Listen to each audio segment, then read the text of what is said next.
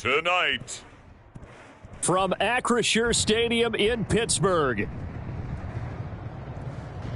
It's a special prime time edition of the NFL on EA Sports.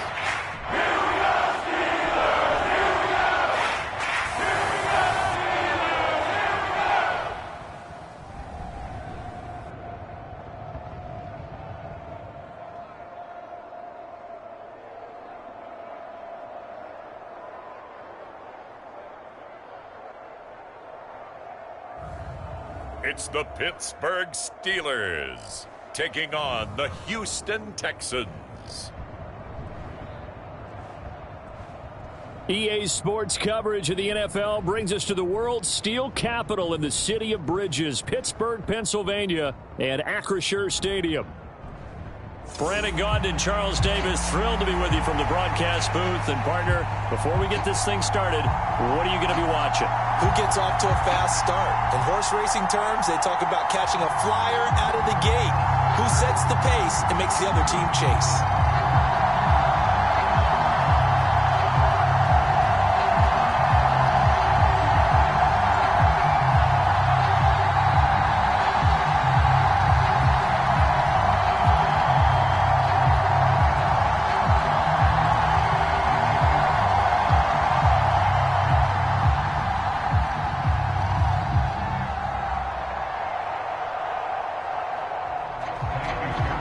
Here's the former UCLA Bruin, Kaimi Fairbairn, to get this one started. And with the terrible towels waving wildly, we are underway from Pittsburgh. And able to get this across the 20, but not much further as he's dropped at the 23-yard line. So the Steelers offense getting set for their first drive. They'll be led out by their highly decorated quarterback, Aaron Rodgers. There have been very few quarterbacks in the NFL who have been as consistent throughout their career as Aaron Rodgers. He's been good for so long, and we've seen no decline in his skills. His accuracy and arm strength continue to elevate the talent around him, and his in-game mistakes, few and far between.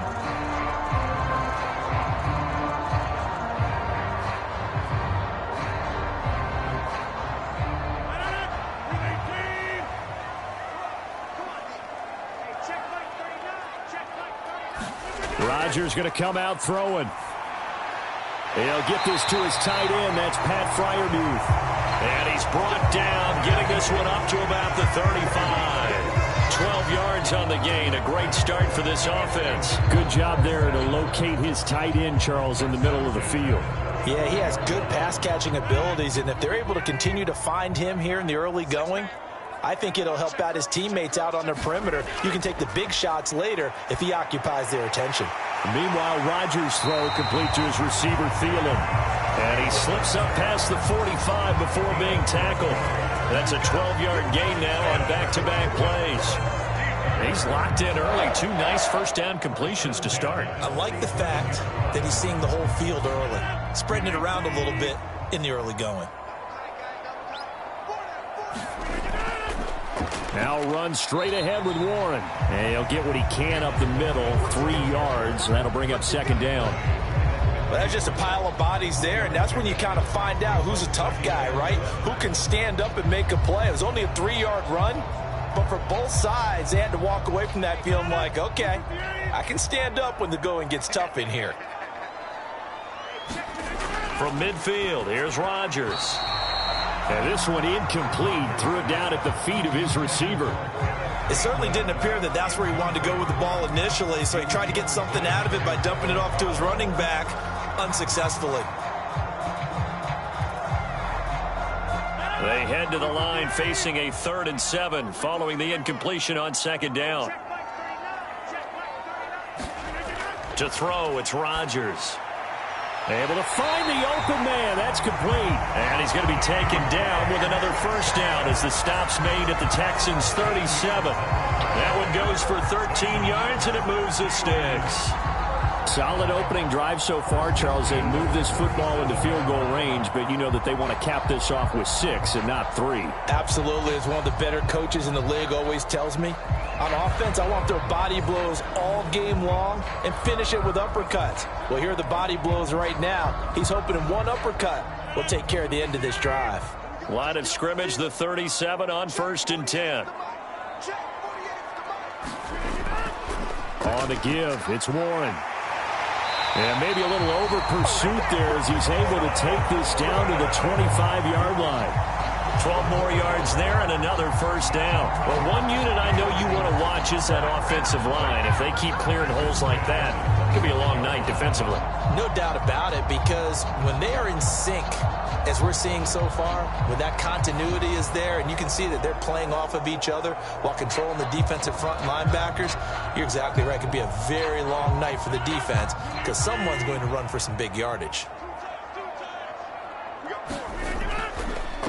Running game working. They'll stick with it on first down. Yeah, boy, it is tough to bring him down that time. He surges forward. He's going to get a full 6 out of that. Second down. A quick burst there, and he nicely bit off a pretty decent gain.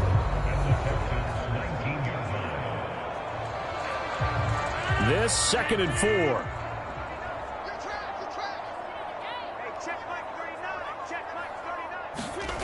Now Rodgers. Oh, that one sailed a bit, but the catch is still made. That's good for a first down, his 2nd catch of the opening drive. And the pocket's been protected pretty good here so far in the opening drive. We always talk about confidence in runners and catchers and quarterbacks. How about the protection detail? They're not allowing anyone near the guy throwing the football. Now a 1st and 10 at the 11. A handoff for Warren. And he'll get this one down to about the 10-yard line. Just a yard on the first down carry, so it's 2nd and 9. Well done to sniff that out defensively. He had it diagnosed pretty quickly. I love that description because diagnosed is perfect on that one. Read his keys, made the play, and he couldn't even get going moving the football.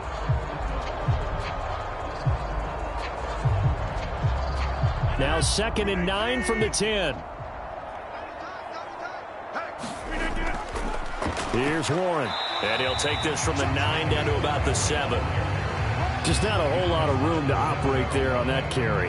No, not at all. They did a really nice job staying in their proper places and not allowing any lanes to open up.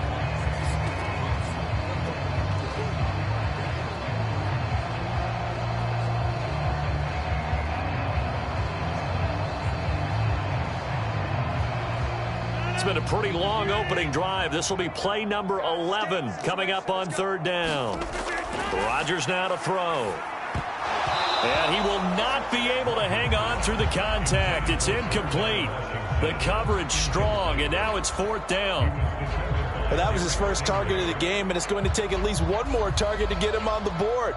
Took a nice substantial hit to jar that catch loose from him. Incomplete pass.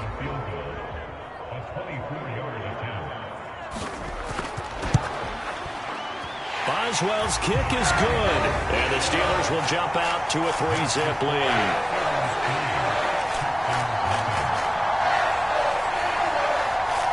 All in all, a pretty decent opening drive, Charles. Pretty balanced. They had the passing game going and the rushing attack, too. I would think they have to be happy with that start because you get your ground game going, which means your offensive line and your runners are pretty happy, and then you get your aerial attack going as well, so your quarterback and receivers have smiles on their faces. Now both up to speed, awaiting their next possessions for this game. They can't wait to get started again. After the successful field goal try, here's Boswell to send it away.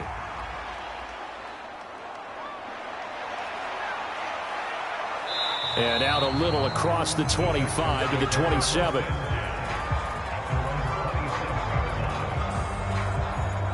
So here come the Texans now for their first drive. And they will be led out by their second-year quarterback. I tell you what, when he is on schedule for that week, secondaries take notice because you've got to stay alert back there on every snap. A truly powerful arm, one is capable of challenging any level of the defense on any given play. That's why so many scouts preach arm talent when preparing for the NFL draft. A quarterback with arm strength to make every throw in the book, he's an asset to have in any offense.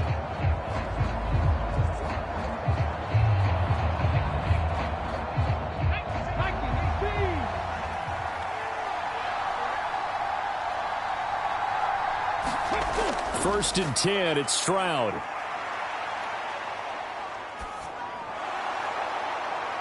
Throw left side complete. That's Schultz. And he's going to be taken down. Plus, there's a penalty flag in the backfield. They may get 15 more on top of this. Well, Charles, sometimes we talk about the lengths officials sometimes go to protect star quarterbacks, but that was tough to argue against. Yeah, and I'm sure that everyone's going to say, hey, we're going to administer the penalty the same way for all quarterbacks. But when it's a star back there, even more so are they going to be diligent about throwing the flag. So now a fresh set of downs, first and 10 after roughing the passer. Stroud to throw it.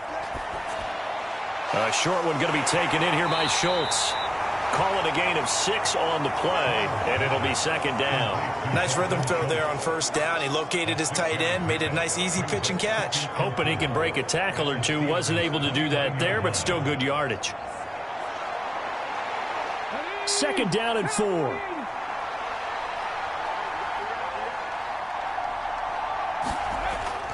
Now a run. Here's the rookie from USC. Oh, he shifts past him. And he'll take this one in for a Texans touchdown. A great play there. 29 yards. And the Texans are able to answer the early 3 points and take a first quarter lead. So that a very nice looking touchdown run. And on his first carry of the game as well. And you remember, Brandon, we talked to him yesterday, and he thought he was going to have a big game. He thought everything aligned perfectly. He liked what the defense was presenting, and he really liked what he was getting from his blockers. Kaimi Fairbairn on for the extra point.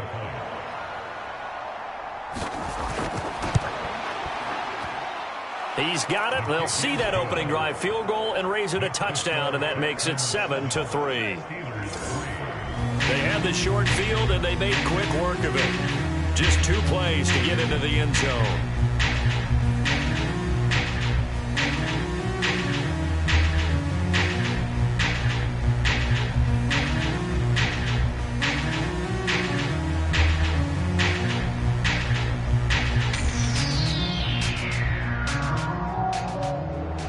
So after the touchdown, here's Fairbairn now to kick it away. And he'll wisely just take a knee here. This ball will come out to the 30-yard line. So Pittsburgh retakes the field for their second offensive possession. Their drive last time, it stalled out. They were forced to take the short field goal. And the key phrase, you nailed it, forced to, because you know coaches look at these short field goals as a last resort, right? To them, that's not how drives are supposed to end. You're supposed to put 6 on the board. That's a consolation prize. Like going to the county fair, you don't get the big stuffed animal on that one, do you? No, you don't go top shelf. That's bottom shelf material. They fake the give. Now Rodgers. Looking left side, and he's got a man. That's Warren. So give him 2 yards there on the completion, and that's going to bring up second down. All defenses worry that whenever anyone catches the ball and has a head of steam come out of the backfield, it can turn into a big play with missed tackles or he runs through people. But they were right there waiting, and they stopped him for a minimal gain. Rodgers to throw on second down. He'll let it fly for Austin. And it's knocked away and incomplete. Well, they've got man coverage on the outside, and my scouting report on these DBs tells me that they love to take matters in their own hands. They want man coverage, not zone. And there was good coverage there that forced the incompletion. So the failure to connect on second down, that leaves them staring up here at a 3rd and 8. Now it's Rodgers. That is caught. A big play that time for Pittsburgh. 41 yards. Oftentimes now offenses aren't nearly as precise as days gone by. They just tell receivers, find an open patch of grass and let the quarterback find you. And that's exactly what they did on that play. First with the pass through the air, nice chunk of yardage there, and then additional pickup with his legs after the catch.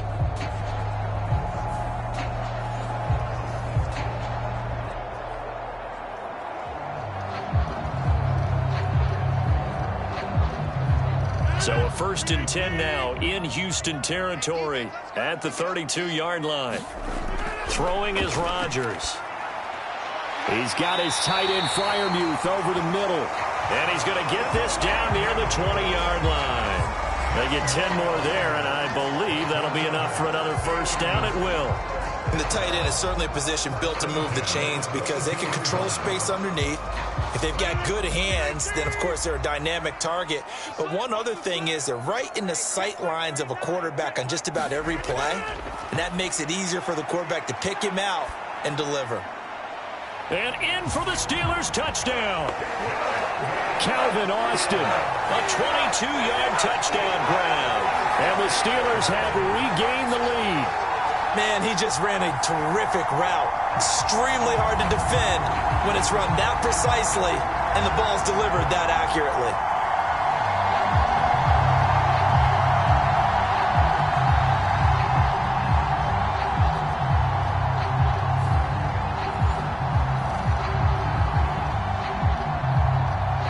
Chris Boswell now for the extra point.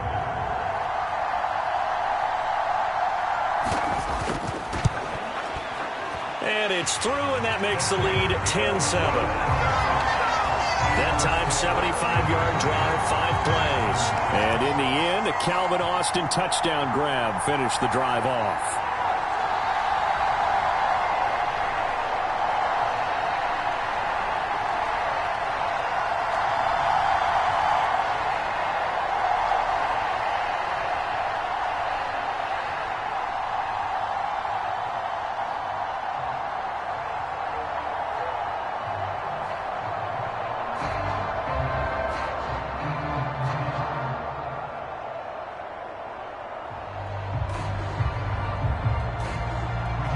Boswell now to kick it away after the touchdown.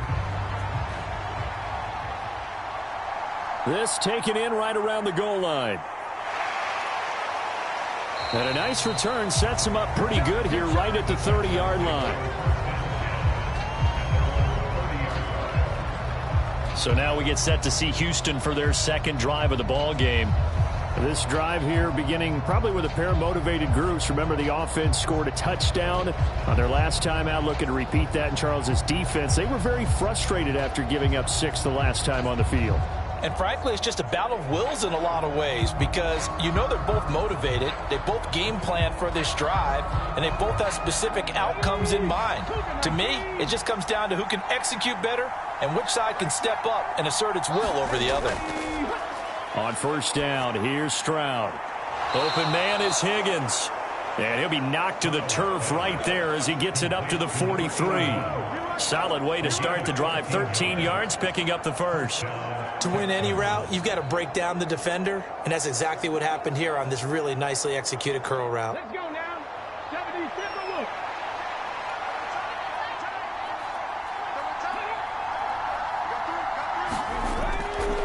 Now they show jet sweep, but instead a run up the middle here. And give him about 5 as he gets this up to the 48-yard line. Oh, that was a thing of beauty right there. Look at how quick those blockers fired off the line once the ball was snapped. That was an O-line on a mission, all in sync, and the defense is lucky that play only picked up 5 yards.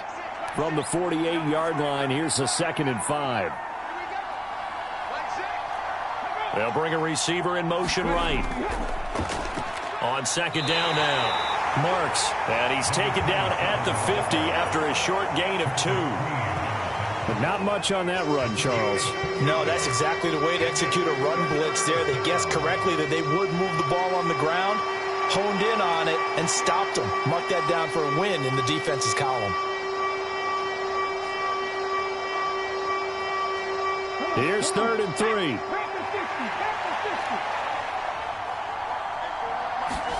From the midfield stripe, they'll look to throw. Work in the middle of the field, and he's got a man complete. And he is going to have a Texans first down as they convert on 3rd and 3 with a nice gain of 7 yards.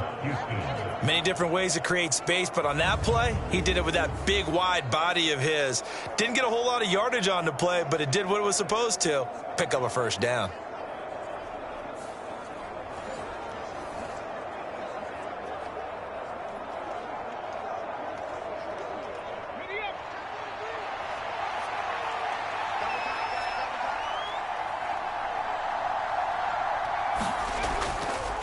On first down, Marks. And he's going to take this ahead for right around 3 yards, but no more than that.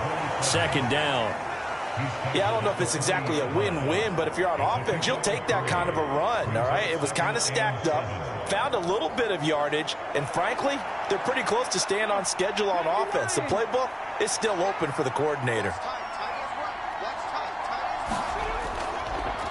On second down, Marks. And this time not quite to the 30. It'll be down at the 31-yard line. And hold on here, because on that last run, it looks like we have a player who was shaken up. Hopefully, obviously nothing serious here. Medical staff, though, going to take a peek, and we'll take a break.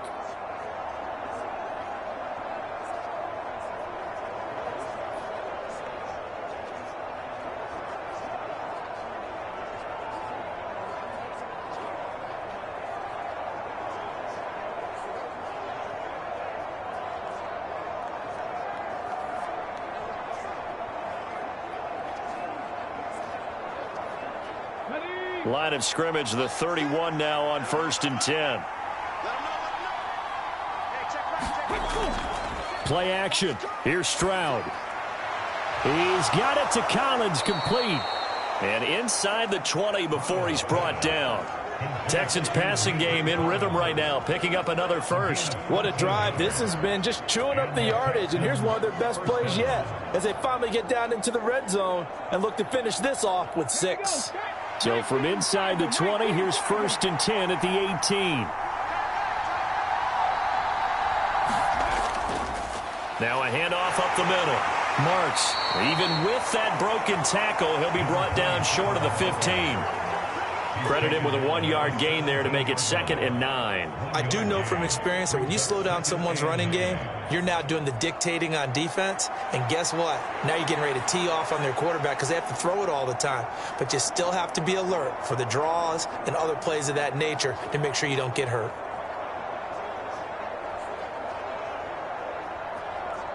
They work now on 2nd and 9.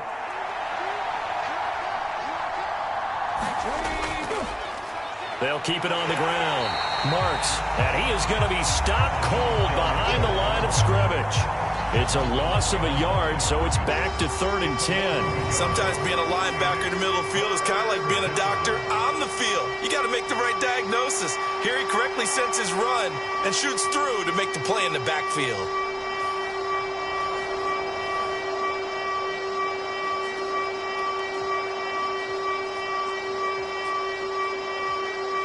Here's 3rd and 10.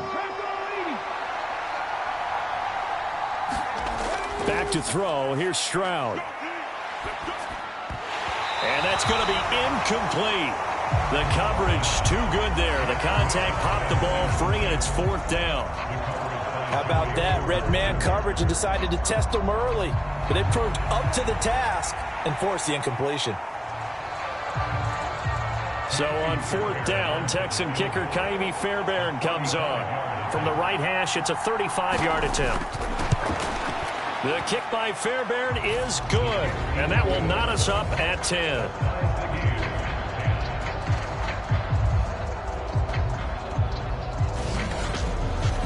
So they put together a good little drive there, but ultimately stalling out in the red zone. Yeah, I know a lot of people look at it as a little bit of a negative. They didn't get 6 points out of it, right? Didn't get the touchdown. But that's actually okay. They got 3 points, able to give their defense a little bit of rest, let them settle down over there. So all in all, to me, that's a good drive.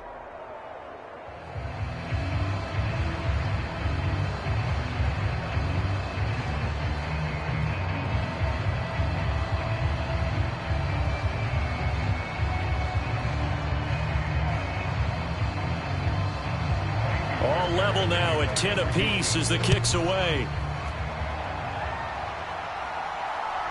Austin elects to bring this out of the end zone. And he's able to get this across the 20, but not by much as he's marked down officially at the 21. And Pittsburgh getting set to take the field. A long drive last time out for this offense, Charles. If you remember, they started basically in the shadows of their own end zone, marched it down the field, and a lot of that was through the passing game. And, partner, as a former defensive back, I'm having almost a physical reaction watching what's happening right now. But let's give credit where it's due, because they've done an excellent job moving the ball through the air. Secondary getting picked apart pass by pass. Obviously, they need to make some adjustments there on the back end. Yeah, because offensively, we know that they're not going to be shy about throwing that football. That's complete to his tight end, Freiermuth. And he got blown up on that play. Back at the 20. He was unable to shake free there. They'll cover him for a loss of a yard. Well, it looked like the defense, they were ready for that one. Really left him almost no room to work after catching the ball. He could throw every move in the book at him. They were there, and they tackle him for a loss.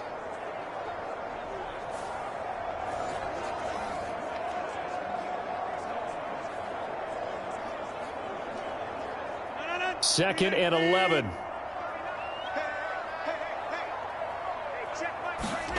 Here's Rodgers.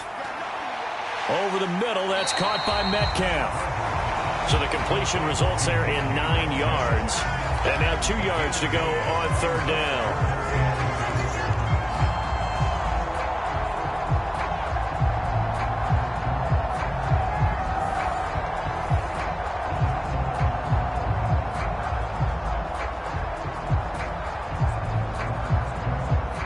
They'll come to the line, needing only 2 yards to gain the first here. Rodgers looking to throw on 3rd and 2. Pass taken in by his big tight end. And he'll be out of bounds across the 30-yard line. His 4th catch already in this first quarter. It's a first down. That was a route run not just with dexterity, but with intelligence. Found the hole in the zone, made sure the quarterback saw him, and was able to make the sure catch and flip the down marker back to 1.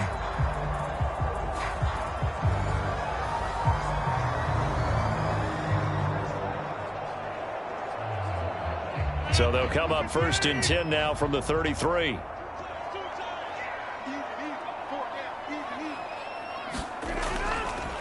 A first carry now. This is Johnson. Oh, a nifty juke there. Not much fun for a guy trying to tackle it. And getting this just shy of midfield. They'll spot it at the 49. Pittsburgh getting 16 yards there and also a first down. There was a little space there, yes, but that was a well-executed run by the rookie. It was, and he wasn't one of the higher-rated rookie running backs coming out. He's probably on the next tier. But let me tell you something. If he becomes more consistent and continues to have that drive to be one of the best, we'll see more of that in the future. 2 first downs have him up near midfield now on 1st and 10.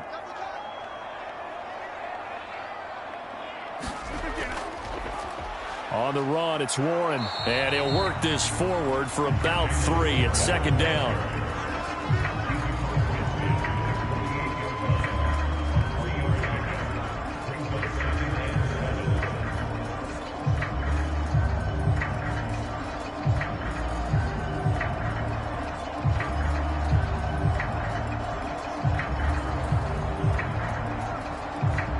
Here's 2nd and 7.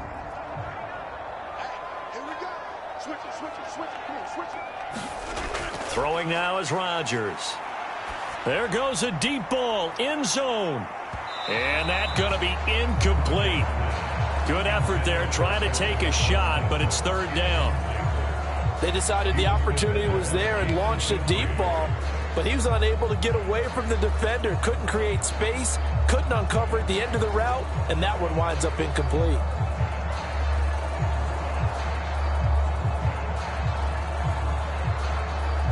Here's play number 7 on the drive. This is 3rd and 7. Now Rodgers. A short one there to Freiermuth. Now it appears we have a Steeler here slow to get up. Well, now they're going to come out and take a look at this injury, and we'll be back in a moment.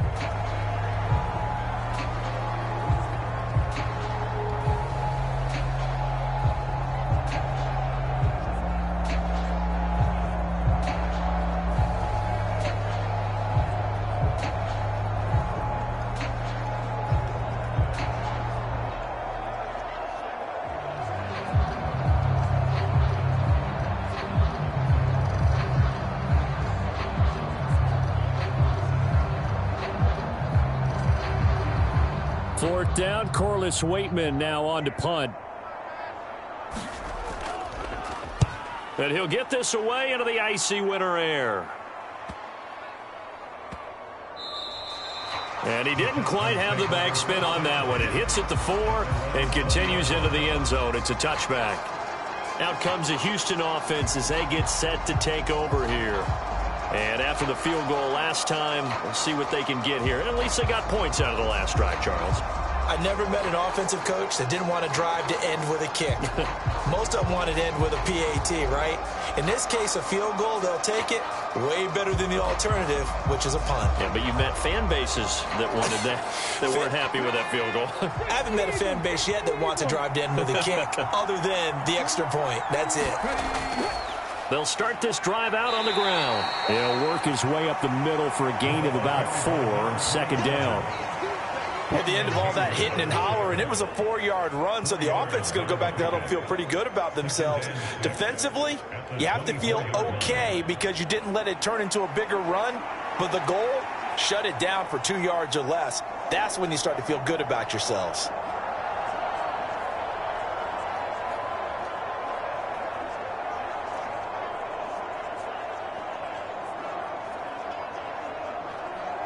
They'll come up 2nd and 6 now from the 24.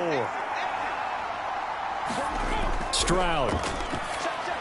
A short one going to be taken in here by Schultz. His 4th catch already in this first quarter. It's a first down.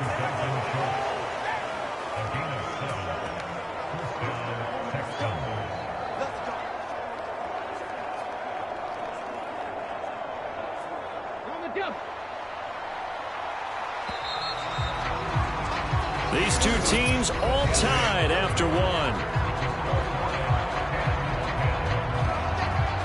Texans football to start quarter 2 as they've got it with a 1st and 10.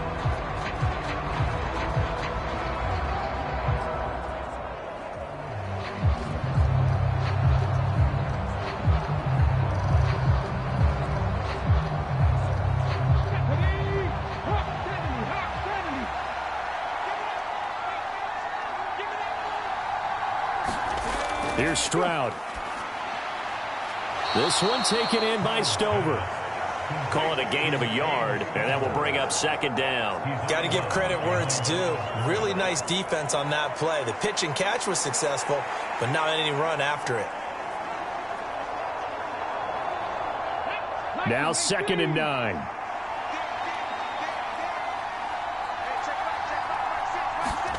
Now Stroud. Out of his hands quickly to Higgins. And they'll get it up just short of the 45 at the 44. 12 yards there as they keep this drive rolling. It's another first down. And the throw and the catch were just fine, but against zone coverage when you run a drag route, what you're hoping for is he makes the catch and makes someone miss, and they don't there. Very difficult route to run when everyone has their eyes back towards the quarterback and they're able to see the route develop. Meanwhile, Stroud's throw complete into the hands of Schultz here. And the result here, a pickup of 8. Leaves him with 2 to go on 2nd down. I know the halftime's approaching, but I don't think he's going to want to take a break. That's his 5th catch. Yeah, they've really been targeting the tight end.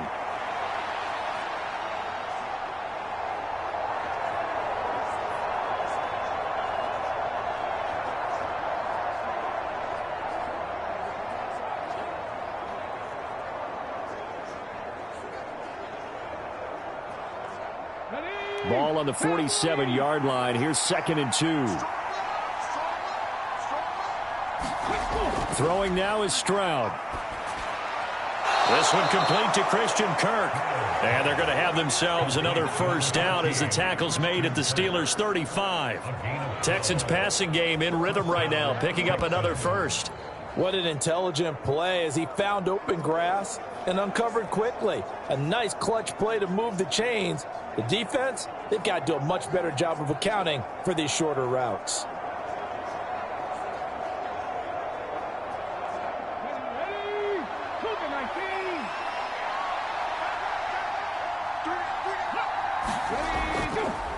They'll run on first down. Marks. And he can only manage to get a couple. 2nd and 8 coming up. Certainly a nice job there by the defense, rallying to the football and getting him on the ground. But I think the play gets made by the defensive front, because if they can't get upfield, their job is to go ahead and get low, almost get into a ball sometimes, stack things up, and make it difficult for the runner to find a hole.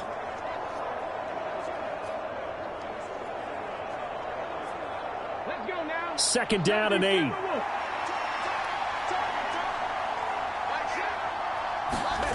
And Stroud now to throw. Dancing to his left. It's just a gain of a couple there on the scramble, and now it's 3rd down. They made a nice effort to stick him with a loss for that play, but it's going to take more than that to keep him from advancing the ball.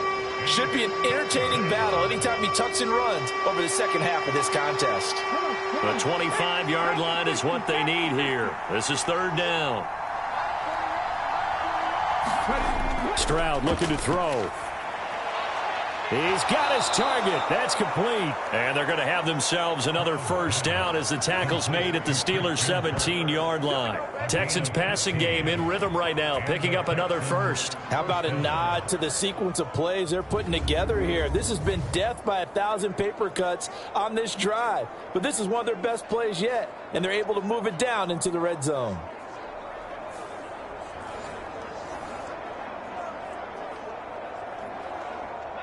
So from the 17 now, here's a 1st and 10. Back to throw. Stroud. And one more time, here's Kirk.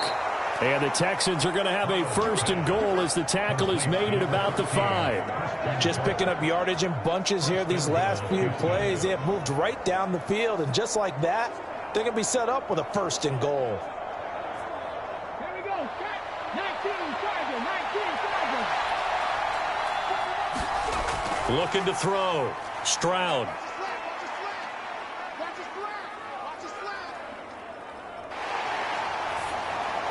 And an off-balance throw there, and it's going to wind up incomplete. Not only did he have a chance to scan the field there, it felt like he had a chance to scan it twice. The protection was that good. Unfortunately for him, the coverage downfield, equally good.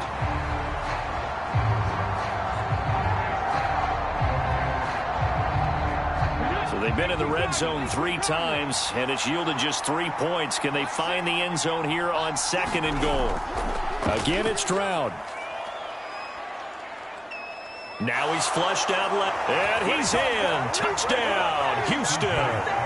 C.J. Stroud, A 5-yard touchdown run. and the Texans have taken the lead. Well, I'd have to say that for him, that was an all-encompassing drive because it was his arm that got his team down to that point, but his legs that finished the deal. Give him credit for making it happen.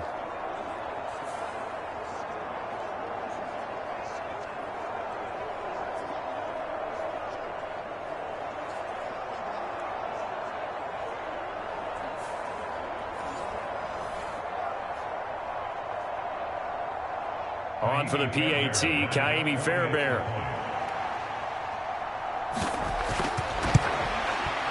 He's got it as they go up by a total of 17-10.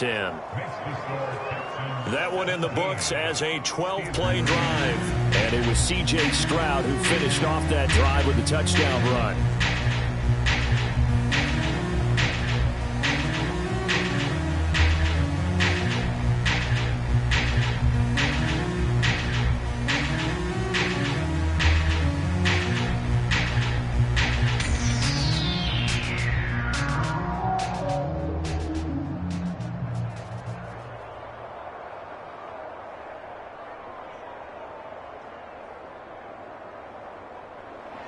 So after the touchdown, here's Fairbairn now to kick it away.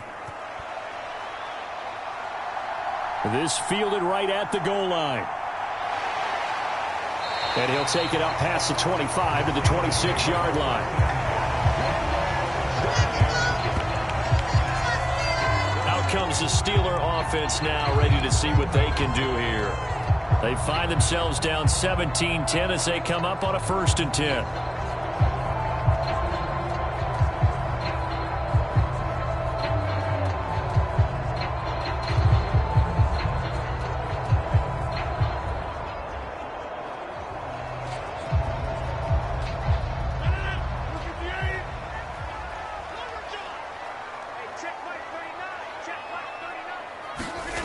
Rodgers going to throw.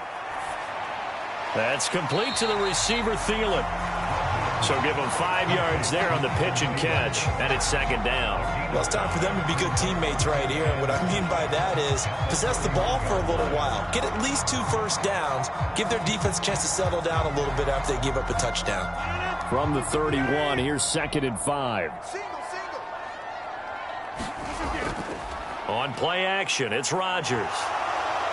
And he's going to go down. The Texans come at him and able to bring him to the ground. Henry Toto there to bring him down defensively. Chalk that one up to bad acting, I guess, because they certainly failed to sell the handoff, and the pressure stayed keyed in on the quarterback. No Oscar awards for this offense, just a loss of yardage.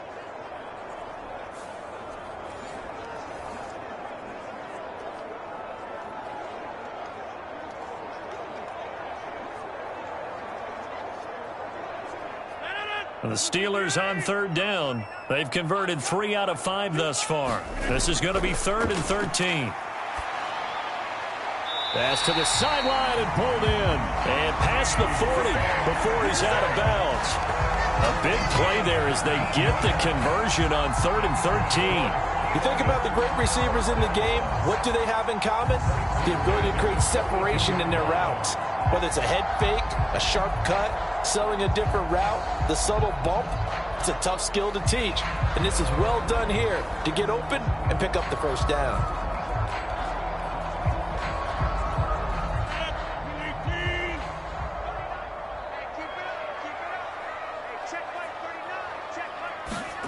On 1st and 10, here's Rodgers.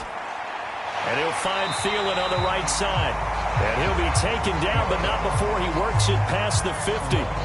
Another nice gain. That's now 30 yards between those last 2 plays. Well, they obviously read man coverage their partner, and he got downfield, broke down the defender, made him What do you mean by that, Bert? Yeah, he made him think he was going to run a different route. Probably thought he was going to take it upfield, and then it curls back inside for the completion. Rodgers' throw brought in by Austin. And he'll go down inside the 45 before going out of bounds.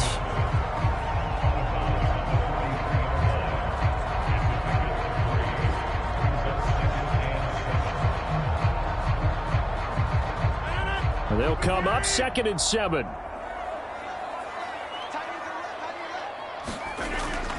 On play action, Rodgers.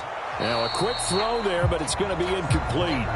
Not sure what happened there, but he just didn't get the right read on the coverage that time. Pass wasn't where it needed to be, and that'll send them back to the drawing board.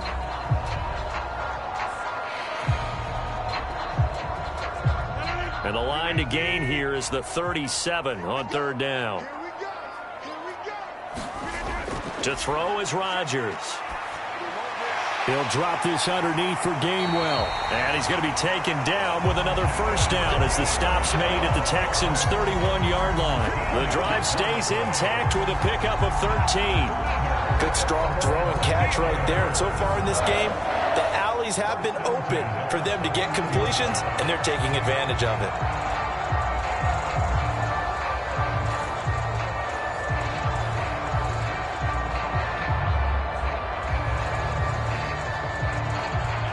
Line of scrimmage, the 31 now on 1st and 10. Rodgers to throw once more. Open man, that's the tight end Freiermuth. And down inside the 15 he goes. 17 more yards on that one as they keep the drive rolling. He's certainly done a nice job spreading the field on this drive, and here he finds his big tight end for good yardage. And that's what you have to do. Keep defenses guessing about where you're going to go with the football.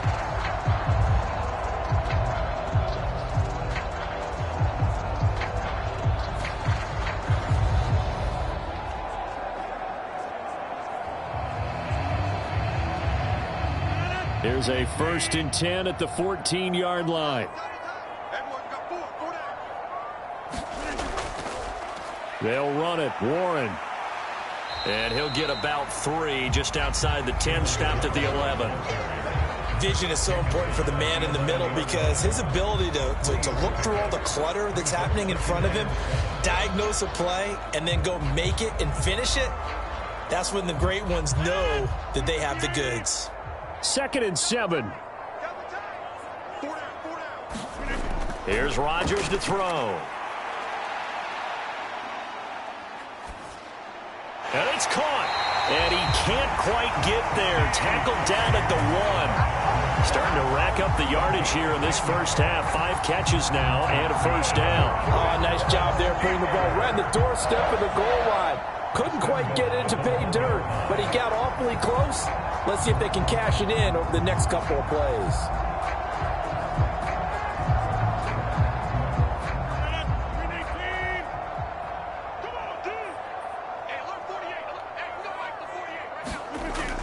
Gainwell is going backwards here. Well, they come in and drop him all the way back at the 4-yard line. A loss of 2 there, 2nd down. And that loss of yards there is not just on him. It's on the guys blocking for him. I mean, they're supposed to create some type of space or at least get a stalemate. They end up letting them through, and they ended up tackling him for a loss.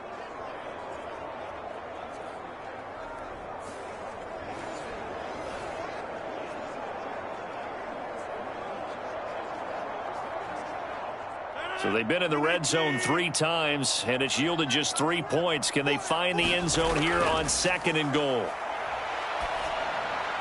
And that's going to be caught.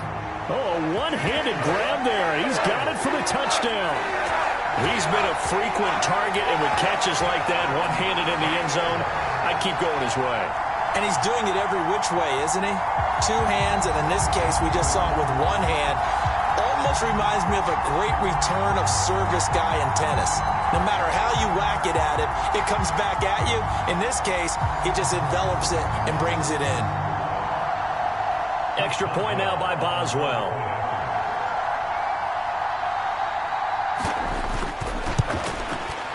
And he gets it to go, and we're all even. 17 apiece.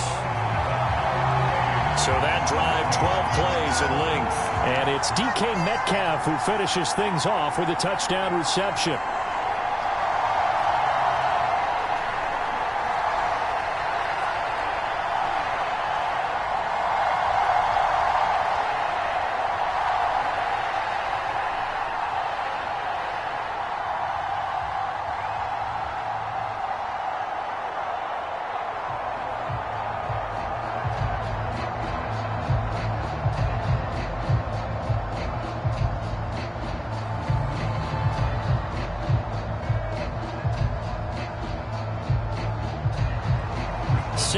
Seventeen the score. All even to this point as the kick's away. And the returner down to a knee, and this will come out to the 30-yard line. Now Houston's offense taking over again. So both of these teams, Charles, coming off touchdowns now, but this offense, they just had to stand on the sideline, watch their opponent author a really impressive drive to reach the end zone. Yeah, and I think you're not telling yourself the truth if you don't think there's some one-upsmanship going on right now, because they just had their touchdown answered by a drive of double-digit plays that also found the end zone.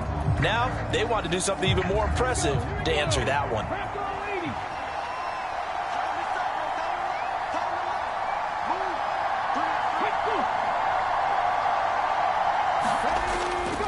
They'll start on the ground here on first down. And he will lose yardage and be backed up to the 24. Officially, it's a 1-yard loss. That's going to bring up 2nd and 11. We knew both of these safeties were good in run support, but how about the play we just saw there? How about that closing speed?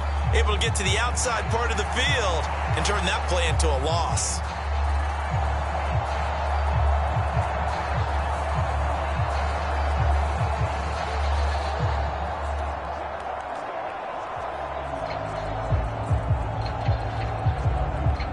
After the loss to start out, here's 2nd and 11. Back to throw. Stroud. A short one going to be taken in here by Schultz. He's got this almost to the 40 before going out. The catch and run there, good for 16 and a first. It's so important to tackle well against these guys, but you and I both know that's easier said than done when the guy you're trying to tackle looks like this guy. And it's usually going to take more than one man to get him down, and it did right there.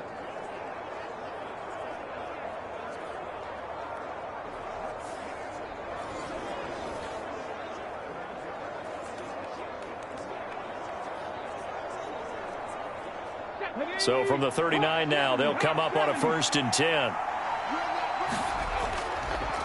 Up the middle they go. Marks. And that one blown up quickly as he's going to be stopped before he could even get started. Cameron Hayward getting upfield to make the stop. I think Cameron Hayward's ability to take on blocks, hold the point of attack, and get upfield serves him very, very well. What a nice play there. Yeah, he can take on blocks because he's built like a block.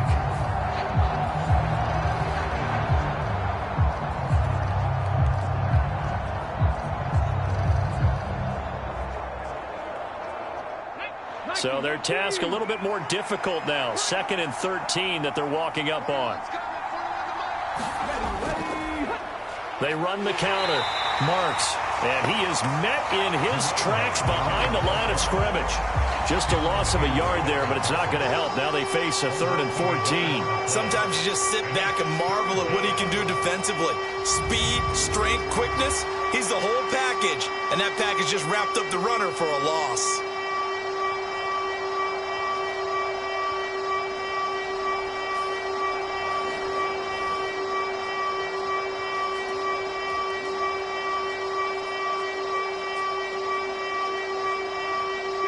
The Texans on 3rd down. They've been okay, 2 for 3 thus far. This is 3rd and 14. Looking to throw. Stroud. They'll wind up losing a full 10 yards on the play. And that'll bring up 4th down.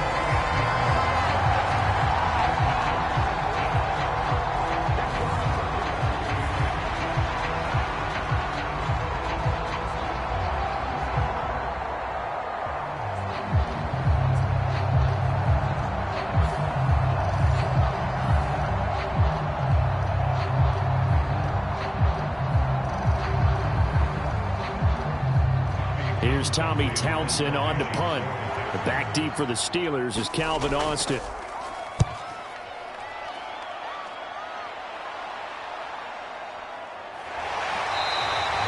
It'll be a 44-yard punt, 6 on the return. And the Steelers will go on offense here, 1st and 10. And Pittsburgh getting set to take the field. And they'll be looking to build off of a nice drive last time, a drive that really relied on the quarterback. Making good decisions, distributing the ball well, distributing it accurately, keeping it away from danger. A really nicely run drive. But now the defense, what adjustments do they need to make in the passing game? Pass rush, pass rush, pass rush. Whether it's the guys up front or maybe you bring additional guys, but you've got to disrupt the timing of them throwing the football. We'll see if they can disrupt it here. Gets through and now an opening. And he'll be taken down, but not before they work it across midfield. 52 yards rushing now on 8 carries for him so far. Okay, let's do our version of name dropping here. Let's show off a little knowledge, right? The A gap, the gap between the center and the guard on either side, right? Both sides. Control that. You're going to control an inside running game. And he had to feel satisfied because he hit that gap, broke the contact. He loves that. That's the best part, right? That's what he's going to ask the coach to run back on film. Let me see that one more time. Show that again, coach. Look how my legs kept churning. I just kept moving, and he did to the tune of a big game. Right back to him on 1st down. Oh, that one well designed as he'll take this down to the 30-yard line. 16 more on that one and another 1st down. Consecutive plays now where that offensive line has really created a lot of space. And we've seen the confidence rise, haven't we? It borders on arrogance now, and that's that good arrogance, believing you can run the football whenever you get good and ready.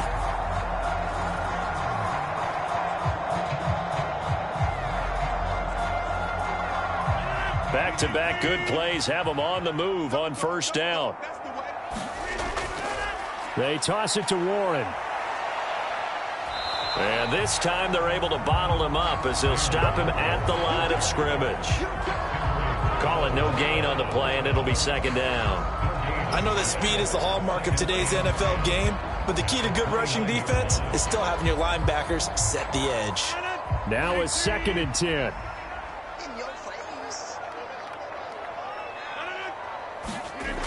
Now they'll throw with Rodgers. He finds Austin complete. And down inside the 15, shy of the 10.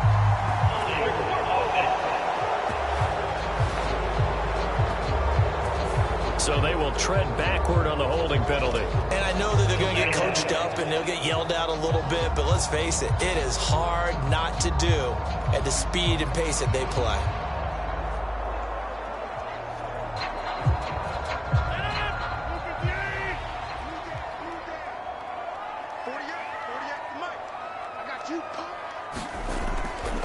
Now a run with Warren.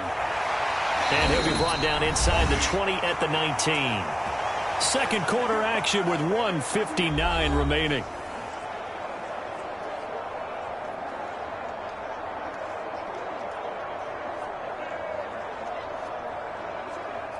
So here's a 1st and 10 now down inside the 20.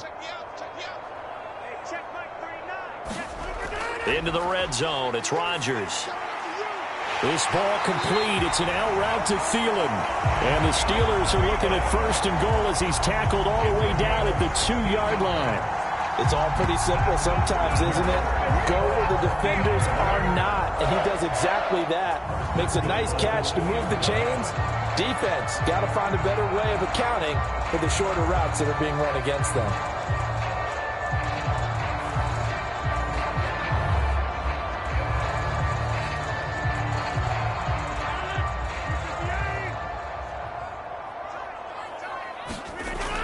Warren is going backwards as he'll be tackled back at the 4-yard line. That's going to go as a loss of 2, and it'll be 2nd down. That's a really alert defense there because they saw the heavy look come in from the offense, countered it with extra linebackers who brought a little bit of speed and heft, and able to really make a big-time play for their defense.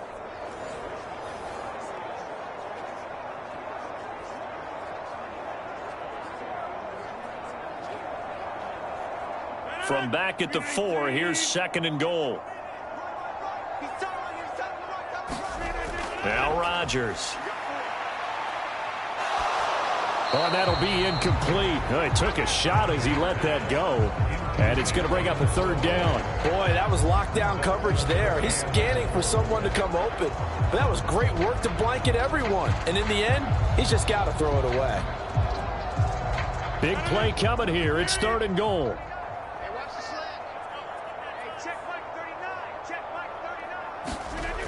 Rodgers now to throw. Feeling the pressure here and taken down. A sack back at the 7. Now the Texans will burn the first of their timeouts as they'll stop it with exactly a minute to go before halftime.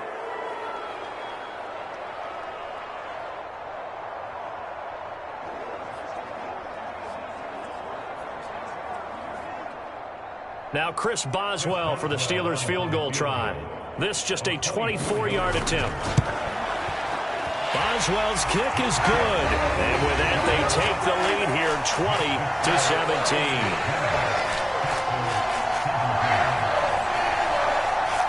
Well, I don't know if they would have gone for it on 4th and goal anyway, but the sack on 3rd down pretty much made their mind up for them. You're exactly right about that. And this is a tough place on the field to take a sack because, as you just noted, it took the decision-making away from them. Now they have to go for a field goal instead of potentially going for it.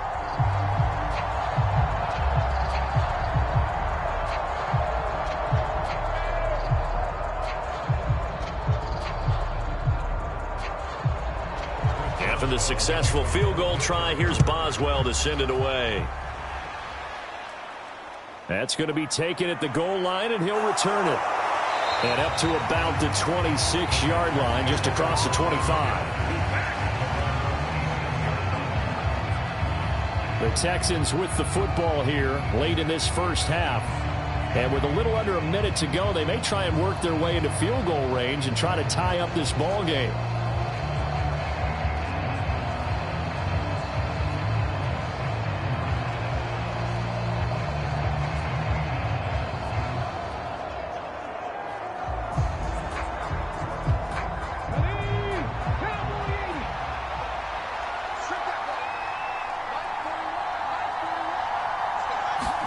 They'll throw it with Stroud here, 1st and 10.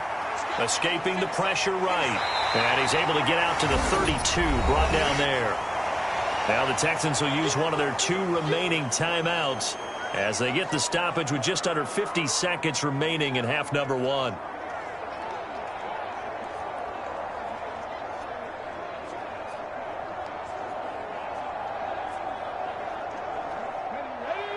now 2nd and 4.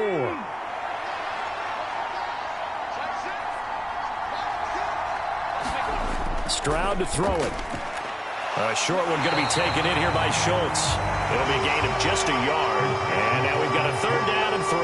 Not a big window to throw. Coverage wasn't too bad there. Yeah, they had him under wraps pretty well, but somehow able to muscle his way open and catch the ball.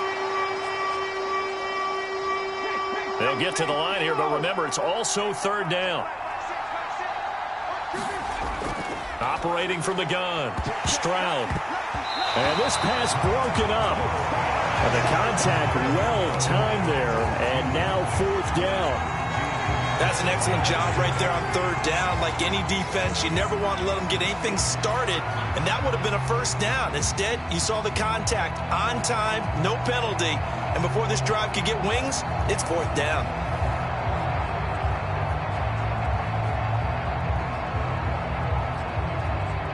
Here's Tommy Townsend now, as he'll kick it away for the 2nd time.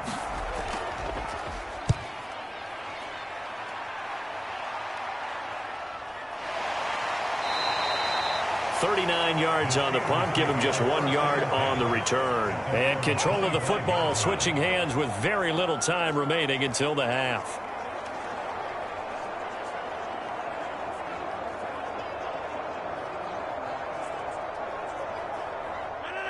The Pittsburgh offense at the line to start their next drive. And they may just be content to take this 3-point lead and head into the locker room. And defensively, they're just looking to keep him contained as they're able to get him down. It's a pickup of 7, and it is also the final play of the first half. So we've hit halftime, just a field goal separating these two teams at the break. As we'll send you down to Orlando, and we check in with Jonathan Coachman for our EA Sports Halftime Report. Coach.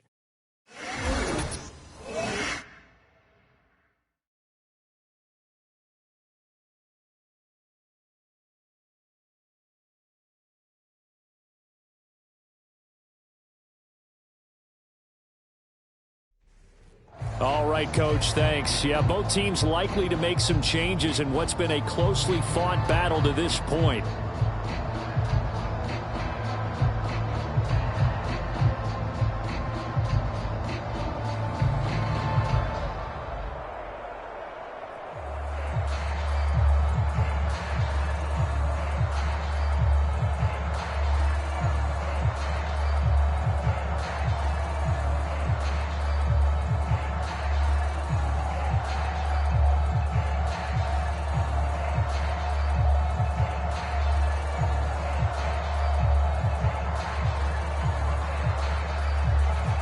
Both these offenses have been in fine form. What will the second half bring us as we are underway in quarter 3? Taking it about the 1. Now a hit and a loose football. And it's picked up by the Steelers. And he takes it back to the house. A fumble recovery for a Steelers score. And they've got to be sick over that opening kickoff. They get the ball, hoping to go down and score, and just like that, they cough it up, the other team scores. So much for the best laid plans. The offense spent all their time in the locker room at halftime, plotting, getting the ball back, taking it downfield, and putting 6 points on the board. I just wonder, do they have a 12-point drive in them now? What a way to start the half. All changed in the blink of an eye.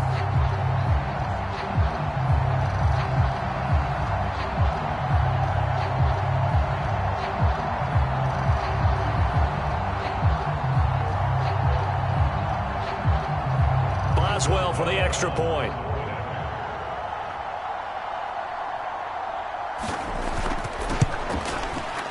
And his guys will take a 10-point lead. The scoop and score, always an exciting play in football, and we witnessed it there, grabbing it off the ground and then rumbling it into the end zone for 6.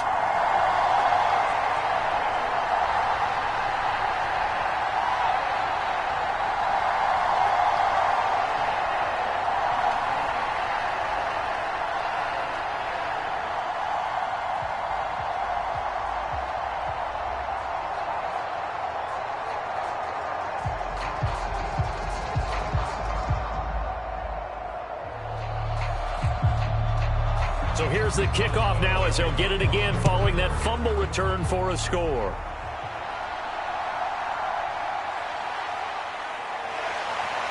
And the tackle going to be made right there at the 25-yard line. And the Texans set to come onto the field.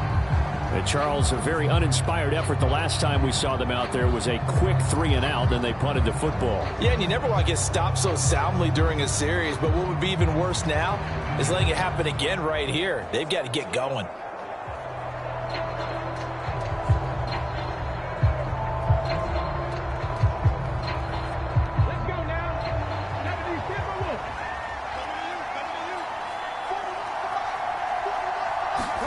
Stroud now on 1st and 10. And the Steeler pressure too much here. He's going to go down. Cameron Hayward collapses the pocket and drops him for a loss of 3. He was still looking through his progressions and going through his receiver options, and while he was doing that, the defense got to him quickly in the pocket. And it was a great example of zone coverage. Well executed, well coordinated. All the receivers were covered, and he couldn't evade the rush back in the pocket.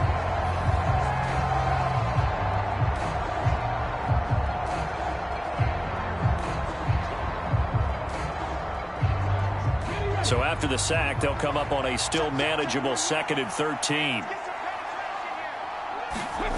Stroud out of the gun here. That's complete. It's Collins. And they get him down, but not before he takes it across the 40-yard line. A big one there for the Texans, 18 yards. If you're going to blitz, likely going to leave you in man coverage with this guy, and that is less than ideal. It is, because just about any offense that has an elite receiver, if you blitz and have him in man coverage, you're going to him, even if he has an elite defender on him, because he usually knows where the ball is before the defender does. Come on. Tap the 60. Tap the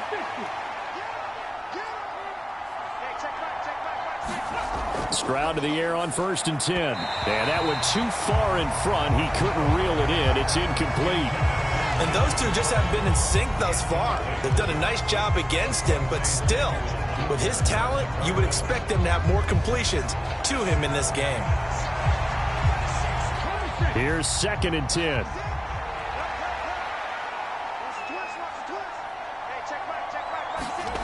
Stroud working out of the gun. Buying time to his left. And he'll be taken down, but not before he gets into enemy territory. Nothing open downfield. He keeps it himself for 11 and a 1st down. Remember, Brandon, he ran for a touchdown earlier, so his decision to go ahead and tuck it and go again turned out to be a wise one. And the decision is what is important here. He has made some good decisions on when to tuck it and go.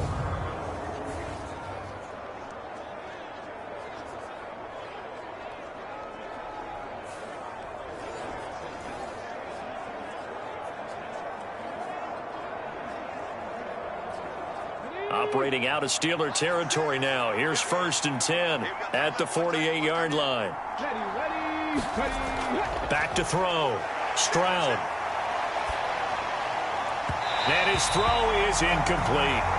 This could be the start of a nice stand from this defense now for getting walked backwards on this drive. Come through with another one here, and you have them staring at a 3rd and long, and that puts the defense in a position to dictate to the offense. 2nd and 10.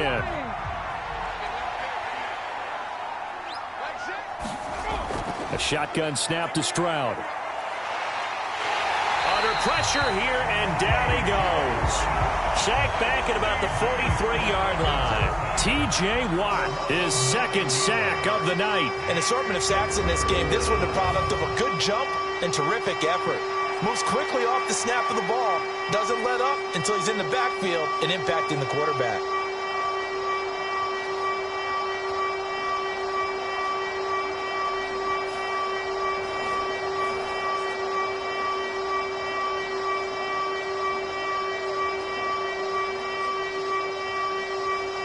The terrible towels in full force now as the Steelers get set to defend this 3rd and long. Now on 3rd and long, they'll look to throw. And that is incomplete. Oh, he had a defender right there with him to force that to the ground. And fourth down now coming up. Looks like another empty possession offensively. And you're at that point in the game where you can't afford too many more of these. So this is going to require some heavy thinking on the sideline to figure out what they can do to crack this defense. On is the punter Townsend as he gets this one away. And a great job here. This is going to turn out to be a beauty. This is marked down at about the 3-yard line. That is how you flip field position. That's an absolute bomb of a punt. Downs it inside the 5-yard line. Absolutely ideal. From that position, you're hoping to get it down inside the 15, inside the 5. Superb.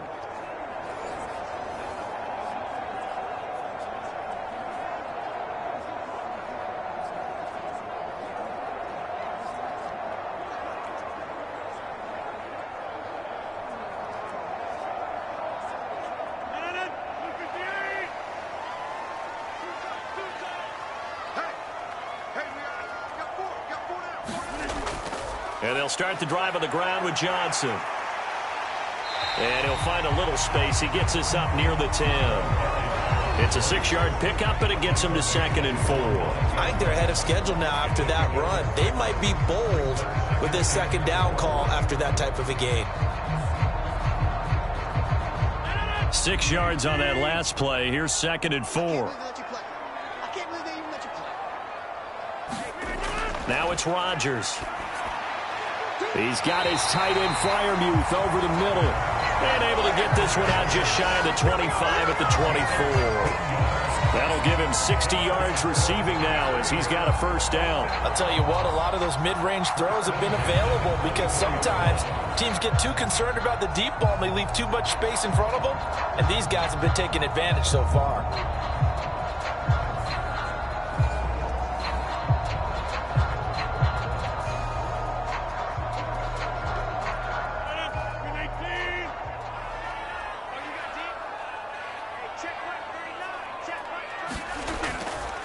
On first down, it's Warren. Takes it to the 26, just a 1-yard gain.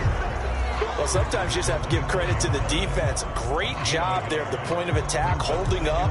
They won their battles at the line of scrimmage, left him no space to try and run. A really nice job swarming to the ball carrier. 2nd and 9.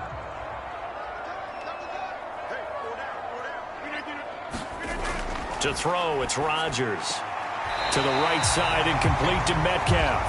And he gets this up to the 34, out of bounds there. So the completion results there in 9 yards. And that'll bring up what looks to be a 3rd and inches. Can't be more than a half a foot.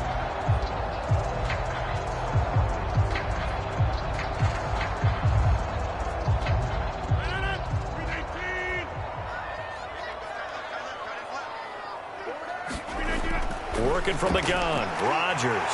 That is caught, and he'll be taken down, but he does have first down yardage.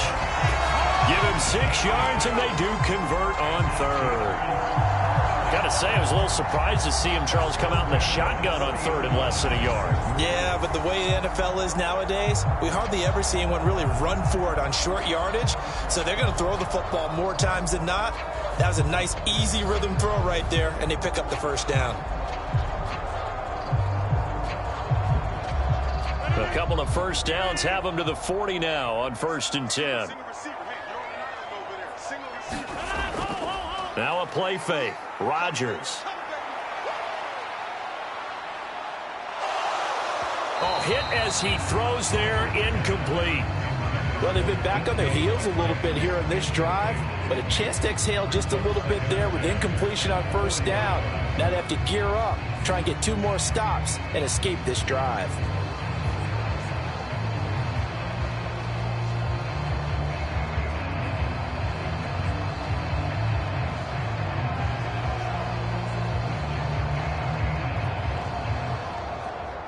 After the incomplete pass, here now is 2nd and 10. And again, it's Rodgers. A short one there to Freiermuth. That'll leave them with a 3rd and 2 coming up. They got 8 yards there. That's a staple of this offense. Drag route to the tight end. Yeah, he's unable to use his size to break off much more yardage after the catch, but still an effective gain nonetheless. They're trying to keep the drive going. This will be play number 8. It's 3rd and 2. Throwing is Rodgers. Oh, he tried to fit it in on the slant, and it's intercepted. Still going inside the 20. And they will score a pick 6 for the Texans TD. So that potentially a turning point here this 3rd quarter. A 2-score lead down to 1 now following the pick 6. And that had to be the message at halftime for this defense. Delivered and accepted. We need to go out there and make something happen.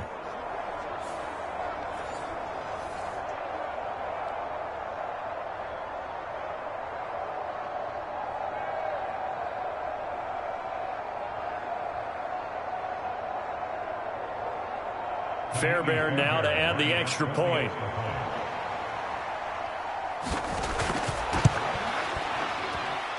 And the lead is down to a field goal now.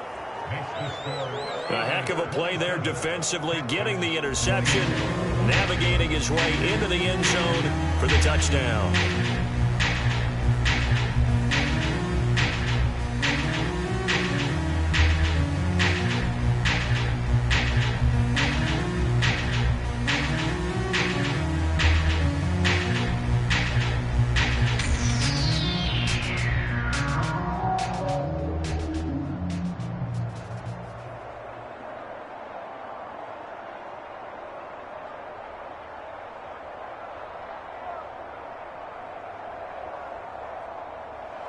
So they throw the pick 6. They'll get another shot at it now as this one's in the air.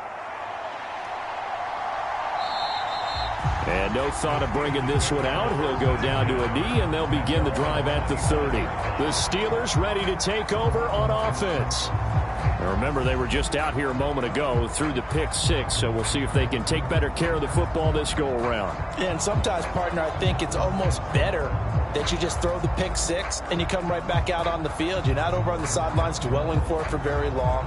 You're not hearing everyone say, oh, hey, you'll get them next time. Hey, don't worry about it. All that stuff just goes right out the window. You're right back out on the field with a chance to atone.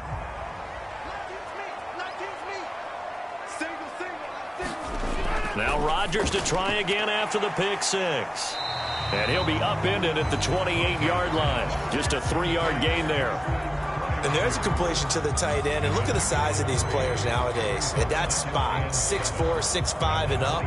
A lot of guys used to be basketball players, somehow came back to football. And that's really good for the game of football. You're getting better athleticism, great hand-eye coordination, guys who know how to control their bodies when they run their routes. He sets to fire deep. He's got it at the 15. And into the end zone. Touchdown, Pittsburgh. Kenneth Gainwell. 72 yards.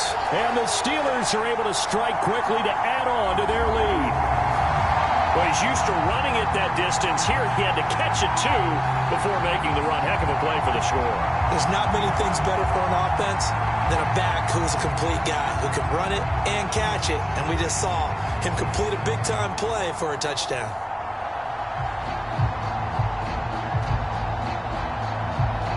Extra point now by Boswell.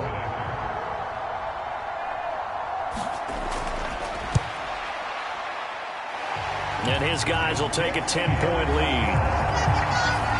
That drive started on their own 25. 2 plays, 75 yards later, into the end zone.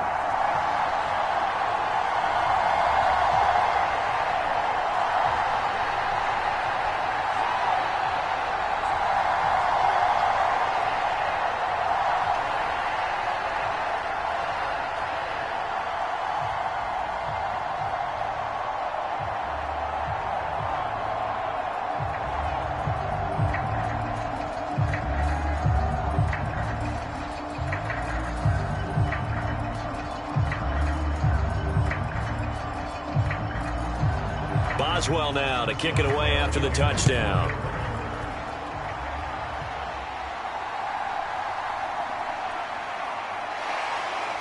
And able to take it past the 25 and up to the 28-yard line. Heading out is the Texans offense as they get set to take over here. And right now these guys, they're shuffling a little bit, maybe doubting, because 3 straight drives have ended with them punting the football away. Yeah, so you start pointing fingers at each other a little bit, asking a lot of questions. What are you seeing? What are you getting? Maybe trying to narrow down your playbook a little bit and maybe get simpler rather than more complex in order to try and fashion together a drive.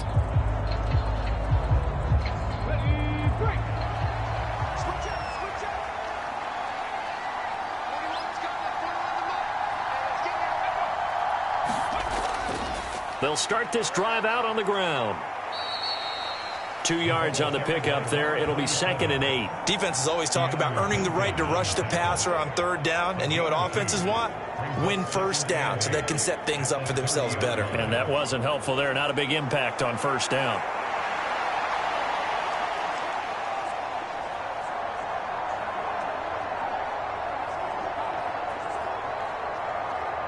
Ball on the 30 now. Here's 2nd down and 8. Stroud off the play fake.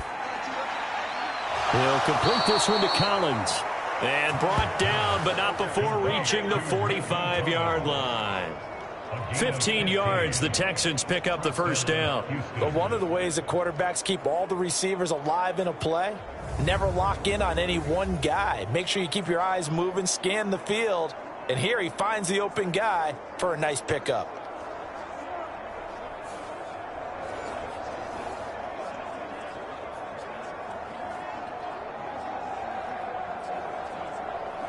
Here we go.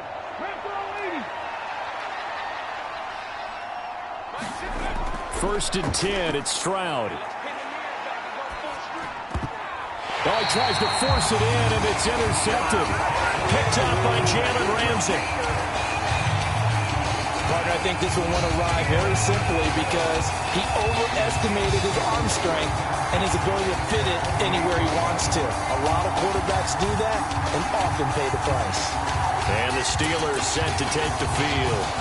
It's a quick turnaround for them after the turnover, but the way they moved it on their last drive, they're probably eager to get right back at it. And you know me and you know my tendencies in this situation. What do I want right now? Be aggressive. Be aggressive. Take your shot right here.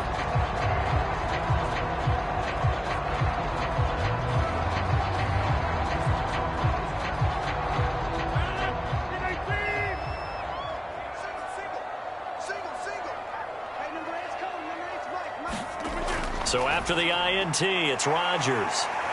And he's going to get a solid gain of 9 before being brought down. 2nd and right at a yard.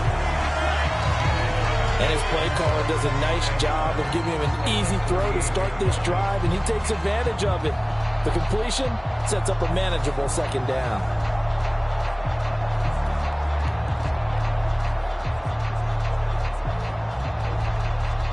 From the 38 now, here's 2nd down and a yard.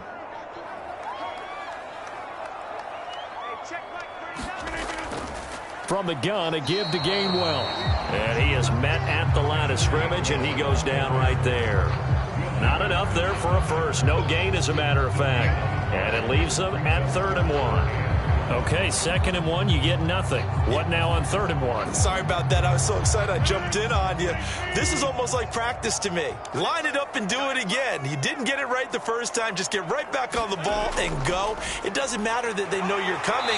You ought to be able to pick up this short yardage. And he will have a Steelers 1st down as they're able to get the 3rd down conversion. Most of their damage has been done through the air. I mean, they've rung the bell 3 times with passing touchdowns, but guess what? Ground game has not been neglected. Nice little burst right there.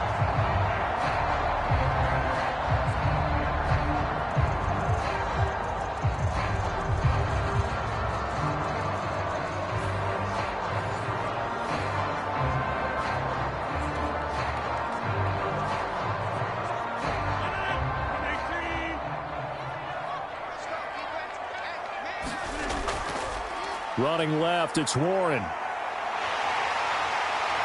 And he's able to motor his way down to the 16-yard line. 95 yards for him on the ground now. He has been a tough man to bring down all night. He continues to be effective running the football, a big reason that they have the lead. And I love one of the quotes that I read about him where he said of himself, "I love it when a team just hops on my back and I just carry them along."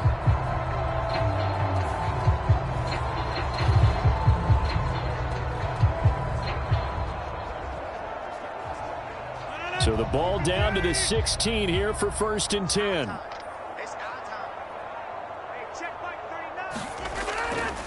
On the draw, Gainwell. And this will leave him a yard short. Nice pickup of 9 yards on 1st down. Well, you certainly have to give a little credit here because they are playing this game now at their pace. This is ball control football, sustained runs, taking their time, and making it work. Here's 2nd and 1 now from the 7. One back in the backfield. He'll get the carry. And he's going to be brought down just shy of the 5 at the 6. They give him 2 yards there as they're set up now with a 1st and goal. This has been an up and down, back and forth type of a game, hasn't it? Maybe this long drive, take a little bit of the wind out of their sails, kind of settle things down a little bit.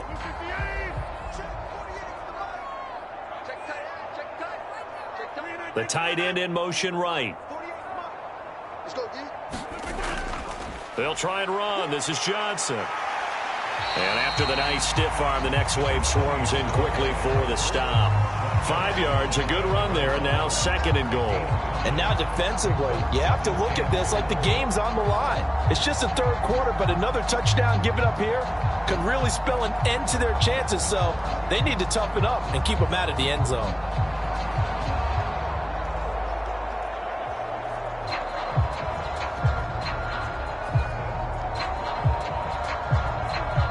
Second and goal from the 1.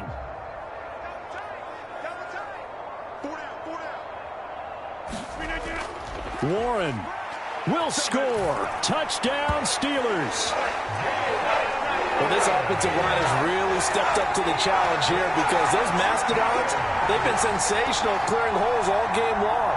And this is great work down here near the goal line to give their back the space he needs to work his way into the end zone.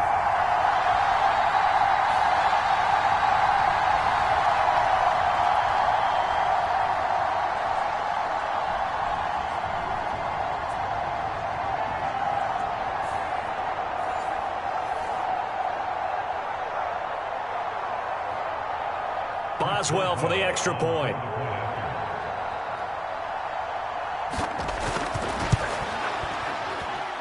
And he's been a busy man, 5 for 5 now as he knocks another one through to extend the lead.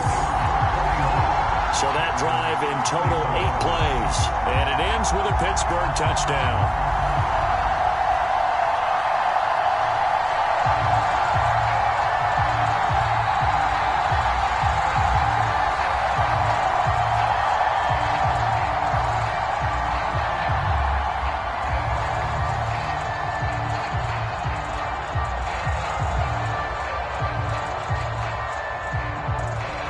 Boswell now to kick it away after the touchdown.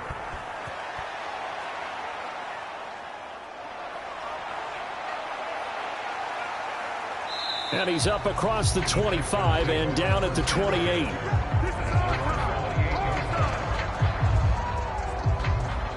The Texans offense set to regain possession. I kind of feel like they've reached a do-or-die point in this game, Charles. If they're going to try to pull off an impressive comeback, it has to start right here, right now. Yeah, now they've got a final chance to get out of this situation, but they also understand they've got to move the ball and move it fast. In addition, they need to save as much time so they can get 2 more possessions.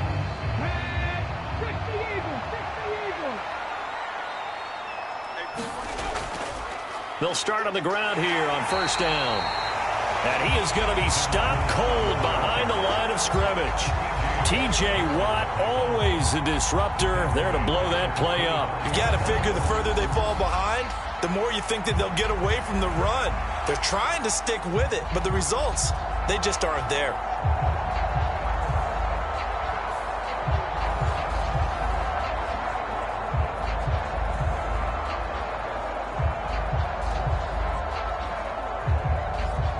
3-yard loss to start the drive. They'll look to make that up and then some on 2nd and 13. Back to throw. Here's Stroud. Nowhere to go here. He lost the football. But I think a Texan player was able to get his hands on it, and they will indeed hold on to the ball and the possession. Much like a running back going through the line, quarterbacks have to be aware of protecting the football as well. He left it exposed that time, wound up having it knocked free, but fortunately had an alert teammate who was able to get it.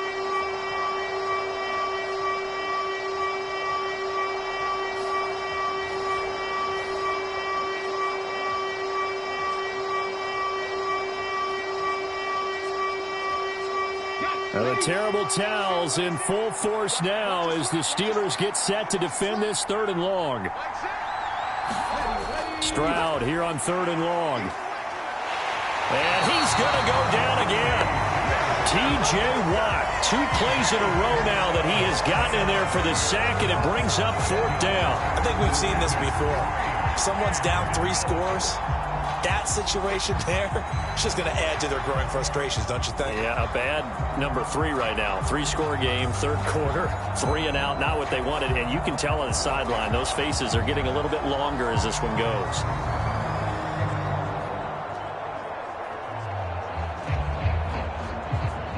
The Texans send the punter out as the drive goes backwards, so he's on to punt it away.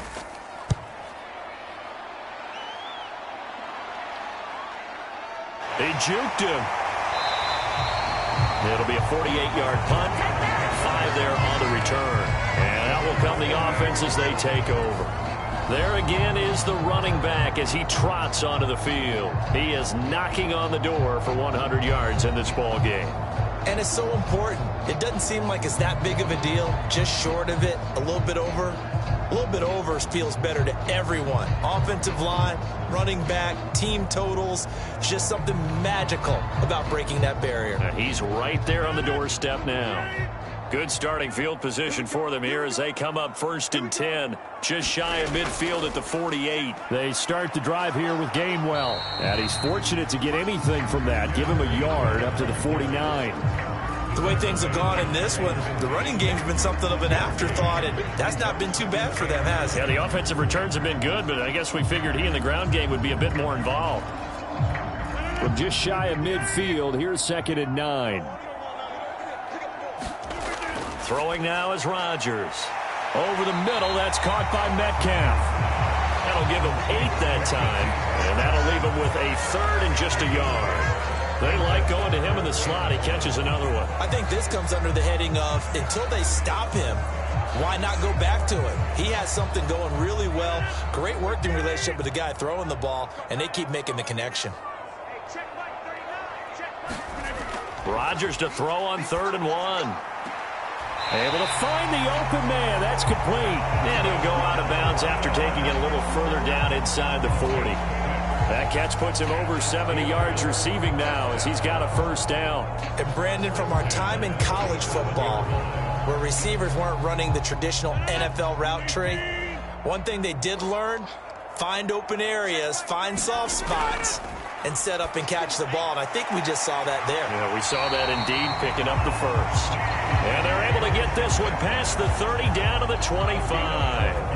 12 yards that time at a Pittsburgh 1st. And while we may be looking at the scoreboard, this offense certainly is not, because they're showing no signs of backing down, even with a 3-score lead here in the 3rd quarter. I think they keep taking their shots. They've seen blown leads happen throughout this league.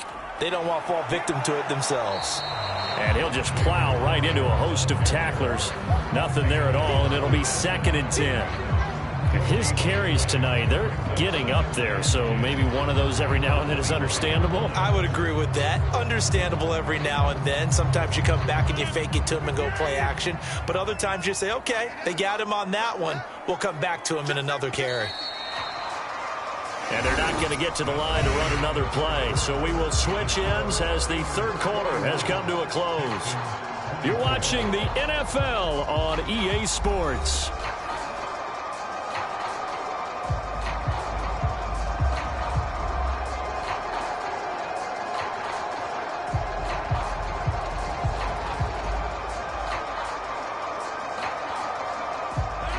Second and 10.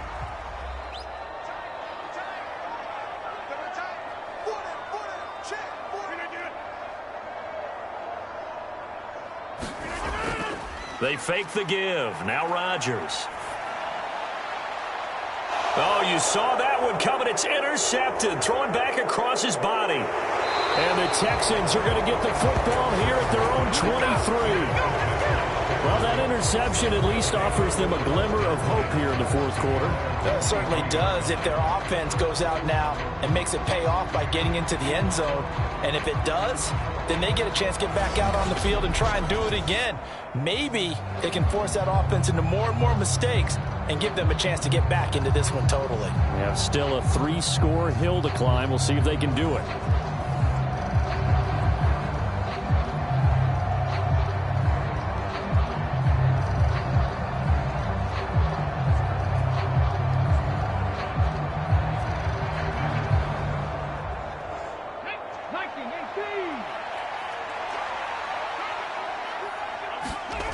On first down, here's Stroud. Firing quickly here, and that's complete. Now he's tackled a yard short of the marker.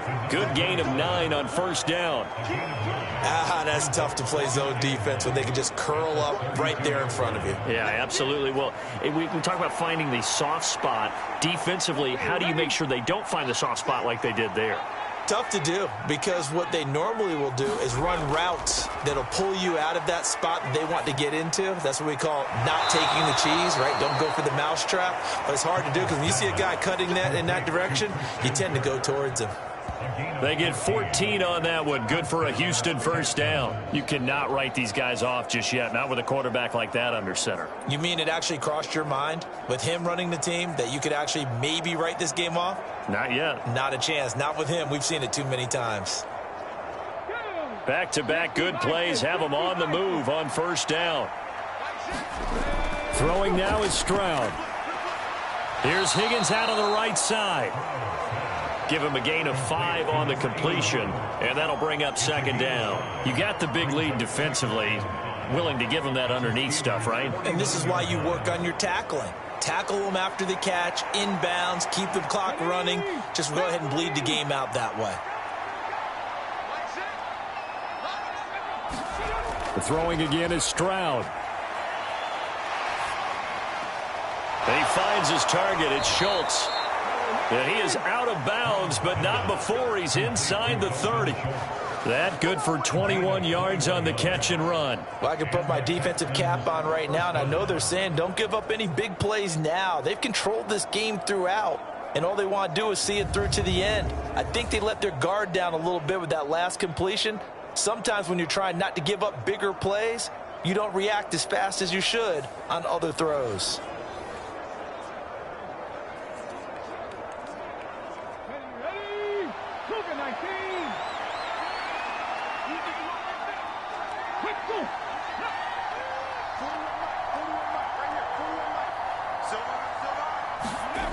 Stroud looking to throw. That's caught again by Schultz. And he's going to get a solid gain of 9 before being brought down. Second and right at a yard. So 5 plays on this drive, Charles. All passes, all completions. And just like that, they're in the red zone. And don't you think the playbook opens up a little bit more now? Because all they've done is throw the football. If you want to run it now, you may very well have them fooled. On second down now. Marks, and he'll get it down this time to the 17. Able to get the 1 yard he needed, but nothing more. I think they like this drive a little bit better there, partner. Running game helping out, picking up some of the slack. Because remember the last drive, they went 3 and out.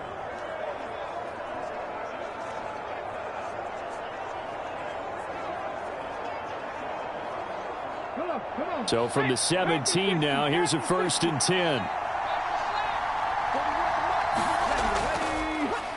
They'll keep it on the ground. Marks. This will be stopped about 2 yards shy of the marker. 8-yard gain, 2nd and 2. That's a really nice job by them picking up the run blitz and detecting it and blocking it and turning it into a nice run. And a lot of times you think if you blitz a running play, you're going to smother it. But a lot of the blitzers, they come in a little bit high. They don't have great leverage, and they're easily blocked and turned to the side. Stroud. He throws it on the move, but can't connect as that falls incomplete. Well, the trials and tribulations of being a quarterback in this league, it's tough. It's got to be wearing on him out there. Well, he has been sacked a number of times. He had an interception, so I'm going to give him a skosh of credit for hanging in there and trying to make something happen, despite the amount of pressure he's been under this entire game. The offense on third down tonight, lacking much success, just 2 for 7 to this point. Here it's 3rd and 2. Stroud. Yeah, this pass broken up. Excellent coverage there on third down, as that was not an easy one to hold on to. At this point, down big, you'd have to imagine this defense, they're just going to sit back, blanket the field as best they can. Yeah, this is actually the easy part of the game for them because, just as you noted, they can sit back, keep everything in front of them. But they've blanketed the field the entire game using a variety of coverages. Kaimi Fairbairn now to attempt the Texan field goal. From the left hash, should be a fairly easy one here. The kick by Fairbairn is good, and that will close the gap down to 14.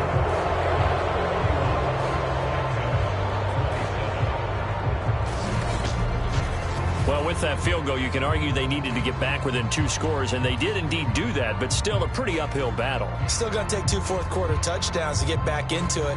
And as you and I know, that's a tall order against any NFL defense.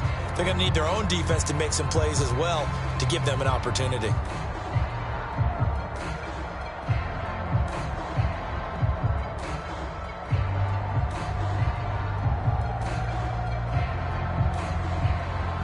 Fairbairn now following the made field goal. He'll send this one away. Austin elects to bring this out of the end zone. And a decent return out to the 27-yard line.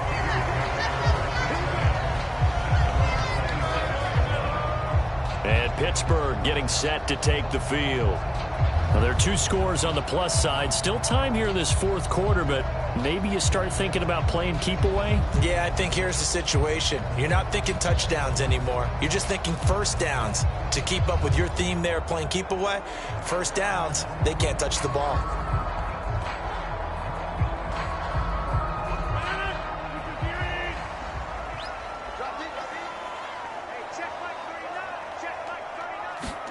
They go back to the air here after the INT on the last drive. And he's going to be down at the 35. Gain of 7. He decided to run a hitch route. It really helped to have a guy who can turn it loose. And, boy, he rifled one in there on that one. Not much run after catch, but it worked really well. From the 35, here's 2nd and 3. On play action, Rodgers. Incomplete, but a penalty flag is down in the backfield. Let's get the call.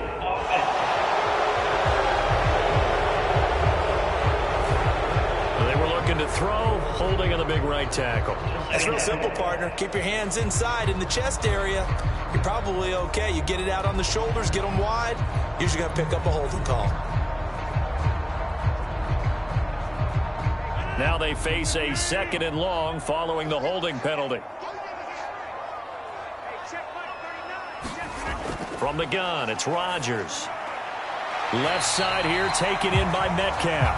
And he's taken down but able to slip across the 35. With that catch, he goes over 100 yards receiving on the night. Partner, I like that they're staying aggressive on offense because, to me, this drive is what is known as a put-away drive. You score here, that might put this one to bed. I like the fact that they're playing with confidence and not playing with fear. So here's a 1st and 10 at the 38. Play action. Now it's Rodgers. That's caught. It's Austin left side. And they're going to have this across midfield and inside the 45. Chewing up big yardage. Another nice gain there. This one goes for 20. These guys are running offense like you drive. The pedal is down. Stomp down. How about that? Back-to-back completions. They are rolling. So much for being conservative and running that football.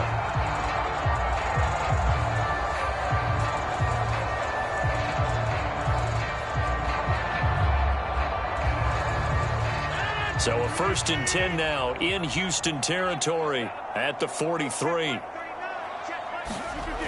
Here's Rodgers to throw. Slant route, and he's got Freiermuth.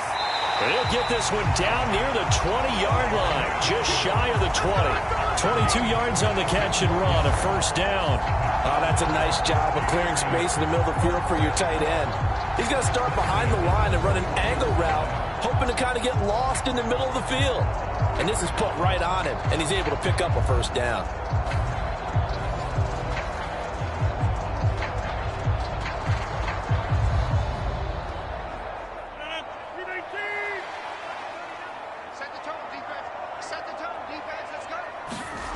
Rodgers again now.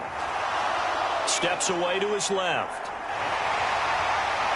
And able to get him down, but he does reach the 5. A nice job there on the escape and scramble. A first down, a 16-yard gain. It hasn't been the cleanest game for him, but there was a sign of improvement as he looks towards the next one. Nice bit of scrambling to move the sticks, and even more importantly, he didn't risk adding another interception to his ledger.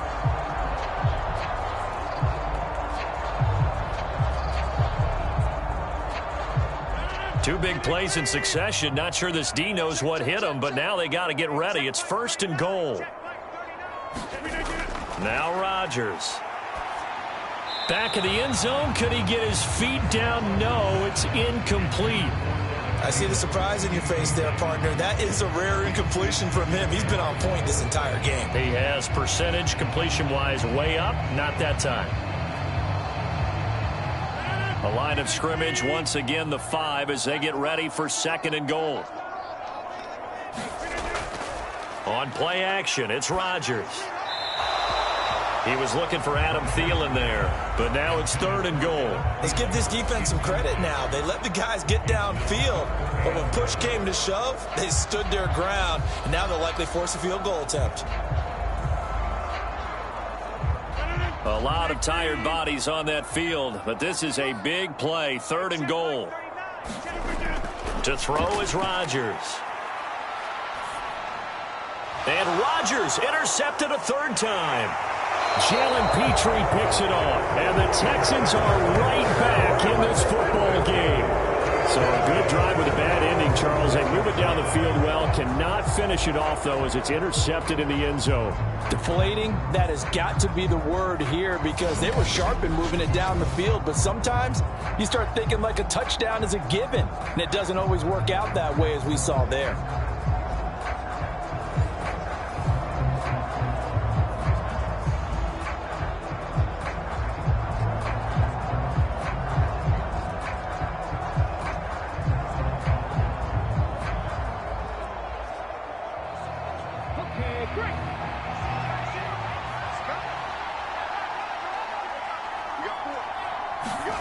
And Stroud now to throw.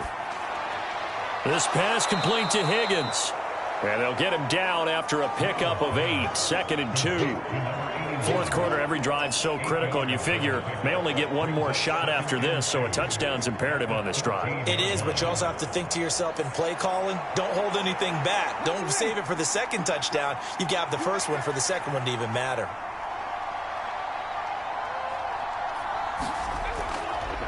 And they run the option on second down.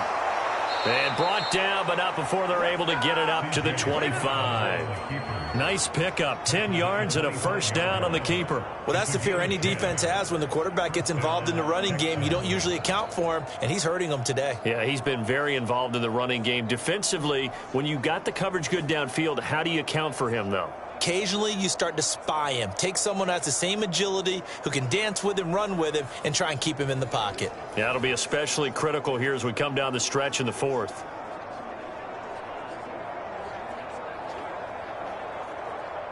Back-to-back good plays have them on the move on first down.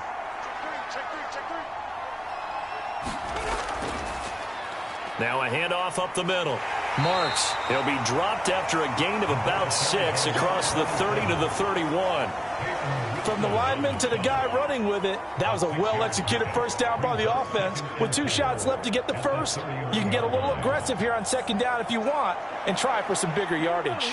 They'll come up now second and 4 from the 31.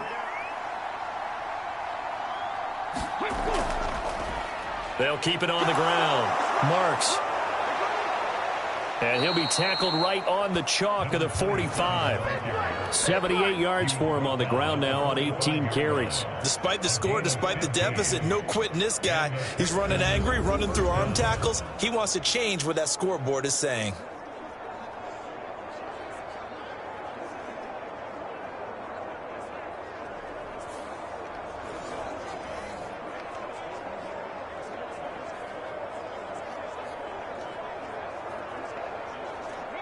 So after 2 first downs, they get another here. 1st and 10 at the 45.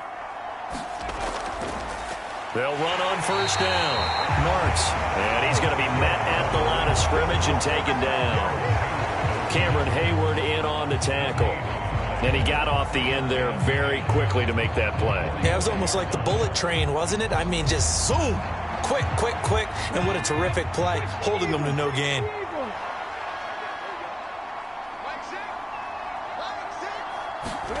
Now they'll change things up. Stroud will throw it. Over the middle, he gets it to Collins.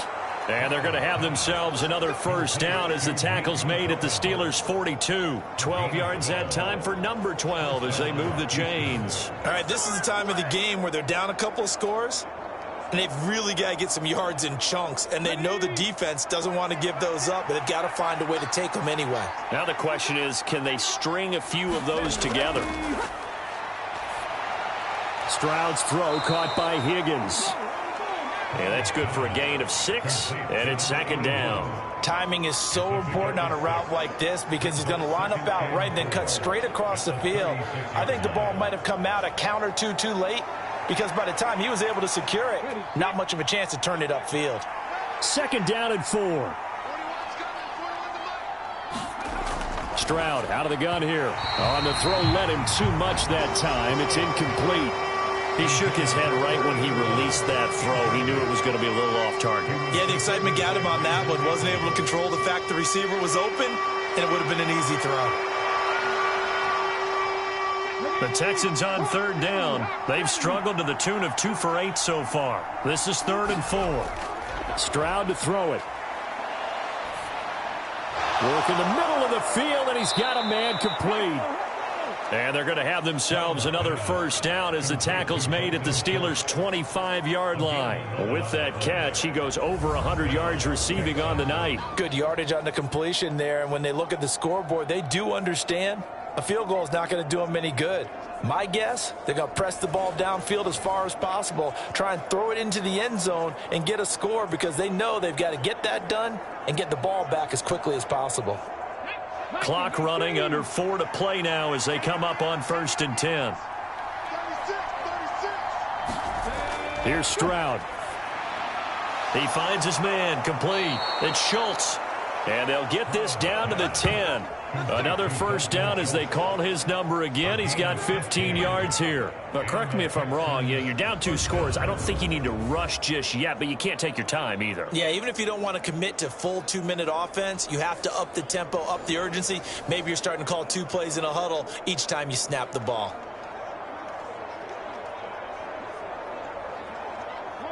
So not quite a 1st and goal. It's 1st and 10 from the 10. Hands it off out of the gun. And he gets halfway home from the 10 to the 5 on a pickup of 5. Not too many offenses want to turn down long drives, but when you're down what they are, they've got to pay it off with some points.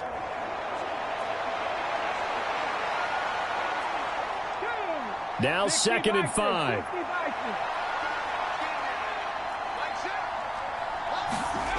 Now Stroud. Forced out to his left. And just shy of the goal line as he's out of bounds right at the 1. They'll end up getting 5 out of that, but now they're looking at 3rd down. Kudos for the defense from me on that one because they were prepared the whole way for him to try to escape and hit them for more yardage running it. I like the way they stayed zeroed in on him and kept him contained when he pulled the ball down. I think he was fortunate to get what he did on that run. On 3rd down, it's Nick Chubb. And Chubb fighting, but nowhere to go. He's going to be stopped short of that first down marker. A loss of a yard, and it brings up 4th. I know they're going through all the possibilities right now, but the truth of the matter is a field goal doesn't do them a ton of good. It'd still be a 2-score game, so to me, go for it. Go for it boldly.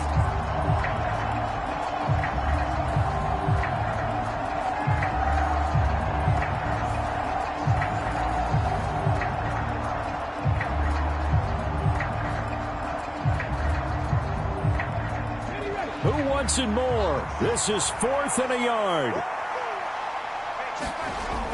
4th down, 4th quarter. Here's Stroud. And it's incomplete. They cannot convert, and they turn it over.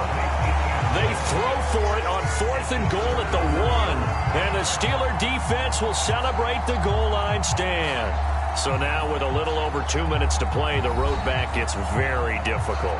Difficult, but still not impossible if they go ahead and play this thing out. Now the defense has to come up big. They've got to go for the strip of the football on each and every snap to try and give themselves a chance.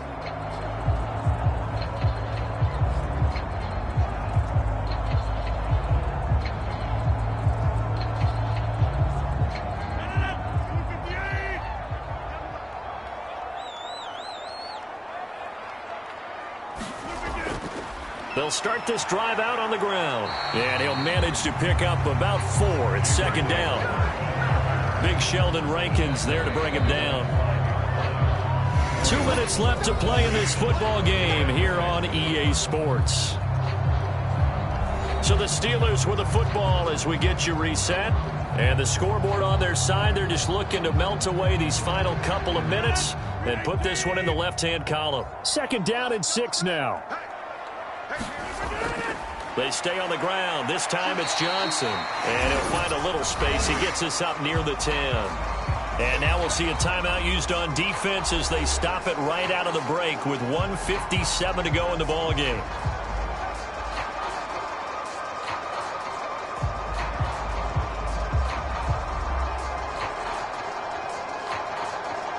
This is a big 3rd down, and you'd have to think we'd see a timeout right away if they can't stop him here.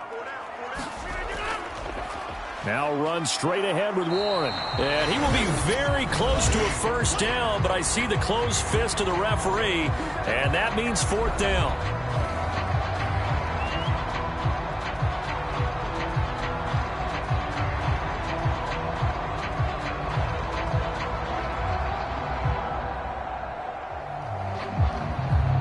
The Steelers send out their punter now, as he'll punt it away for the 2nd time. His first punt, 45 yards. This looks good as well. It's a 42-yard punt. They keep him to just a yard on the return. And the Texans will take over. So Stroud and the Texans down by 2 touchdowns. 1:45 to play. Field goals, useless at this point. They need 2 touchdowns, and they need them in short order.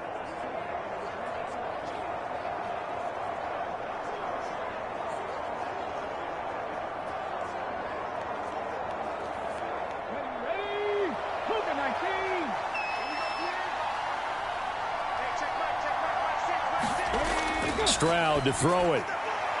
And he's going to find his man out of the backfield. That's complete. And he'll be taken down at the 44-yard line. At this stage, this drive's got to be touchdown or bust because you need 2 of them. And if I'm the offensive play caller, I'm not just looking at my dagger plays downfield. I'm looking at some of my specials, something that can fool them and give you a big play now. With a sense of urgency. No doubt. Stroud. He finds his man complete. That's Schultz. And all the way inside the 15 before they drop him. Well, this game has certainly had no shortage of offense. Both teams have been revved up from the start. And here's yet another big play. Boy, both defenses have just got to be dragging out there because they've been run ragged throughout. Now Stroud. And this is caught now for a late touchdown. So hold everything here. This one's not over yet. Okay, game on. Don't go anywhere yet. You got a 1-score game now. probably going to rely on the onside kick coming up. Yeah, they have to. It's not a high percentage play, but it's better than not having a chance at all. And that's when you put your leapers and your flyers on one side, get that high hop, and hope that one of the guys can come up with it. And on the other side, you get that hands team ready. No doubt about it. On for the PAT, Kaimi Fairbairn.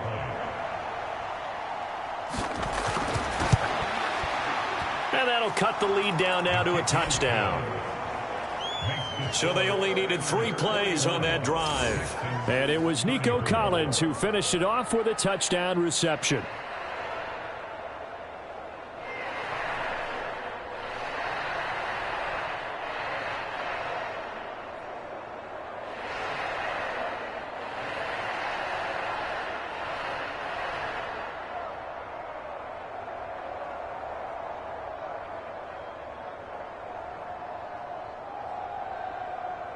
So a little under 50 seconds to go. Plenty of time if they can get this onside kick.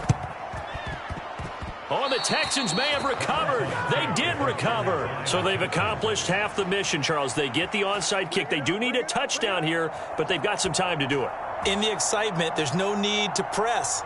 Plenty of time. They have the opportunity. Now they just need to execute and finalize things. This is 1st and 10.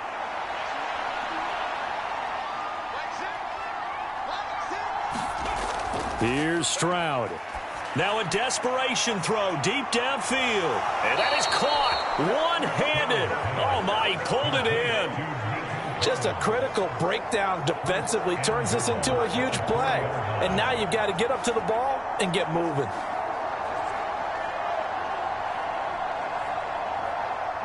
Now 1st and goal. Stroud back to throw. And he is going to lose yardage here.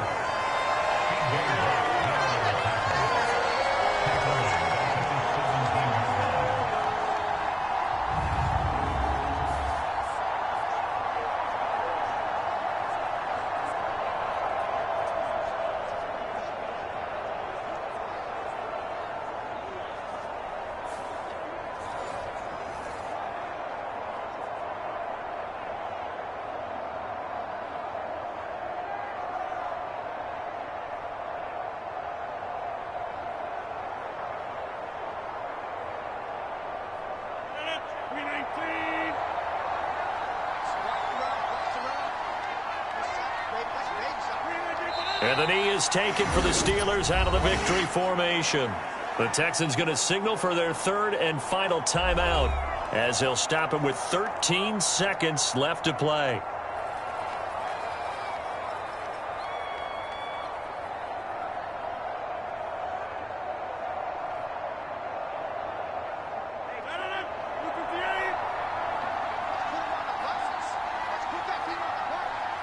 So he'll take a knee here to wrap this one up, and he's going to want to keep that game ball. He was sensational.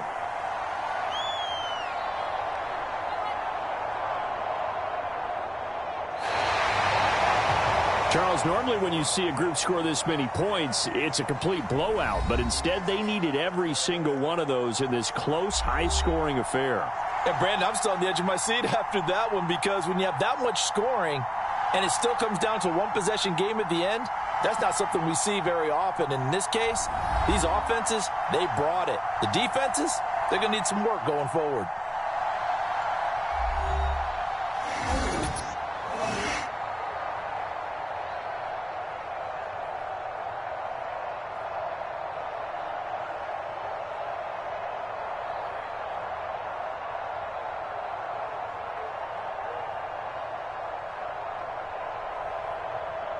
So that'll do it for us. For my partner, Charles Davis, and all the hard-working men and women on our crew, I'm Brandon Gaudin. You've been watching the NFL right here on EA Sports. The Steelers earn the win at home as we say so long from Pittsburgh.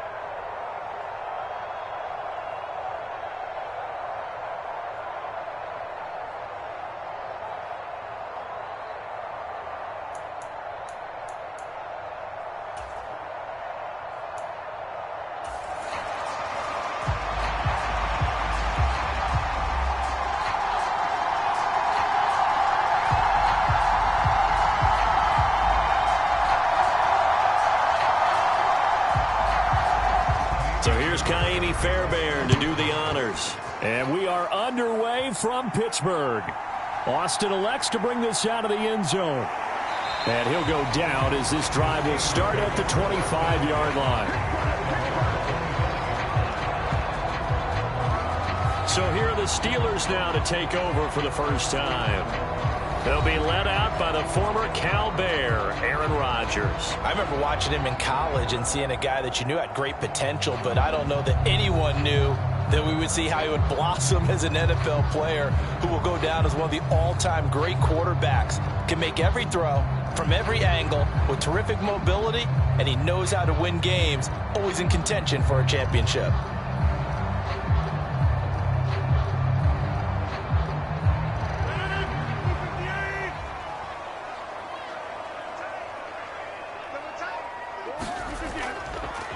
They'll start on the ground here on first down. Trying to run inside, but nothing there. Call it no gain on the game's first play. And it's second down now. And as a defensive end, getting off the ball quickly, swarming to the football, making a tackle, that's what we saw right there. Yeah, that's what their job is. And really, a lot of the time, they have to throttle back a little bit in the run game because you know those defensive ends, they're like in a sprinter stance. They're just headed straight for the quarterback. That was good recognition on that play to hold them to no gain. He'll be dropped after a gain of about 6 across the 30 to the 31.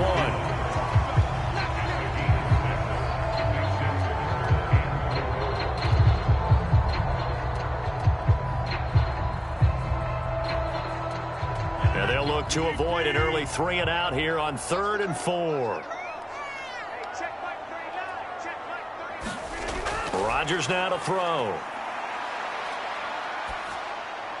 And that'll be dumped off to Gainwell. And brought down, but not before reaching the 45-yard line. 14 yards that time for number 14. And there was absolutely zero pressure on the quarterback on that play. 3rd down, and he has all the time in the world to eventually find an open receiver for a first down pickup.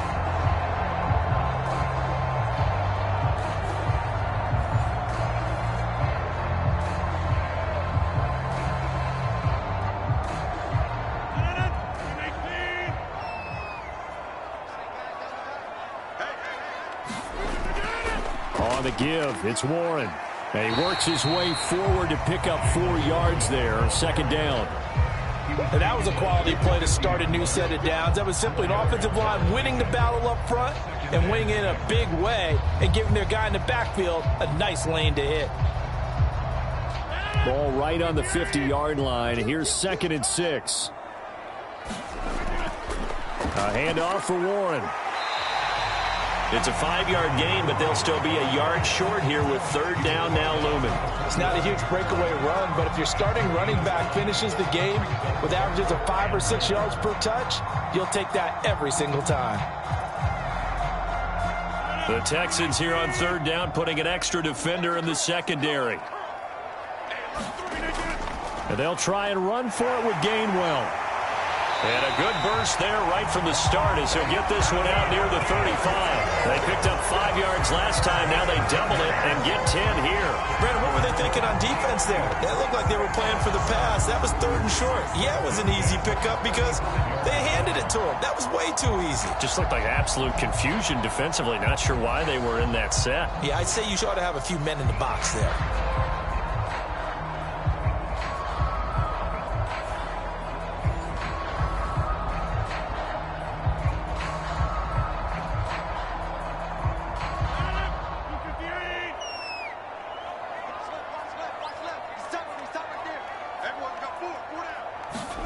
Rodgers now on 1st down. Being chased out left.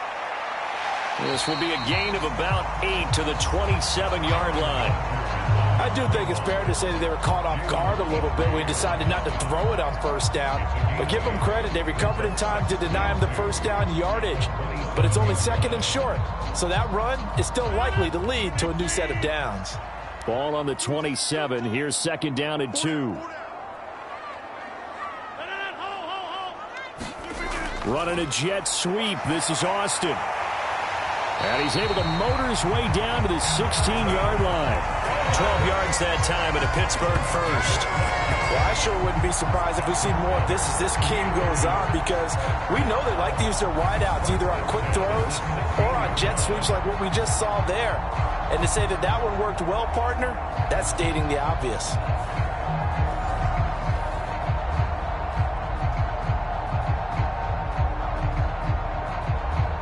So the ball down to the 16 here for 1st and 10.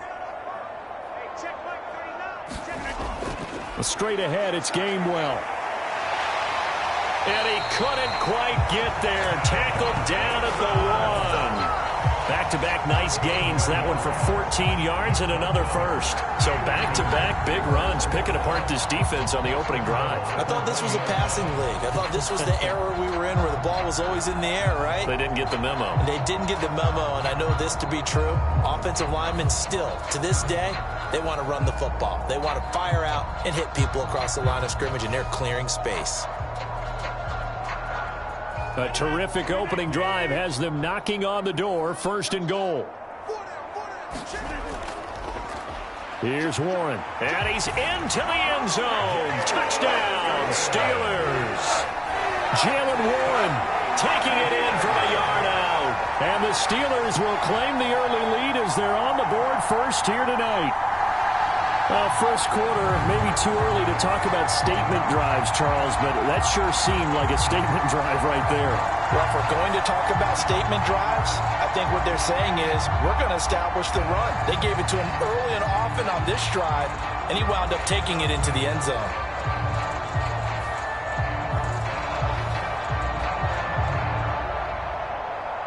Chris Boswell now for the extra point.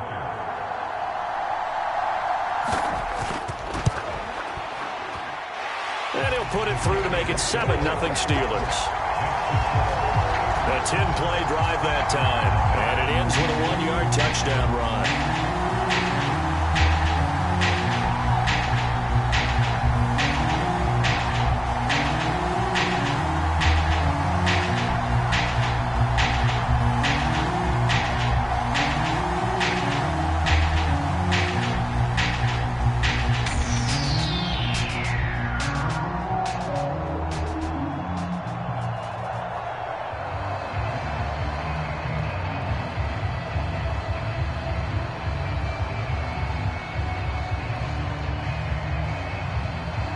Boswell now to kick it away after the touchdown.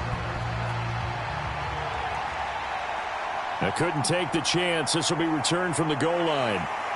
And he takes this near the 25. Just a little pass there. Call it the 26. So here come the Texans now for their first drive. And they will be led out by a man in his sophomore campaign as the quarterback. His ability to adjust on the fly is almost unmatched in the game right now, because it leads to a couple of snaps per game where you just sit back and ask yourself, how did he pull that off? Opponents can practice and prepare each and every week all they want, but this guy, he is hard to corral.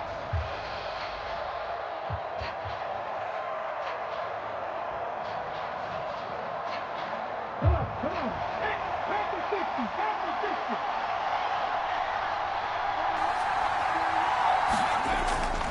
They'll go play action here with Stroud.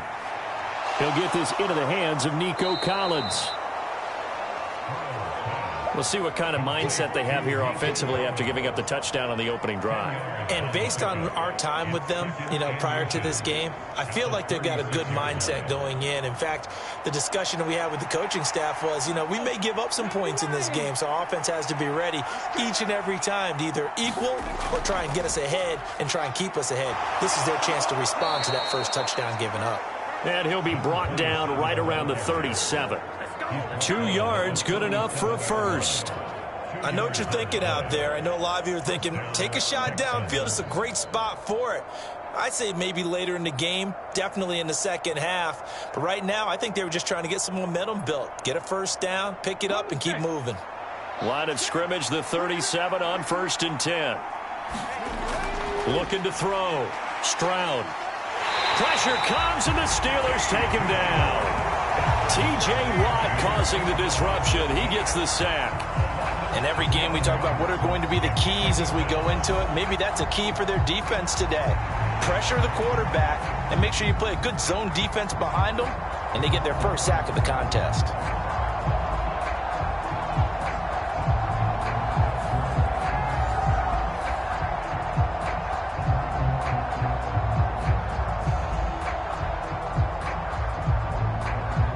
Work to be done here on 2nd and 16 after the sack. Back to throw. Stroud. Dancing to his left.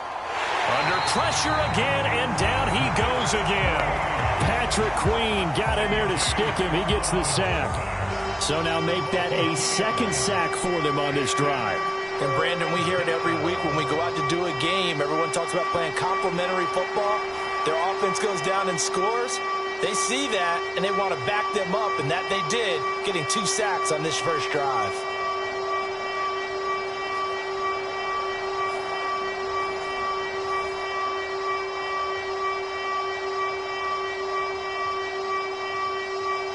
First and second down were a disaster. Both went backwards. Now it's 3rd and 18. They need something big.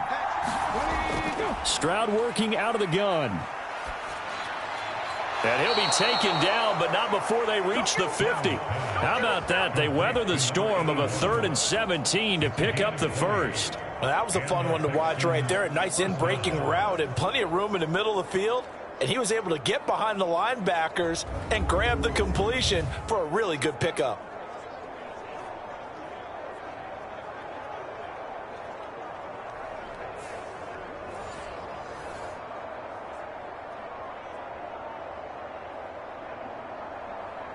Clock rolling as we hit the midway point of this first quarter. From the midfield stripe, they'll look to throw. And that one complete once again to Higgins. And he's able to get this one down to the 40-yard line. 10 more for him on that one. He's been a busy man. It's a first down. We got to like what you're seeing from this offense here on the first drive. A nice sustained series to begin the game, and it will continue after picking up another first there. Would you say the word methodical comes to mind? I love the execution. I love what they're doing on this drive. They're controlling the ball, controlling the game, controlling the clock. High throw, but the catch is made. And he gets this one inside the 15, just a yard or two shy of the 10. A really good pickup of 28 yards. Well, they clearly wanted to come out, Charles, and be aggressive throwing the football, and they've been pretty efficient along with that aggressiveness. He's now 4 of 4 on this opening drive. Yeah, and that's led to a fresh set of downs. I like what he's doing back there. You can tell he's at ease, feels good about what he's doing. And I think if I'm the play caller, I'm reading that, and I'm continuing to let him throw the football. From down at the 12, it's 1st and 10. Here goes Stroud again. And his throw here's incomplete. Anytime he reads man coverage, I don't think it's going to be the only time he'll try and hit that route to the outside in this game. He'll test the perimeter, but that time, they were up to the challenge.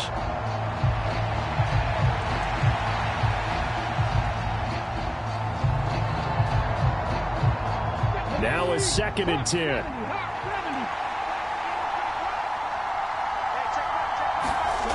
A shotgun snap to Stroud. And that'll be incomplete. We do have a penalty flag down, however. Let's see what that's about. Umpire threw the flag, usually always indicates holding, and that's what we've got. And you know, depending on their positioning, where you are on the field, the umpires get different responsibilities, but always, always making sure no one's holding. They'll come up now on a 2nd and long after the hold.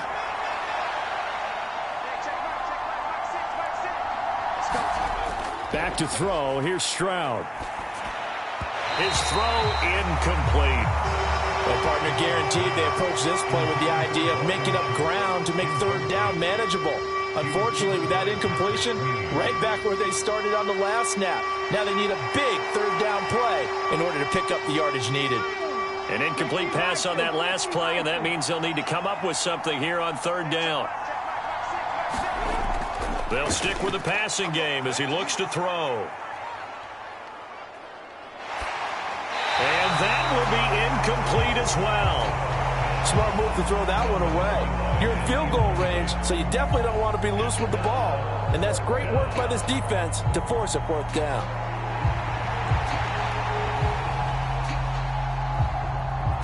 Now Kaimi Fairbairn out for the field goal try for the Texans. From the left hash, this from 39. Fairbairn able to put this one through. And they are on the board, but still trailing. It's 7-3.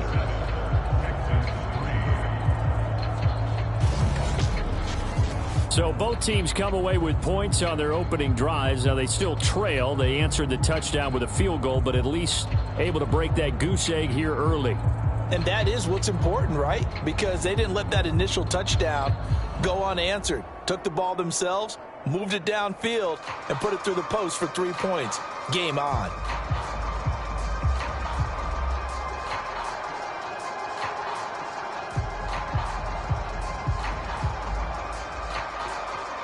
Fairbairn now following the made field goal. He'll send this one away.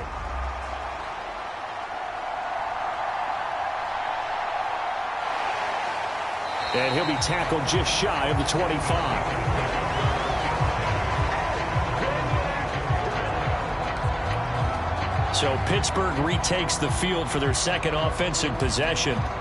And they'll just simply be looking to build off the confidence of the last time out where they scored a touchdown. Man, confidence is powerful, isn't it? When you've scored once, you feel like you can go back out there and get it done again.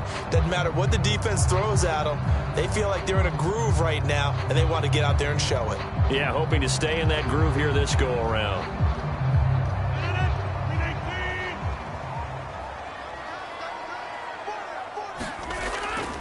On play action. Now Rodgers.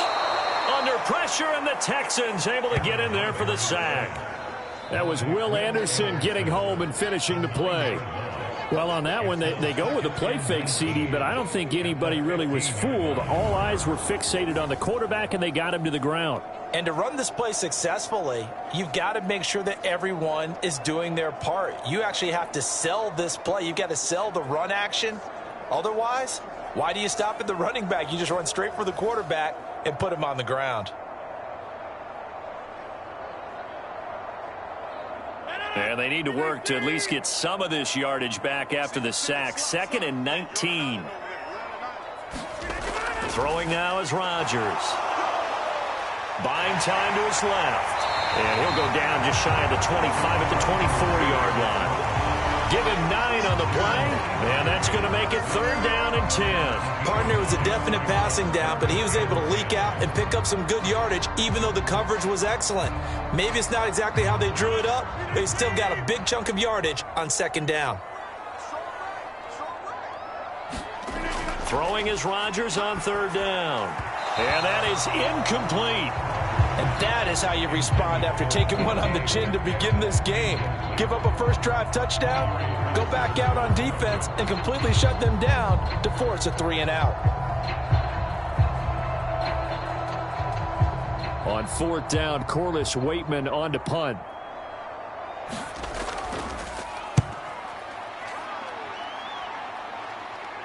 Fair catch called for and made at about the 32-yard line. It'll be a 39-yard punt, no return. And the Texans will take over with a 1st and 10. So now we get set to see Houston for their second drive of the ball game. And a methodical drive last time, but they couldn't get that knockout blow. They had to settle for 3. But you got to like what they've been doing along the way, right? It's almost like the body blows, the setup punch. As you said, they didn't get the knockout blow here, but that doesn't mean it can't come later in the game on another possession. And the defense on the other side, maybe a little gassed, yeah, right? A little tired. And if nothing else, they just feel relieved getting upfield, only giving up 3. They don't exactly feel like they've handled the offense. And they'll get it up just short of the 45 at the 44. 12 yards that time for number 12 as they move the chains. I don't care who you put on him. He's going to be a handful in one-on-one throws. Yeah, right now, you're right. They're in man-to-man. Maybe need some safety help. I would say that'd be a good idea. Double team him somehow. I'm going to have to make someone else beat me rather than let him shred my defense. Meanwhile, Stroud's throw into the hands of Kirk. And he'll be taken down, but not before he works it past the 50. 10 yards there, good enough for a Texan 1st down. And that play came together really well for them as he found open space, makes the catch, and gets down to the 1-yard line. You know he's kicking himself right now. He thought he had a chance to get a touchdown and put that in his ledger. Instead, his team gets a chance to cash in over these next few plays. And they'll let the quarterback keep it here on 1st and 10. And they will stop him after a fairly minimal pickup. 2 yards the gain on the keeper, and it's 2nd down. Well, they didn't get a whole lot out of that one, but I think you got to continue to try and run and try and keep the defense honest. You mean or else they'll just sit back, dare you to throw it on every down? Yeah, you get your quarterback hit a lot that way, too. This is 2nd and 8.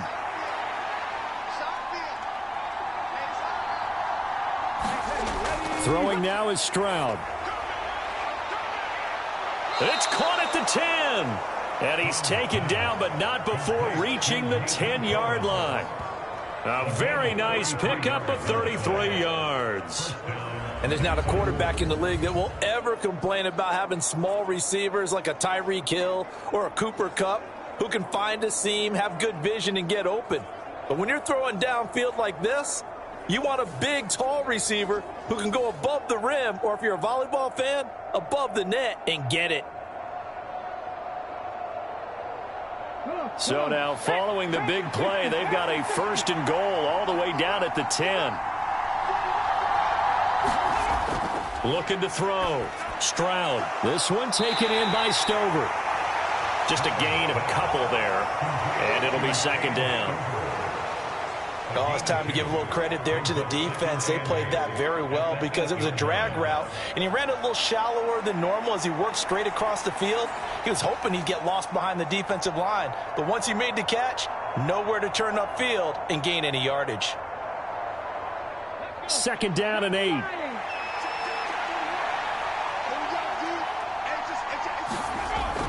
Back to throw. Stroud. Now they set up the screen. That's complete. Nothing on the screen that time. Now it's 3rd down. As a defense, you're more balanced when you're in zone coverage because you're able to keep your eyes on the quarterback and see the play develop in front of you. They're able to keep the quick pass in front of them and stop it right at the line of scrimmage. 7th play of the drive forthcoming on 3rd and 8. Stroud will look to throw once more. And he's got it. He's brought down after a pickup of 5, but he needed 8. 4th down. We can make this one pretty simple. Locked up all of his progressions downfield, forced to get it to his running back. But how about the way they ran to the football and knocked him down to force a 4th down?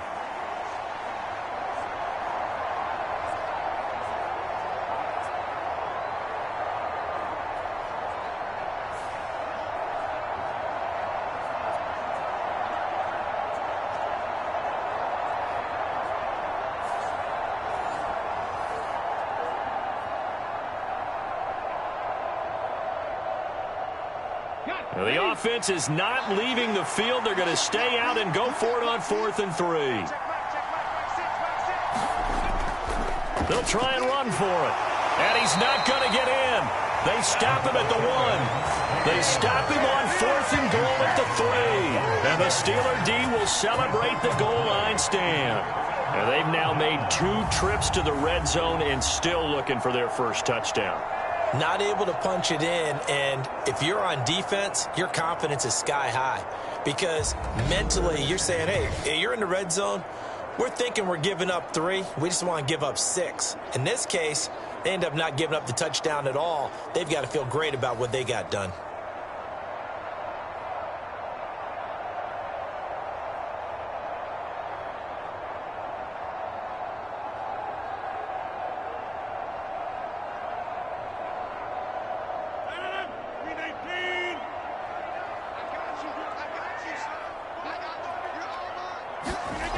In his own end zone, it's Rodgers. And they will score a pick 6 for the Texans TD. An excellent play there, CD, on the pick 6. And I think were they a nickel? Did they have an extra DB out there? Yeah, Brandon, I think they were in standard nickel, not the Buffalo, as teams like to call it, meaning 3 safeties for big nickel. They just wanted to take away the quarterback's throwing lanes, and that's exactly what they did and came through with a big-time pick 6.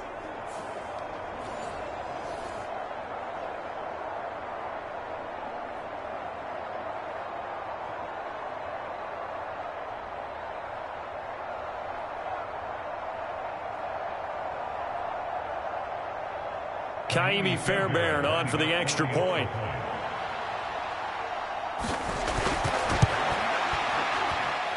And it's through, and that makes the lead 10-7. So the defense creating some points, not only getting the interception, but then returning it to the end zone for the pick six.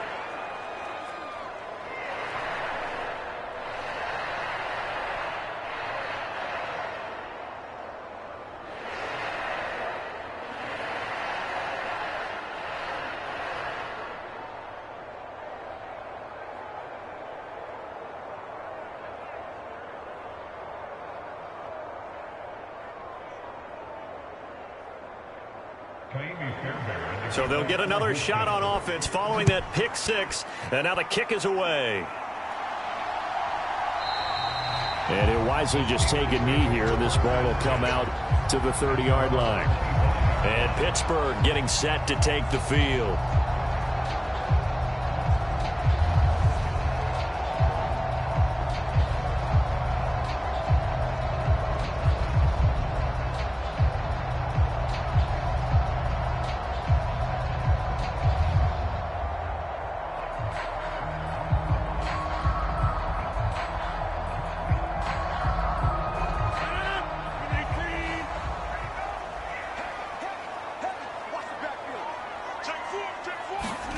Now Rodgers to try again after the pick six.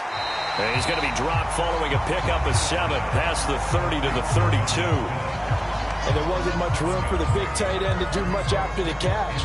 But at least he was able to pick up a solid gain to help his offense continue to move in the right direction. They'll operate from the 32-yard line here, 2nd and 3. Now Rodgers on the bootleg. That's complete to DK Metcalf. And able to get this one across the 45 before he's brought down. The first catch of the ball game there for Metcalf, and a first down to boot. Well, this is an awfully tough route to defend in man coverage because he lines up on the right and then runs a crossing route back to the other side of the field. So as a defender, you're not only trailing him the whole way, you're also looking out for your own guys to make sure you don't get yourself picked off. And then you can't catch up in time to prevent the completion. Give the tackle there to Daniil Hunter.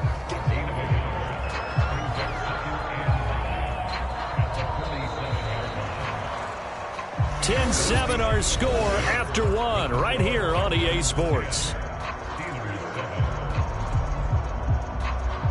Second quarter action from Pittsburgh. It is the Steelers in control of the football as they're looking at a 2nd down and 9 to go.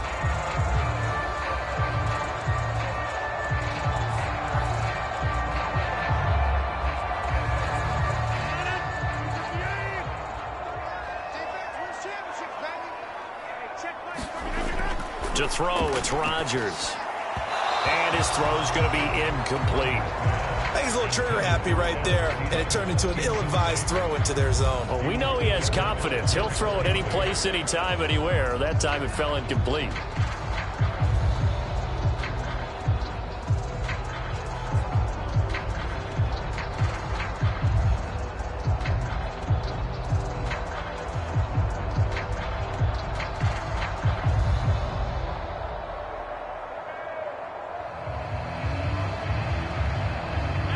The Steelers on 3rd down. They've been okay, 2 for 3 thus far. This is 3rd and 9. Here's Rodgers. And that will be incomplete. Nice back-to-back plays defensively. They're stacking momentum now. 1 incompletion, 2 incompletion. They're going for more.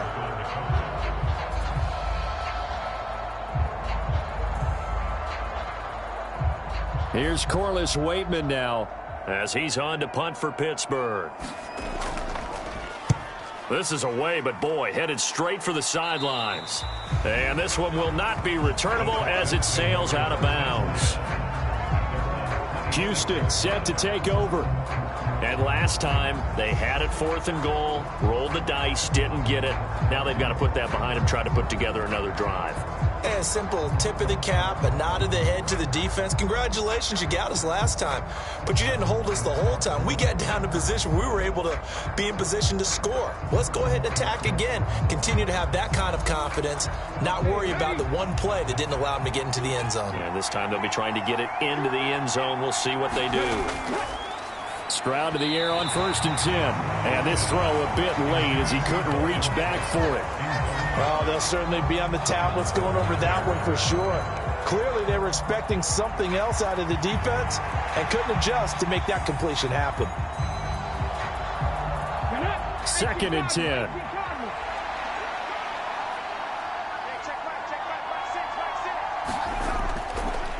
They'll try the left side. Marks. And he is going to lose yardage here. This will be a loss of 3, and now a much tougher 3rd down looming. Well, it's almost football 101 that you preach to your safeties. Don't let anyone get behind you. You're the last line of defense. But he didn't let the play come to him. He went to the play. How about that read and recognition and finishing off that one behind the line of scrimmage?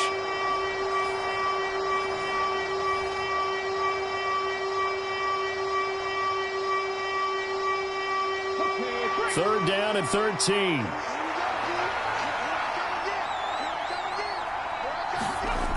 Stroud. Got a man. It's Collins complete. And he is going to have a Texans first down as they're able to get the 3rd down conversion. And this was a nice example of an offensive coordinator scheming his guy open. Just a little underneath route, just trying to free up some space. And it worked awfully well.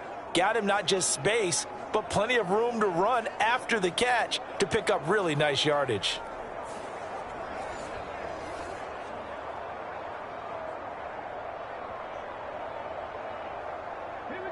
So from the 39 now, they'll come up on a 1st and 10. On 1st down, Marks. And he is going to lose yardage here. And score that one for one of the league's best. Jalen Ramsey getting the tackle for loss. One thing rookies need to learn at this level, and quick. Make a cut, be decisive, and go. Because in college, you could dance around and wait for a hole to open because you're probably a better athlete than most of the guys on the field, but not on the NFL level.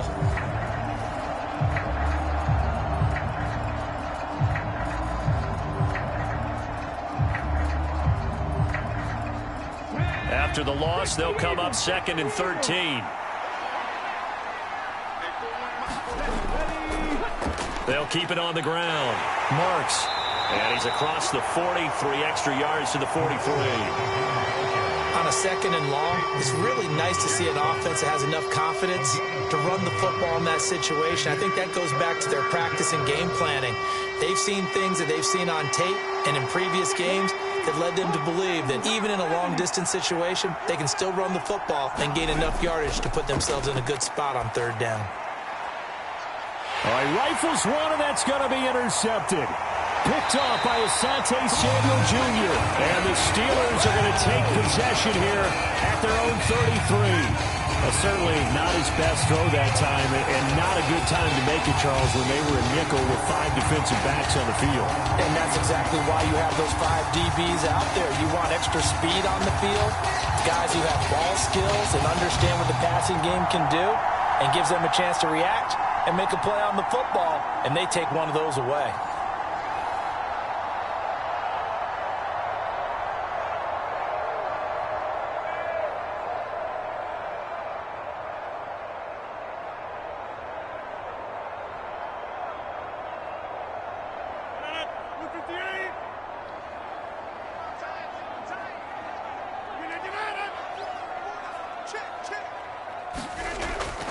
They'll start this drive out on the ground.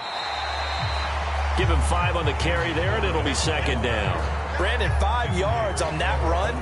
Let's get back to the huddle and make sure if you're a back, you spend time with your offensive line and give them credit. Hard to move those 300-plus pounders at the line of scrimmage, and they did for a significant chunk of yardage. Here's a 2nd and 5. Rodgers going to throw. He'll find Thielen working the middle. And he'll be taken down, but not before he gets into enemy territory. The result of first down is a quick slant gets him 14. And that's a more than acceptable read right there because it's zone coverage, so timing is everything. This time he waits for his man to come open, puts it right on him, and they pick up a first down. Rodgers now on first down. He'll get this complete to Calvin Austin. And he'll go out of bounds after taking it a little further down inside the 40. People worried. And now the red flag out on the field. We'll have a challenge forthcoming.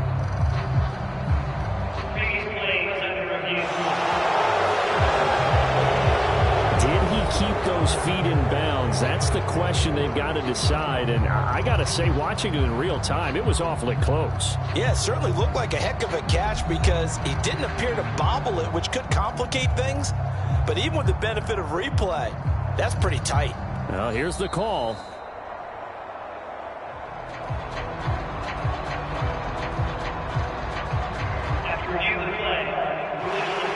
So the challenge there does not go their way. This will indeed remain a completed pass.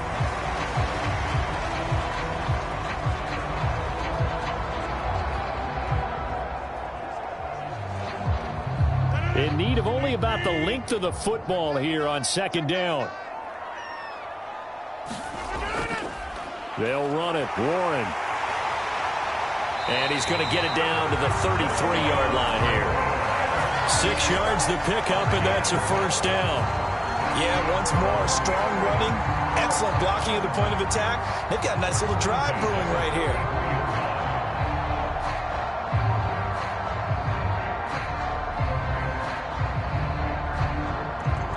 So they'll come up first and 10 now from the 33.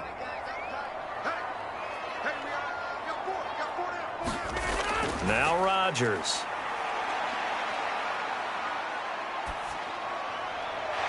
Completes it to Austin. And into the end zone. Touchdown, Pittsburgh. Calvin Austin, 33 yards. And the Steelers are once again back in front. Partner, remember that old film of Peyton Manning going through the route tree with his great receivers in Indianapolis? I think we're seeing the results of the same type of work here today. These guys know each other so well, they don't even have to call the play. They can just look each other and know the route that's going to be run, and usually the connection is perfect.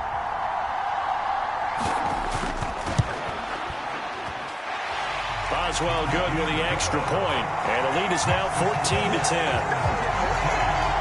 The drive summary that time, 5 plays. And in the end, a Calvin Austin touchdown grab finished the drive off.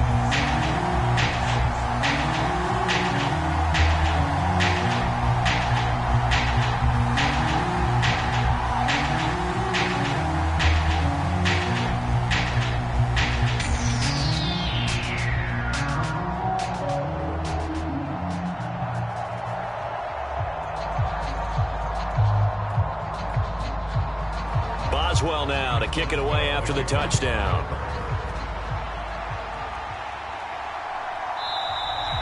And the returner down to a knee, and this will come out to the 30-yard line. And here comes the Texans now. So now, Charles, this drive maybe a touch more important, trying to erase the memory of that interception they had the last time out. Yeah, and everyone goes through this because even the best in the game, you're going to have games where it just doesn't go right for you and interceptions result. So, frankly, to me, it's all about how you respond, not just the types of plays that you call, but how you carry yourself, how you show your team that you're still with it, and how you continue to lead. They'll start on the ground here on first down. Oh, look at the juke. And they get him down, but not before he takes it across the 40-yard line. This drive starting off on the right foot, 18 yards. Those are the types of run, Charles, that they say this first-year running back can provide a lot more of in the future. He made it look easy, didn't he? Picking up that first down. Some have described him as a diamond in the rough with a lot of polish, nice little buffing. This guy could be one of the top backs going forward. One play has him up past the 40 already, and another first and 10. Stroud looking to throw. He'll complete this one to Collins. And he'll be taken down, but not before he works it past the 50. A pickup of 11 and a Texans first down. So in the second quarter, he's already up over 100 yards receiving now. And isn't 100 the magic number for a really good game for a receiver? So he got a chance to really shatter that and have a profound effect on this game.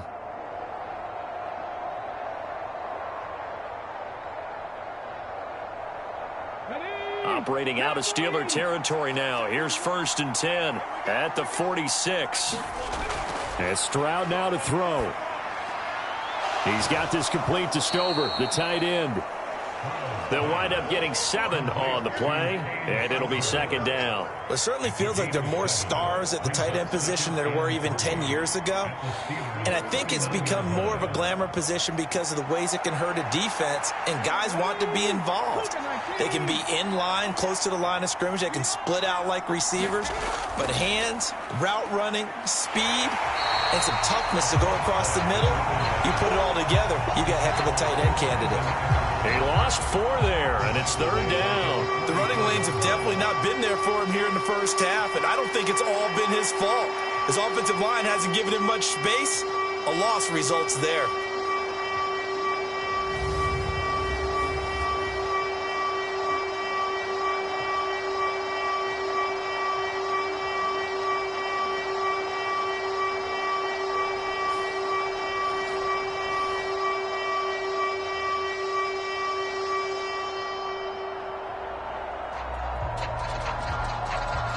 The Texans on 3rd down, 2 for 5 to this point. This is 3rd and 7.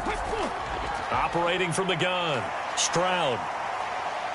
And a Steeler pressure too much here. He's going down. T.J. Watt. That is now 2 sacks for him here in this first half. But he continues, Charles, to be under constant pressure. And these sacks, they're starting to pile up. And if they want to have a realistic chance in this one, they've got to change their blocking assignments. They've got to do a better job to keep him upright. If he's going to be on the deck constantly, they've got no chance to win this game.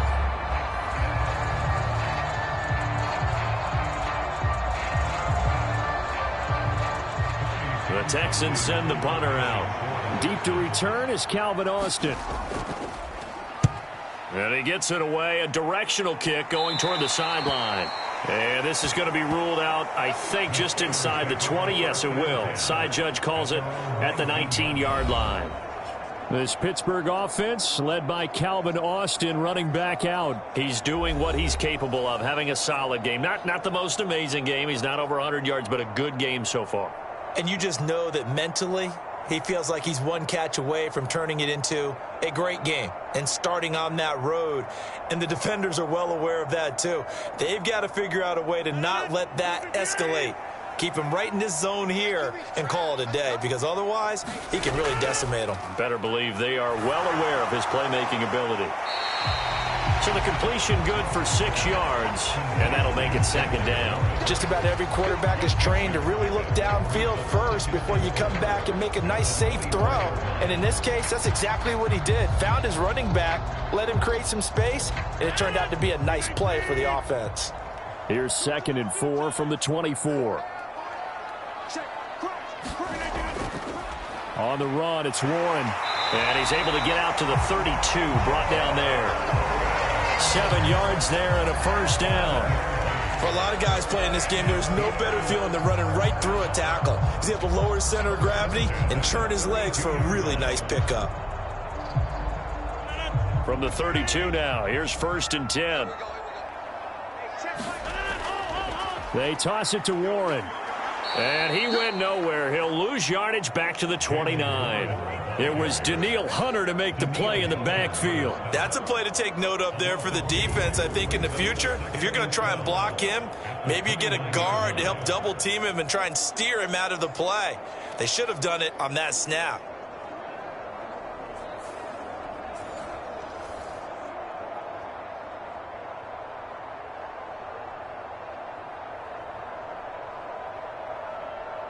Now they contend with a 2nd and 12 after the loss. Now Rodgers. Throwing quickly there, but it's incomplete. Really nice play by the guys on the defensive side of the ball, but for the guys on the offensive line, they're doing a nice job of trying to protect their passer. But when a guy hops in the air and goes airborne to try and knock one away, it's difficult because you can't reach out and grab him. That'll be a holding penalty. So all you're trying to do is make some type of a play on him, make some type of contact to try and get his arms out of the sky. That one into the hands of Thielen, complete. Well, this is going to depend on the spot, but it's not a very generous one. He looks to be about a yard or so short. They'll get 11, but still a little short. Fourth down. On third down, you'll give them that. You just want to make sure that you play the first down line. They were able to get him down and force the punt.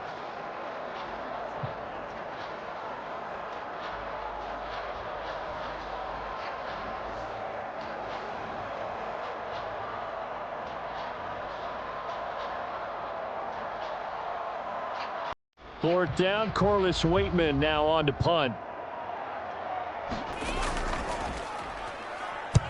He's been a busy man here in this first half as he gets it away. Calls for the fair catch, makes the fair catch just inside the 15-yard line. So possession goes over here on the punt. And the Texans are going to have the football with a 1st and 10 deep in their own territory.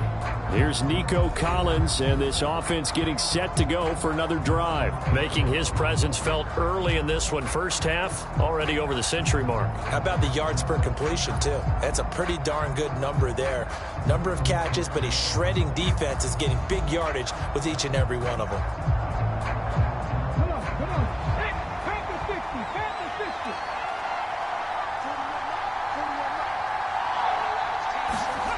60. Stroud now on 1st and 10. And he knocks the ball away, and it falls incomplete. Well, they took their shot. That one was kind of up for grabs that time. And you've got to be careful defensively not to make contact too early. But that was textbook right there to get in tight and force the incompletion. Here's 2nd and 10. Stroud to throw it. And he's going to go down. Back at his own 5-yard line, it's a sack. T.J. Watt in there to get him yet again. That is his 3rd sack tonight. They can't figure him out. So that now 4 first-half sacks. This pass rush has been unrelenting. And, partner, you hear that sound of paper being ripped to shreds? That's the game plan that they've had so far because they've got to say to themselves right now, we have to do something differently.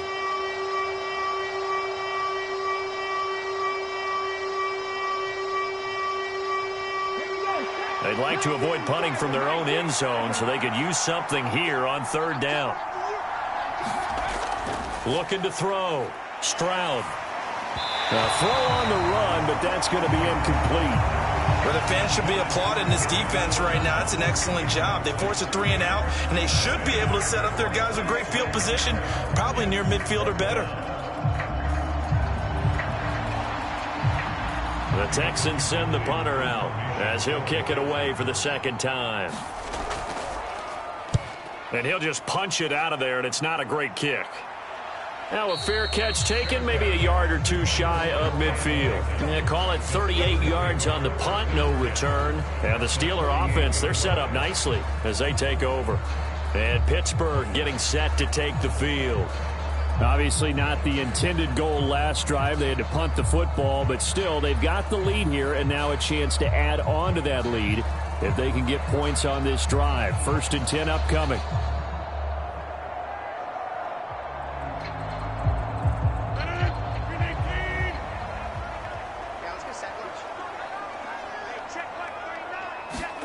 Throwing on 1st down is Rodgers. That is incomplete. No sense risking anything there on 1st down. Even though he's still in the pocket, he had a receiver out to his side, so just put that in a spot where the only people who can make a play on it are the trainers and the coaches. Well done.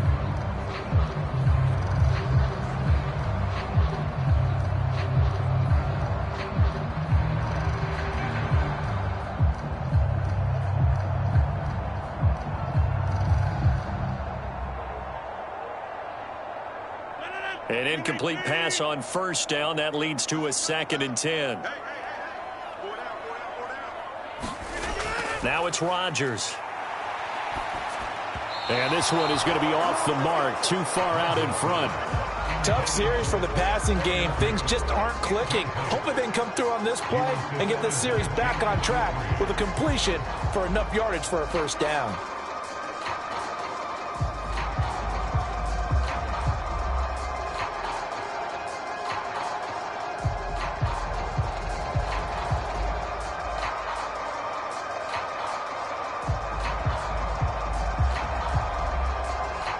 The offense on third down tonight, 2 for 5 to this point. This is 3rd and 10.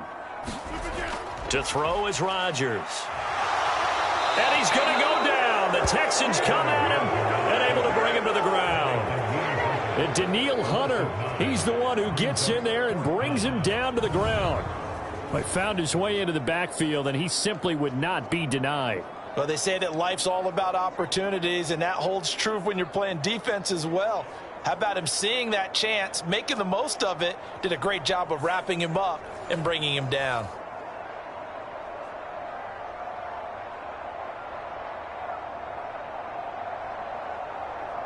Here's Corliss Waitman now. And he'll get this away into the icy winter air. And a nice job here on special teams. This will be down inside the 10 at the 8-yard line. Well, someone's going to be happy with that effort. You know who else is going to be happy? His defense. Absolutely. He's created a very long field for that offense to try to traverse. And he got some help from Mr. Football there, checking up nicely. Good English on that punt.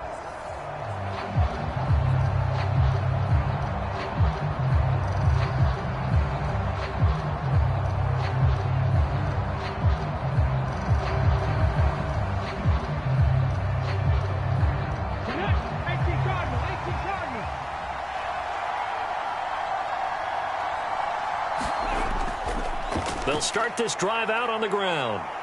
And this will leave them a yard short. Nice pickup of 9 yards on first down. You know what really fires up offensive linemen? When the guy that is carrying the ball behind them can create his own space and break a tackle along the way. Just need a yard here. 2nd and 1.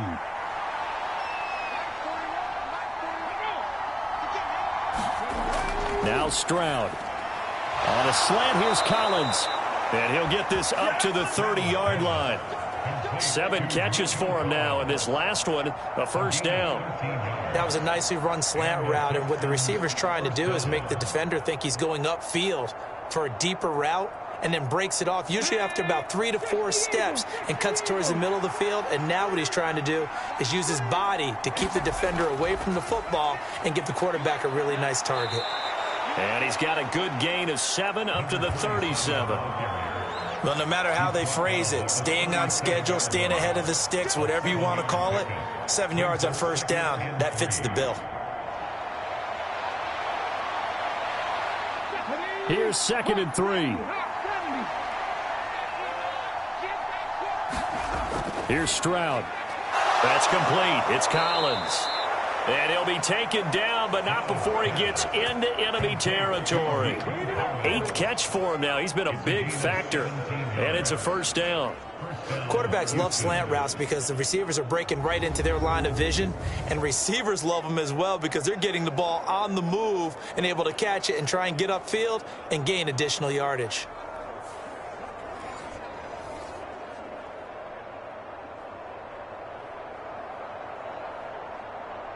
Operating out of Steeler territory now. Here's 1st and 10 at the 46. Up the middle they go. Marks. He's tackled a yard short of the marker. Good gain of 9 on first down. Good yardage there on first down. Exactly what you want. Get yourself set up to keep making first downs, keep the clock running. And if they're smart, you're starting to milk the clock. No hurry before you run your second down play. From the 38 now, here's 2nd down and a yard. Stroud off the play fake. A short one going to be taken in here by Schultz. 2 minutes remaining in this first half of football.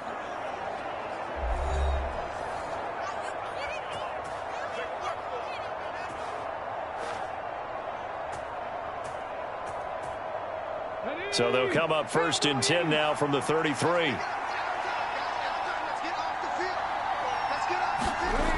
Back to throw. Stroud. That's to the sideline and incomplete. It sort of looks like they still have some fight in them on this series because it seemed like things were headed for the red zone.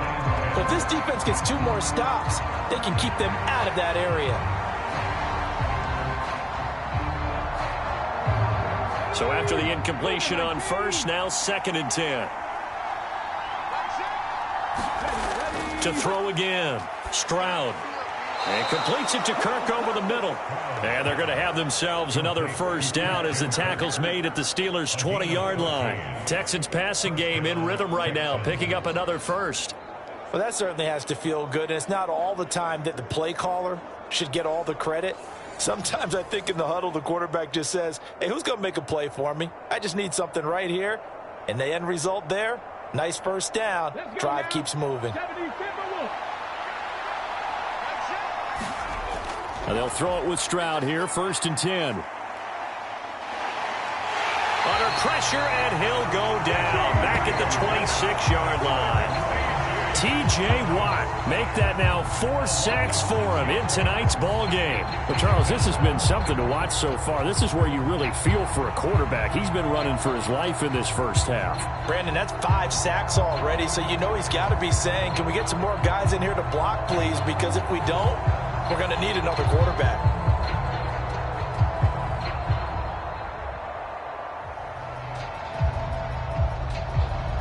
Pass protection has been a problem all night long as they come up facing 2nd and a bundle. Stroud out of the gun here. And he finds his target. It's Schultz. Now the Texans will use one of their 2 remaining timeouts as they'll stop it with exactly a minute to go before halftime.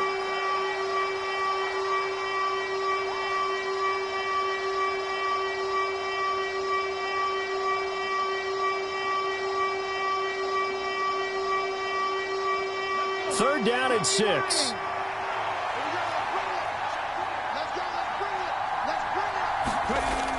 Operating from the gun. Stroud. And this pass broken up. Well, the contact well timed there, and now 4th down. That's a good job there creating the contact to force the incompletion. And now since it's 4th down, that should set up a field goal situation. And a nice sigh of relief defensively to be able to hold them to 3.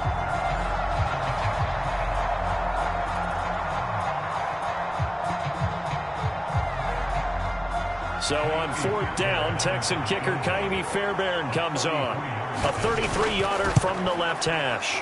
The kick by Fairbairn is good.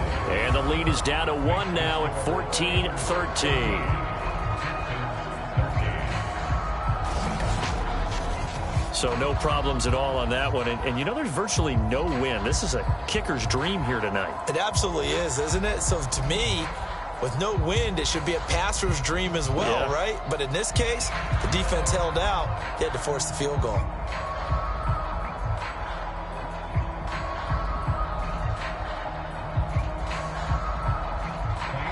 Fairbairn now following the made field goal. He'll send this one away. This taken in at the goal line. And he'll take it up past the 25 to the 26-yard line. The Steelers taking over now late in this 1st half. And with a 1-point lead, you'd have to think they'll be looking just to get this to halftime.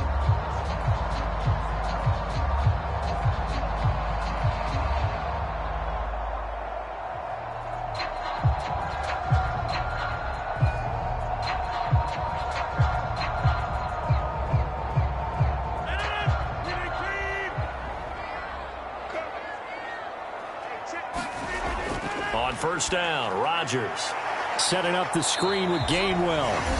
Now the Steelers use the 1st of their 3 timeouts as they'll stop it with just over 40 seconds to go in the 1st half.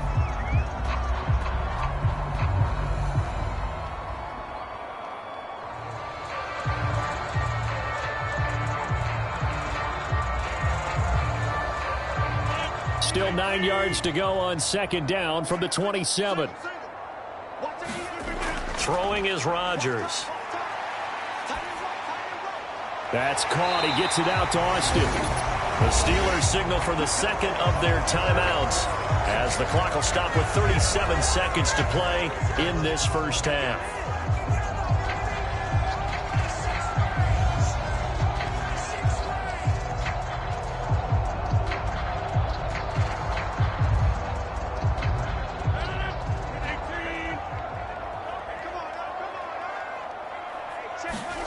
On 1st and 10, here's Rodgers. And that is incomplete. Oh, the coverage a little too good there, and it's second down. This is certainly a team that has proven it likes to target its backs through the air, and defensively, they were aware of that and certainly were prepared on that throw. Here now is 2nd and 10, again from the 41. Here's Rodgers to throw. He'll get this to his tight end. That's Pat Freiermuth. And he'll be taken down, but not before he works it past the 50. He's got his first catch here before halftime, and it goes for a first down.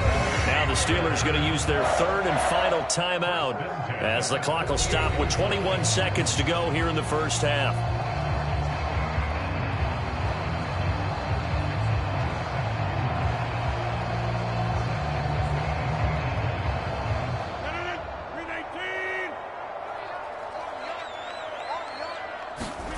And again, it's Rodgers. Steps away to his left. Oh, he's brought down. Remember here, no timeouts left. They got to get to the line quick. Nifty running there, but it'll come on what should be the final play of half number 1. So we reach halftime here in the Steel City with the Steelers on top. As we'll head down to Orlando, that's where we find our man Jonathan Coachman at our EA Sports Halftime Report. Coach. Okay, Brandon, thanks very much, and welcome in everyone to our downtown Orlando studios and this EA Sports Halftime Report. We saw a solid first half out of running back Jaylen Warren. He wound up finding the end zone on a touchdown run to help give his guys the advantage here at the break. Okay, Coach, thanks as always. This one's still anyone's game as we welcome you back for quarter number 3.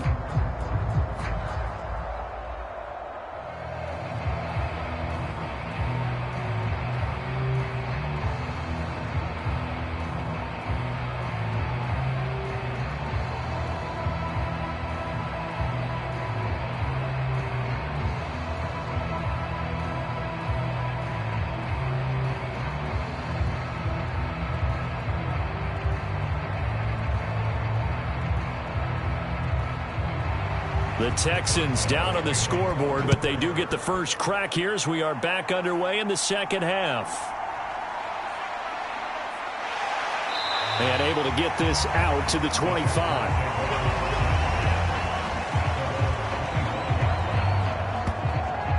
So here's the Texans offense now. They get set to start this third quarter. This offense, Charles, had a strong first half throwing the football, at least in terms of yardage, but that hasn't translated so far on the scoreboard as they begin the third quarter here, trailing and looking for a little momentum. Yeah, you're right about that because, let's face it, in the first half, most of their focus was in the passing game, and to their credit, resulted in a healthy amount of yardage. So I would think that at halftime, they're going to anticipate that defense loosening up a little bit to try and cover the passing lanes. They've got to get the running game going, and there should be some gaps to run through now. A running play on first down will give 4 up to the 29. Well, on every play call, you realize it's not going to go for a touchdown. So a lot of your calls are setting things up for maybe later in the game, trying to establish the inside run with toughness now, hopefully get to the perimeter later. And let's face it, you could do worse than a 4-yard run on first down. Back to throw. Here's Stroud. Nowhere to go here. He lost the football. Oh, and one of the linemen on the other side has got it.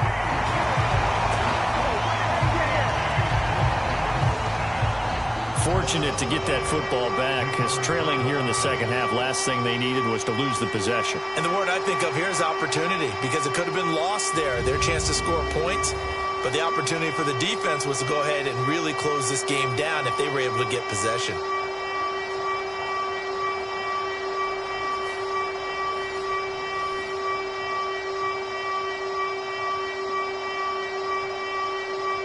Now the terrible towels in full force now as the Steelers get set to defend this 3rd and long.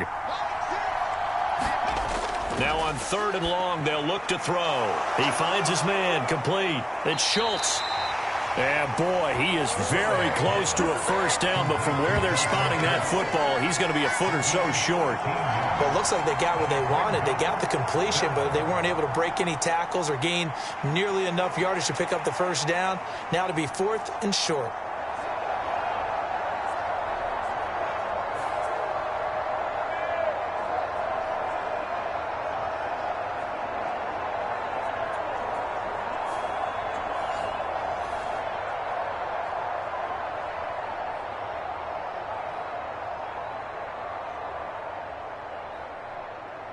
The Texans send the punter out as he'll come on to kick this one away.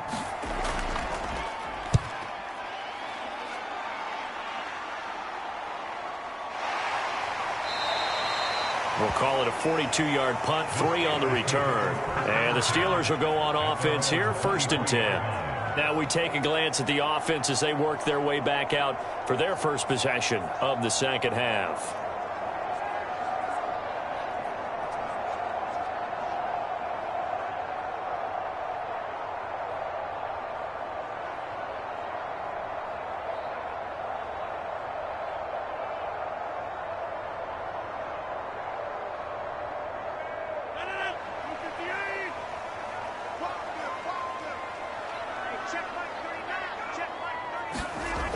And they'll begin on the ground with Gainwell. And he'll get this just across the 25-yard line. Oh, that's a real nice job there by the defense in front. They just engaged and held their ground. But how about the guy who made the play? We often talk about whether they take a good first step or not. Many times you just don't take any step. Just get your feet moving, get your body going, and then once he made the read, he was able to make the play. So from the 26-yard line, here's a 2nd and 8.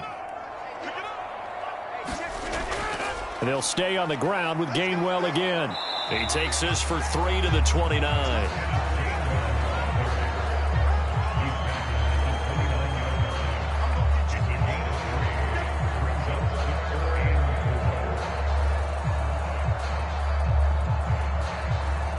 In search of 4 yards here to pick up the first down. Rodgers now to throw.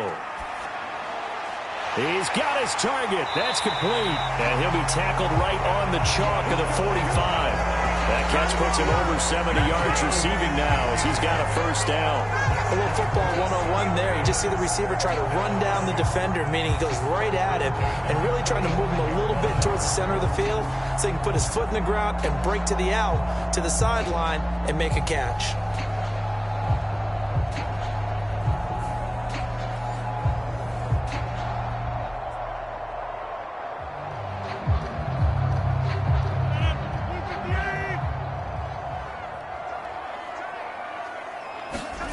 Rodgers now on first down.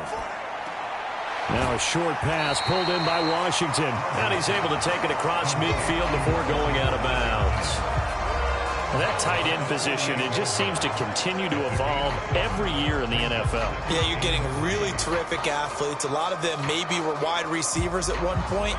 They continue to give you speed, great hands, and big bodies, which make them excellent targets for quarterbacks. Meanwhile, Rodgers' throw complete to Freiermuth.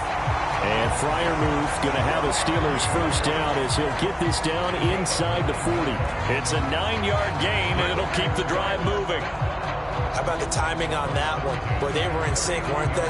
3-step drop, ball's out of his hands, right to the tight end. Nice completion, just like they do it in practice. Throwing now is Rodgers.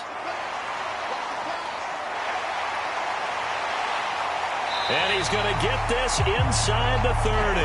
Nothing open downfield. He keeps it himself for 11 and a first down.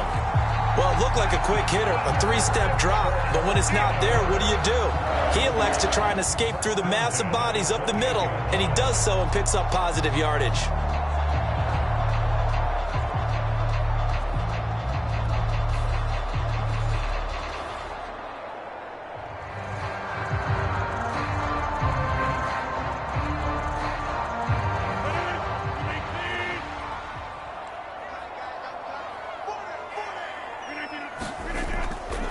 Running left, it's Warren. And this has been a recurring theme tonight for sure. Nowhere to run. Back to the line of scrimmage, that's all. No gain on the play there. Second down. They just keep trying, but so far, finding no room for him to run. None whatsoever. In fact, you run the numbers, he's under 3 yards a carry at the moment.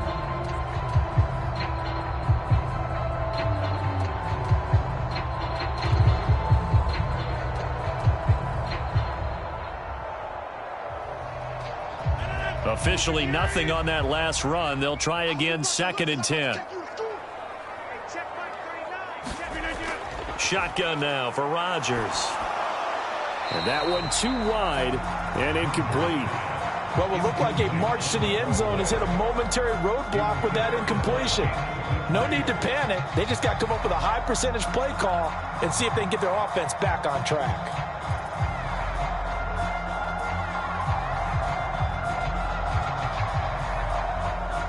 It's been a pretty long drive. This will be play number 9. And they need 10 yards out of it on 3rd. Looking to throw. Rodgers.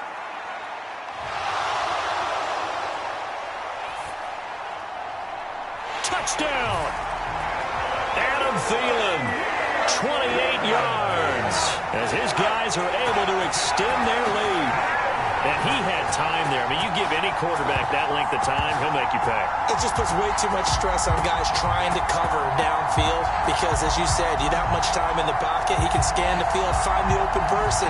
That's exactly what happened there. And what was the end result again? Touchdown.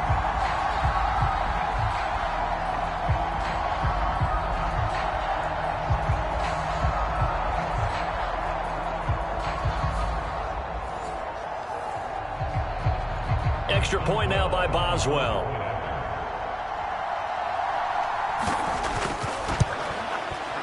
And with that, the lead is up to 8. A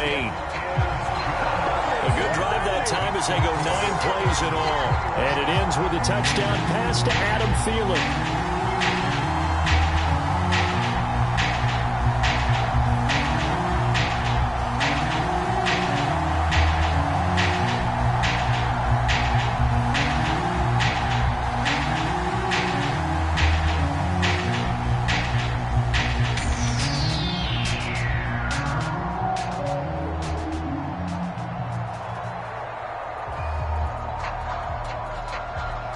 Boswell now to kick it away after the touchdown.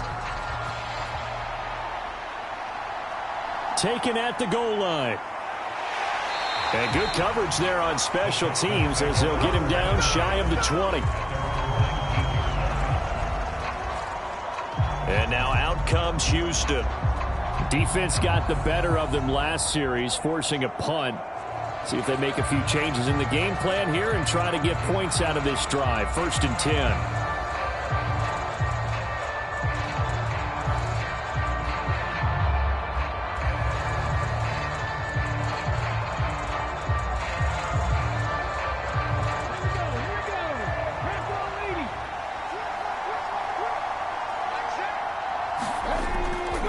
They'll start on the ground here on 1st down. And not a whole lot to speak of there as they'll bring him down shy of the 20. Just a yard on the pickup there, and it'll bring up a 2nd and 9. They'd love to just strike back with a touchdown right here, and if it's a long play, so be it. But the main goal, get a couple of 1st downs, run some plays, run some clock, allow their defense to get a chance to catch their breath, settle down, and relax a little bit after they just gave up a score. Throwing now is Stroud. He finds his man, complete. It's Collins. And he's got it past the 30 before he's hit and dropped. 12 yards that time for number 12 as they move the chains. And that last reception puts him over 150 yards now on the game, Charles. And now it's not just execution. It's not just performance. It's a mental aspect that's going on. Because right now, he's got the defense so much on their heels, got them looking at each other. Who's going to cover this guy, and what type of coverage can we put out there to try and slow him down? It'll go down as a gain of 6, and it'll be 2nd down. And we see another pitch and catch there to the running back. This position just continues to evolve. They've become just as critical to the passing attack as a lot of receivers, tight ends, because their ability to make people miss in the open field can really generate big plays for an offense. forced out to his left. And this winds up a gain of 4 to the 41. Partner, just a second earlier, and they might have had him because they certainly thought they were going to close in and drop him behind the line of scrimmage, but he had just enough time to dodge the pressure, and he ends up getting yardage before being stopped. And Pittsburgh with 6 defensive backs in the game here on 3rd down. And they'll try and run the option to pick it up.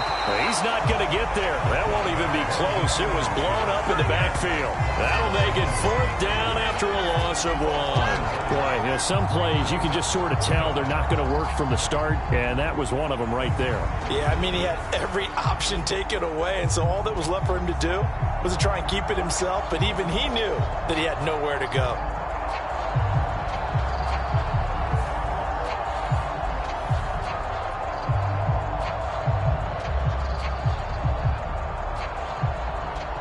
The Texans send the punter out as he's on to punt for the 4th time tonight.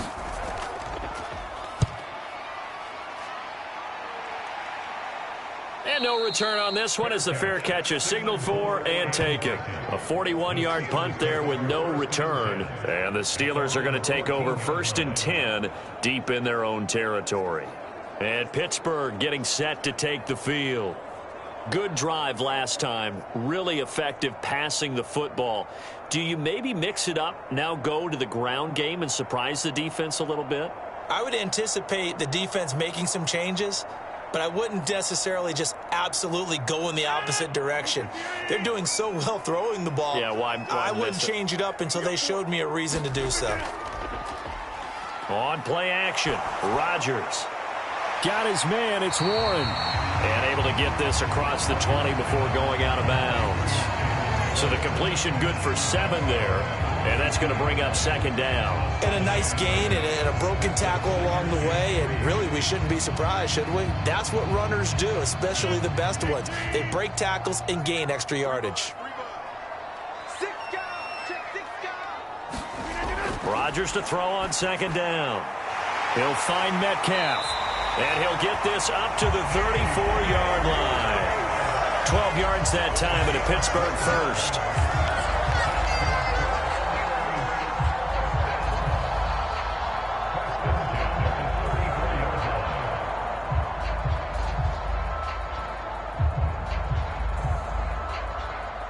From the 34 now, here's 1st and 10.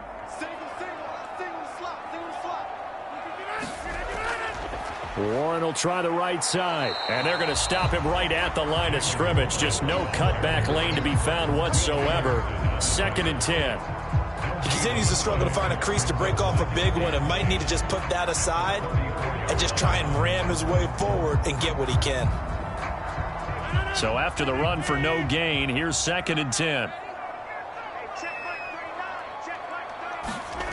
To throw, it's Rodgers. A throw out wide going to be incomplete. And when you're in a one-score game in the second half, now's not the time to force the football to places where you shouldn't. And that's a smart decision to just get that one out of there.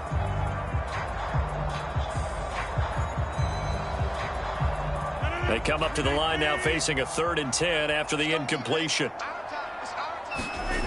Here's Rodgers. And it's incomplete. Took a shot, couldn't connect. 1 first down here, and that's all, folks. Good work by this defense to hold things in check and force a punting situation.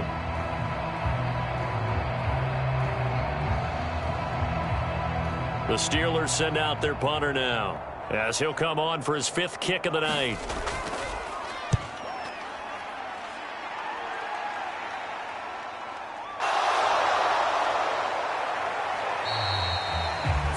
Yards on the punt, 7-yard return. And the Texans will take over. The football going back over now to the Houston Texans. The crowd may be losing just a little bit of the edge after back-to-back punts.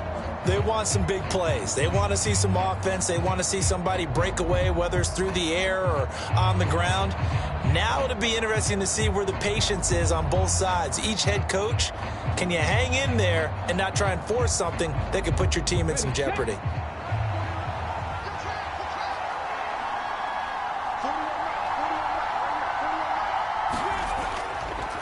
They'll start this drive out on the ground. And down right around the 32-yard line, 4 yards on the pickup. I feel like I could see what he was thinking on that carry. Wanted to follow that big tackle through the hole. Ended up only getting 4 yards on the carry. I think he had designs on that one being bigger. From the 32-yard line now, here's a 2nd down and 6. Stroud. That's going to be caught by Kirk. And brought down, but not before reaching the 45-yard line. It's a gain of 13 for number 13, and it gives him a 1st down. Kind of a dangerous throw there. He's off balance when he gets rid of it. But this is all about a quarterback knowing what he can get away with. And that time, it turns into a completion and a healthy gain as well. 60 Bison, 60 Bison. And they'll go play action here with Stroud. And the Steeler pressure too much here. He's going to go down. They'll wind up losing 3 there on the sack. Good pressure, and it's 2nd down. This offensive line flat out cannot handle this pass rush. We've seen it demonstrated time and time again to the tune of 7 sacks in this game thus far.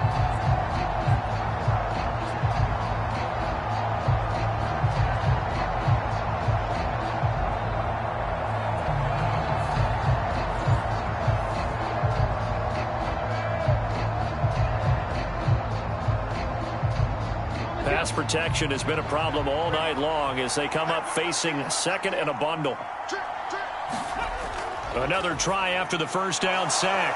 Stroud. That'll go for a gain of 7. And now 3rd down and 6 to go. I know sometimes we can get fooled when we watch him make catches, as we just saw him do there, because he really looks like a wide receiver the way he goes about his business. Yeah, 230, 240 range. Yeah, not super huge. Maybe not counted on to be that inline point-of-attack blocker that we used to have in the good old days. But you can flex him out. You can run wide receiver routes with him. You can make him a primary target, and that's how he'll shred a defense. And he'll go down inside the 45 before going out of bounds. A gain of 8 and a 1st down.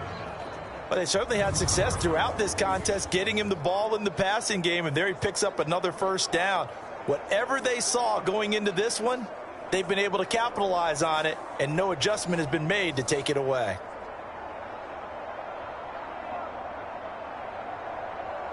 Operating out of Steeler territory now. Here's 1st and 10 at the 44-yard line. Stroud working out of the gun. Over the middle, and it's incomplete. Nice progress down the field, was halted by that incompletion. They could try for some safe yards here to get things moving again, or keep throwing it and pushing it downfield to try and pick up bigger yardage.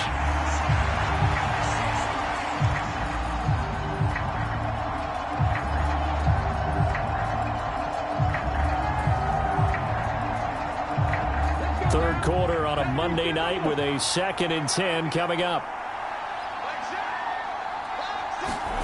A shotgun snap to Stroud. Out to the flat. That's complete to his running back. They do get a couple, but they'll be left staring at a 3rd and 8 coming up. Well, offensively, that's the mismatch that you want. You want to force a linebacker to try and cover your back out of the backfield, out in some open space. The linebackers nowadays, they run like backs, and they take a lot of pride in covering. What a nice play he made there in the open field. Now the terrible towels in full force now as the Steelers get set to defend this 3rd and long. Stroud will look to throw once more. Work in the middle of the field, and he's got a man complete. And they're going to have themselves another 1st down as the tackle's made at the Steelers' 19. 23 yards on the play. And that's well executed there on 3rd down, and I love the confidence that they had to let their tight end try and find some space in the middle of the field, right in their quarterback's line of vision. And QBs love to make that easy throw, and they hooked up there for a 1st down.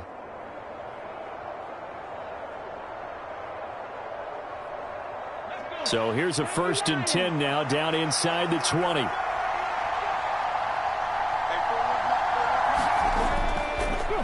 Now a handoff up the middle. Marks And he's going to push his way down to about the 12. 60 yards rushing for him now to this point. That play wasn't quite as big as the play that preceded it, but still, got to like the way they're moving the football, partner. Absolutely. Pretty good room to run on that last play. Yeah, they didn't get a first down, but still, you'll take runs like that each and every time, won't you? Now 2nd and 3. Option right. Here's Stroud. And he stopped immediately there. Call it no gain on the keeper, and it's going to bring up a 3rd down. Well, for that being an option play, there really weren't too many options available for him, were there? No, there weren't, and at least he was able to get back to the line of scrimmage, so he didn't lose anything, but you're exactly right. Nowhere to go. They'll come up now 3rd and 3. Stroud sets up the play action. Nowhere to go here. He lost the football.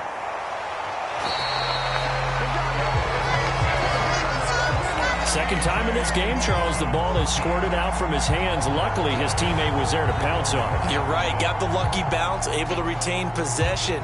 You know, we often talk about the combine and why do we measure quarterbacks' hands. Is that really a big deal? It's for situations like this. Do you have the hands big enough and strong enough to hold on to the football while being jostled?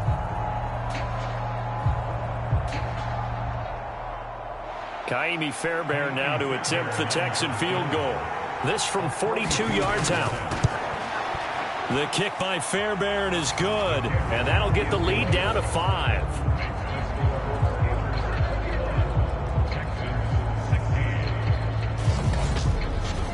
So the response to that touchdown on the other side to begin the 3rd quarter. Look, just 3 points, but still a response nonetheless. You're exactly right about that, because I think you needed to answer back with something, even though it's not 6. Just enough to send the message that says, hey, we're not going away.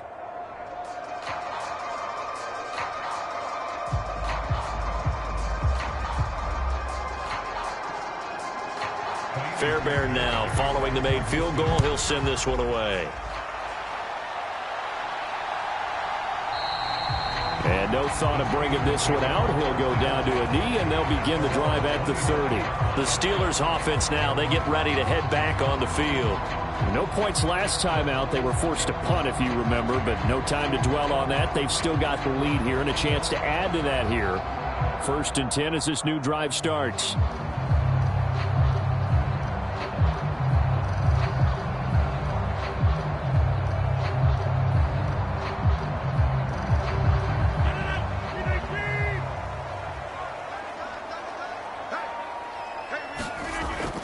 Now a play fake. Rodgers. Throwing the out route incomplete. That's Warren. And he's able to take this one up to the 35-yard line.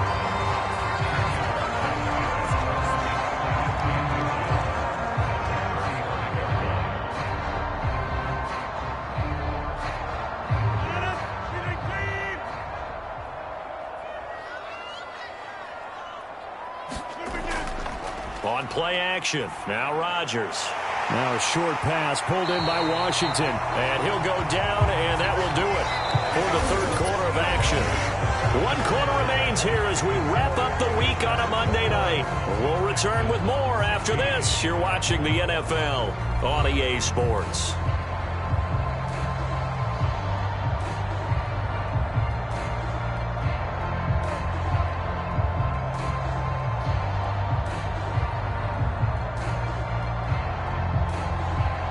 Back-to-back good plays have them on the move on 1st down. Rodgers going to throw. This one into the hands of Metcalf. And he'll be taken down across the 50 at the 45 in enemy territory. 10 more there and another 1st down.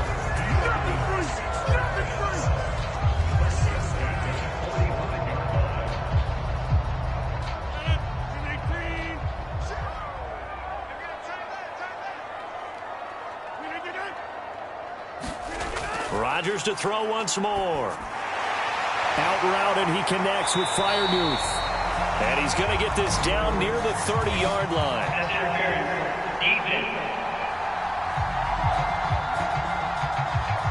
So So the PI decline, and that'll give him a fresh set of downs. And when you scout tight ends, one thing you want to know, just how strong they are. And we saw it in evidence there. He was able to fight through all the contact and still secure the football.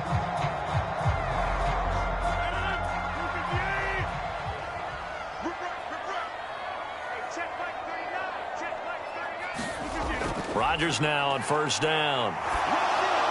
And that'll be off the mark, too far out in front, and it's incomplete. And not a common sight, at least on this drive. A momentary setback, though, for this passing game that has been moving well this series. Good thing for them, though. Still 2 more downs to connect and try and pick up another first down. So now 2nd and 10 after the incompletion on first down. Again, they'll throw with Rodgers. Complete to Austin here over the middle. And he's going to be taken down with another first down as the stop's made at the Texans' 19. 11 more yards there, and this methodical drive continues.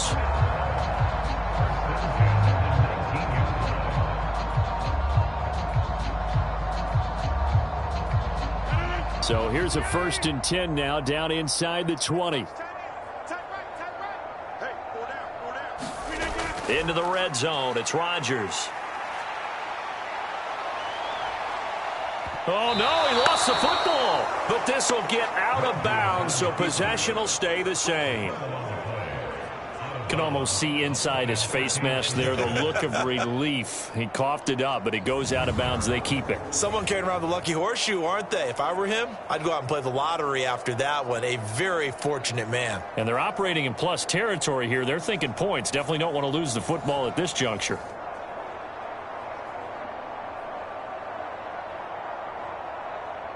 The fumble on first down now. Here's 2nd down. To throw is Rodgers. Here's a screen with Gainwell. And he'll be taken down at the 20 after a gain of just 1. Good reactions there defensively. That screen was a little slow in developing, and they shut that one down with little gain.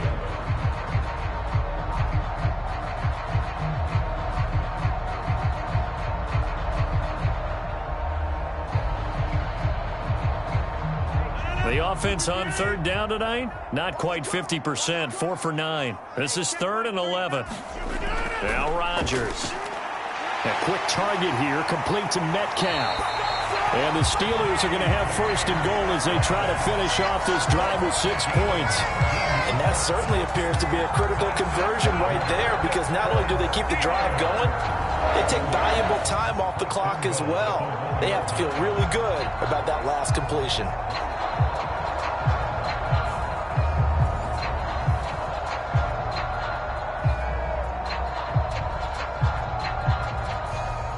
So 1st and goal, 6 points here would go a long way toward wrapping this one up. Warren, touchdown, Pittsburgh.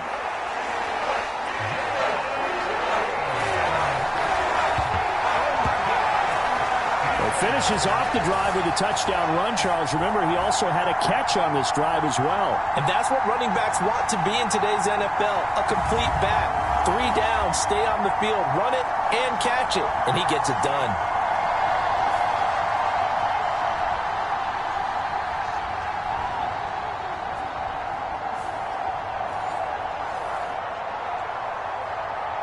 Boswell for the extra point.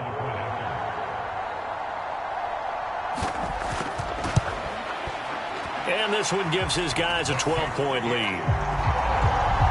So that one a pretty time-consuming 10-play drive. And it ends with a 1-yard touchdown run.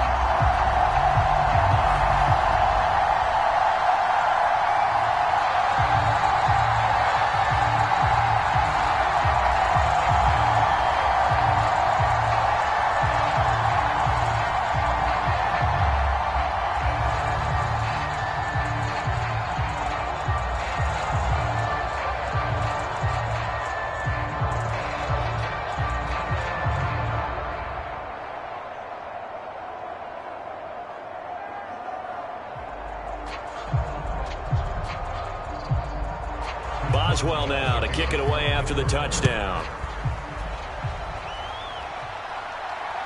This fielded right at the goal line. And makes it across the 20 as his guys will set up shop at the 23-yard line. Out comes the Houston offense as they get set to take over here. Well, that last touchdown we just saw, what an important one. Now it's back to a 2-score deficit for this crew as they take the field here, and they are in desperate need of finding the end zone.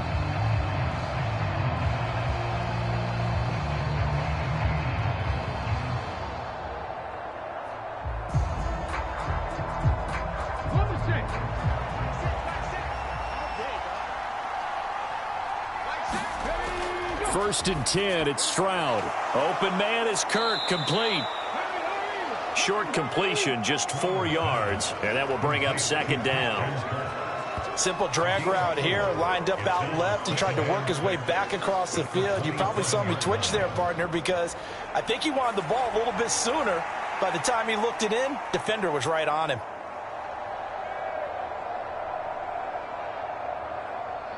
Ball on the 27. Here's second and 6. Stroud to throw it. A short one going to be taken in here by Schultz. And he's able to get this one up to his 30 before he's out of bounds. That was an okay hook up there with his tight end, but unfortunately, they didn't get the kind of yards they had hoped for. That's going to bring up third down. Here's third and 3. And Stroud now to throw. And that's going to be incomplete. The contact there enough to jar that ball free, and it brings up fourth down. As soon as he leaked out and began his route, someone on the defensive side broke with him and arrived just in time to separate him from another reception.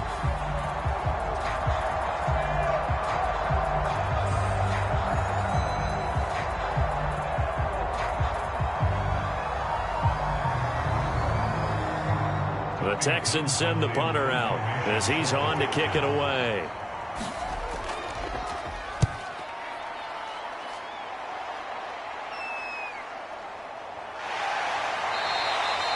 Call that a 44-yard punt, 5 on the return. And it will be first and 10 as they take over.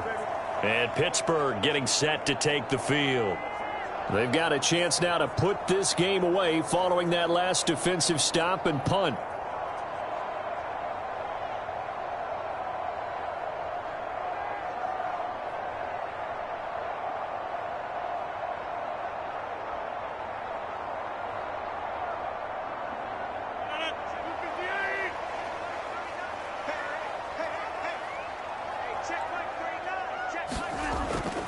On play action, it's Rodgers.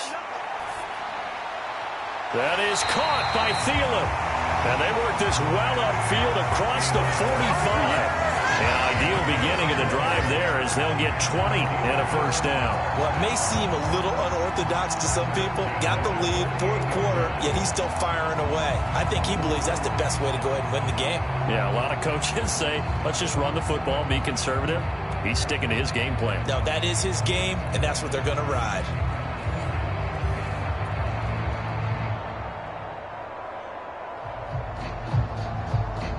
So one play, and they're already just shy of midfield.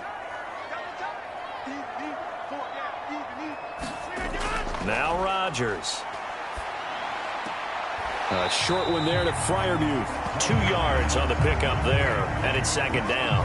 Yeah, that one was covered pretty well because they were trying to leak the tight end out into the flat. I think they were hoping he could catch it and turn upfield and pick up the first down.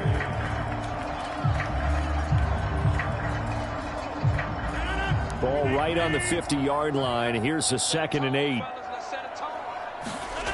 From midfield, here's Rodgers.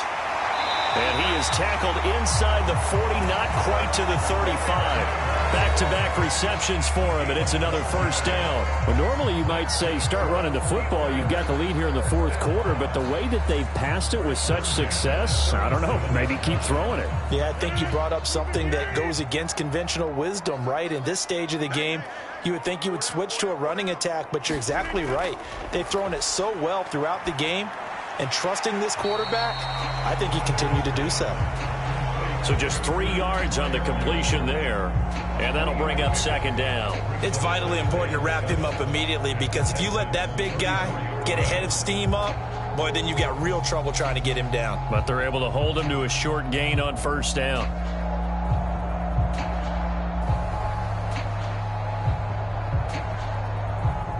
Second and 7, operating from the 34. Rodgers again now. That's to the right sideline, and it falls incomplete. I think he could have scanned downfield forever, but there wasn't anything available. Ends up throwing an incompletion, and I think he'll take that.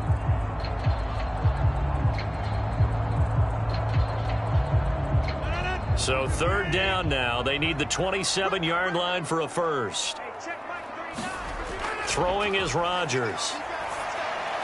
Pass taken in by his big tight end. And he's going to be taken down with another first down as the stop's made at the Texans' 24-yard line. Give him 10 yards there as this offense is on a roll. This drive continues to plunge forward. He's been the go-to guy. They needed a big play there on third down. Went his way and worked out. Doesn't matter whether they've scouted it or that they think he's going to get the ball. He has a knack for finding his way open and completing the connection.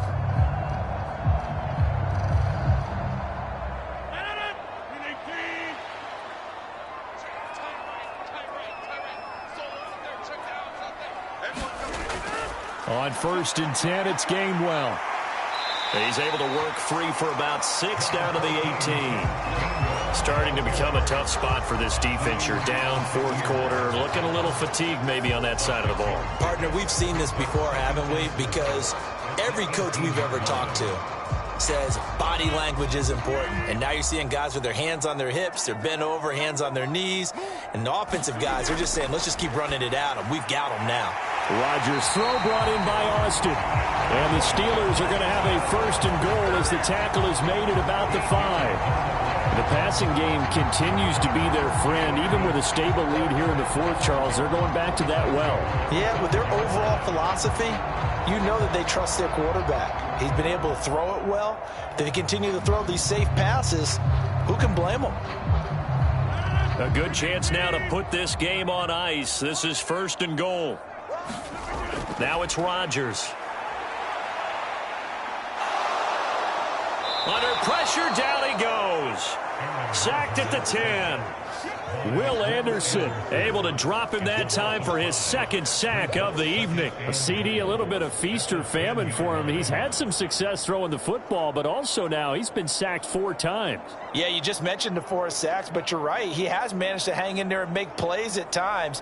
His offensive line, they've got to figure it out and pick things up and give him more opportunities, and he has to help them by getting rid of the ball a little bit quicker as well. This drive's taken more than 3 minutes off the clock already as they come up on second down.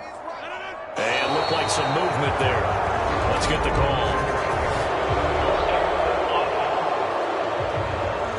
Maybe anticipating a blitz, and they jumped. Yeah, and if we saw it, you know that they saw it. The bad guys might have been coming on that play. Had to pick them up, and they jumped.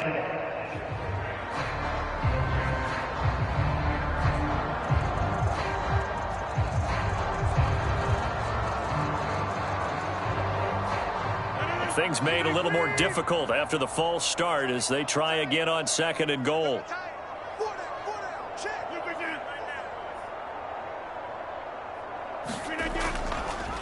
Now a run with Warren. And he's brought down just outside of the 10 at the 11. It'll be a gain of 4, but it'll bring us now to a third and goal.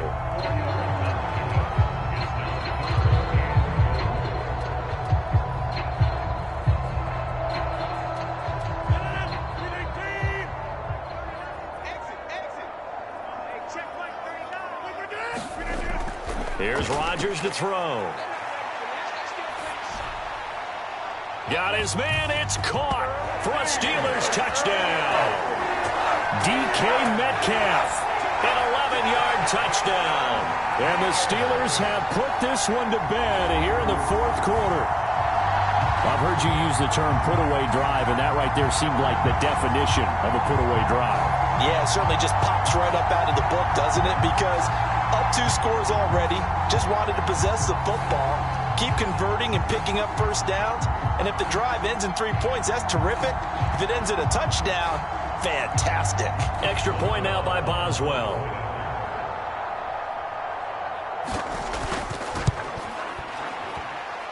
And he's been a busy man, 5 for 5 now as he knocks another one through to extend the lead. A pretty long drive that time, 11 plays all told. And it's DK Metcalf who finishes things off with a touchdown reception.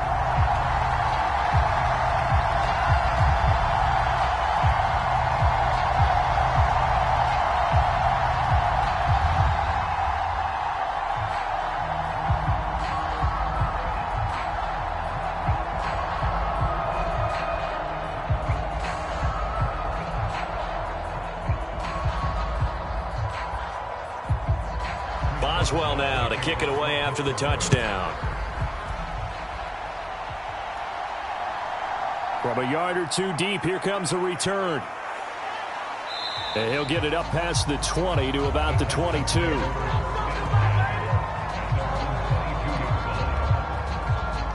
The Texans back out there and ready to go. See if they can put this drive in the end zone, Charles, because it's been a little bit of a rough go at times. They've had to punt the football a ton in this ball game because of stalled out drives. So are you saying that you're kind of tired of seeing the punter run out there and do his thing during this game? Is that what you're trying to say? Well, I mean, I'm okay with it. I have a feeling that this offense, they don't want to see the punter again. And frankly, the punter doesn't want to run out there anymore himself. He would love to see his offense put together a drive and give his leg a rest. Now they go screen. It's complete. And he got blown up on that play. Back at the 20. That one unable to develop, never got going. A loss of a couple, and it's second down. And we constantly talk about people being on the same page. In this situation, the two of them saw the play with the same eyes. They understood where the open spaces were going to be, and they found a way to get there to pick up a new set of downs.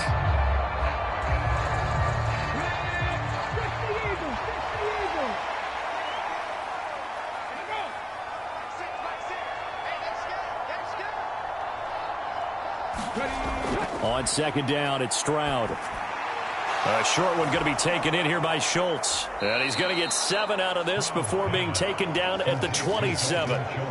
Let's not quibble about the gain there on second down. That was a positive play because that was a take-what-you-can-get situation. Got out to the tight end. Now it gives a much better opportunity to convert on third down.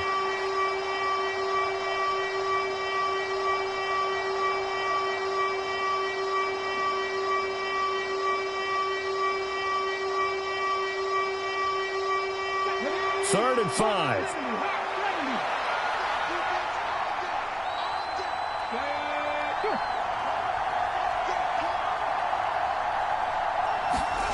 Stroud out of the gun here. That is caught. And he'll be taken down, but not before they work it across midfield.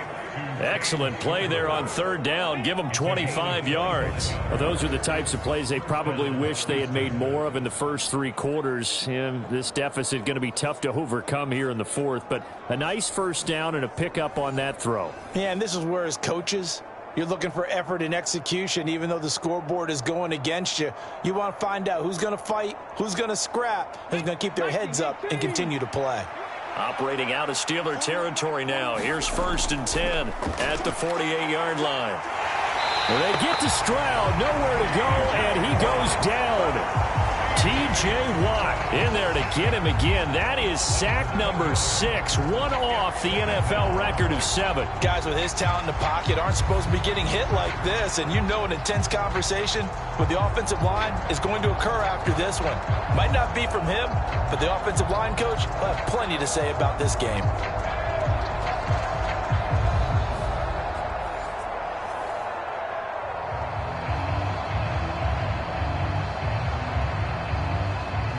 Pass protection has been a problem all night long as they come up facing second and a bundle.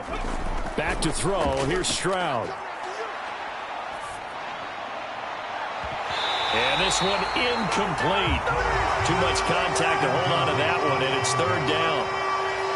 He did an okay job of absorbing the hit, just couldn't secure the football through the catch. And he was right there on the spot and forced the incompletion. That's something defenders work on all the time. If you're there, make the contact, but continue to work your way through the receiver so that you can't possess the football and turn it into a catch. On a slant, here's Collins. And he'll go down, but not before getting this inside the 30. How about that? They weather the storm of a 3rd and 17 to pick up the first. A 3-score game here late. You can probably rule out the comeback, but certainly some kind of a moral victory to be had if they can get a few more points to close things out. And to that end, a nice pass play there to push things downfield. Yeah, and we know in this league, a loss is a loss, and no one wants anything to count as a moral victory or, boy, something that feels a little bit cheap. But they trim that lead down to just 2 scores. That's still a benefit to this squad. Stroud now on 1st and 10. A short one going to be taken in here by Schultz. Only able to gain a couple there, and it's 2nd down. Well, the strategy was evident there. Get it to your tight end and make it a one-on-one play with a cornerback. Who's usually going to win that one? The tight end, but not there. Not in this situation. How about the corner defeating that logic and making a really nice tackle? 2nd down and 8.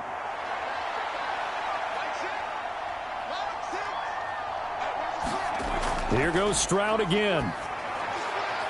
He's going to hit his man out of the backfield, complete.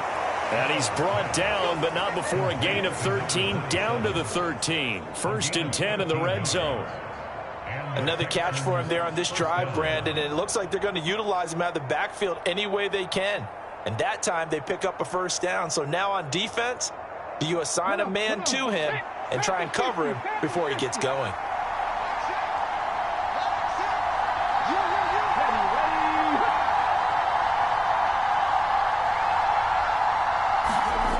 On 1st down, here's Stroud. This one taken in by Stover.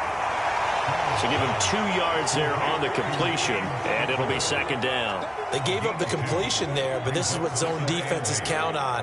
Catching the ball and not much run after the catch. Here's a 2nd and 8.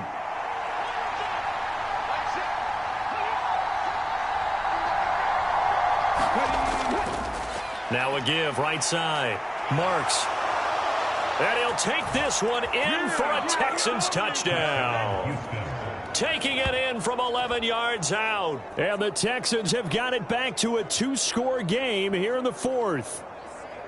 The 4th quarter touchdown there, back to a 2-score game, but time is not their ally. No, it's not, partner. They still have a pulse, but it's probably a little weak right now. A lot of things have to go right in these final 2 minutes plus for them. I think they have to be thinking onside kick here, and we know how difficult those are to recover. Fairbairn now to add the extra point.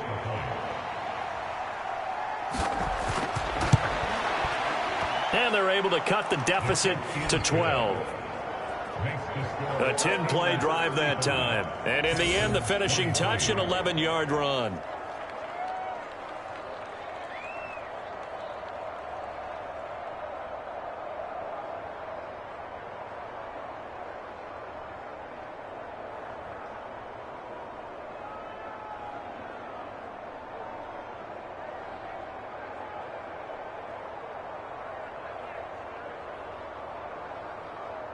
Two scores down, 3 timeouts left. Still a chance if they can somehow get this one back. And this doesn't work. The Steelers recover it. The risk-reward of the onside kick. When you don't get it, the risk comes out to play, and here they gave up great field position. And that's the key to everything, because you're trying your best to press advantages when you have them, and field position leads you to that type of play calling. And whether you want to blitz or whether you want to throw the ball deep, those types of things, now that they've given up that type of field position, the advantage is switched to their opponent.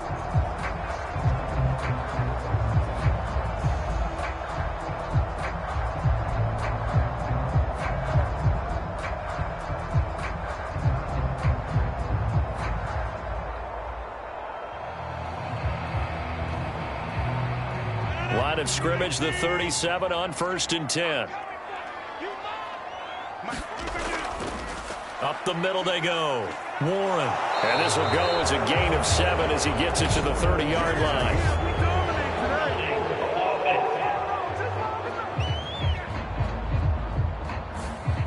So they cite the right guard this time with a holding penalty. There's so many different assignments you can have at that position, and sometimes you might just be a step too late and have to grab and hold on.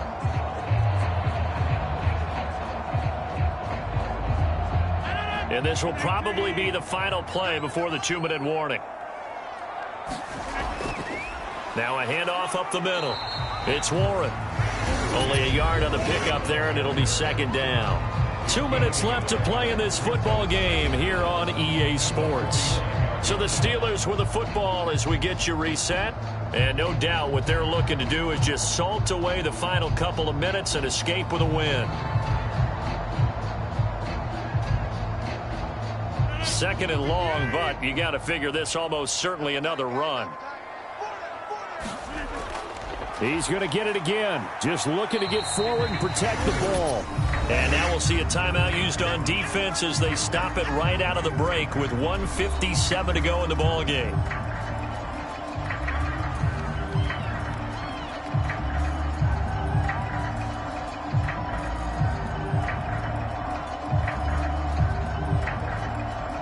This is a big third down, and you'd have to think we'd see a timeout right away if they can't stop him here. They'll keep it on the ground. Warren.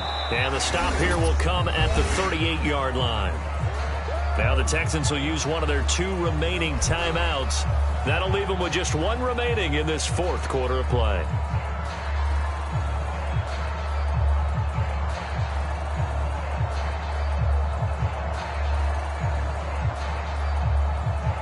So coming on now is the field goal unit. They're going to try for 3, and he'll need all the leg he's got here. And he has got it from 55 yards away. That was never in doubt, and that will extend their lead even further. So after 5 touchdowns offensively, hey, maybe it's time to get the kicker a little work, and he's able to connect there. I love that empathetic side of you. You're worried about him getting some action, getting to be a part of the game. Well, he got in and got it done.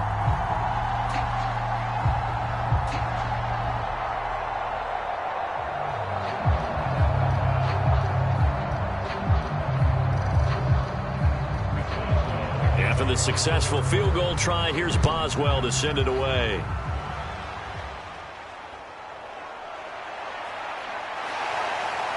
And up to about the 26-yard line, just across the 25. So Stroud and the Texans down by 15. A minute 44 to go. How will this thing pan out? We'll watch as they come up on first down.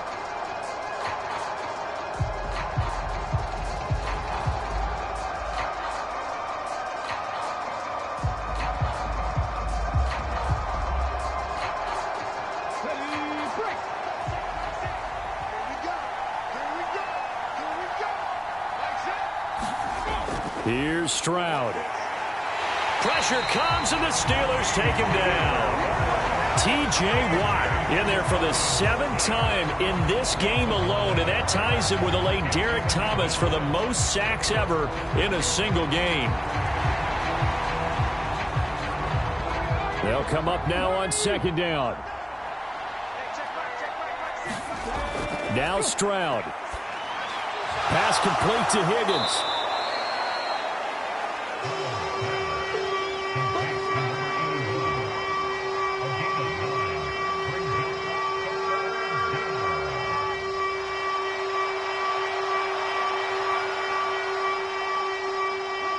This definitely 4-down territory at this point, but a critical 3rd down here. And that incomplete, nearly intercepted. And remember, he had his hands on one earlier, had 1 pick. It could have been his 2nd, but instead it's 4th down. That means it's just one last chance left, and this has to be a 1st down or a touchdown, or this game's over. No choice but to go. Here's 4th down now. 4th down, 4th quarter. Here's Stroud. And this is intercepted, and that should do it. And he will return this one to the 30-yard line. Well, it wasn't always pretty, but the interception there, that means that they should get out of here with a victory. Yeah, this is not a game that they're going to preserve for posterity on defense, but they did finish it off, didn't they? They did make the winning play to close things out. They'll take that one and head to the locker room. The Steeler offense set to regain possession.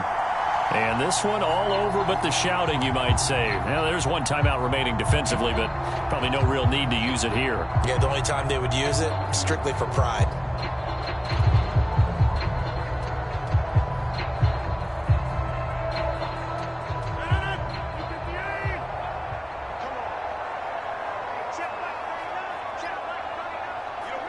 The D can only stop it one more time as they take the knee. The Texans going to signal for their third and final timeout as the clock will stop with 45 seconds left to go in the game.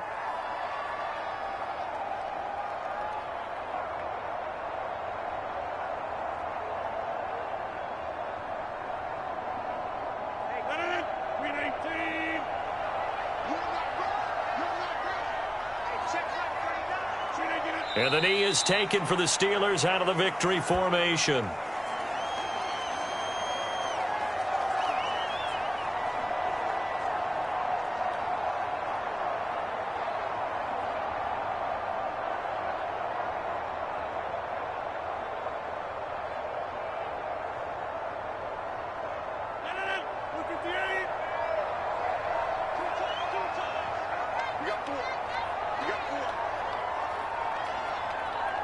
So he'll take a knee here to wrap this one up, and he's going to want to keep that game ball. He was sensational.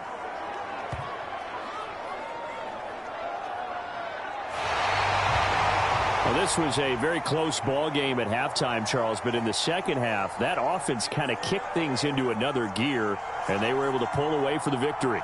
And, Brandon, I think they're the type of team that just looked in the mirror and said, hey, ton of pressure on, but we're the type of team that can flat out handle it. They stood up with confidence, and made it happen for a victory.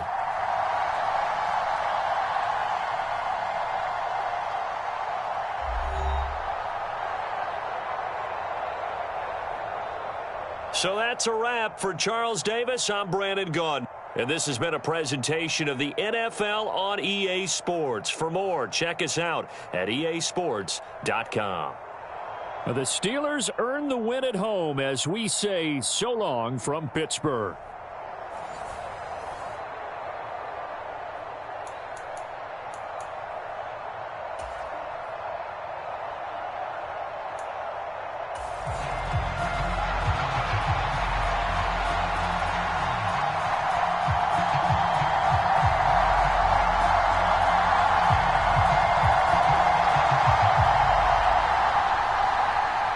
Kicker Chris Boswell has it ready to go, and we are underway from Pittsburgh. And the opening kickoff will not be returned, as that will be a touchback. So out come the Texans for their opening drive. And leading them out there, we get a look at their 6'3" quarterback. And there's a word that constantly gets thrown around with this guy when you talk to anyone in the building. Potential.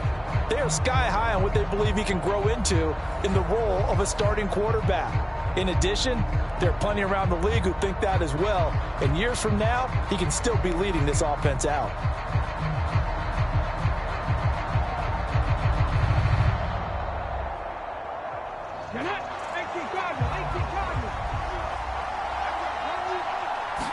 Stroud looks to throw on the first play. And incomplete to open things up. It's zone defense right away here defensively, and I know that these linebackers and DBs are going to be tested throughout. They passed the first test, though. This one falls incomplete. An incomplete pass leads to 2nd and 10 from the 25. Here's Stroud. And that nearly an interception here on this opening drive, but he gets a reprieve. It's 3rd down. They have to like what they've done defensively here at the outset of this drive. They forced a couple of incomplete passes, bring up a 3rd and 10. Don't be surprised to bring a little pressure on this snap. Crowd getting in it a bit already. Here's an early 3rd and 10. Stroud looking to throw. Now he'll dump it underneath to his running back, complete. And they're going to get him down well short of the first as he can only get this to the 30. 5 yards, and that means they come up short as they're going to have to punt here on the opening drive. How about that strategy there, Brandon? 3rd down. They just said, we've got faith in our tacklers. We'll give you the short stuff, and just decided to protect the sticks. So every time I hear fans telling me tackling's not a part of the game anymore, plays like that, I can clip and save and show them you have to tackle well if you want to be a good defense. Here's Tommy Townsend on to punt. The back deep for the Steelers is Calvin Austin. And a fair catch signaled for and taken successfully. It'll be a 39-yard punt, no return. And they will take over 1st and 10. So here are the Steelers now to take over for the first time. Under center is a 6'2", 225-pound signal caller, Aaron Rodgers. And when you watch him play, everything just looks like it comes so naturally to him. When he's dialed in and finds that zone, passes are crisp, he sees the field really well, and he takes charge as the leader of this offense.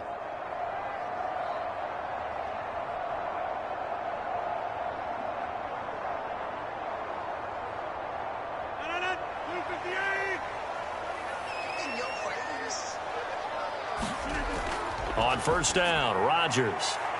A short one there to Freiermuth. And he's the epitome of what we call the move tight end. A guy that you can line up anywhere. In the slot, out wide, in tight. Doesn't really matter because he has such great skills. You want to utilize him in all aspects of your passing offense. And there he was in the slot for the catch. Throwing now is Rodgers. And that'll fall incomplete. He was hit just as he let that go. And now it's 3rd down. When defenses get to the quarterback that quickly, a lot of times it's called a jailbreak. It wasn't quite that fast, but fast enough that he had no time to look downfield and set himself to throw the ball. And as he tried to do that, he was hit, and it forced an incompletion. Throwing is Rodgers on 3rd down. Fighting to stay upright. And this is going to be incomplete. That was their first 3rd down try of the game, and clearly something was off in the execution of that play. Good news, they've got a whole game left to clean that up and start clicking on those key 3rd down throws. 4th down, Corliss Waitman now on to punt.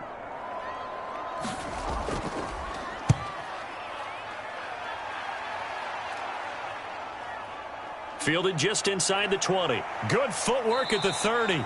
Nice punt, but good work on the return to get back 11 yards. And the Texans will take over with a 1st and 10. So now we get set to see Houston for their 2nd drive of the ball game. And a 3-and-out on that first drive. We'll see if they can do better here. They should have a better opportunity because the nerves should be settled now. That first series, everybody goes out with a little extra emotion. So now they get a chance to go back out and say, okay, now we're into the game. Let's go play and play as best we can. You almost get a mulligan then on that first drive? Sometimes it absolutely serves that way. You get a second opportunity. Nothing big happened. But then again, you didn't commit any mistakes either. Off you go.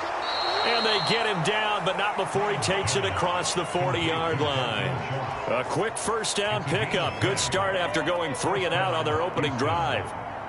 Yeah, that's a nice pickup there, especially when it comes on the heels of a 3-and-out the first time you have the ball. They were determined to not have that happen again, and that's a nice throw for their first down of the game. Now a run. Here's the rookie from USC. And he'll be pretty well stopped in his tracks. Give him a yard up to the 42. No doubt about it. A really nice job there by the defense, not allowing him to get to the perimeter. But that means your defensive ends, your outside linebackers, the guys that you pay big money to sack the quarterback, they also have to have interest in the running game as well. And they did a nice job there of holding the point of attack and not giving ground. And that falls to the ground, incomplete. A nice job of bodying him up defensively. And now it brings up 3rd down. Not a great start dropping his first target, but let's face it, it won't be his last chance because he'll get opportunities to make up for that one throughout this game. After an incomplete pass on 2nd down, that'll leave him trying to convert on 3rd and 9. Now Stroud. They'll let this go deep for Collins. A fight for the football, and it's intercepted. Picked off by Asante Samuel Jr. Well, I tell you, Brandon, this ball's intercepted, but it is third down. So the silver lining is that since this is so far down the field and there wasn't a big run back associated with it, really this kind of works like a punt. It's not an altogether bad result.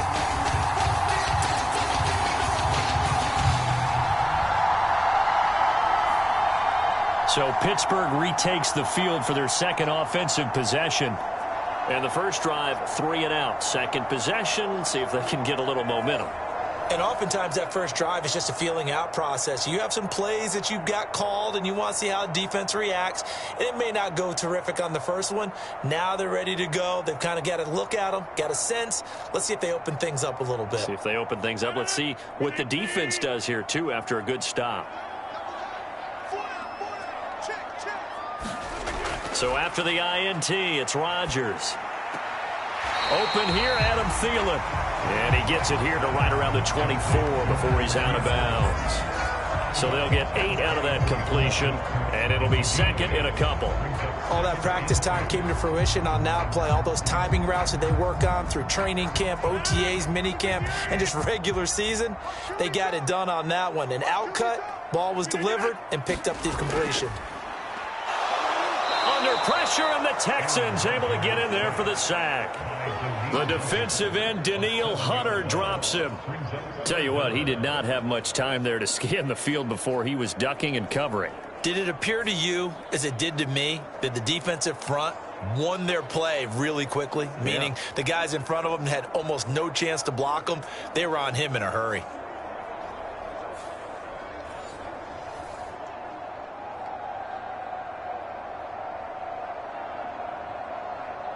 Third and 9 here.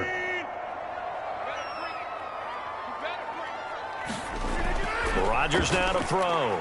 A short one there to Freiermuth. And they're going to mark him down short, maybe by about a yard, if that. A gain of 8 there on the play. And that's going to bring up a 4th down. I thought they might take a shot down the field, but instead they ran a little drag route there. I think they were hoping he could catch it and run away from the defender. But a really good job keeping the play in front of them, and they force a 4th down.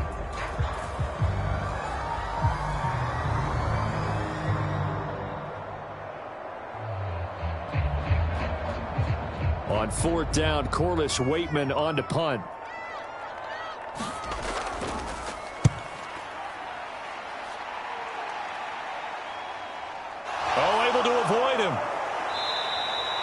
It'll be a net of only 30 here. 40-yard punt, 10 on the return. And out will come the offense as they take over. Now the Texans offense, they head back out to do battle here. We've seen both of these offenses still sort of in that figuring things out phase, but I suspect some action on the scoreboard soon as they start out here 1st and 10.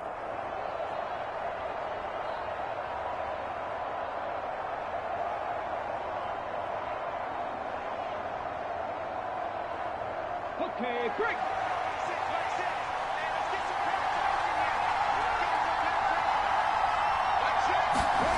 Trying to shake off the interception from the last drive. He'll look to throw. And that is going to be incomplete as he led him a bit too much. Charles, he doesn't seem to be particularly in tune with his receivers, just 2 for 7 throwing the football, but he did seem really locked in before the game. Yeah, and that has to do with receivers sometimes. Sometimes the defenders knock them off their routes, and you're usually pretty precise. 1, 2, 3 cut, balls out of his hands to the receiver. In this case, might be off by a half step either way. They've got to find a way to get back in sync. Second and 10.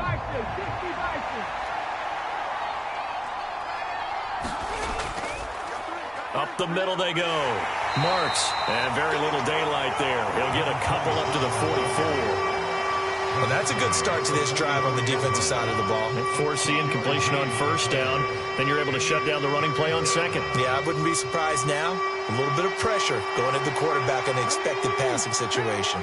Here now a 3rd down and 8. Throwing now is Stroud. Can't get away, and he's taken down. T.J. Watt, the All-Pro, in there to take him down. One of the league's best linebackers. He ended that play almost before it began, and the running back absolutely overmatched no matter what he tried to do.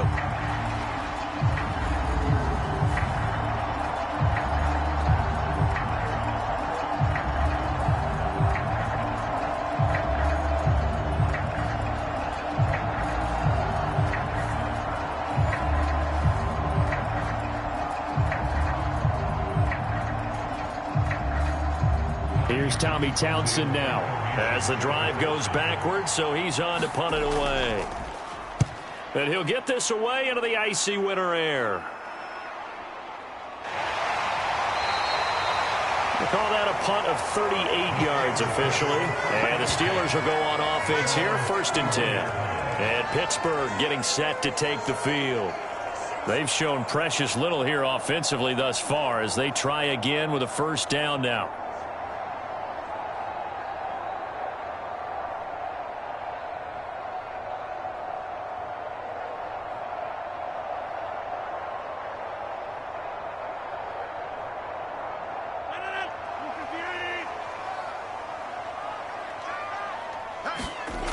Here's Rodgers.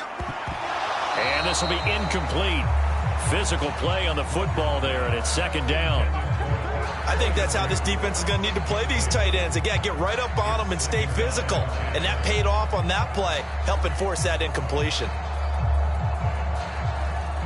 Here's 2nd and 10.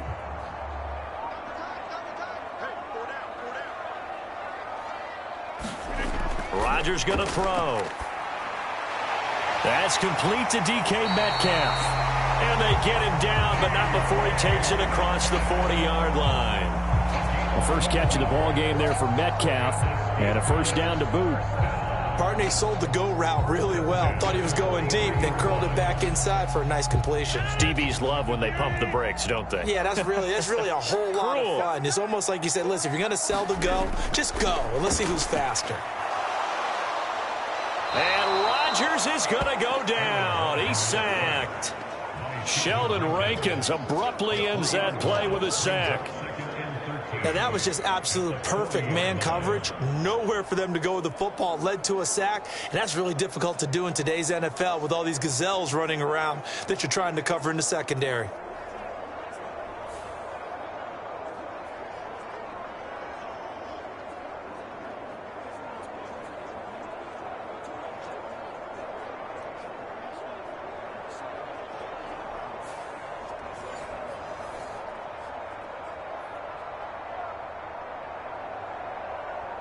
So following the sack, they'll try to change their fortune here on 2nd and 13. First carry for Kenneth Gainwell. And he is met in his tracks behind the line of scrimmage. Just a loss of a yard there, but it's not going to help. Now they face a 3rd and 14. Well, that's not an easy play for a defensive end because most of his responsibility has him getting upfield and working, but how about his vision to see where the play was going, crashed down inside, and tackled him for a loss.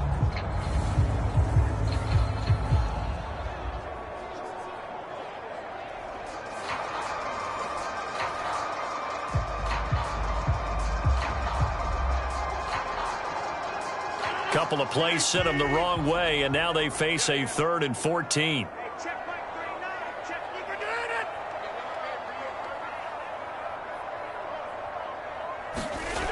To throw, it's Rodgers.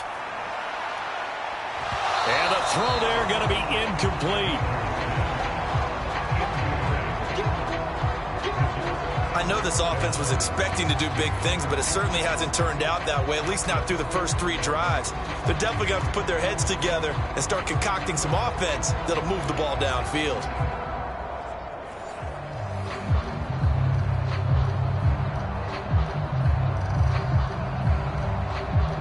Here's Corliss Waitman now as he's on to punt for Pittsburgh. And he's getting a workout here in this first quarter as he gets it away. That'll be a 43-yard punt, just a single yard on the return. And the Texans are going to have the football with a 1st and 10 deep in their own territory. Houston set to take over. They've shown very little offensively to this point. Well, neither team has, really. And they come up here now, first down.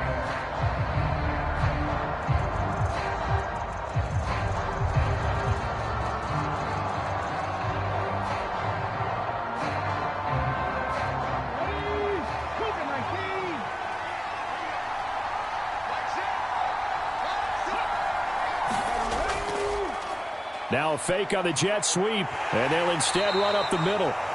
And he goes across the 20 to the 22. 7 yards on the pickup there, and it'll leave him with a 2nd and 3. You often say that sort of opens the playbook now, 2nd and short. What do you think, early shot here? I like where you're going. Obviously, we've been together for a while because you know me. I want to take that shot early and loosen things up. On 2nd down, Marks, and they'll bring him down at the 27-yard line. A gain of 5, good enough for the first down. Well, you know they had a 3rd down play on standby just in case, but he says no need with that carry. Runs like that will continually earn him more work in this and future contests.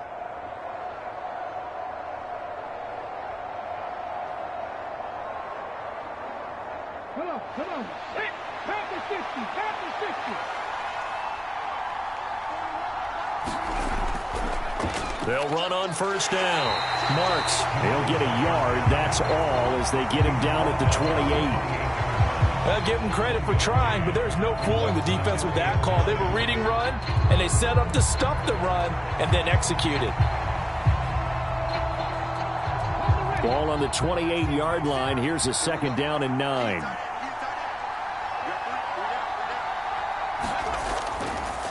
They'll keep it on the ground.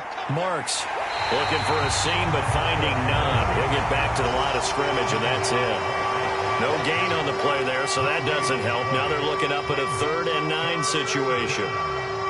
As usual, the hallmark of a good run defense, linebackers making plays near the line of scrimmage. Absolutely nowhere to run there.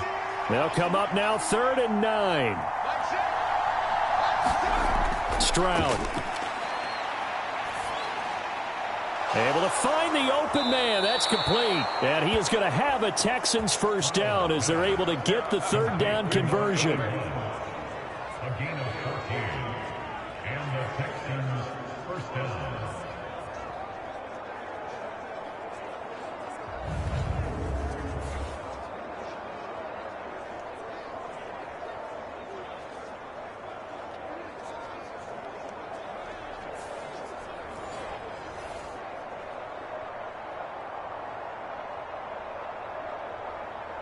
So 2 first downs, and that moves the ball to the 42 now, 1st and 10.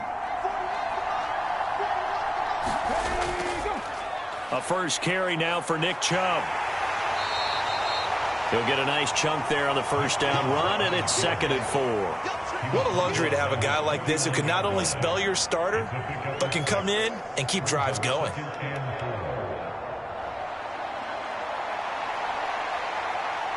Second down and 4.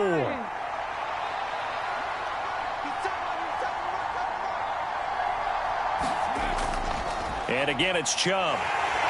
And he'll get this one across midfield and down into Steeler territory. A 3-yard pickup on 2nd and 4. Now they'll need to convert here on 3rd and a little more than a yard. That's some good tackling there to keep him short of that yellow line. Yeah, defensively, all I'm thinking is that on that play, get me to 3rd down. Get me into a position where I can make one more play and get my defense off the field. They'll run for it. Here's Chubb. And he's going to have a first down as he's brought down at the 44-yard line. Just 4 yards on the pickup, but that's good enough to extend the drive. 3rd and 1, partner. No need to be fancy there. Just use some force and move forward and pick up the first down.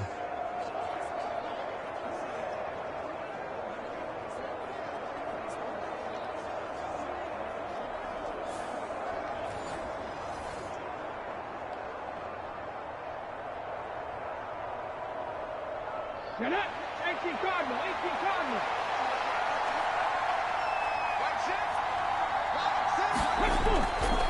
On first down, they'll run with Chubb. They're making the play defensively there, Brandon Eccles. Hey, when you get good yardage like that on first down, it really does a whole lot of good for your entire offense. But I love the way he's finishing those runs. At the end of things, he's making sure he gets just a little bit extra. Ball on the 39. Here's the 2nd and 5. Now they'll switch it up here and look to throw. He's got Higgins over the middle. What a methodical drive this is turning out to be. That time 9 yards, and the sticks move again. We've seen quite a bit of the short passing game here early on first quarter, haven't we? We have, and I think it works a couple of ways for this team because, number one, you throw the short game until they stop it. And if they're not going to stop it, you keep throwing it, and occasionally you'll break a tackle and turn it into a bigger gain. Also, if they start to creep up, start to pressure receivers, now you go over the top, take it deep, and now you get some of those big shots downfield. And finally, down he goes as they work it inside the 10 to the 7. 23 yards, the final tally.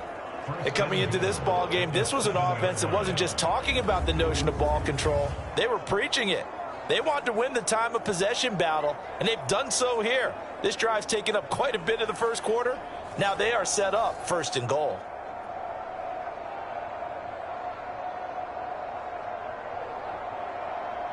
Here we go now on 1st and goal. Operating from the gun, Stroud. And he will throw this one out of the back of the end zone. It's incomplete. Great coverage down in the end zone. He's scanning the field, looking. No one ever came open. So in the end, he makes the best decision and just fires it over the end line.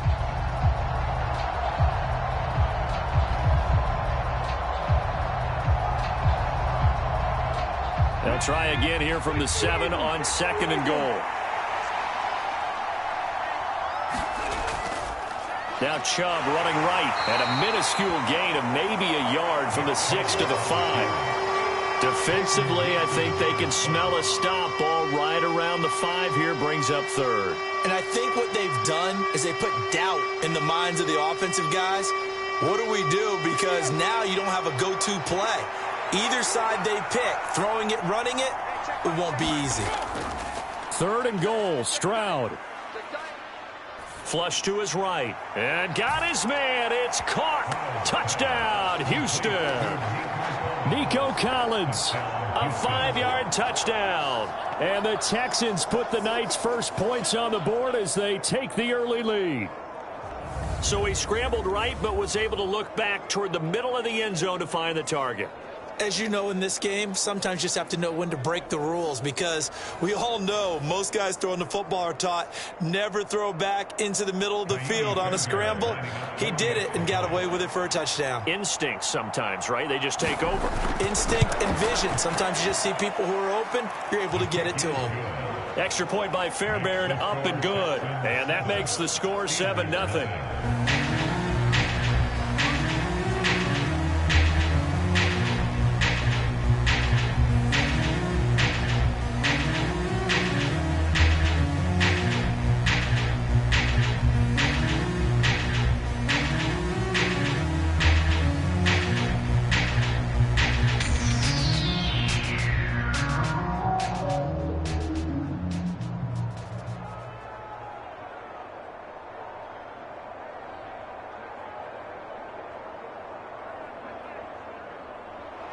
So after the touchdown, here's Fairbairn now to kick it away. That's going to be taken at the goal line, and he'll return it. And he'll be stopped up at the 25.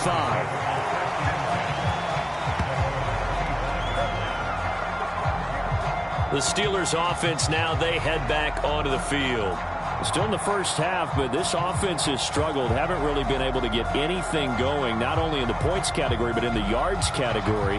We'll see if they can do better here on this drive.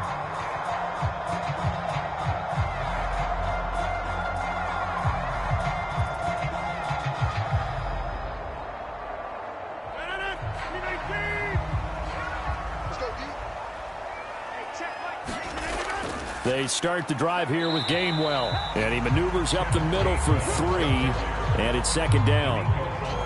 Not a huge carry there on first down, but not all of them will be. But still, all in all, a positive play for the offense. It's all about picking up at least a few to set up what you're going to do here on second down. Here's 2nd and 7 now from the 28.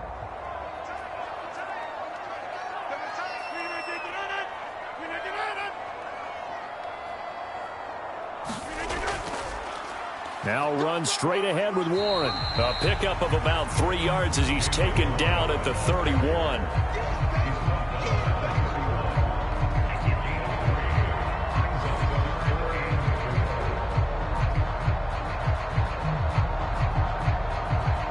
And the Texans have an extra defender in the secondary now on 3rd down. To throw is Rodgers. Here's a screen with Gainwell. And he gets this up across the 35 before he's out of bounds. 3rd down, turns to first with that 5-yard pickup. And this pass rush has really been bringing the heat and has already gotten home a few times here in the first half. So how about the play call there? Sometimes if you can't protect, you've got to fool them. Screen passes like that can take a little steam out of what's been a relentless rush so far. On 1st and 10, here's Rodgers. Over the middle, complete. That's Warren.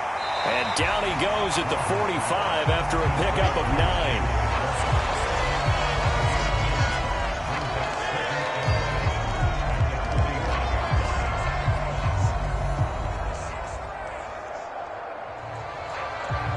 Ball spotted at the 45. Here's 2nd down and a yard. Now Rodgers. That's to his running back, Gainwell. And he's going to be brought down on what will be the final play of this first quarter. After one, 7-0 on EA Sports. Second quarter action from Pittsburgh. It is the Steelers in control of the football as they've got it with a 1st and 10.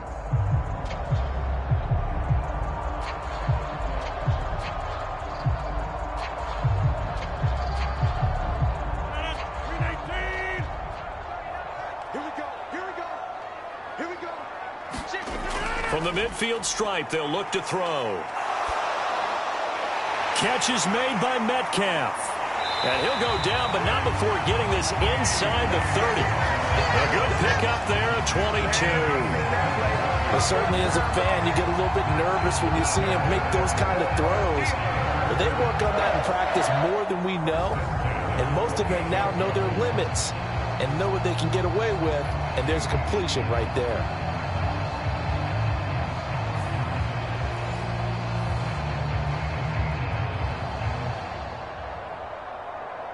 This offense finding its legs now. Here's another 1st and 10. On play action, Rodgers.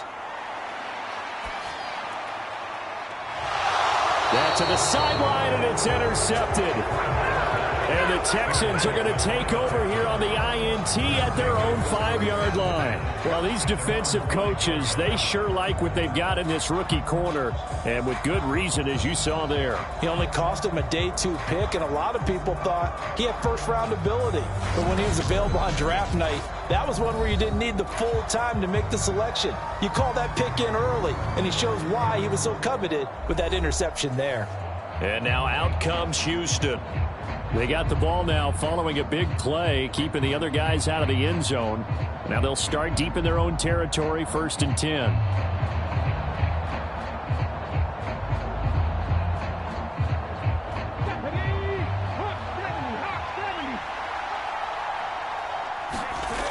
First and 10, it's Stroud.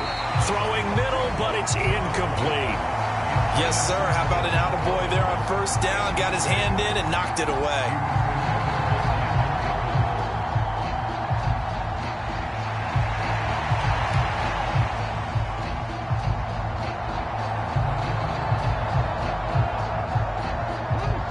Now it's 2nd and 10.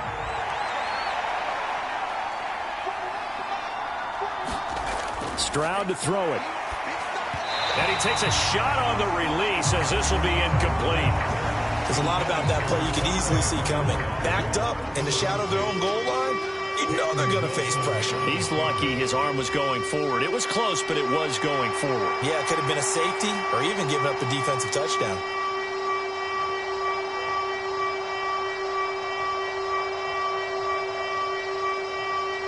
The Texans on third down. They've hit it 50%, 3 of 6 to this point. This is 3rd and 10. Oh, and this is going to wind up a safety. The goal here is about getting any kind of positive yardage in this spot because you don't care who, you don't care how. You just want to try and buy a little space and get away from your own end zone. But in this spot, the defense was all over that play and equally motivated to stick them with a safety.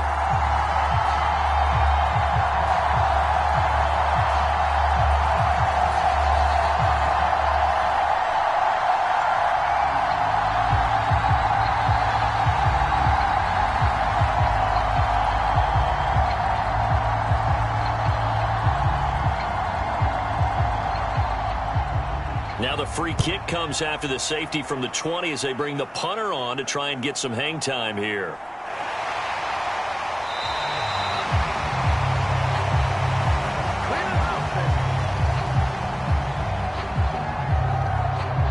And now out come the Steelers.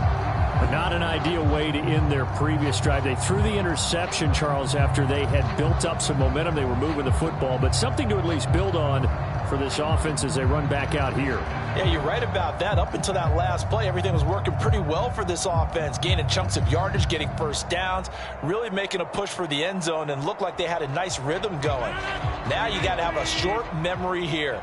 Don't focus on the interception. Focus on what came before it and get back to it. Rodgers targeting the out route, and he completes this to Metcalf. And out of bounds on the other side of midfield at the 45. The drive starting play, a good one. Give him 19. Now how about this throw right here? Had to throw it to the left sideline, and you know the timing's got to be correct on this one. Ball's got to be right where it needs to be, and it was.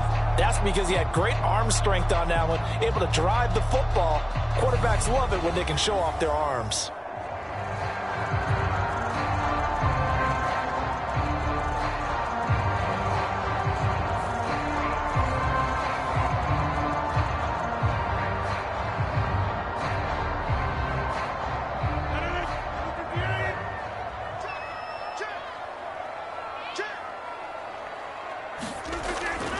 On play action, it's Rodgers.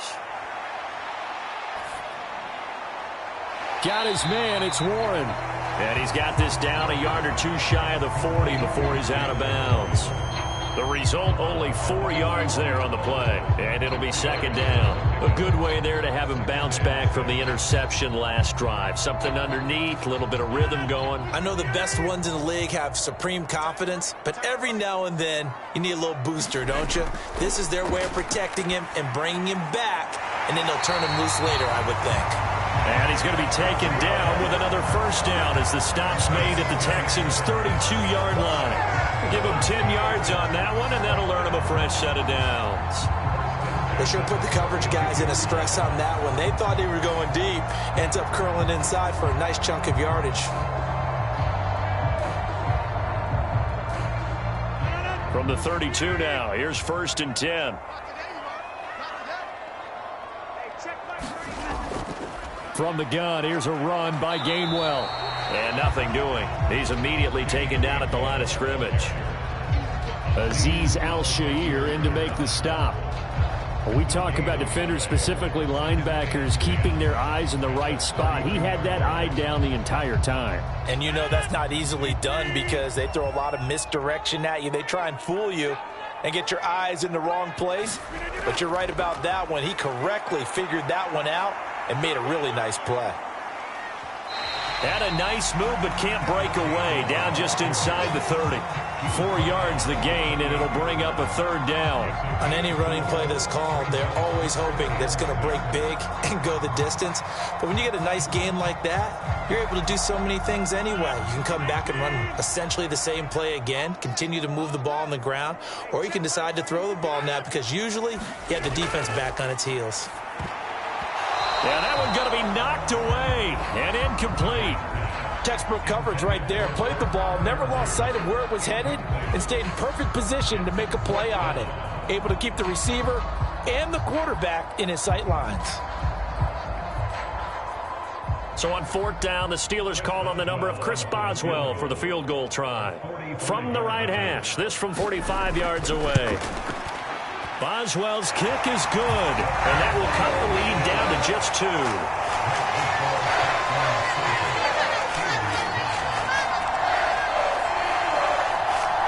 So add 3, all told, after the safety, it's a 5-point swing. And that could have turned out much worse. Well, you don't want to say no harm, no foul, but I do believe you're right. A 9-point swing hurts. 5 points, much more manageable, especially in a tight game like this.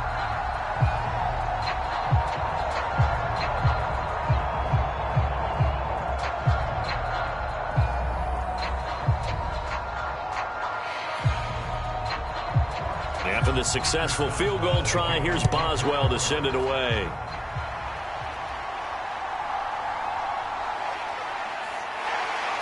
And the tackle going to be made right there at the 25-yard line. The Texans getting set here to take over again on offense. Remember, they had the safety go against them on their last possession. That was followed by the field goal a moment ago. So they've taken a couple of hits recently, but still lead it here as they start 1st and 10.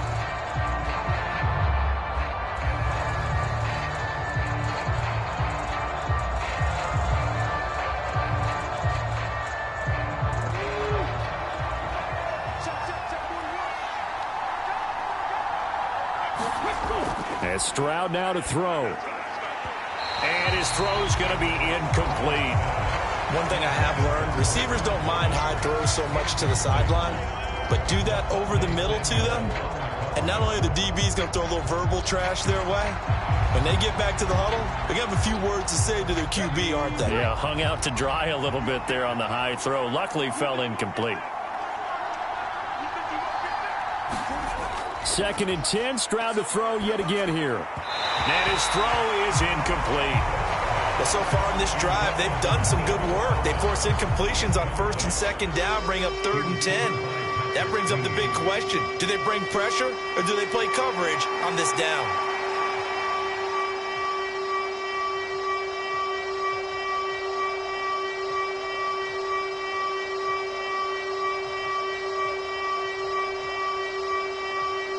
So back-to-back incompletions, and that has them staring at a 3rd and 10. Back to throw. Stroud. He'll get this to Ogunbowale out of the backfield.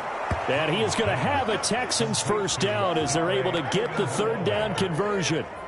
So many times in my career, I've heard coaches talk about completions are one thing, but as long as we're there at the catch and we get guys on the ground, we can live with that. But if you're going to give up 10, 12, 15 yards after the catch, then your defense is going to be in a lot of trouble.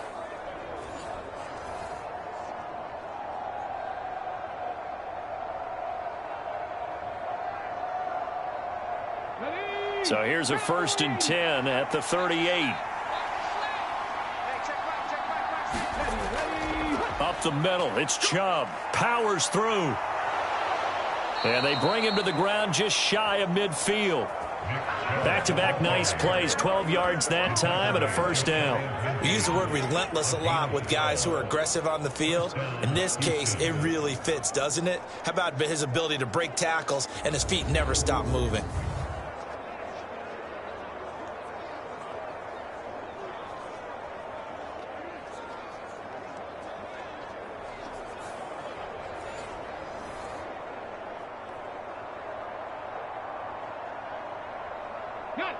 Two 1st downs have them up near midfield now on 1st and 10.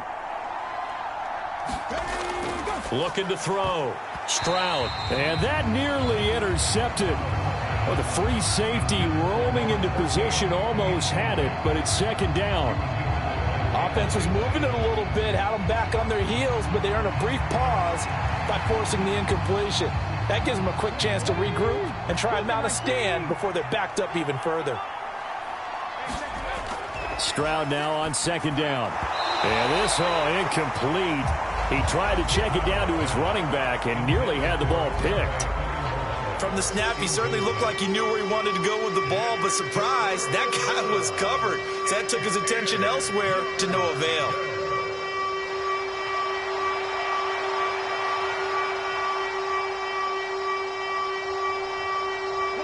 The Texans on third down. They're at 50%, 4 for 8. This is 3rd and 10. Back to throw. Stroud. Throw right side is going to be caught by Kirk. And he'll only get this to about the 44 as they stop him short of the line to gain. Call it a gain of 6 on the play, and that's going to make it 4th down. Brandon, perfect defense in this situation would have meant that there was an incompletion that would have picked it off. Okay, so they gave up the completion, but I really enjoyed watching how the defense stayed in sync, stayed in great communication, and as he dragged across each zone, you see him pointing, communicating. There he is, and they passed him off to each defender. Ended up making a nice play, even though it was complete.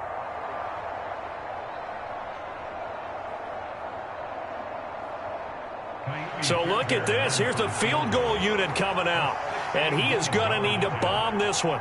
And this will be spotted on the other side of the field. It's a 61-yard attempt. And, off the crossbar, no good. A sensational effort from that distance, but rejected by the bar.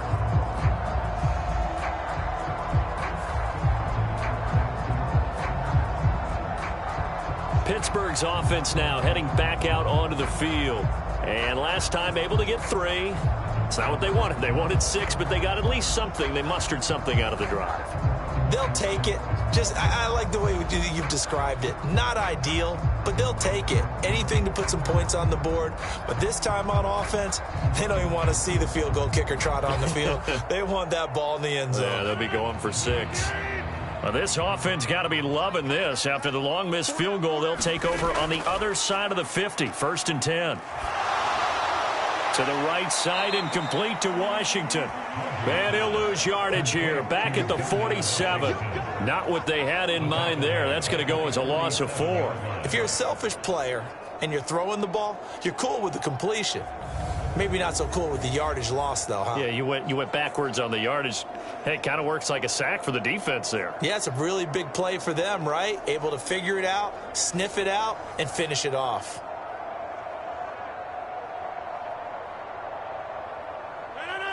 So still 14 yards to go, 2nd down. They run behind center with Gainwell. And he's down right around midfield after a gain of 2, maybe 3.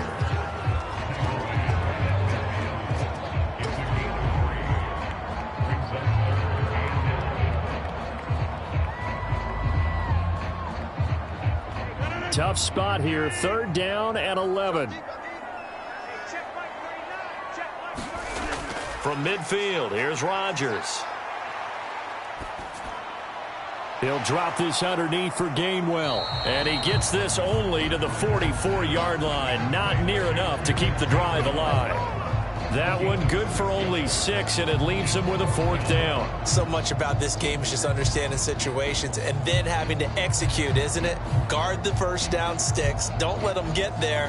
And they rallied and made the tackle.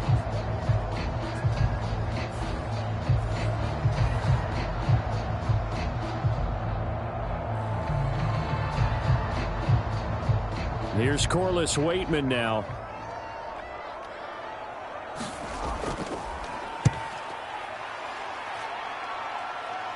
And this one's out of bounds. Should be inside the 10, I think it is. At the 6-yard line. Let's go old school there. That's absolutely a great coffin corner punt. Someone's put some time in working on that, hasn't it? Seems like every year these guys get better and better. It's amazing how they can command that football through the air. Yeah, they used to actually practice with hula hoops where they place them and try and put them there. Now a lot of guys use barrels on the sidelines to try and put the football in one.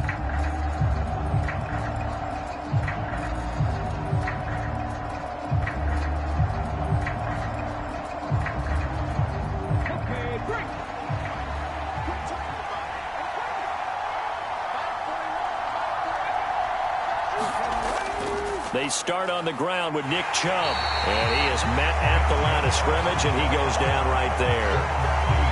No gain on the play. It'll be second down. He can rack up those tackles in bunches in the run game from that middle linebacker spot. And what he has to do is make sure he congratulates the guys in front and tells them thanks a lot, because as the guy in the middle, the Mike linebacker, you're counting on your front three, your front four, front five, whatever you've got in front of you to take up all the blocking, allow you to roam and hit, and that's what he did on that play. And he's taken down, but not before reaching the 20.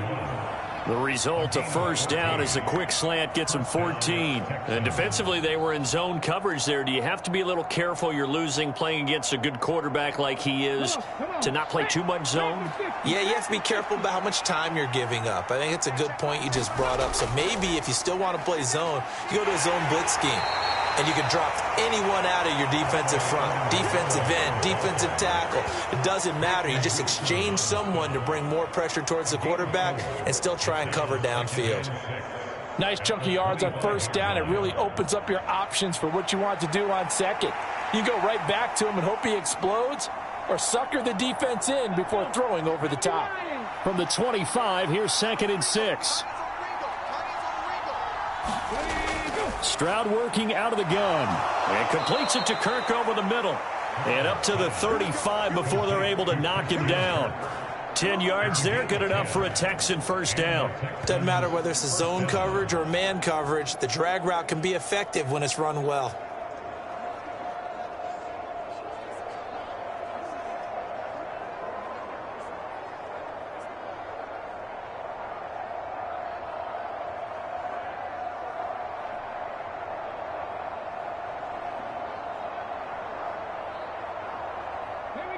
Ball up to the 35 now as they come up on 1st and 10. A handoff here to Ogunbowale. And a pretty good burst there as he'll get this across midfield and down to the 46. Another big gainer that time. This one goes for 19 yards. Well, if they continue to run the football this strong, right up the middle, I don't know if they can wait till halftime to make adjustments. They better find a way to get it done series to series. I don't know if they need to sub some guys out, bring in extra people, maybe change what they're doing on the defensive side of the ball. But right now, they're running the ball very well right at them and right up the middle.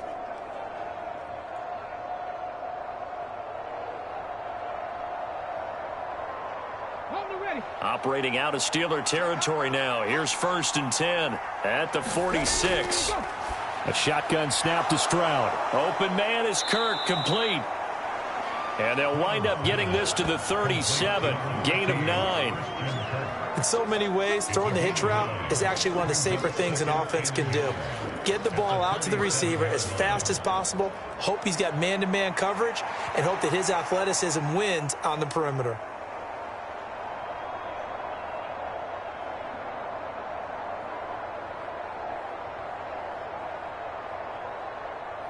Second down and a yard. Back to throw. Here's Stroud. Ogunbowale on the screen. And he'll go down here at the 35-yard line. 2 yards on the pickup, and that's all they needed to move the sticks. So many things have to come together just right for a screen pass to break for big yardage. The blocking, the timing of the pass to the runner, everything has to fit together just right. But on that play, the defense was able to disrupt things and hold it to a short gain. They run it. It's Ogunbowale.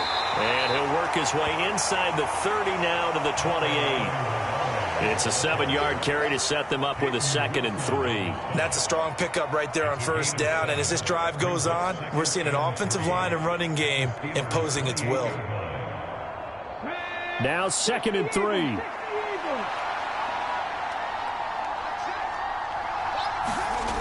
Operating from the gun. Stroud. A short one going to be taken in here by Schultz. What a methodical drive this is turning out to be. That time 9 yards, and the sticks move again. I got a kick out of that one, partner. You and I talk often about trying to hide receivers in certain situations, but a guy of his size can't really hide him. But the tight end drag route, definitely an effective way to sneak him across the formation for an easy completion and a first down. Stroud's throw caught by Higgins. And the result here, a pickup of 8. Leaves him with 2 to go on second down. Nothing fancy on first down, but a very consistent type of a play. Hit that slant. A lot of people call it an extension of the running game, and it can be if that pass is completed, because you hit a guy on the run like that, you often can go for big yardage. Sets him up nicely for second down, staying ahead of schedule. And here he'll get it down to the 7. 4 yards on the play, and that leads to the 1st and goal. This is a very impressive drive, especially when you consider where they started from to now be set up 1st and goal. Yeah, and some nice running right there. That's what got them the first down. But at this point, I suggest open up your playbook. You can call just about what you want.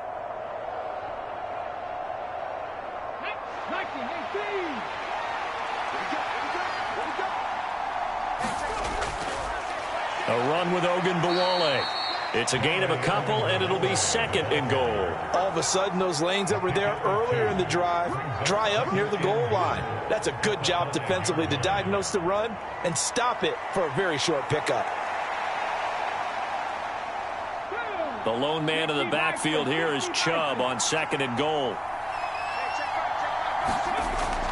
Looking to throw. Stroud. This is caught.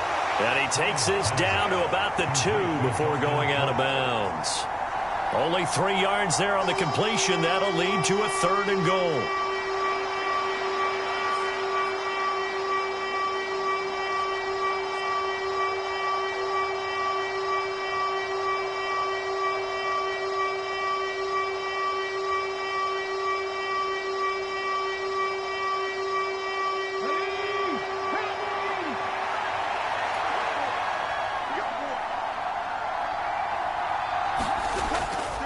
Chubb. And that one going nowhere from the start as he's met in the backfield and goes backwards. Second quarter action with 1:59 remaining.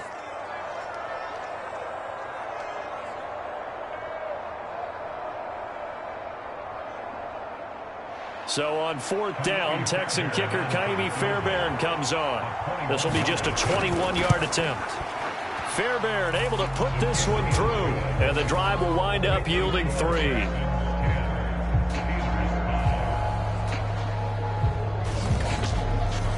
So a long drive gets him down inside the 5, but ultimately they settle for just the field goal. And I have to think that if maybe they were a yard closer, that would have made their decision tougher, and I think they likely would have gone for it. But in this situation, they just decided to take the 3, and I think it was a smart move.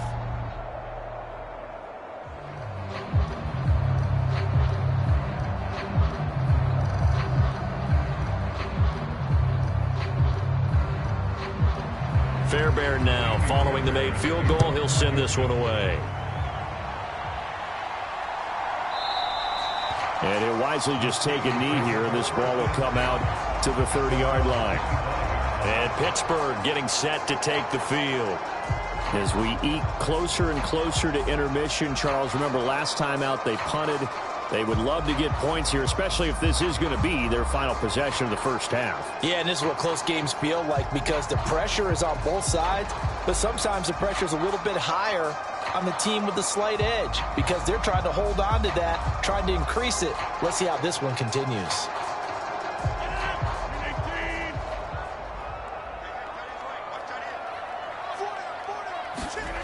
Rodgers now on 1st down. That's complete to his tight end, Freiermuth. And they get him down, but not before he takes it across the 40-yard line. Successful start to the drive, 17 yards, and moves the sticks. Certainly no settling into the drive there. They came right out on the first play and attacked the middle of the field for a big gainer and a 1st down. 1st down now, but that clock rolling. From the gun, it's Rodgers. And he'll find Thielen on the right side. And he'll be taken down, but not before he gets into enemy territory. A Steeler 1st down on the pickup of 11 yards. I think that's a big pickup for a 1st down because when you run a drag route against zone, you're sometimes asking for trouble because you might run into a defender. Yeah, well, there they ran into a 1st down. Executed it to perfection. Throwing on 1st down is Rodgers. Drops this one down to Gainwell. Now the Steelers use the first of their 3 timeouts as they'll stop it with exactly a minute to go before halftime.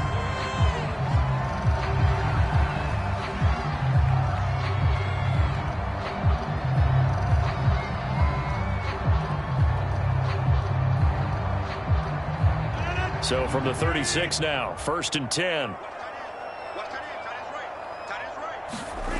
And again, it's Rodgers. Open man, that's the tight end Freiermuth. Now the Steelers use the second of their 3 timeouts as they get the stoppage with a little over 50 seconds to go in the first half.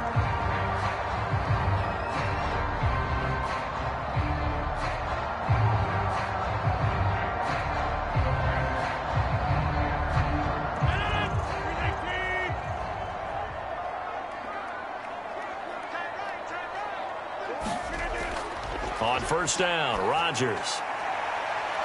And that is incomplete. This secondary has been roasted in this first half, but they get a measure of revenge there. Nice play on the deep ball. Yeah, they're going to need a few more plays like that in order to get their confidence fully back, but that's one step in the proper direction.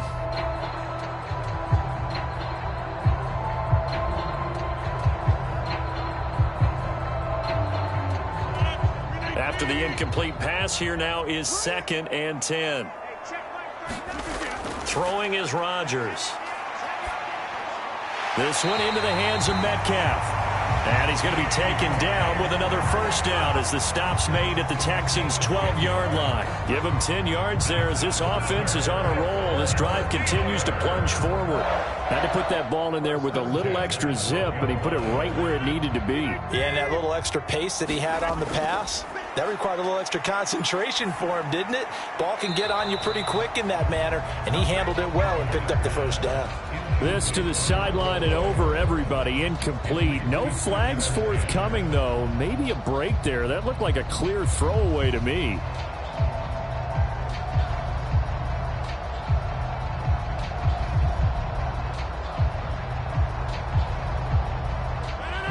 So they'll come up after the incompletion for 2nd down. Rodgers to throw once more. And he comes back with one complete. Now the Steelers going to use their 3rd and final timeout as it'll come with 15 seconds to play in the first half.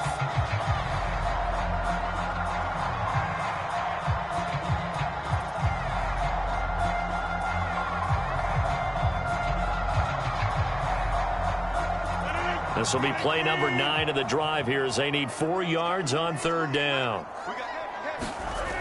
Rodgers now to throw. Looking end zone, but it's incomplete. Another good drive, Charles, but it looks like another that might end in a field goal try. They've made some nice plays. They've given themselves opportunities, but as you noted, another field goal attempt coming up. And that's not how they want to end drives. They've got to figure out what's the final touch that they need to push it across the goal line. Yeah, still yet to find the end zone. Boswell's kick is good, and that will cut the lead down to just 2.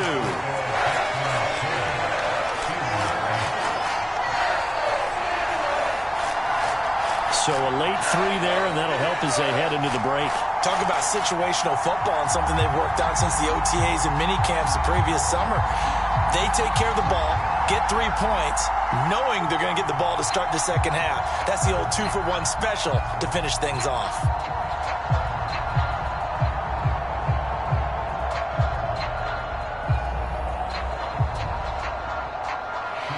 Maybe time for one play on offense. 7 seconds to go in the half as the kick is away. And they will wrangle him down a couple yards shy of the 30.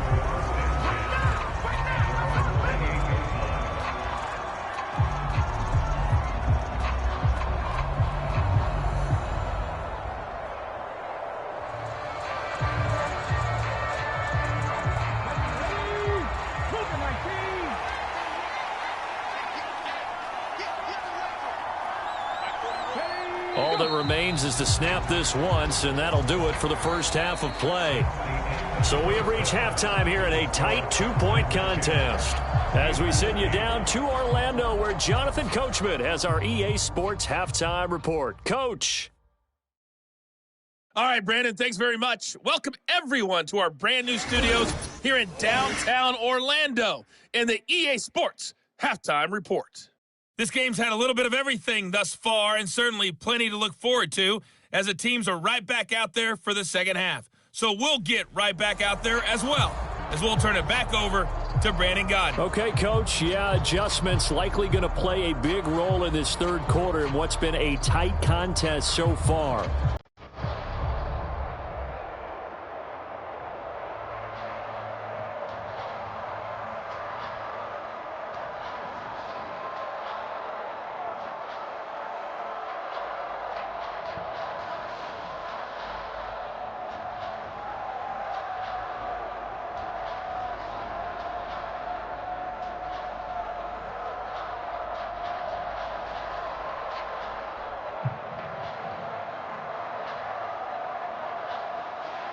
The Steelers going to get the football first here, trailing on the scoreboard as we are back underway on EA Sports. And he'll go down as this drive will start at the 25-yard line. The Steeler offense now with a football first here to begin the third quarter. And Charles, some things to like about that first half, ultimately trailing here, but certainly this deficit is manageable. So curious to see what adjustments they may have made at intermission. As am I, because I think things bode well for a possible comeback, because I thought a lot of their best reps in the first half came through the passing game. They were hitting the open receivers, taking whatever the coverage gave them and making it work well for themselves. Now, they just want to pick up the pace of scoring a little bit. So I expect them to come out and continue to throw the ball effectively. The run on first down gets him a couple up to the 27. That play reminded me a lot of a former teammate of mine. We used to call him the trash man. His ability to sift through traffic and make plays was uncanny. And that's exactly what you want from your Mike linebacker. They'll break the huddle, come up on 2nd and 8 at the 27-yard line. Now Rodgers. And his throw here's incomplete. Had an open man that time, but ended up putting a little too much heat on it, don't you think, partner? Absolutely. Just needed a touch more air under it. Instead, he fired an absolute bullet.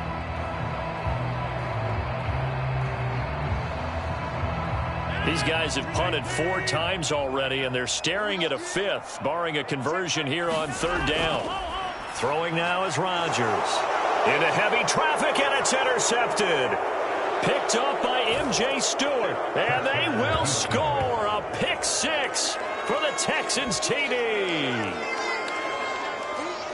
3rd down, passing down. They throw the extra defensive back in there for a nickel package, and it worked out. And it's not anything that you would think is just great strategy. It's just that when you have 5 defensive backs on the field and an obvious passing down, it's a lot tougher to complete a pass. And on that play, they completed it just to the wrong team, and it cost them 6 points.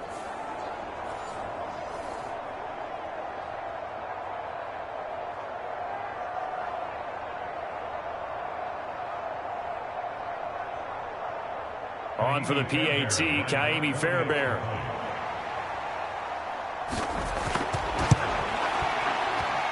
He's got it, and that'll make the score 17-8. A heck of a play there defensively, getting the interception, navigating his way into the end zone for the touchdown.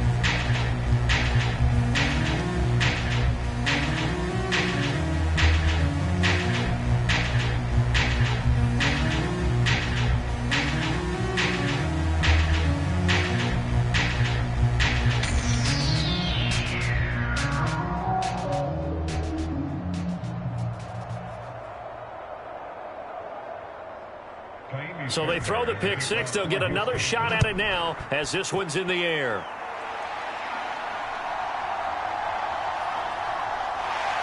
And they'll get him down inside the 30 at the 27.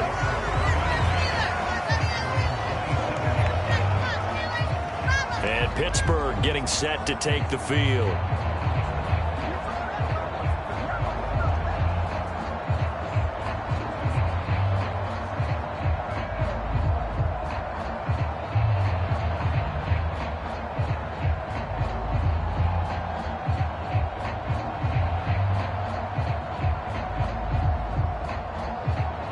Coming out with a jumbo package to start the drive. They'll start this drive out on the ground. And nothing much materializing there on the first down run. He'll get a couple, and that's it. They suspected it was a power play up the middle coming at them, and boy, were they right. That defense got downhill in a hurry and limited them to just a couple on first down.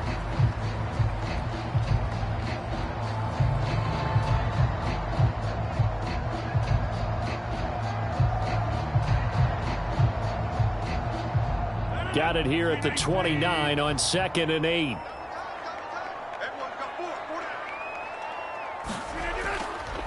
They stay on the ground. This time it's Johnson. And able to stay on his feet past the 30 to about the 33-yard line. 4 yards on the pickup there as it'll leave him with a third and about 4 more for first. Well, if you're a football guy, that's a pretty run because everyone is in sync right there. Obviously, the guy carrying the ball, but how about the people up front? Leverage, athleticism, they created some nice space for him. And that is incomplete. His back has been a dependable safety valve all game, so he went back to him when his first read was covered. Just unable to connect, so the play results in no gain.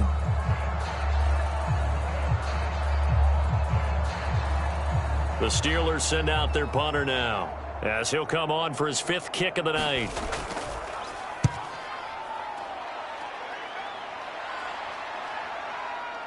Shrugs the tackle. Nice.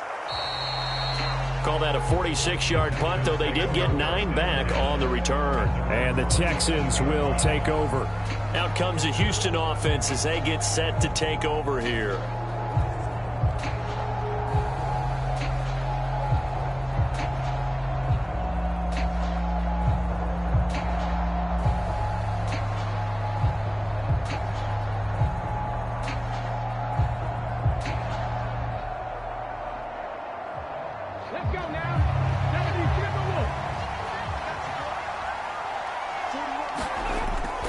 They begin this drive with Chubb. And he'll get this up just shy of the 30. They know that old expression, it's not my night. It hasn't been his so far. I don't know if the legs are a little bit heavy. Sometimes having to hang out all day and play doesn't exactly play to your advantage, but it's been a tough go for him. And every time he looks up, somebody's there defensively. That was the same case on that play. Stroud out of the gun here. This pass complete to Higgins. And they get him down, but not before he takes it across the 40-yard line. His 5th catch tonight, and it's good for a first down. And now we get into the psychology of the whole thing because a lot of teams with a 2-score lead in the third quarter, they almost become defensive with their offense, just playing not to lose. I think with this team, you got to figure at this point, this is a great spot for them to go into attack mode, really try and put the hammer down and finish this one off. And he's brought down. Give him back-to-back catches now. That one for 16 and another first down. That's really good play design right there, and it's one that comes down to the offensive line. It's a deep in route, but it's only going to work if that line gives you time in the pocket to wait for the route to develop. Mission accomplished there as they pick up the first down.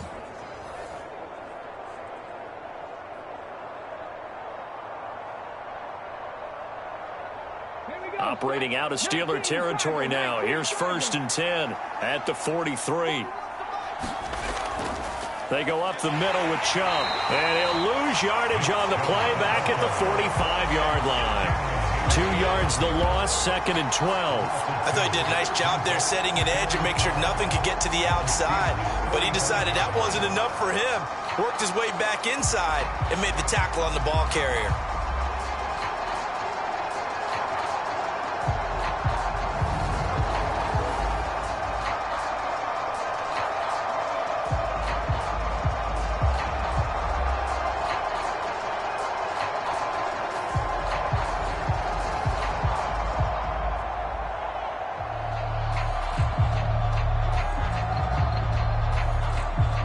So the first down run lost a couple. Now they come up 2nd and 12. Now Stroud. A short one going to be taken in here by Schultz. That's good. The completion there for 7 yards. And it brings up 3rd and 5 now. Let's just break this down and make it pretty simple. Key to the drag route, letting the play develop, finding the hole in the defense, and giving your athlete, yes, athlete, a chance to make something happen once he has the ball in his hands. They'll come up facing 3rd and 5. Stroud. Pass taken in by his big tight end. And he is going to have a Texans first down. He needed 5. He got it barely, as it will officially go down as a gain of 5 yards. As an unbiased observer, I think it would have been interesting to see what they would have done if they hadn't gotten the first down there. But since they did, I guess the point is moot. Yeah, they're right there in that middle ground, field goal range, punt, go for it. But as you said, they picked it up. So they'll come up 1st and 10 now from the 33. Stroud looking to throw. Out of his hands quickly to Higgins. Even against double coverage, he found enough of an opening for a noticeable gain. 2 guys on him, yet he finds a way to uncover downfield for the completion. A good position to be in here, 2nd and inches.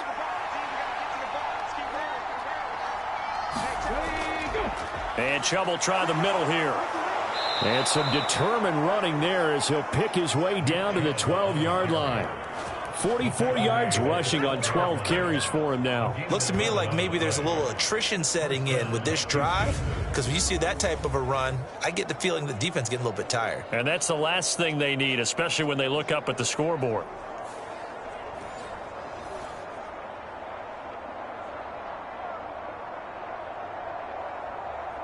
From down at the 12, it's 1st and 10.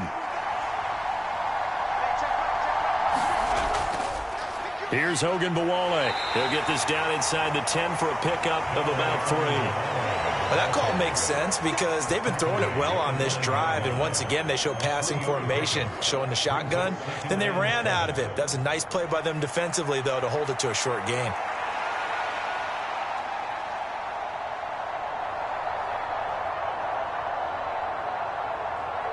It's 2nd and 7 from the 9. Throwing now is Stroud. And it's intercepted at the goal line. Picked off by Patrick Queen. And the Steelers are going to take over at their own 11-yard line. So a potential momentum shifter there, working with a 2-score lead, 3rd quarter, but that, not the smartest of throws. I would agree with you on that one because this game is still very much in the balance. It felt pretty one-sided to this point, but now, if these guys can turn this turnover into points, things could start getting a little more interesting.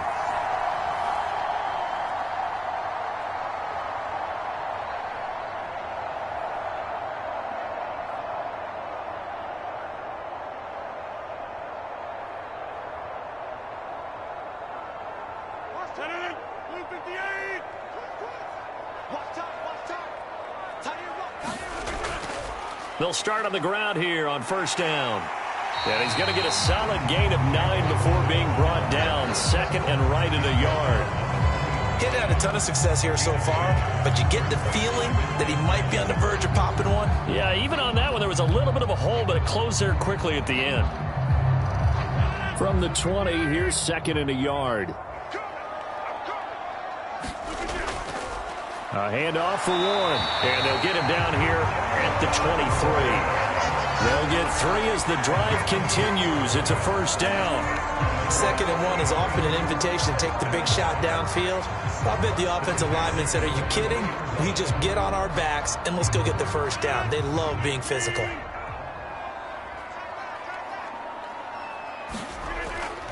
On the give, it's Warren. And he edges forward, but only gets a pair of yards out of it. And it's 2nd down. You've got to be impressed by that defensive front on reps like those. They were not being moved off the line, kept their shoulders square, and gave their teammates time to fight to the ball and limit that gain. Here's a 2nd and 8.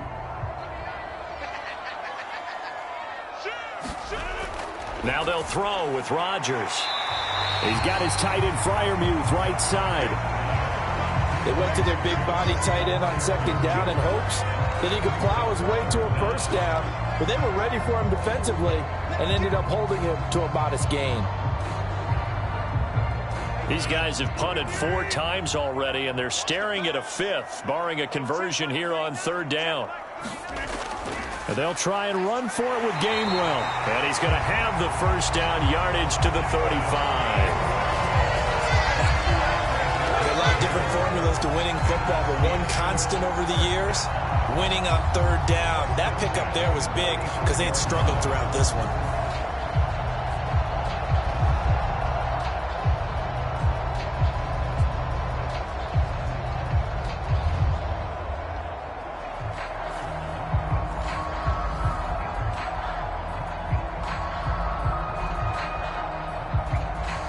Ball up to the 35 now as they come up on 1st and 10. Shotgun now for Rodgers. And that's good for a gain of 6, and that'll make it 2nd down.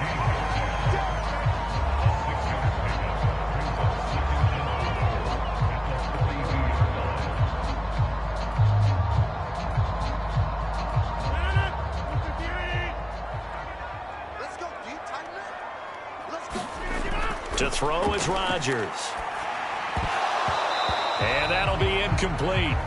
Took a pretty good shot as he tried to pull that one in. Couldn't hang on 3rd down. Another attempt, another incompletion, and when I look at the scoreboard and where we are in this game, it comes to mind that they have to start getting the ball in the hands of their playmakers. Throw it to the guys that maybe can take a short pass and turn it into a long gain or make people miss downfield. They've got to have points, and the guys who can put the ball in the end zone, they're the ones that need to touch the ball. It'll be a pickup of 4, good enough to earn him yet another first down. So how would you describe that one, partner? Workmanlike right there, getting that first down, blue-collar type football? Yeah, only needed 3, got 4, just enough. I like workmanlike. I think it's pretty cool myself. Everything doesn't have to be high glamour in this game.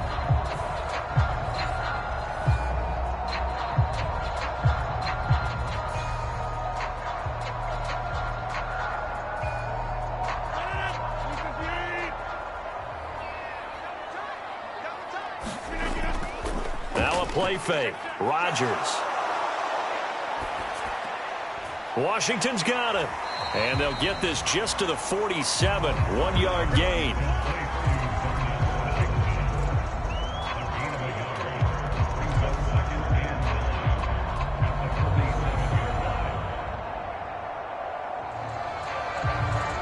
Second and 9.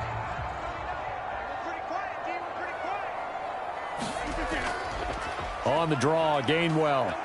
And he goes across midfield and down into Houston territory. Running lanes were at a premium in the first half, but he's able to find some room there, and he's hoping that that's a precursor of a big second half.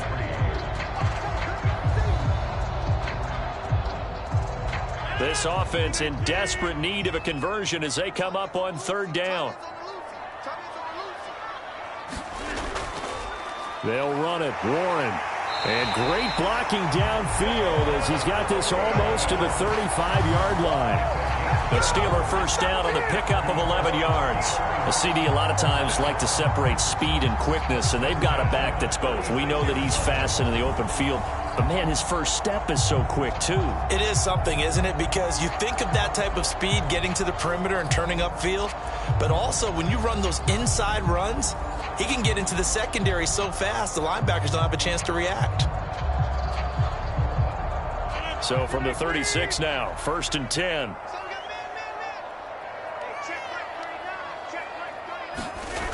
To throw, it's Rodgers. Got his man, it's Gainwell. And he will reach the 8-yard line before going out. That's good for 28 yards. I'll tell you what, this offense is playing a little bit of keep away right now. They've come out here in the 3rd quarter, possessed the ball for quite a while, and they keep on converting. Nice pitch and catch there to set up the 1st and goal.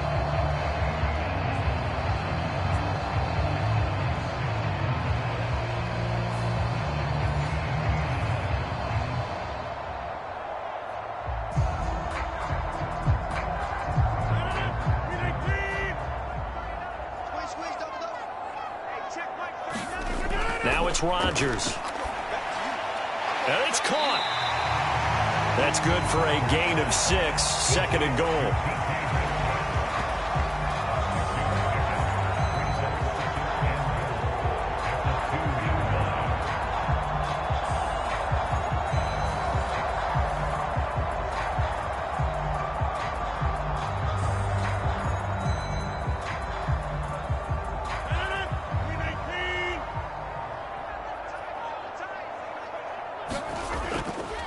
Warren is not going to get back to the line of scrimmage as they'll tackle him at the 3.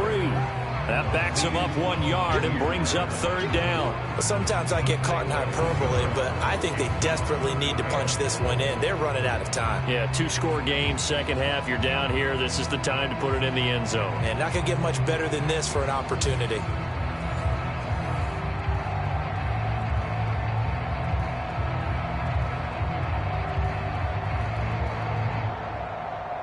They've been denied touchdowns in the red zone twice already. Here comes 3rd and goal. Warren again. And he's in.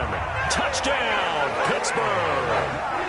Jalen Warren, a 3-yard touchdown run. And the Steelers have got it back to within a score. And you can sense a little bit of optimism here. Things have not been going their way. But they get the turnover on the other end, and they turn right around and put a nice drive together. Then they finish it off with a strong run for their first touchdown of the game.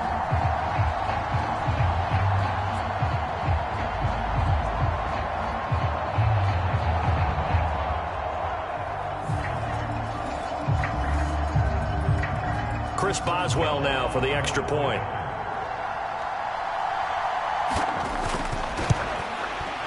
And he gets it to go to cut the deficit now to 2, 17-15. That drive a long one, spanning 15 plays. And it ends with a 3-yard scoring run.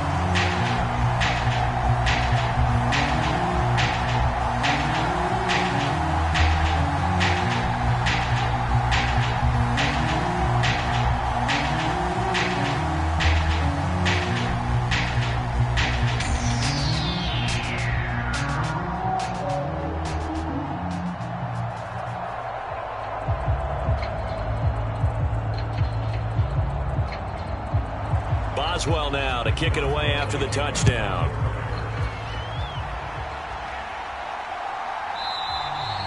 And the returner down to a knee, and this will come out to the 30-yard line. The Texans offense now, they get set to head back on the field here. Pretty important third-quarter drive for them. Momentum has sort of shifted the other direction after that last touchdown as they nurse this small lead.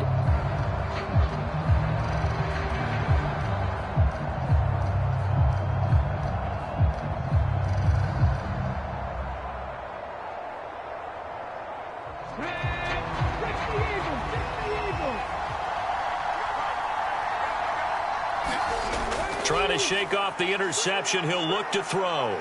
Now he lets it go deep for Kirk. And that is incomplete. Took a shot there on first down, but he couldn't reel it in. That's some good closing speed there defensively because that looked open for a minute. But that's great work with the ball in the air. Never gave up, converged on his man, and broke the play up. Third quarter of a 2-point game. A good one so far. Here's 2nd and 10. Here's Stroud. A short one going to be taken in here by Schultz. And this will be a gain of 5 as he gets it to the 30. When you execute a drag or a crossing route really well and give them a chance to let it develop a little bit, you can gain some significant yardage hitting your tight end on that one.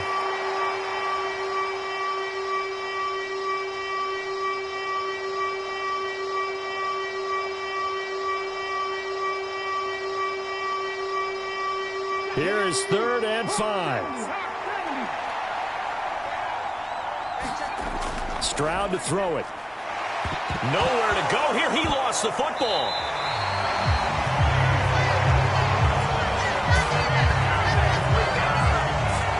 When that ball popped free, we could hear it all the way up here. Those guys down on the field alerting everyone of the fumble. He's lucky that his offensive mates picked him up and jumped on it. Yeah, and you have to think to yourself, and I'm sure they've been echoing it on the sideline and into the huddle. Guys, we have the lead. Just take care of the football. Don't make it easier for them to start to make a comeback. The Texans send the punter out as he's on here to punt it away.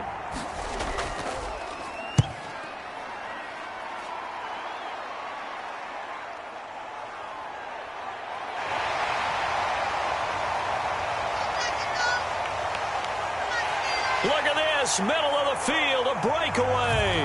And into the end zone. Touchdown, Pittsburgh.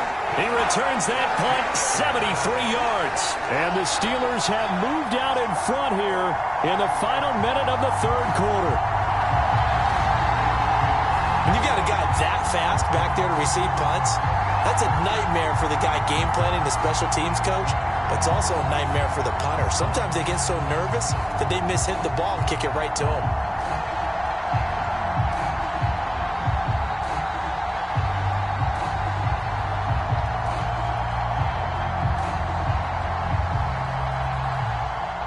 Boswell for the extra point.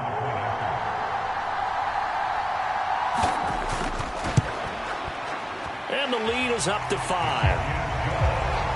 Well, we know he has home run hitting ability in the punt return department, and he showcases it there all the way back for 6.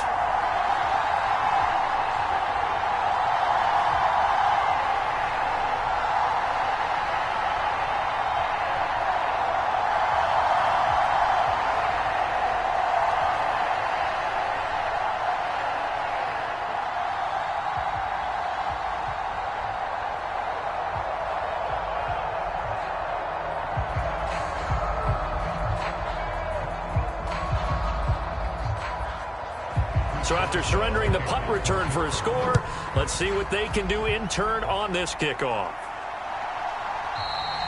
And no thought of bringing this one out. He'll go down to a knee, and they'll begin the drive at the 30. And the Texans set to come onto the field.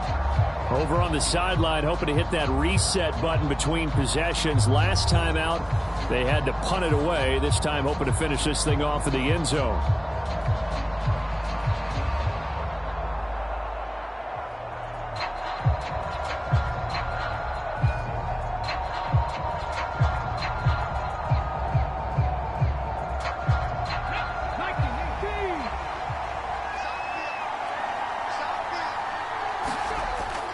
They'll start this drive out on the ground.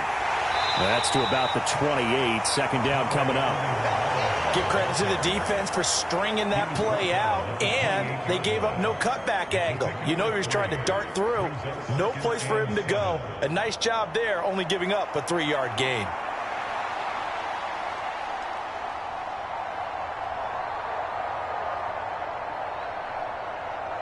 Here's 2nd and 7 now from the 28. Back to throw. Stroud on a slant. Here's Collins. And they get him down, but not before he takes it across the 40-yard line. He had the touchdown earlier. This one's going to get him a first down.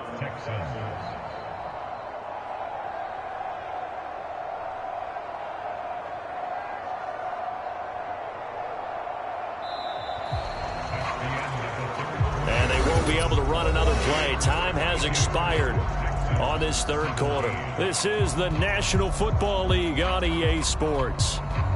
Back now in Pittsburgh. It's Texans football, but they trail here as we get started in the fourth quarter.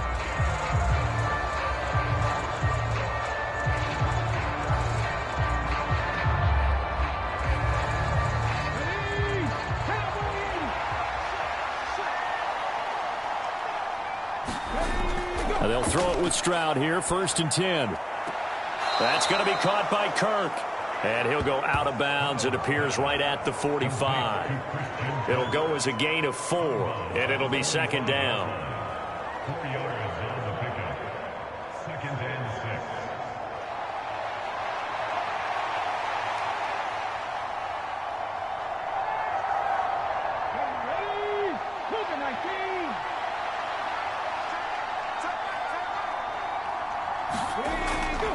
Up the middle, it's Chubb. Call it a gain of 5 there on the run, but they'll remain a yard or 2 short here with 3rd down coming up. And there we saw one of the downsides of blitzing during a rundown, because sometimes you get out of your gaps. You don't fit the run quite as well because you're headed towards the ball carrier with abandon.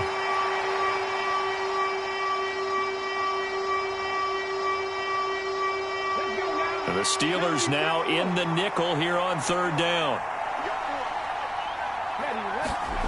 And Stroud now to throw.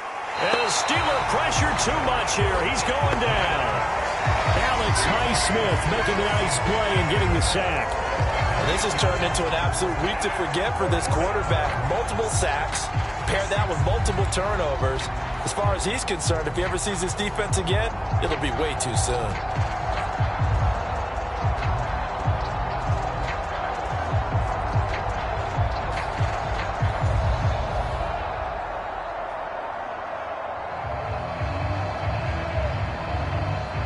The Texans send the punter out as he's on to punt for the 4th time tonight.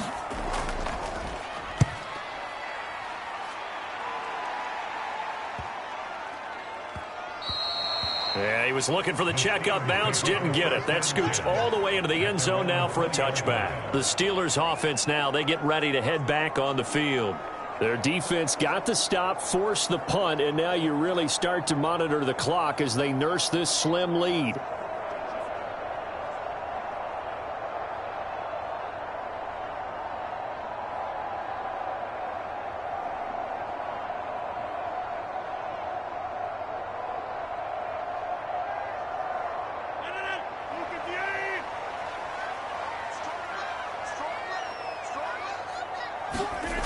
Rodgers now on 1st down. Over the middle, that's caught by Metcalf. And they're able to get this one across the 35. An excellent way to start the drive there, 18 yards. Well, how about this aggressive approach? Got the lead, 4th quarter, continuing to throw the football. Are you thinking about Super Bowl 51? Atlanta had the lead against New England, and they ended up giving it up? I was going to say don't say it, but you did say it. I did, didn't I? Yeah, anybody watching in Atlanta, our apologies. From all the way up at the 38 now after a good start to the drive. Shotgun now for Rodgers. A short one there to Freiermuth. And getting this just shy of midfield. They'll spot it at the 49. The Steeler 1st down on the pickup of 11 yards. I like how they work the tight end on a nice little under route there. And if you're going to give him that much space, he's not even going to catch the football. He's going to run away from you a little bit. And that's exactly what he just did there, picking up extra yardage. Back-to-back good plays have them on the move on 1st down. They toss it to Warren. And he'll lose yardage here. Back at the 47. Play 3 of the drive not as successful. They go backwards after those 2 1st down gains. Well, that was not what you would call straight line pursuit for a middle linebacker to make this play. He's got to work his way through the clutter to get to the ball carrier on the outside, and he does exactly that. That's called avoiding the trash.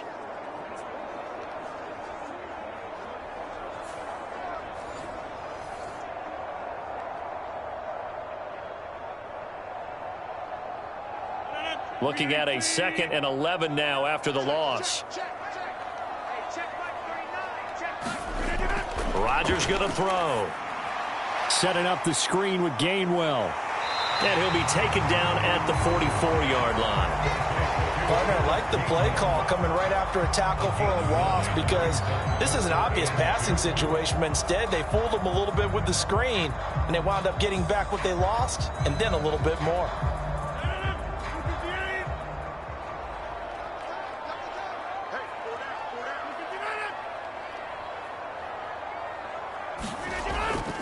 They fake the give. Now Rodgers. They shakes him off. Rodgers sliding to a stop with a 1st down. What can't Aaron Rodgers do? The legwork there getting him the 1st. Now that's a killer because you think you get it absolutely covered, and then he hot-foots it out of there and picks up a 1st down. Drives you crazy as a defense. Looked like, you're exactly right. Looked like a for-sure stop on 3rd, and then the tables turned. So here's a 1st and 10 at the 38.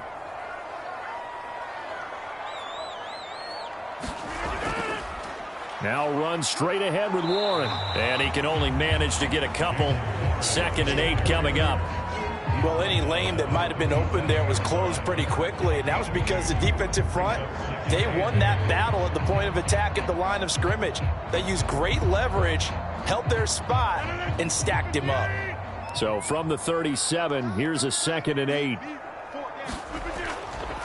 Now a run with Warren. 41 yards rushing for him now in the ball game. I think we all suspected that they were going back to him after he found the end zone on his last carry, and they kept the positive momentum going there. Another nice run by him. The 8th play of the drive coming up. It's 3rd and 3. Here's Warren. And he won't be close to a first down as he runs into a wall right around the line of scrimmage.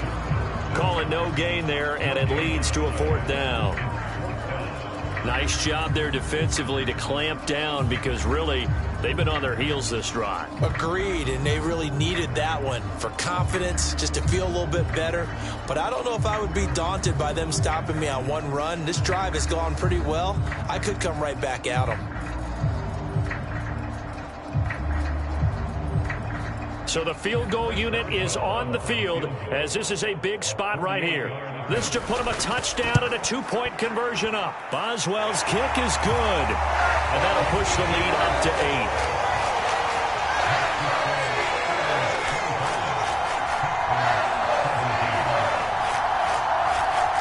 So his big play capability in full display there as he's able to return that punt for a touchdown. From a defensive perspective, though, I think maybe they're saying, hey, we did what we needed to do, kept this a one-score game. Yeah, without a doubt, because they were able to bleed some time off the clock, right? Put themselves in a good position, but it's not out of reach yet, okay? Being able to hold them to a field goal means that they do have a chance to come back and win this game. After the successful field goal try, here's Boswell to send it away.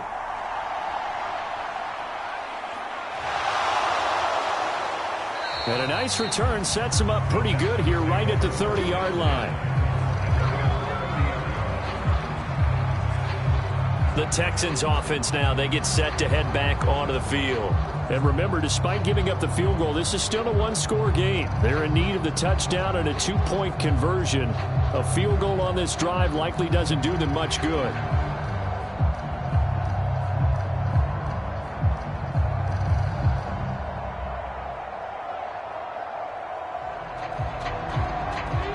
So 1st and 10 now from the 30. Throwing to start the drive. Stroud eluding the pressure right.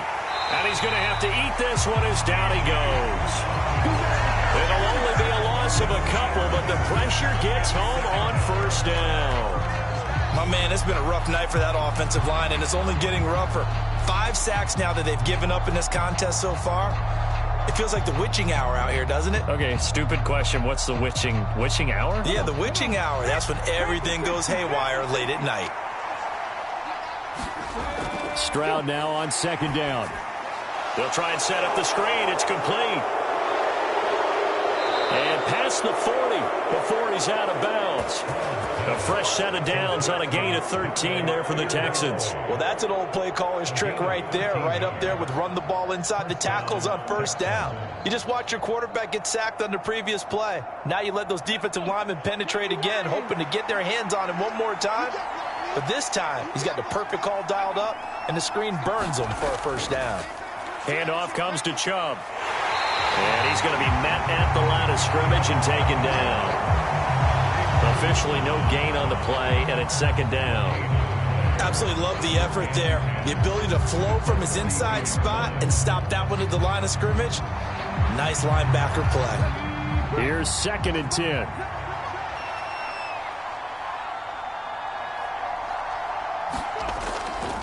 A handoff here to Ogunbowale. And he'll get this one across midfield and down into Steeler territory. 47 yards rushing for him now to this point. And after that type of a run, there's some talking going on down on the field, but it's not trash talking. The guy who just carried the ball, he's going back and telling his offensive line, great job, keep it up, and we'll break that one soon. On 3rd and short, they'll try option left. And the second wave of tacklers is going to get him as they stop him behind the line. Losing 2 yards that time, and now it's 4th down. Well, yeah, if you've got the defense laying back, maybe that option works. But if you're coming hard on 3rd down, it doesn't work because you force the hand of the quarterback and the runner too quickly, and most of the time, unsuccessfully.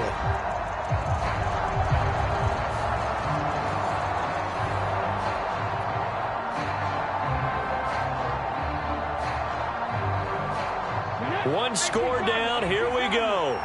They're going to go for it here on 4th down. They'll try and run for it. And he has the first down yardage before they bring him down right at the 45. Well, we kind of looked at each other as they decided to go for it, but in the end, great execution, a 6-yard gain, and it all works out. Remember, that was 4th and a full 2 yards. There's a big difference between that and 4th and maybe 6 inches or a yard. Yeah, you're exactly right, because when it's at 6 inches, you just fall forward and you pick it up, right? You just go quarterback sneak. But having to move bodies, that means you actually have to execute because they know what you're going to do.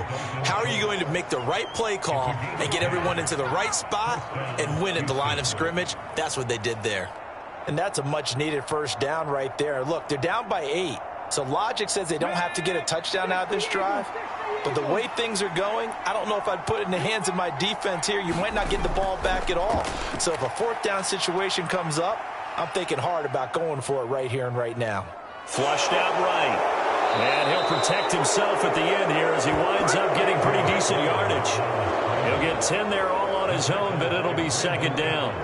I like how he hung in there and went through his progressions, but eventually his internal clock went off and told him it was time to make a run for it, and he ends up sliding down with a solid gain. So not quite a first down just yet as they come up on 2nd and less than a yard. Looking to throw. Stroud. He finds his target. It's Schultz. What a methodical drive this is turning out to be. That time 9 yards, and the sticks move again. They had 2 tight ends in the formation on that one. It looked to me like he had his pick of receivers downfield. I think he was just planning on going over the middle. That's what he did. Picked up first down, too. So the ball down to the 16 here for 1st and 10. Back to throw. Stroud being chased out left. And they're going to get him. He's sacked back around the 28. It looks like a 12-yard loss there on the first down sack. I don't know what else can be said about this pass rush. They have been sensational. CD, that is now 6 sacks for them. And how many times do we talk to offensive coordinators and they say a sack is a result of everyone on offense not doing their job? But let's be honest about this one. This is the offensive line unable to counter the pass rush. They've been teeing off all game long. Pass protection has been a problem all night long as they come up facing 2nd and a bundle. Another try after the first down sack. Stroud got a man over the middle, and it's complete. And he doesn't quite make it, taking it within an eyelash. Dropped at the 1. That'll be marked as a 27-yard pickup. But they've certainly not shied away from throwing the footballs. They've leaned on their quarterback to start this game. 4 straight passes right out of the gate, with that last one earning them a new set of downs.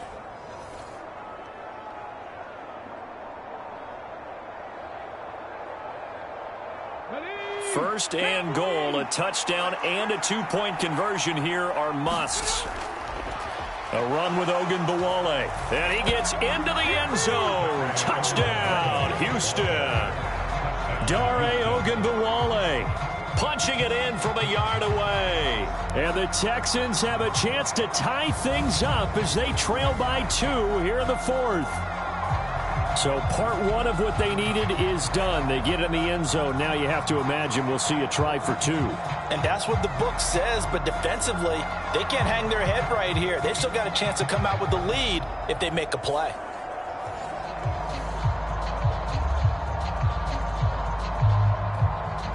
Here we go now as we get set for a big 2-point conversion. Stroud's going to try to throw for the conversion. And he's going to be sacked. They came after him. He couldn't get away. And this remains a 2-point game.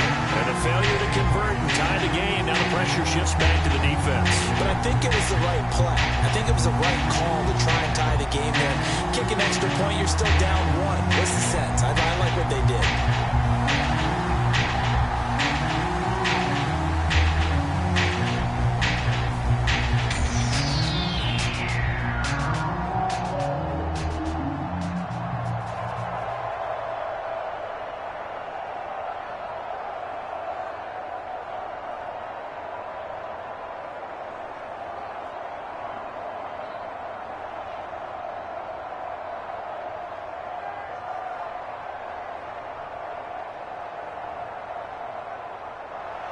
So after the touchdown, here's Fairbairn now to kick it away. And he'll wisely just take a knee here, and this ball will come out to the 30-yard line. Pittsburgh offense making their way back out. A little less than 4 minutes remaining, and the margin for error is small with this slim lead. Operate within your 4-minute offense here, Charles? Definitely. Remember, the 4-minute offense doesn't always correspond to what's up on the clock. What they need to do is play a little bit of keep away right now. Run the clock down. Make sure their opponent doesn't get the ball back. Their dream scenario, get enough first downs and make them eat up their timeouts so the game ends when you're kneeling down with the football.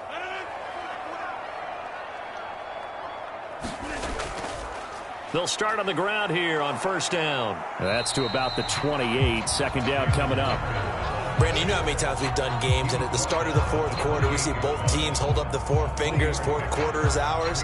Well, how about this drive? You saw the four fingers for 4-minute offense, and this offensive line has really hunkered down and established themselves. Yeah, this is where they say, put the game on our shoulders, we'll lead the way, right? No doubt about it. And let me tell you, if you're a running back, all you want to do is get behind those big fellas, have a little vision, and find some space. And a solid way to do that on the first play of the drive there. With that catch, he goes over 100 yards receiving on the night. And these guys certainly are not hiding what their intention is. They're absolutely showing it. They're definitely not going to sit on this lead here in the fourth quarter.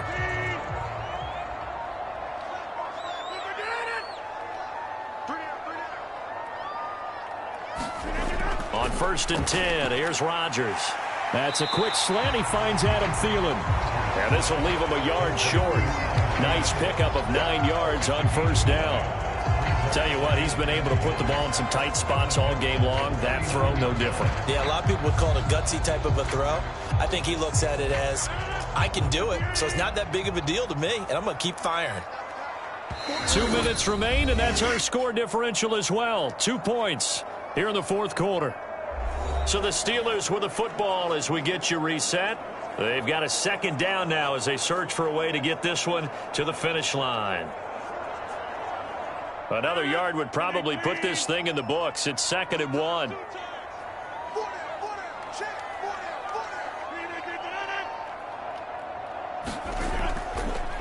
They give to Johnson going right. And he'll be brought down at the 45-yard line. And now we'll see a timeout used on defense as they stop it right out of the break with 1:57 to go in the ball game.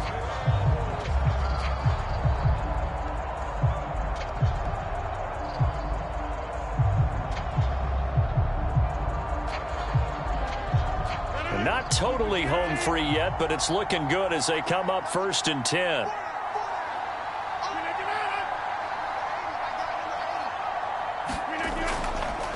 On the run, it's Warren. Now the Texans will use one of their 2 remaining timeouts. That'll leave them with just 1 remaining in this fourth quarter of play.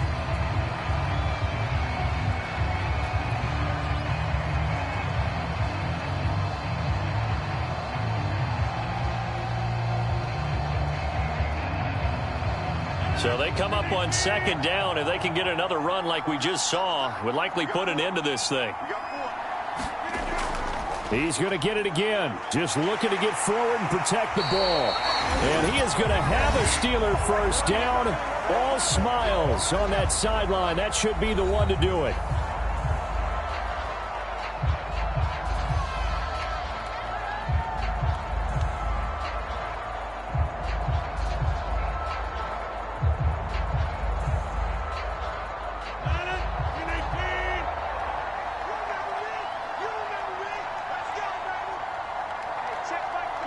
And they'll indeed take a knee.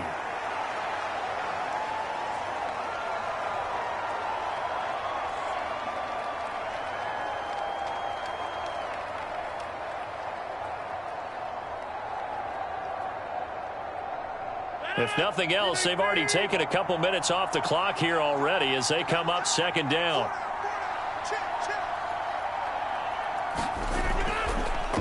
Now a handoff up the middle. It's Warren, and he'll go down at the 28. I like it. I like the call. Still an opportunity to run the football and chew up a little more time off the clock.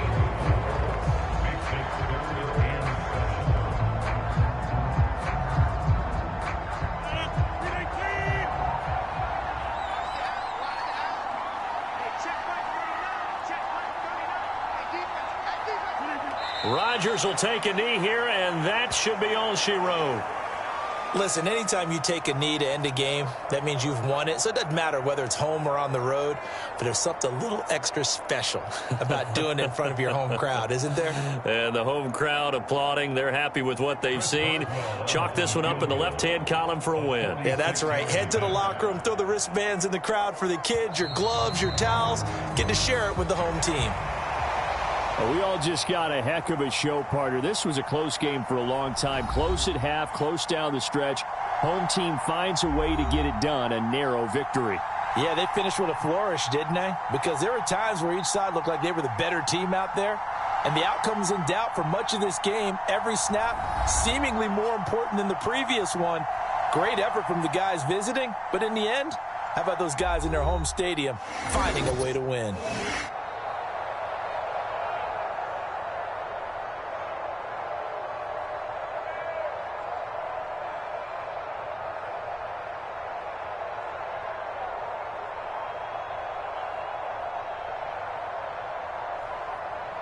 So that'll just about do it for Charles Davis. I'm Brandon Gaudin. You've been watching the NFL on EA Sports. For more, log on to easports.com. The Steelers earn the win at home as we say so long from Pittsburgh.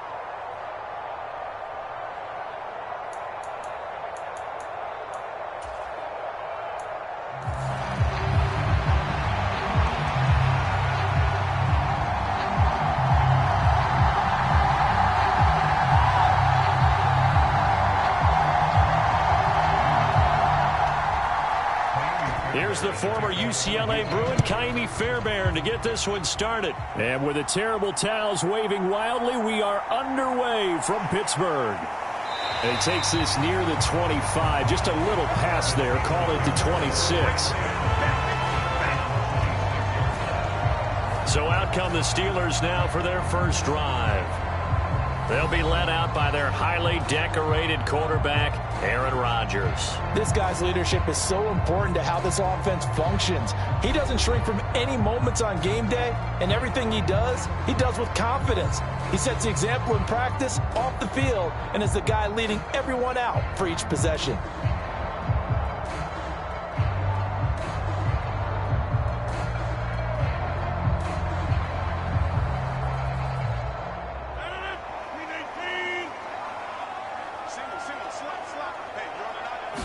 Rodgers going to come out throwing. He'll get this to his tight end. That's Pat Freiermuth. And he's upended at the 33 following a good pickup of 8. And their coach told us the other day that they wanted to get him in a nice groove right out of the gate.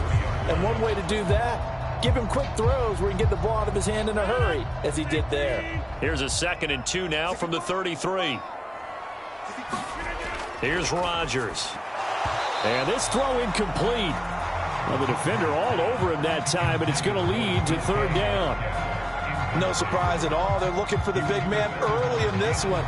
The only surprise for them, he couldn't hang on to the pass. An early task, 2 plays in. This is 3rd and 2. Up the middle they go. Warren. And he'll be tackled right on the chalk of the 45. 12 yards that time, but a Pittsburgh first. It was just 3rd down and short, but he bit off a little extra. I would say way more than he could chew, but he chewed up all that yardage in a big way. And that, to me, that was a combination of offensive line, stacked defense, and they handled it. Okay, they got the leverage, they got the blocking angles, and opened up a nice crease. And once you get past that first wave, there's room to roam. And that's just the 3rd play from scrimmage. They wanted to avoid that 3 and out. They did.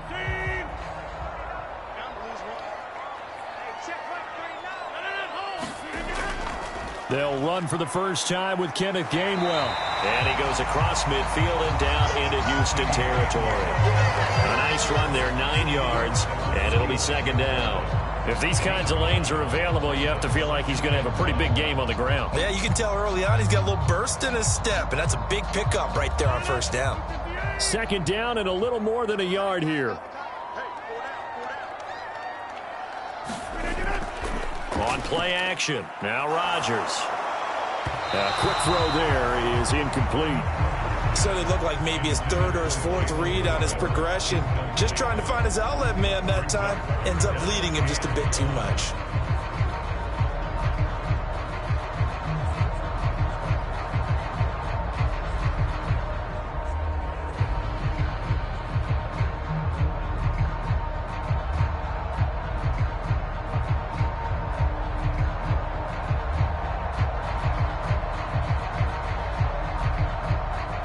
They tried to throw on 2nd down, unsuccessful. Now it's 3rd and 1.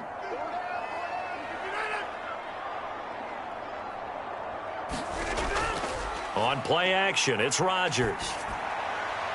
That is caught. He'll get this one down near the 20-yard line, just shy of the 20. So much for the run on 3rd and 1. Instead, it's a big chunk in the pass game. 1st down. And as a quarterback, you always want to exploit gaps in a defense, and he finds one here. Crossing route, working from right to left across the field. And once you get defenders going in the wrong direction, it is awfully hard for them to pivot back, and you end up getting the 1st down.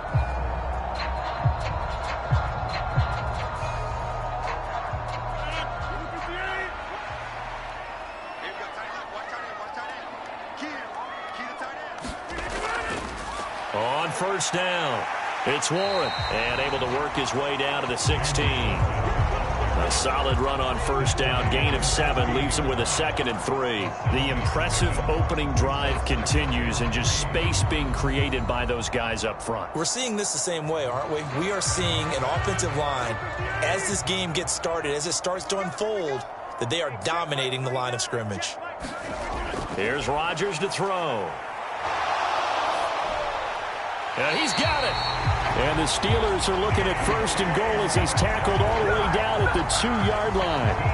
A lot of precision being shown on this opening drive. They've been methodical, they've been crisp, and as a reward, they're going to be set up with an early 1st and goal.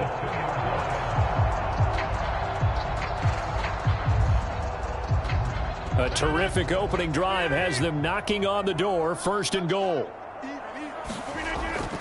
Johnson. And this one will wind up with him losing yardage. Back to the 4-yard line. It's a loss of a yard there, and it's 2nd down. The short field shrinks even more with the type of bodies they brought in on that play. Those extra tight ends, they weren't able to secure their blocks, and that one ended up going backwards.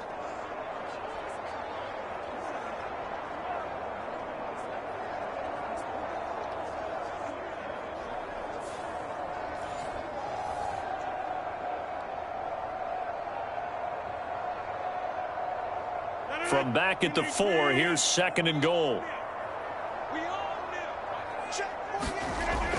Gainwell going to take this down just short of the goal line. He got 3, but could not get the ball over the chalk. 2 runs in a row, but only 2 yards to show for it. Driven it down the field nicely here on the opening drive, but now it's put up or shut up. No doubt about it, because to make that type of a drive and ultimately kick a field goal would feel very disappointing. But I'm just wondering, is the head coach thinking, is this 4-down territory?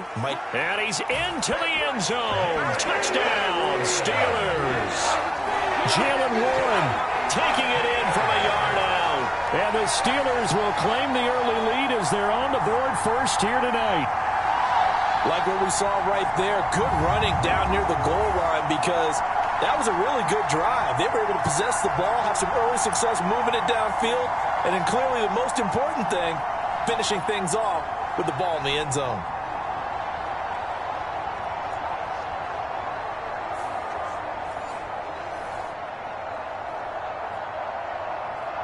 Chris Boswell now for the extra point.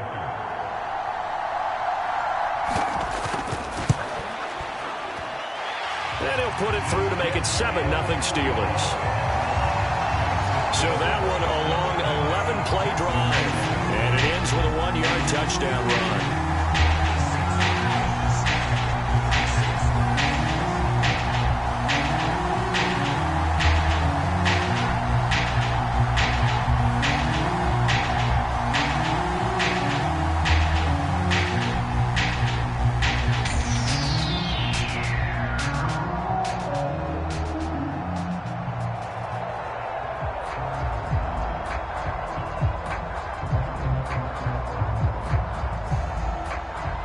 Boswell now to kick it away after the touchdown. I couldn't take the chance. This will be returned from the goal line. And he brings us out past the 20 to the 24.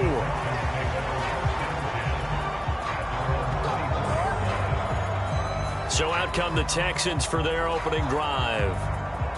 And they will be led out by their 6'3" quarterback.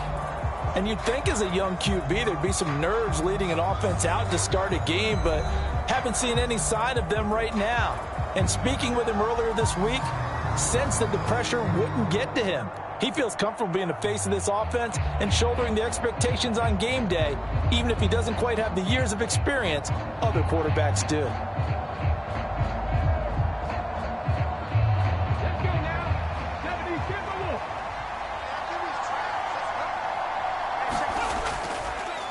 They'll start this drive out on the ground.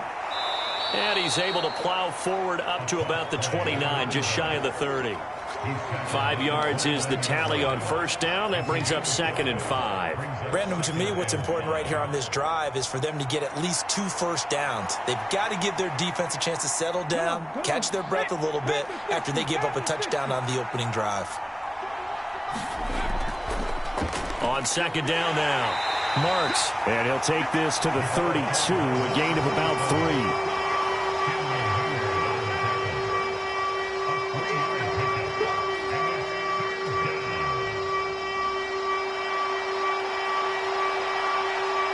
Third and 2.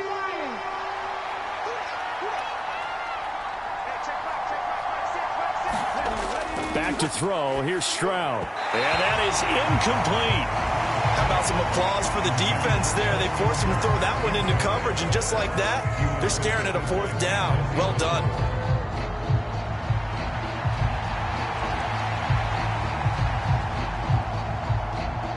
Here's Tommy Townsend on to punt. The back deep for the Steelers is Calvin Austin.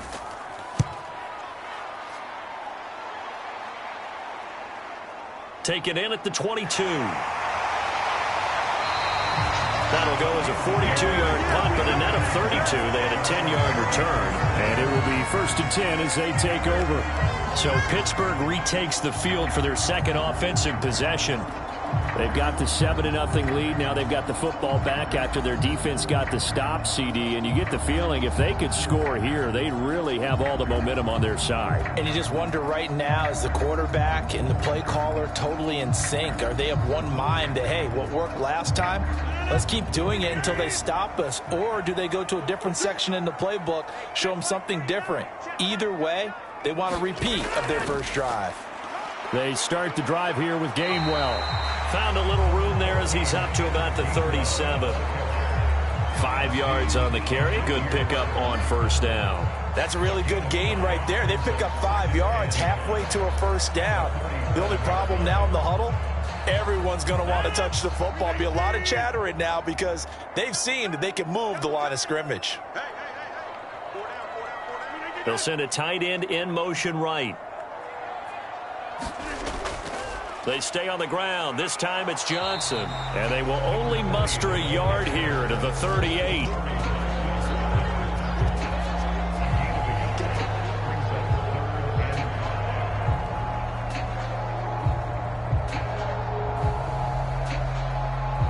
Third and 5.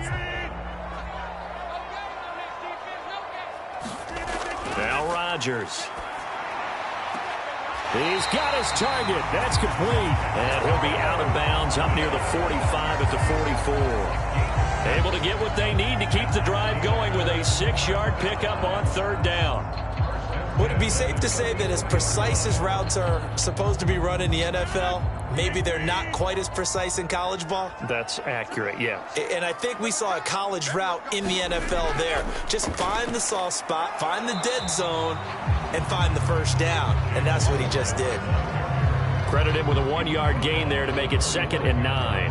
That felt like a trap because it looked to me like the opposing front was on that play from the get-go.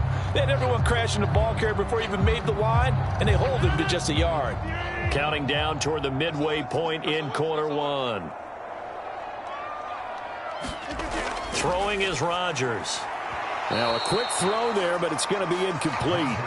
They'll put a check mark in the box where the defense coordinator was saying, how well can we stay with these receivers if we're in man coverage? Because he just did it on that one, forced the incompletion. That'll allow him to get bolder with his pass rush, won't it? Absolutely. Frees up your guys elsewhere. After an incomplete pass on 2nd down, that'll leave him trying to convert on 3rd and 9. Working from the gun, Rodgers. That one into the hands of Thielen, complete. And to the 49-yard line, but no further. And obviously, he is well short of the first. They'll give him 4 yards there. And it'll be 4th down. Well, we hear so often how tackling has become almost a lost art in the NFL game. But it's so important to tackle well on these receivers, especially in a play like this one. 3rd down, they gave him the underneath stuff. You got to go and make the tackle right away.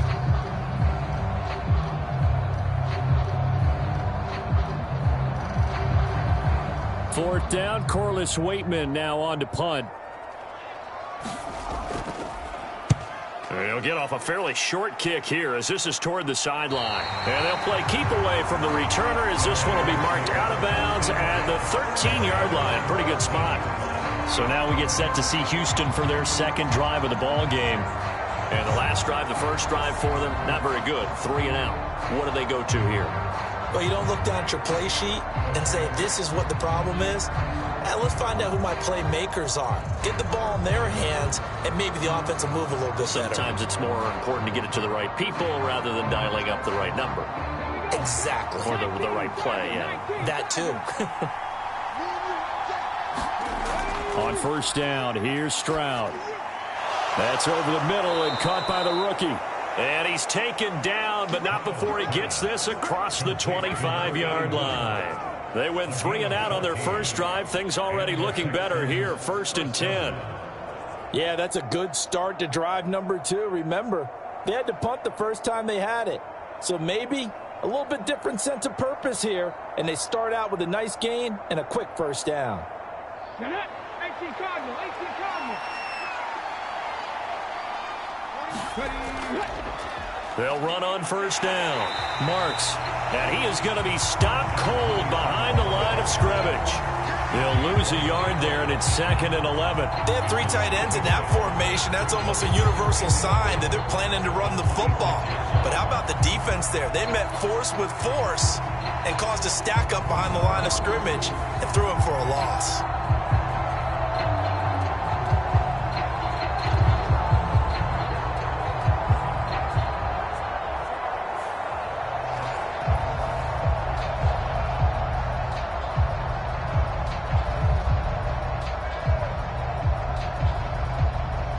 So after the loss of a yard, they'll look to push forward here on 2nd down and 11.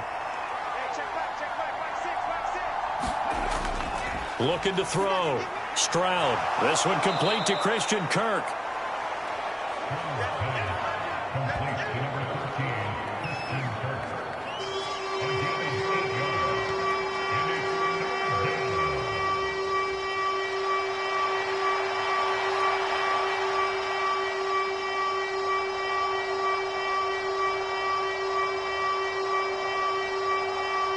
Third and 3.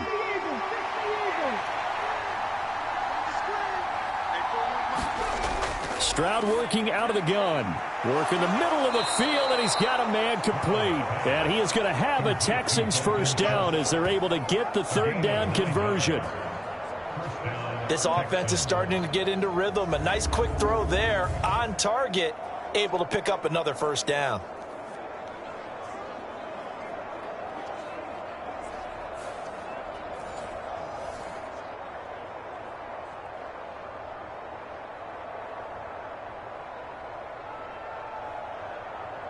A couple of first downs has the football positioned at the 43 as they come up 1st and 10. Now a handoff up the middle. Marks. And he finds a little bit of room, enough for 4 yards.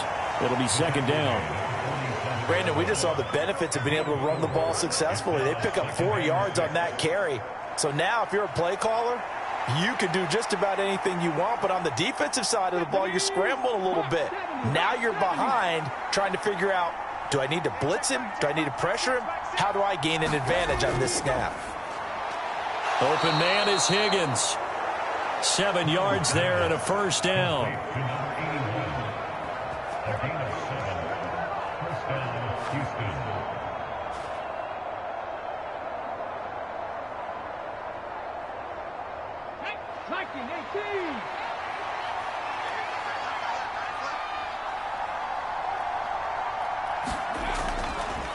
They'll try the left side. Marks takes this to the 45. Not much space after that broken tackle. Asante Samuel Jr. that time up to make the tackle. Well, they certainly had success throwing the ball in this drive, and not as much running it as we just saw once again on that last play. Stopped after a very short gain. But I wouldn't abandon the run totally, because otherwise, pass rushers just tee off on your quarterback. Makes it very, very difficult for him in that situation. Throwing quickly there, but it's incomplete. Well, he'd been targeted quite a bit on this drive, and finally I think the guys on the defensive side, they said no more. They slapped the double coverage on him, made it very tough for him to get the ball. And now on 3rd down, they'll need to get it to the 36 to pick up the first. Now Stroud. And the Steeler pressure too much here. He's going to go down. Call it a loss of 4 there on the sack. And speaking of the number 4, it brings up 4th down now. Well, how about that? A dime set on defense, 6 defensive backs. None of them blitz. They're just back there in coverage. Defensive lineman gets the sack. That's where the O-line, they go to the sideline, they keep their helmets on so the cameras can't find them, right? Yeah, the cameras can't find them, but I know one thing. The O-line coach will.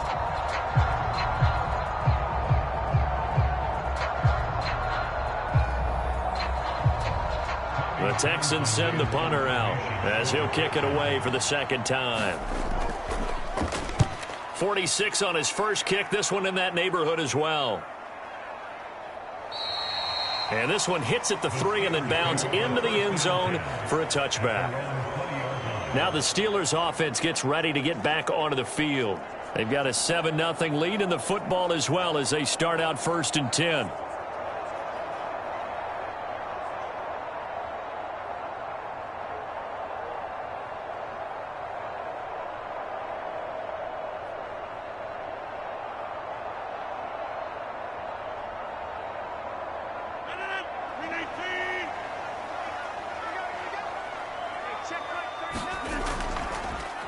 They'll start this drive out on the ground. Jalen Petrie coming up to bring him down. Pretty effective blitz there to stop the draw play right in its tracks. And actually, when they blitz, draw play is supposed to work very well. You're supposed to have them bypass the runner, and he slips past them. But they put their eyes in the right place, took away all the creases, and slowed him down in a big way. Throwing now is Rodgers. He'll let it fly for Austin. Thrown across his body, and it's intercepted.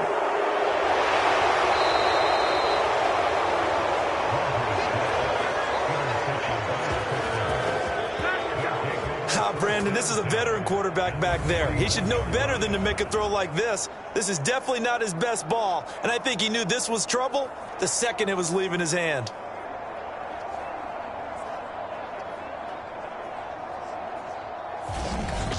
Houston's offense taking over again.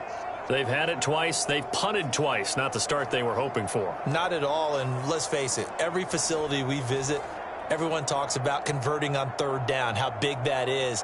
In this situation, they've had to punt it away twice, so they're furiously going over things on the sidelines.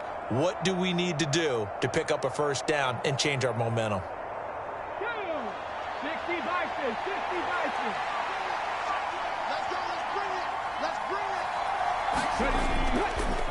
On first down, Marks. And he's going to get a solid gain of 9 before being brought down. Second and right at a yard. Someone's looking fresh, and this O-line is definitely licking their chops. Everyone likes to run block. If you're an offensive lineman, nice early burst, nice gain too. From the 32-yard line now, here's second down at a yard. They'll keep it on the ground. Marks, and he'll be brought down at the 27-yard line. A gain of 5, good enough for the first down. Well, they came into this game saying it was important that they set the tone and show that they can run the football. And I believe that they've done that here in the first quarter. Ready? Moving 19.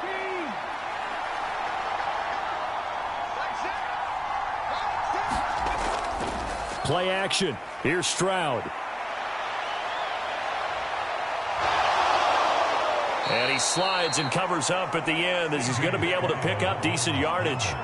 He'll wind up getting 9 after tucking it and running, so it'll leave him with second and a yard. This early in the game, it's all about making steady progress downfield, hoping to lead to early points. And you can do it with your actual play calls or sometimes something a little more improvised, as we just saw there. Stroud looking to throw. Oh, that's into a double team, and it's intercepted. Picked off by Brandon Echols. And the Steelers are going to have it here as they'll start at their own 7.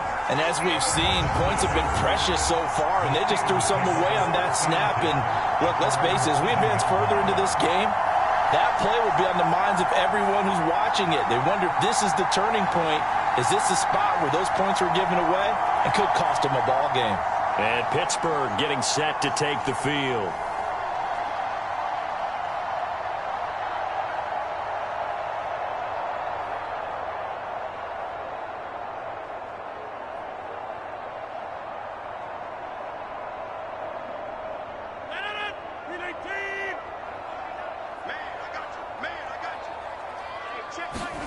They go back to the air here after the INT on the last drive. And he takes this just about a yard shy of the 20. 12 yards that time at a Pittsburgh first. For many teams, the evaluation of tight ends has really changed. We used to wonder about how they would block first and foremost. Now we want to know how these guys can run, because we envision them in offenses catch the ball. How much yardage can they gain after that? And that on display there for a good pickup. Throwing on first down is Rodgers. And that will be incomplete. They couldn't hook up on what's going to be the final play of this first quarter. After 7-0 on EA Sports.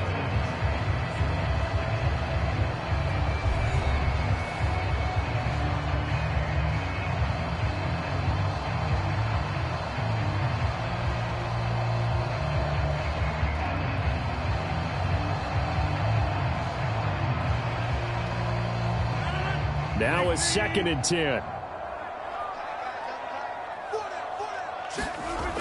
Now Rodgers. Left side here taken in by Metcalf.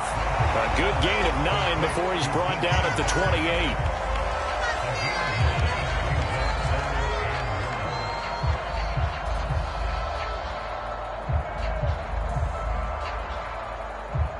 The offense on third down tonight, they've been near perfect. 4 for 5 to this point. They're up against a 3rd-and-1 situation. They'll try and run for it. Here's Johnson. And he will have a Steelers first down as they're able to convert, albeit not by much, on 3rd and a yard. I like this focus there because he wasn't thinking about breaking that one big. All he thought about was, I need 1. Let's go get that. Ended up picking up 2.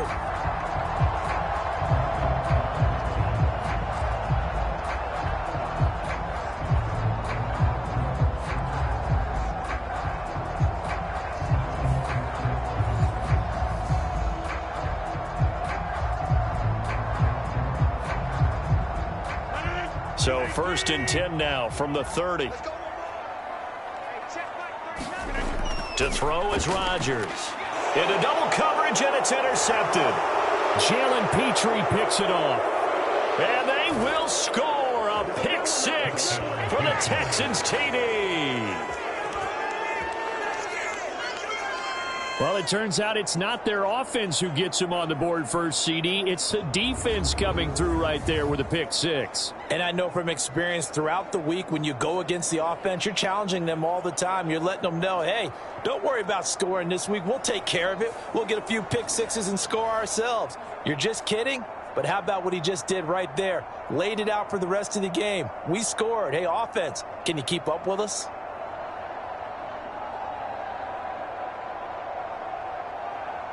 Kaimi Fairbairn on for the extra point.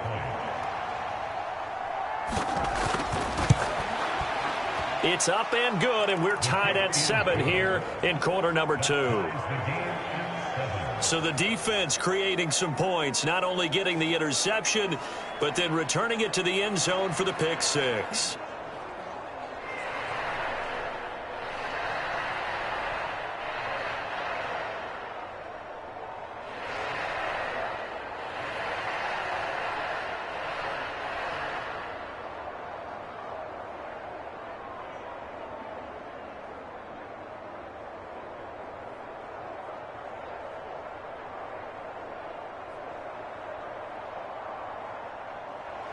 So all even at 7 now as they kick it away.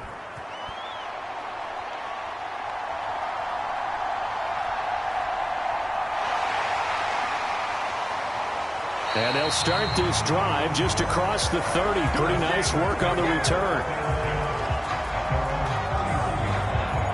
And Pittsburgh getting set to take the field. Now remember, they were just out here a moment ago through the pick 6, so we'll see if they can take better care of the football this go-around. And sometimes, partner, I think it's almost better that you just throw the pick 6 and you come right back out on the field. You're not over on the sidelines dwelling for it for very long. You're not hearing everyone say, oh, hey, you'll get them next time. Hey, don't worry about it. All that stuff just goes right out the window. You're right back out on the field with a chance to atone.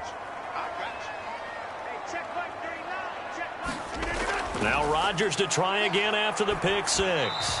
And just not enough on the throw there. Down around his feet and incomplete. So this is what happens when you throw interceptions. That confident veneer that you have gets chipped away a little bit. Maybe a little bit gun-shy throwing it around. Yeah, underthrowing him there, and you're right. Those interceptions may be in the back of his mind. 2nd and 10. Rodgers now to throw. His throw incomplete. A couple of quick incompletions, and now they're just one more away from getting off the field. They've got options now. Could they dial up a blitz here or just drop everyone into coverage to crowd the throwing lanes? Now they face a 3rd and 10 after back-to-back incompletions. To throw, it's Rodgers. He's got his running back out of the backfield. Yeah, he will go out right near the 35-yard line. An excellent gain, 35 yards. A lot of running backs in the passing game, they're just used to check it down to them or maybe dump off passes. But this guy, they use him to stretch the field, don't they? He stretched it right there, turned it into a really nice game.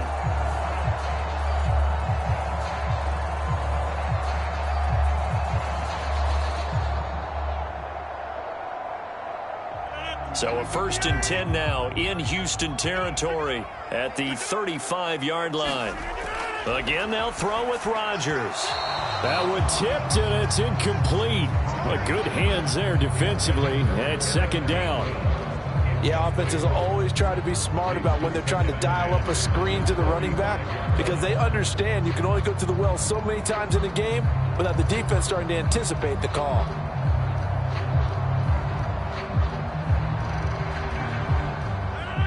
An incomplete pass on 1st down. That leads to a 2nd and 10. On play action, Rodgers.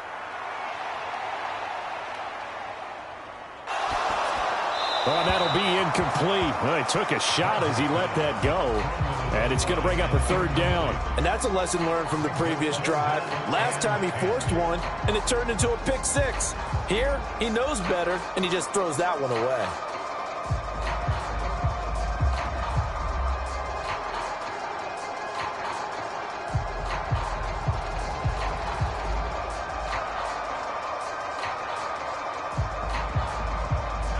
So back-to-back incompletions, and that has him staring at a 3rd and 10. Now it's Rodgers. Here's a screen with Gainwell. And he's going to get this down near the 20-yard line. The passing game in rhythm right now for Pittsburgh. There's another 1st down. You want to see a defensive coordinator get upset and throw his headset? This is the kind of play that'll do it. You force 3rd and long. This is almost sort of a give-up play. You're just hoping to get something positive, and it winds up breaking big, and they convert on 3rd down.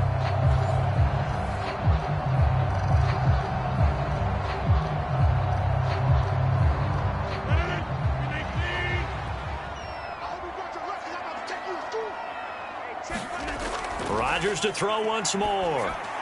They're quickly to Thielen here. And he takes it down to the 10-yard line. Another nice gain, 13 yards that time, and another 1st down. I tell you what, it looks like he's shaking off that pick 6 just fine. It's not just defensive backs that have to have short memories. Quarterbacks utilize that as well. A much more confident throw right there.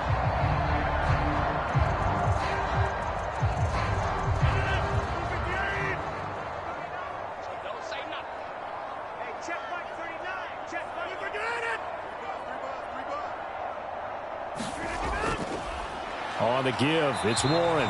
And a short pickup there down to about the 9. Only a yard that time, 2nd and goal. Defensively, pretty good start there with their backs against the wall. That's a win for the stop troops right there. And if I'm them, I get a little bolder now. They won the first battle. Keep coming after them. Put the pressure on them.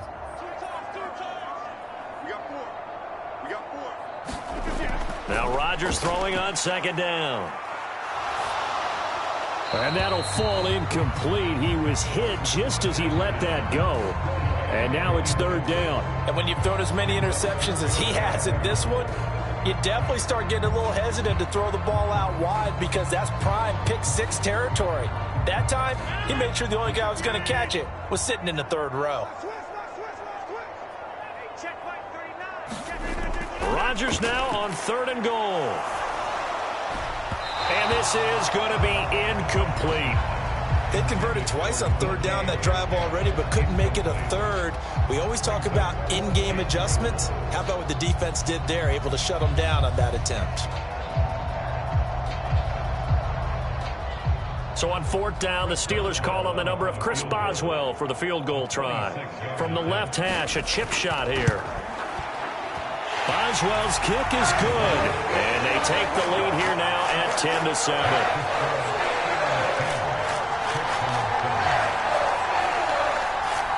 So they're able to end that drive with 3 points in this one-possession ball game. And ideally, you want to end every drive with points. Most quarterbacks would tell you, let's end it with a kick, right? A PAT, that's number 1. Field goal you'll take. Punts, you really don't want to do that. In this case, they'll take the field goal and get prepared for the rest of the game.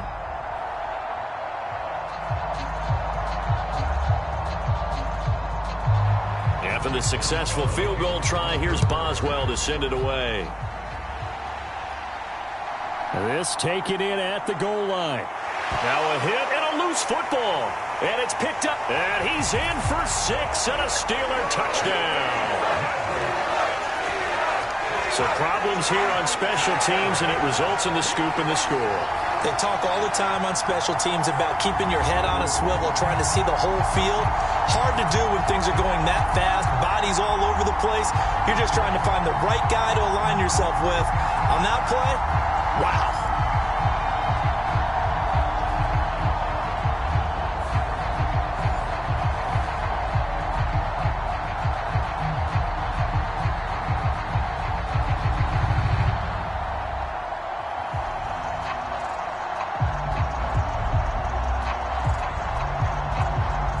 Extra point now by Boswell.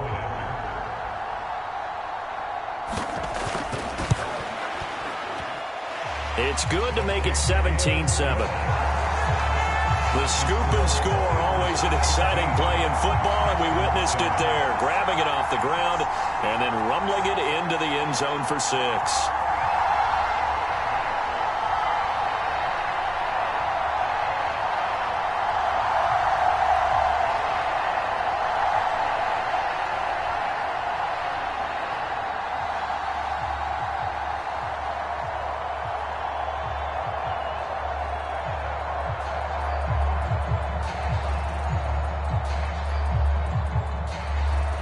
So here's the kickoff now as they'll get it again following that fumble return for a score. Taken at the goal line. And he won't quite make it to the 25. Houston set to take over. A big mistake last time they were on the field, tossing that interception inside the red zone and really taking away what had been a pretty successful drive up to that point. Yeah, and I don't think there's any question about it. As they head out on the field for this drive, that whole offensive unit is just thinking redemption. You know, they moved it really well, didn't pay it off. This time, they want to make sure that ball ends up in the end zone, and they're the ones possessing it.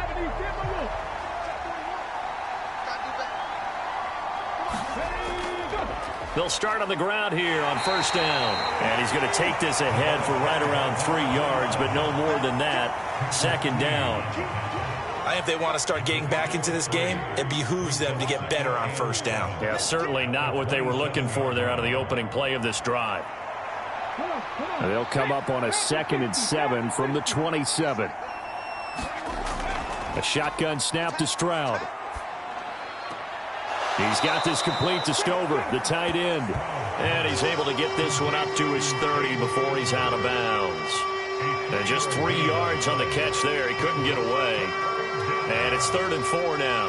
One thing you're hoping for when you run drag routes, you're able to hit a receiver in stride, and he can pick up a lot of yardage after the catch. But in this situation, the defense was effective, able to stop him before he could get a good head of steam going. He had a man open, but he missed him, and it's incomplete. Not much going on this drive. Looks like they're going to have to punt it away, CD. And right now, I know a lot of their fans are screaming for the OC to change things up, get away from what he's been calling. Sometimes you just need better execution of the plays that have been called.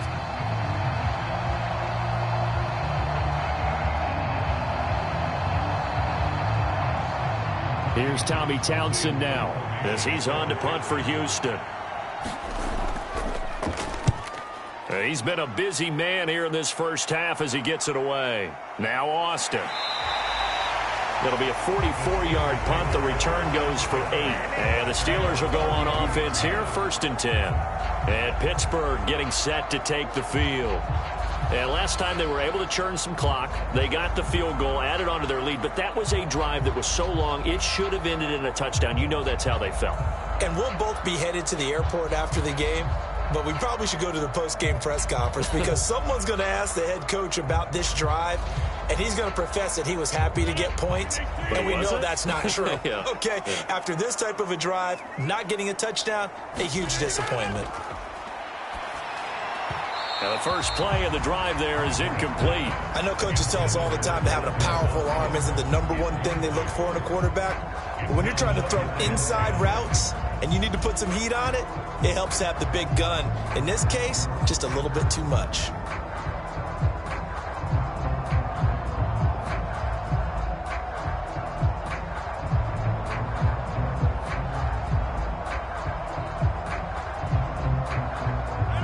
So after the incompletion on first, now 2nd and 10.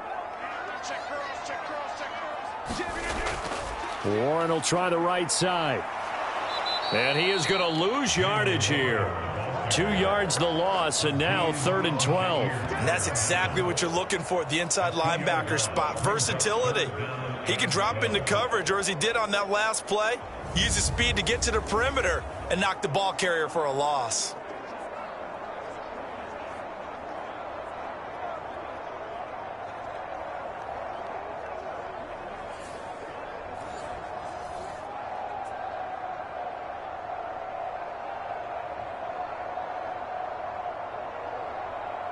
And the Steelers on 3rd down. Can't fault these numbers. 7 for 9 thus far. This is 3rd down and 12. Rodgers going to throw. Able to find the open man. That's complete. And he'll be taken down, but not before they work it across midfield. 21 yards there on 3rd down. Well, things are definitely going right for them here in the first half. Pick it down, any down, even 3rd down, no problem. They get a connection there and pick up a fresh set of downs, continuing to move the ball.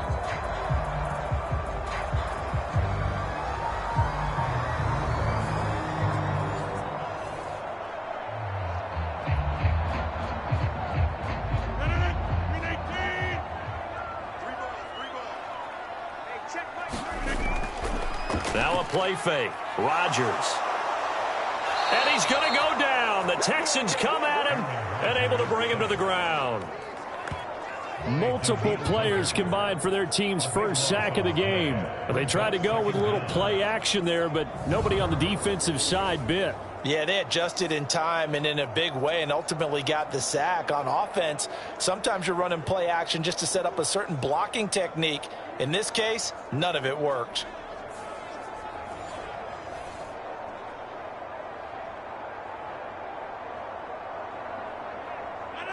That huge loss on the sack makes this job much more difficult. It's now 2nd down and 22 yards to go.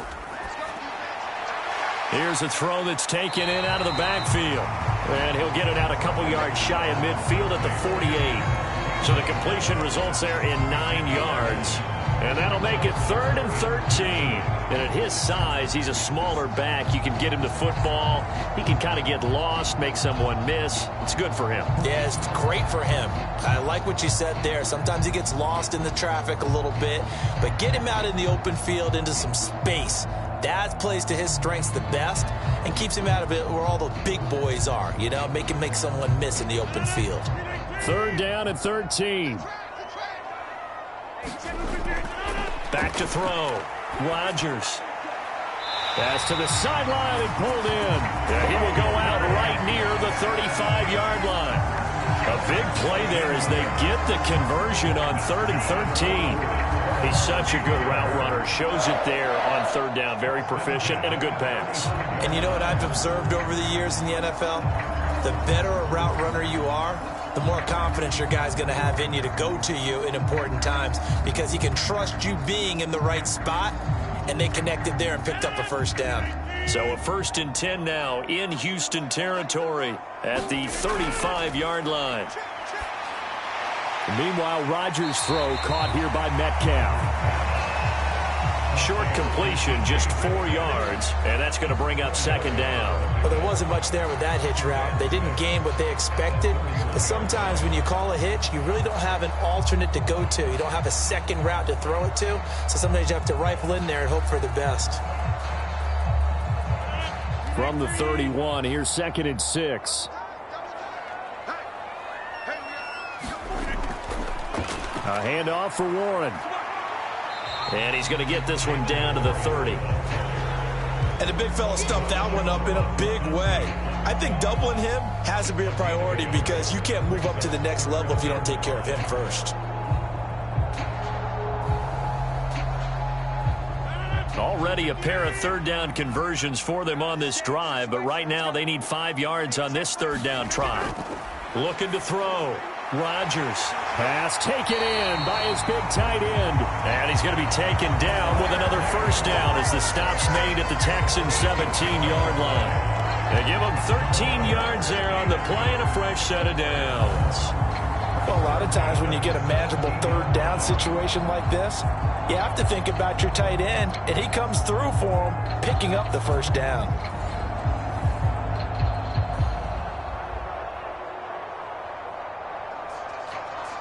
So from the 17 now, here's a 1st and 10. They'll run it. Warren shedding the tackle. And he can't quite get there. Tackled down at the 1. Another nice gain, 16 yards there, and a first down again. We both know it's difficult, but they've made it look effortless out there. Through the air, on the ground, they've moved the ball with relative ease.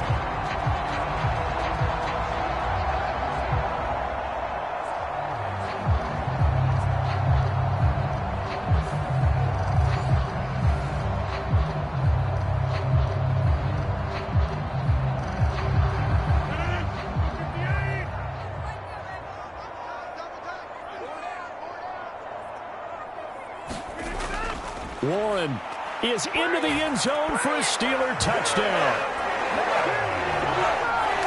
So he had the nice run to get him down there. Was stopped just short of the goal line, but they go right back to him, CD, and he delivers to finish the drive off.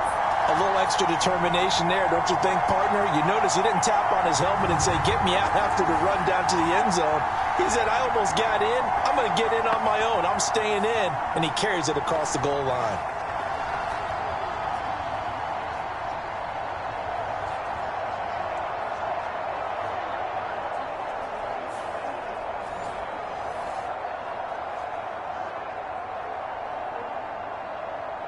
Boswell for the extra point.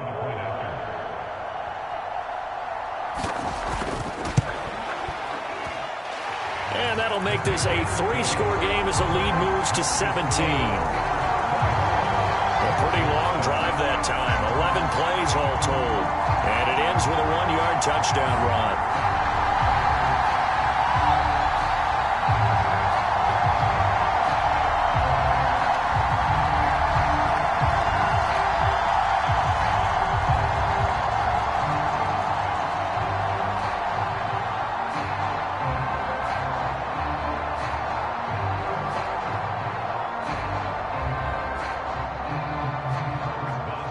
Boswell now to kick it away after the touchdown.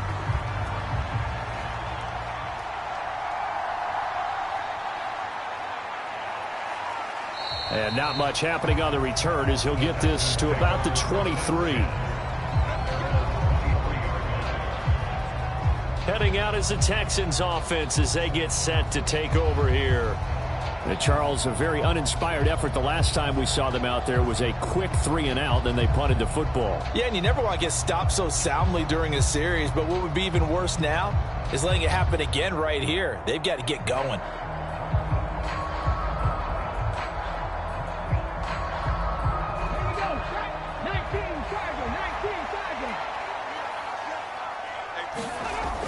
First and 10, it's Stroud.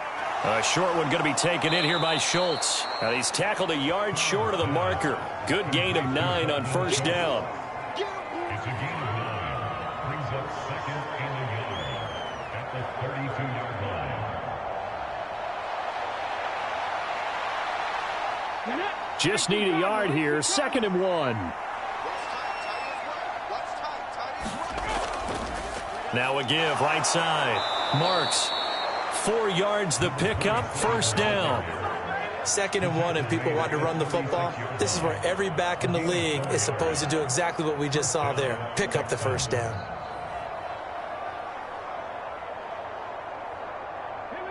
So from the 36 now, 1st and 10.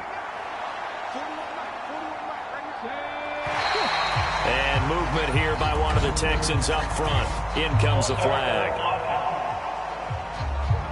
That flag accepted, and it backs the offense up a little bit.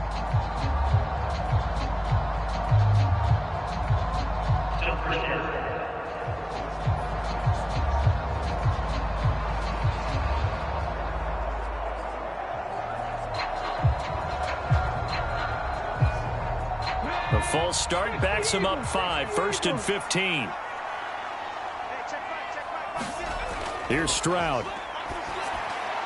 Here's Higgins out of the right side.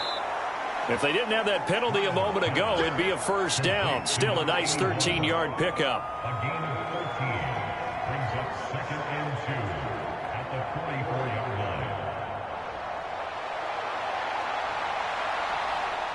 2 yards to go, second down. On the bootleg, Stroud. Oh, everything falling apart now. Another one intercepted. It's Kyler Duggar who picks it. And the Steelers are in great shape here as they take over at their 46-yard line.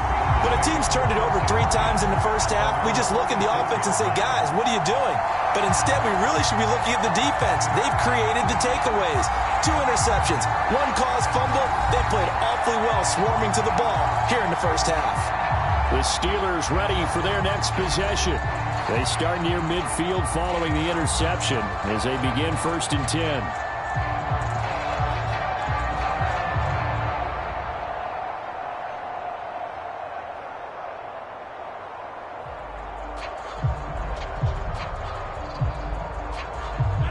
So good field position for the Steelers as they come up 1st and 10 at their own 46.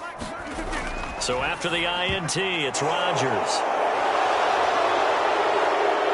Still going inside the 20. And they will score a pick 6 for the Texans TD. Boy, a big play right there. I mean, a touchdown on this drive could have really put some separation on the scoreboard. Instead, it's the defense who scores. And, partner, we got a game again. And we do have one because of what you just described. A defense that understood what was going on in this game and did something about it. They knew their offense needed some help. They just provided it. They're back in this one.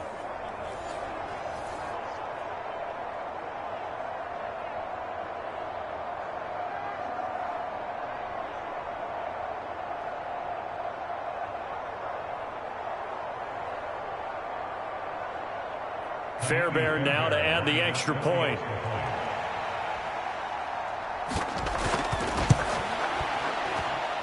It's up and good, so they claw back into it. 24-14 now. A heck of a play there defensively, getting the interception, navigating his way into the end zone for the touchdown.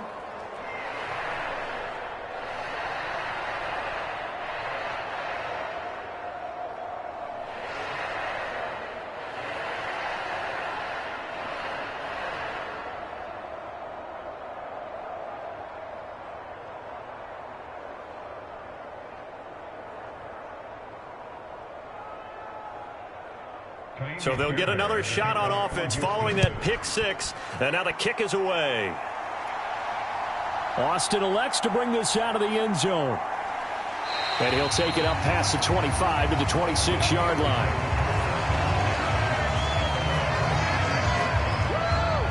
And the Steelers set to take the field. We have seen a lot of points here in this quarter. For us up here in the booth, it's been fun to watch. The defensive coordinators probably scratching their heads. Yeah, they're going a little bit crazy right now. But let's face it, all of our friends who play fantasy, they're enjoying the heck out of this show because most of them are creating and getting a bunch of points. Yeah, points certainly not at a premium here.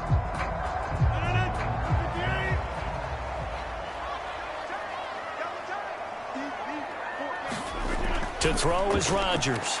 Throwing after the interception. And he's taken down but able to slip across the 35. Right off the bat, it's a first down to start the drive, 12 yards.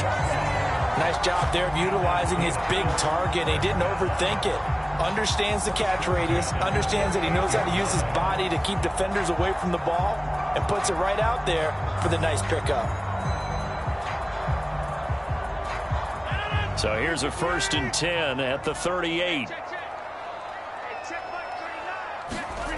From the gun, it's Rodgers. He'll find Thielen work in the middle. And he'll be taken down, but not before he works it past the 50. That one good for 14 yards and a Steeler first. You can see the time and effort and thought that they put into their passing game because it was evident right there. It looks like a simple pitch and catch, but you and I both know that they have planned for this and worked hard to make it happen. Now run straight ahead with Warren. Give him 5 on the carry there, and it'll be second down. And that's exactly what you want on a first down run. Pick up 5 yards, bring up 2nd and 5. The defensive line, though, they've got to figure out a way to out-leverage the guys up front because the offensive line is winning at the point of attack.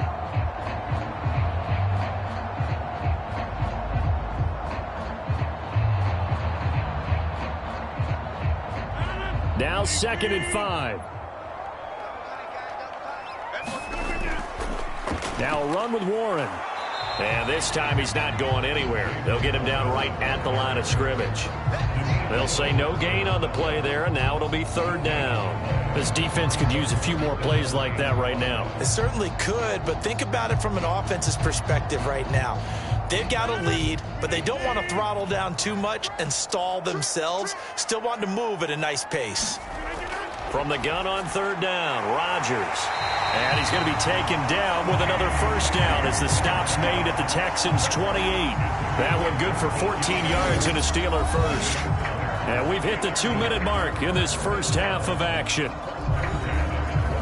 A reminder coming up here at halftime, we'll ship you off to Orlando. Jonathan Coachman will have first half highlights and analysis from a back-and-forth first half that we've seen.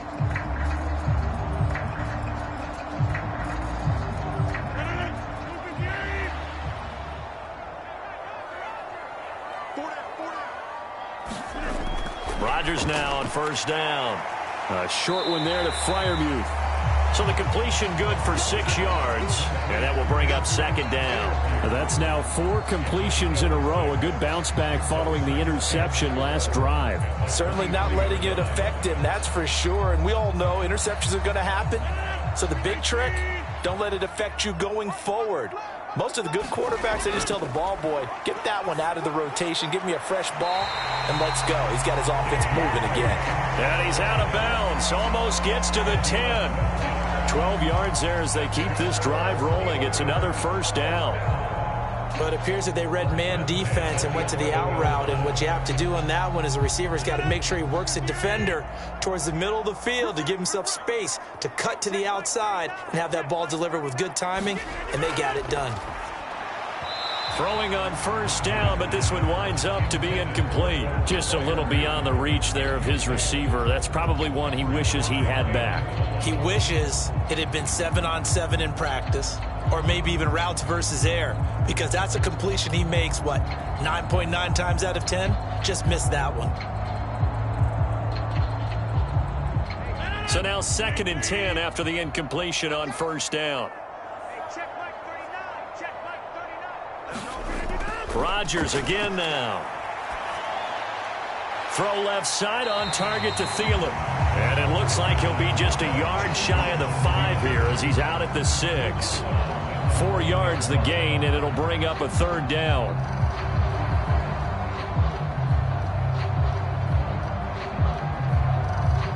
They are in need of 6 yards here if they hope to move the chains.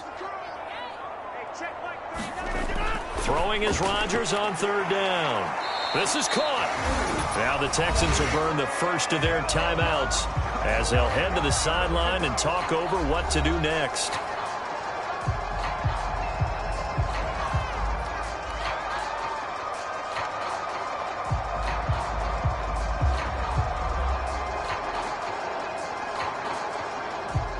The offense is not leaving the field. They're going to stay out and go for it on 4th and 3. Here we go with Johnson. He didn't get the touchdown, but he did get the first down as he's tackled at the 1. Just a gain of 3, but they'll certainly take it as they convert on 4th down. There wasn't even thought of a short field goal. There was no hesitation. They were going for it. I think he was thinking ahead a couple plays ago, that if he got in this situation, they were definitely going for it. And you're right. It was a confident call and a decisive run to pick it up.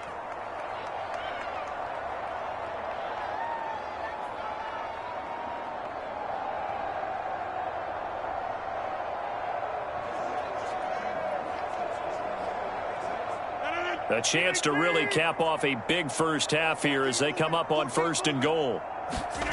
Here's Rodgers to throw. To the end zone, but it's incomplete.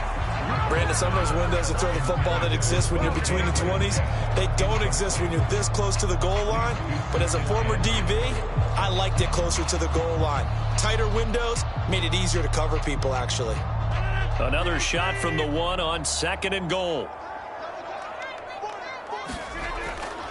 A toss left side, Johnson. And he's in. Touchdown, Pittsburgh.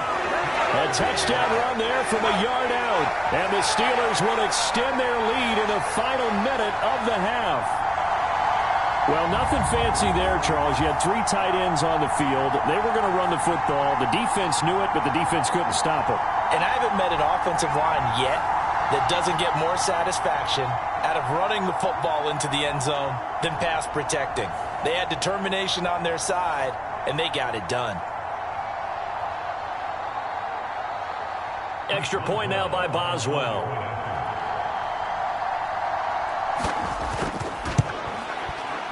And that'll make this a 3-score game as the lead moves to 17. So that drive spans 13 plays. And it ends with the Steelers finding the end zone.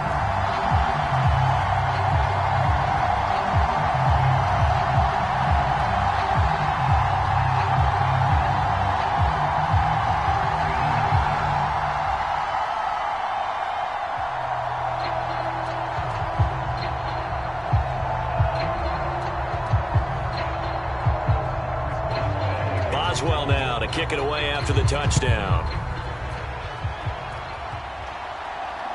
This fielded right at the goal line. And up to about the 26-yard line, just across the 25. The Texans with the football here late in this first half. But Charles, you're down multiple scores, less than a minute left here. But with that deficit, they've got to try to at least work their way into field goal range to try to muster something out of this drive. And I'm going to go ahead and date myself one more time because I want to quote an old Smokey and the Bandit lyric. They've got a long way to go and a short time to get there. But they still have time to get it done. So I'm looking forward to watching them mount this drive and see if they can get some points out of it. Trying to shake off the interception. He'll look to throw. Quick throw there is incomplete. That was a nice job defensively of disguising their coverage and making it difficult for the quarterback to lock in on a receiver, and it results in an incomplete pass.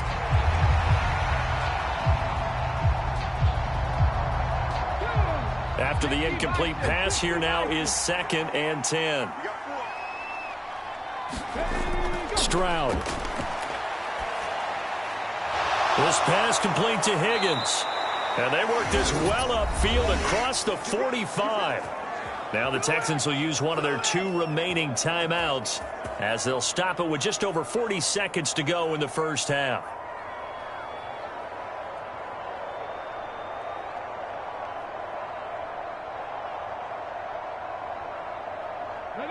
First and 10 here. You know, if they could just get 3 out of this, there's something about narrowing it to a 2-score game at half that makes it feel like much less of an obstacle. Meanwhile, Stroud's throw complete into the hands of Schultz here. And he's able to take it across midfield before going out of bounds. Obviously, this has not been a banner game throwing the football. So what you got to do, you got to kind of down focus, don't you think? Find the tight end, take some easier completions. The interception last drive. There he hits the reliable target. Here goes Stroud again. Dancing to his left. 6 yards there off the scramble, but it'll still leave him with a 3rd down.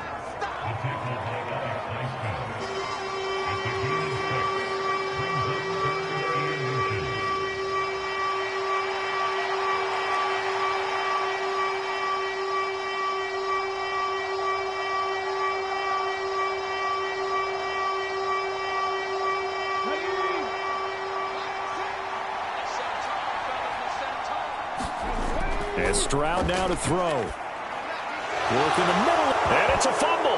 And it's picked up by the Steelers. And he's free going down the left side. It's a foot race. And he brings it back. Can you believe it? An offense offensive disaster on the final play of the first half. They just had to hold on to the ball. Extra point put through by Boswell. And that will take us to the end of the first half of play. So we are at halftime here on a Monday night. As we'll send you down to Orlando, and we check in with Jonathan Coachman for our EA Sports Halftime Report. Coach. Okay, Brandon, thanks very much. Back to you guys in a bit. But first, we welcome everyone to our EA Sports Halftime Report. We saw a solid first half out of running back Jaylen Warren. He had a nose for the end zone as he wound up with 2 touchdowns on the ground in those first 2 quarters. This one is maybe not exactly in the bag yet, but there is definitely a big mountain to climb in this third quarter. The teams are already back out there, so let's not waste any time as we'll turn it back over to Brandon Gaudin.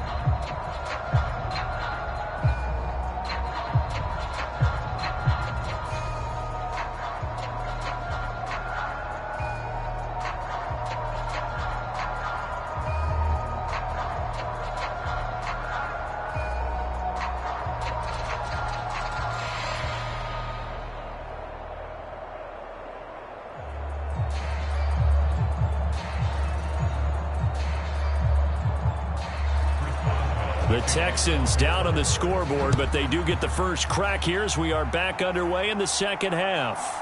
And here comes a return from just beyond the goal line. And he'll be tackled just shy of the 25.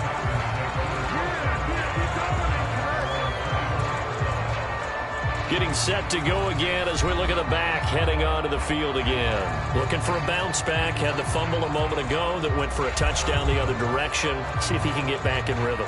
And you have to be very careful about having too quick of a hook with really good players. I did a guy's game in high school where he fumbled 3 times in the first quarter, finished with over 300 yards on the night, later ended up in the NFL. If you've got a talented back, give it back to him.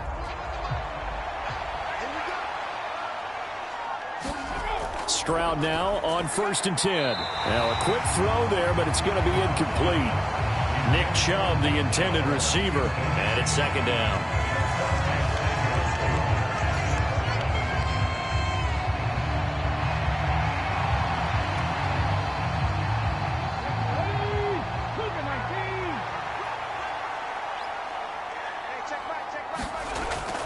Play action. Here's Stroud. And he took that in one-handed. What a grab. They get 14 on that one. Good for a Houston first down. Boy, that completion comes with a high degree of difficulty, especially on the catch. Had to look that one in one-handed, able to do so, and ends up picking up a first down as well. So here's a 1st and 10 at the 38. Stroud sets up the play action. Pressure comes, and the Steelers take him down. There's your co-NFL record holder, T.J. Watt, doing what he does best, terrorizing quarterbacks. But defensively on the previous play, they gave up a pretty good chunk of yardage, but right there, they got a good portion of it right back. And if we just flip it around from the offensive perspective, took a nice step forward, and how about a couple of leaps backwards after that play? They've got to figure out a big call coming up here to try and gain that yardage back.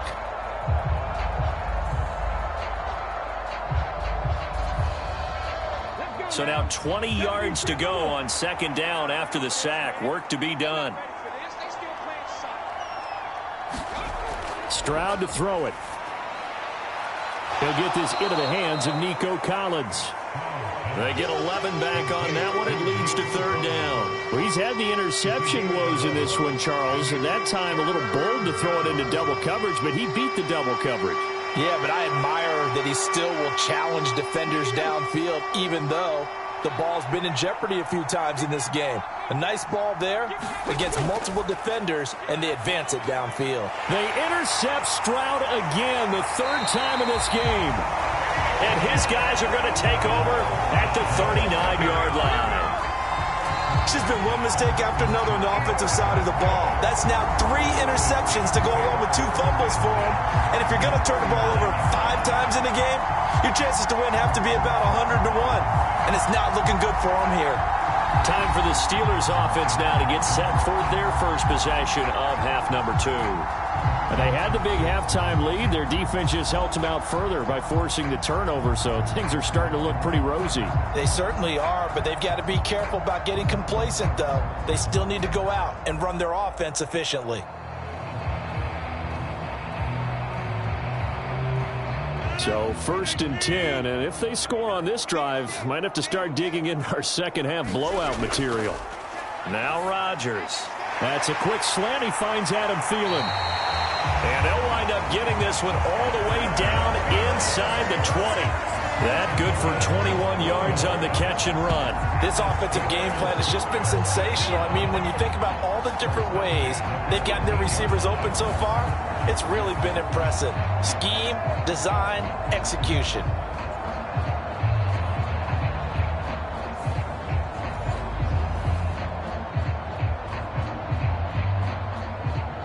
So from inside the 20, here's 1st and 10 at the 18. To throw is Rodgers. And he wisely will throw that one away. There's a quarterback who's learned his lesson. He's thrown a few interceptions so far. That time he said, I'm making sure nobody catches this one.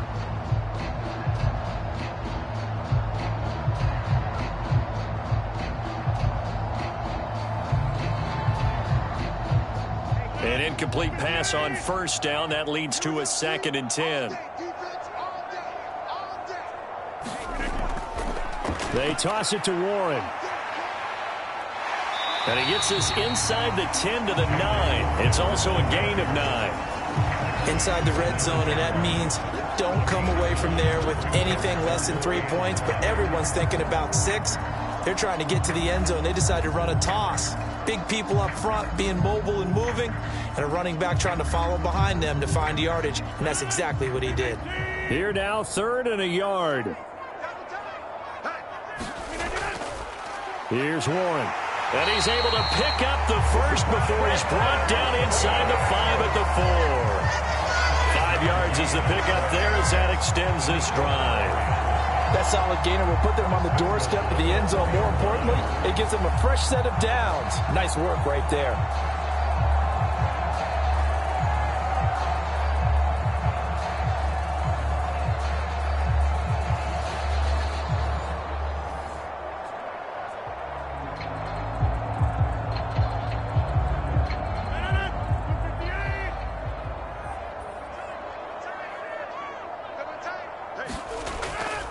Warren will score. Touchdown, Steelers. A familiar refrain. A turnover leads to a touchdown, and that lead grows even wider now here in this 3rd quarter. Yeah, partner, I'd say there are a lot of grins breaking out on that sideline because, let's face it, they came in thinking they were in for a real fight in this game, but this one's been about as one-sided as we've seen in a while. In addition, if you're a backup, time to start stretching and loosening up. You may get some playing time in this one. Boswell for the extra point.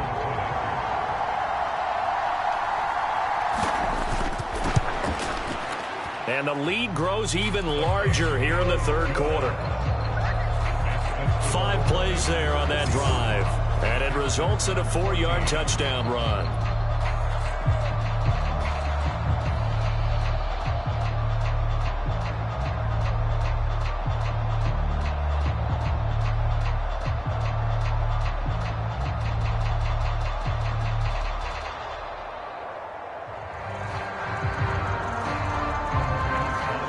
Boswell now to kick it away after the touchdown.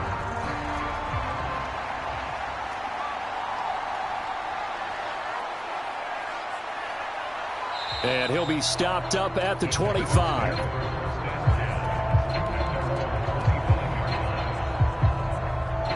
And the football going back over now to the Houston Texans. Well, this has been a tough one for them, Charles. They've struggled really on both sides of the football. And one thing that's really plagued them, the turnovers. They've had issues keeping the football in their possession. And every game that's ever been played, all coaches talk about taking care of the football and limiting turnovers. And in this one, after we saw that first turnover, we worried that things would snowball, and it certainly did, especially on the scoreboard.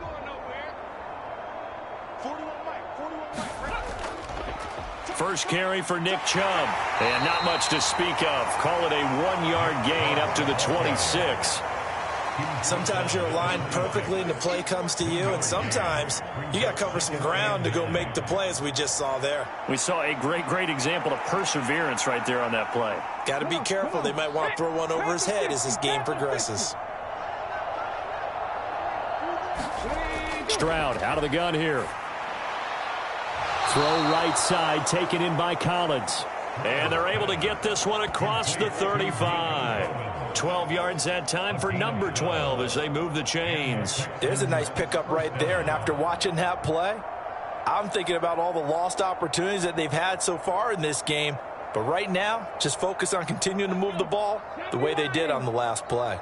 So here's a 1st and 10 at the 38. Back to throw. Here's Stroud. And that is caught on the right sideline, but out of bounds, says the line judge. The throw took him a little too far. It's 2nd down. Well, there's times when you see these catches that are made, and we just know the guys playing it are really wishing for college rules. Only need that one foot down instead of 2. It's awfully difficult on the sideline, isn't it? 2nd and 10. Stroud to throw yet again here. This is caught by Dare Ogunbowale. He'll get only 3 there, so it leaves him with a 3rd and 7 ahead. And just in general, Charles, on a play like that, how tough is it for the defense to account for a running back essentially being a receiver downfield? It's very difficult, especially if the running back has skills like a receiver, and you're aware of that before the game even begins. So throughout your practice sessions, you're going to want to be aware of him. Where is he lining up? What can he do? What kind of damage can he do to us downfield? And who can match up with him without weakening our overall defense? You're exactly right. It's a tough task to match up to him. And that one to the right side and incomplete. And you can tell just by looking at him that this offense is a frustrated unit. Things are really unraveling here, and as a head coach, time to earn your paycheck. You've got to find a way to keep it together as that brings up another 4th down. The Texans send the punter out as he'll come on to kick this one away. And he'll get this away into the icy winter air. Yeah, call it 38 yards on the punt, no return. And out will come the offense as they take over. And Pittsburgh getting set to take the field. This drive here beginning probably with a pair of motivated groups. Remember, the offense scored a touchdown on their last time out, looking to repeat that in Charles's defense. They were very frustrated after giving up 6 the last time on the field. And frankly, it's just a battle of wills in a lot of ways, because you know they're both motivated, they both game plan for this drive, and they both have specific outcomes in mind. To me, it just comes down to who can execute better and which side can step up and assert its will over the other. On play action, Rodgers. He'll find Gainwell out of the backfield. So give him 2 yards there on the completion, and it's 2nd down.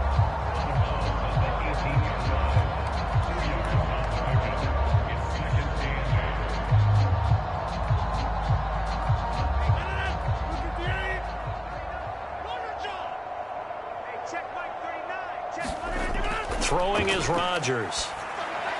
Over the middle, that's caught by Metcalf. And he'll get this up to the 30-yard line. That, I believe, will put him over 100 yards receiving for the game. Yes, it will. And he's got a 1st down to boot.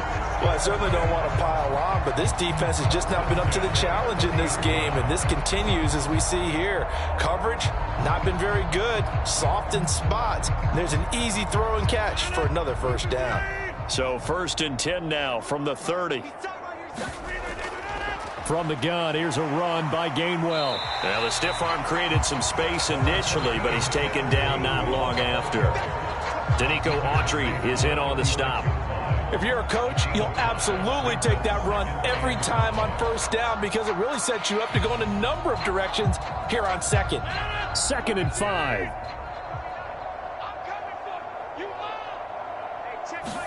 Here's Rodgers. Throwing quickly there, but it's incomplete. Well, that's a defense coordinator's got to be happy with that result. They took away all options downfield and forced the incompletion.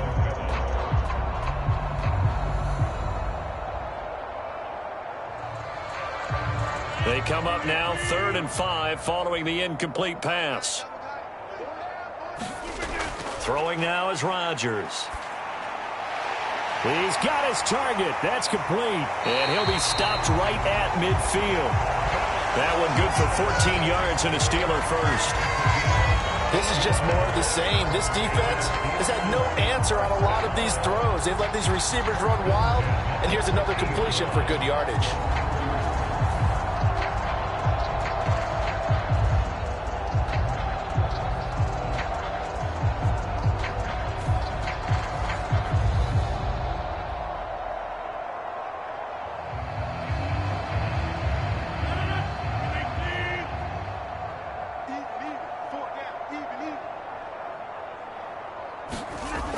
On 1st and 10, it's Gainwell. And he maneuvers up the middle for 3. And it's 2nd down.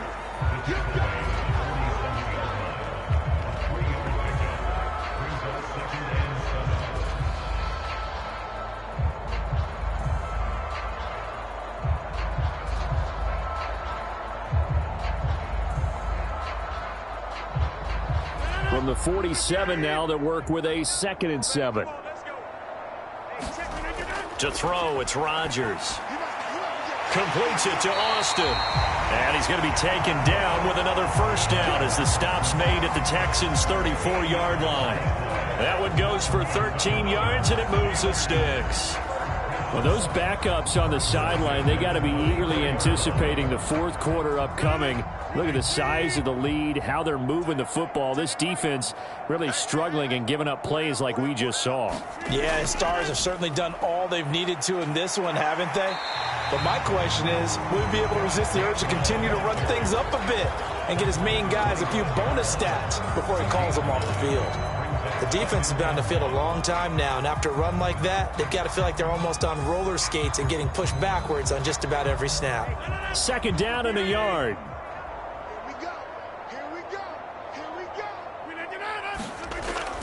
Play action. Now it's Rodgers.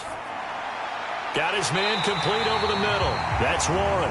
And he'll be brought down at the 21, just shy of the 20 in the red zone. 4 yards the pickup, first down. Well, they've certainly done a nice job spreading the ball around on this drive. This time he gets it out to his back, and it's another nice play and another first down. They've got the defense on their heels a little bit. They're reacting instead of being aggressive and making plays. Rodgers. This one into the hands of Metcalf. And he's going to be marked down just outside the 10. And that's good for a pickup of 10 yards. And that'll leave him with a second and just a few inches left.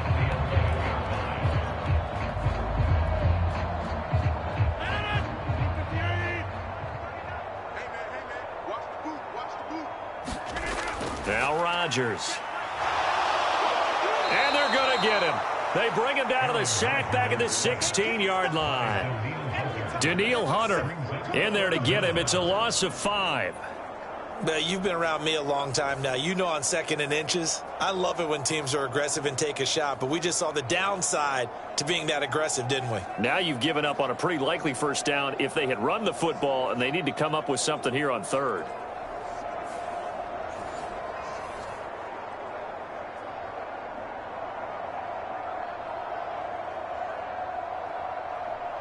Here is 3rd and 5. I'm coming for you, son. I'm coming for you, son. Hey, check Mike 39. Check Mike 39. Rodgers going to throw. Forced out to his left. And they're into the end zone, but it's not verified yet. Hold on, there is a flag down.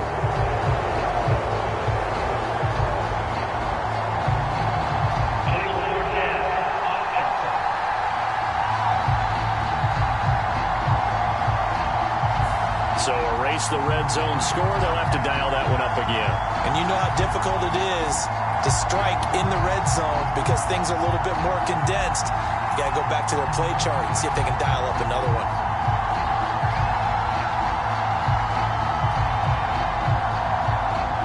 Now Chris Boswell for the Steelers field goal try.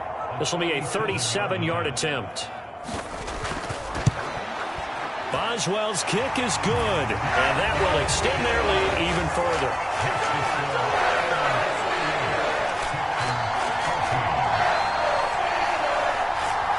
I got to think at this point, third quarter, if you're able to hold on to the ball, get 3 at the end, that's all you're looking for. I would agree with that because right now, this is a job well done by them. In fact, it's almost time for handshakes, a little dap on the sidelines, maybe even start to discuss post-game plans. And for the guys who haven't played yet, go ahead and get loose. Your time is now. After the successful field goal try, here's Boswell to send it away. From a couple yards deep, he'll bring it out of the end zone. And he takes this near the 25. Just a little pass there. Call it the 26. And now out comes Houston. The last series for him, a little disappointing. Forced to punt. And now they'll try to do better here and come away with some points as they begin this drive. 1st and 10.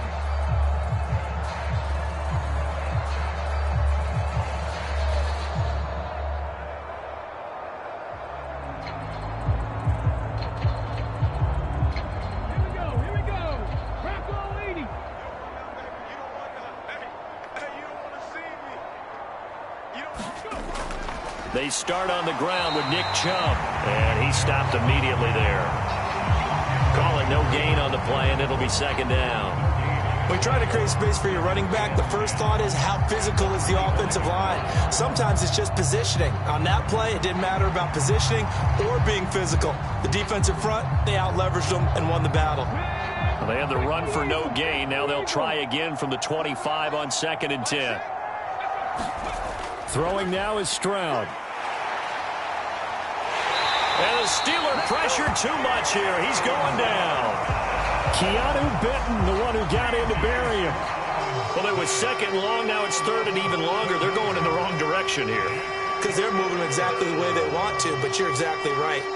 Definitely going in the wrong direction for the offensive guys.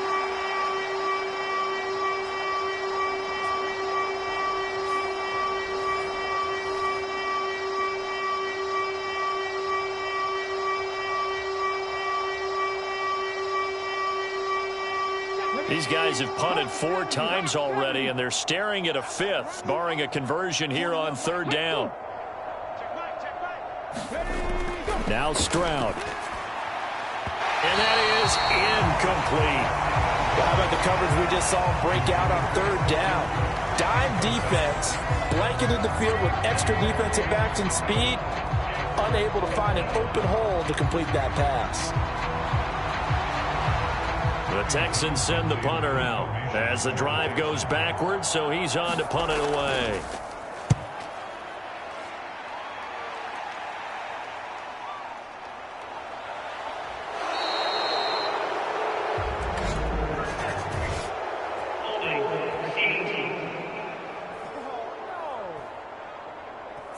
So holding there on the return, and that'll back them up to start the next drive. Yeah, that's a pretty easy call right there, partner. I think when the officials look in their manual and see the expression jersey getting pulled, that's a flag coming out every time. So the special teams penalty cost some yardage there as they come out on 1st and 10. On play action, now Rodgers. He'll find Metcalf. And they'll get it up just short of the 45 at the 44. 1st down yardage on the first play of the drive. Give him 14. The partner is still in the 3rd quarter, but they've got this one well in hand and still airing it out with gusto and picking up some nice gains. And even in lopsided games like this, you don't really see starters get lifted or the foot come off the gas before the 4th quarter. No one wants to leave any doubt when they're playing well. They just want to continue the process. Throwing on 1st down is Rodgers. And he takes a shot on the release as this will be incomplete. Partner, what we're seeing so far is the defense is certainly coordinated. Both levels doing their jobs in tandem. The back helping the front helping the back. The pressure got home on that last play and forced him to try and throw through contact and short of the sticks. A 2nd and 10 forthcoming here. 3rd quarter action in the Steel City of Pittsburgh, PA. Rodgers' throw complete to Freiermuth. And he's going to be taken down with another 1st down as the stop's made at the Texans' 44-yard line. They give him 13 yards there on the play and a fresh set of downs. And if anyone thinks they're just going to tuck their horns in and pull back off the throttle a little bit, you can forget it. Even with this big third-quarter lead, I think this team's going to continue to take their shots downfield, and there's another completion. And a good push up front, and he's able to navigate his way down inside the 30. 76 yards for him on the ground now, and 3 touchdowns to go along with it. They're making it look easy out there. Another first down. So far on this drive, let me do this little bit of math here. 4 plays, 3 first downs. That's a pretty good recipe for success.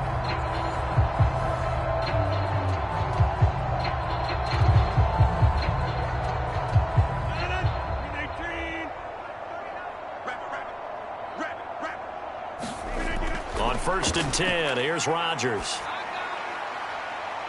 That is caught by Thielen. And he'll be out of bounds about a half to a full yard shy of the 5. 23 yards on the play. Well, this is a defense that's definitely on their heels now because they gave up the running play for good yardage 1 play ago. Now the pass here sets this offense up 1st and goal. They're going to have to dig in strong now because they've been in retreat so far in this drive. This offense on the march.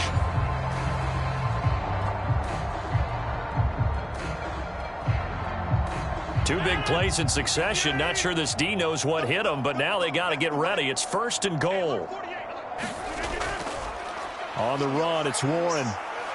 And he's going to press this one forward as they stop it right around the 1. 5 yards, a good run there, and now 2nd and goal. Well, they made the play there, and I'll guarantee you their coaches and the other players are screaming at them about their pride. Come on, guys. He's already gotten in 3 times. You can't give up a 4th one. And on that play, they were able to make the stop. And you knew they were going to go to him to try to get that 4th. And why wouldn't they? It's not just getting the 4th. He's the hot hand, so to speak, right? The hot feet in this situation. And he knows how to find the end zone. That time, he just didn't get there. Johnson. And the avenue collapsed for him as he's going to be held up short of the goal line. They hold him again, and now all of a sudden it's 3rd and goal at the 1. 2 straight shots on the ground. Now on 3rd, do you go to the air? I think the possibility exists, and if you're doing it, you're probably going play action since you ran it twice. But I often think that 2nd down is a time you go play action and throw the ball. I say commit to the... And caught in the end zone. Touchdown, Steelers. Kenneth Gainwell from a yard out. And the Steelers will add on to their lead here in the final minute of the 3rd. Boy, another score. This lead gets even bigger. And, Charles, we haven't even hit the 4th quarter yet. Well, forget the deficit, right? They're really not going to cut into that a heck of a lot. But how can they get out of here with some dignity? Can they get a stop or 2? Can they make a play on offense themselves? Anything to start to feel better about what's happened to them here in this one. Extra point now by Boswell.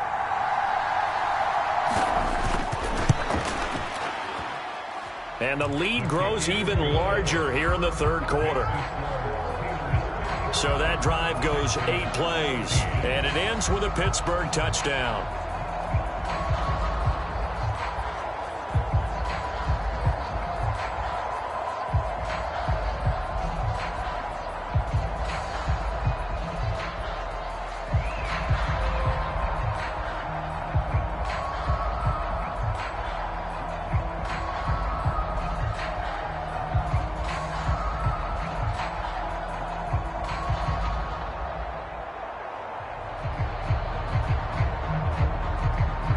Boswell now to kick it away after the touchdown.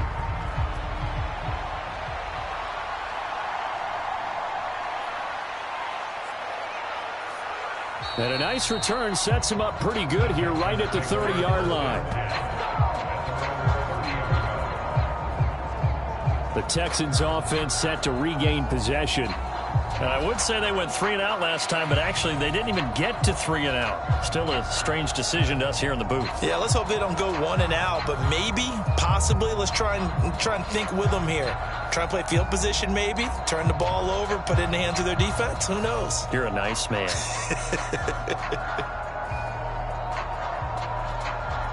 So 1st and 10 now from the 30.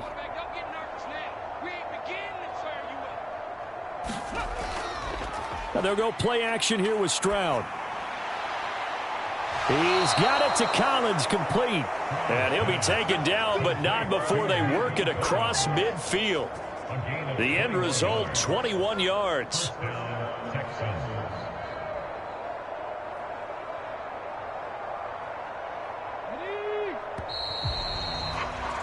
Before they can snap it, time runs out on this third quarter of play. We'll return with more after this. This is the NFL, and it's on EA Sports.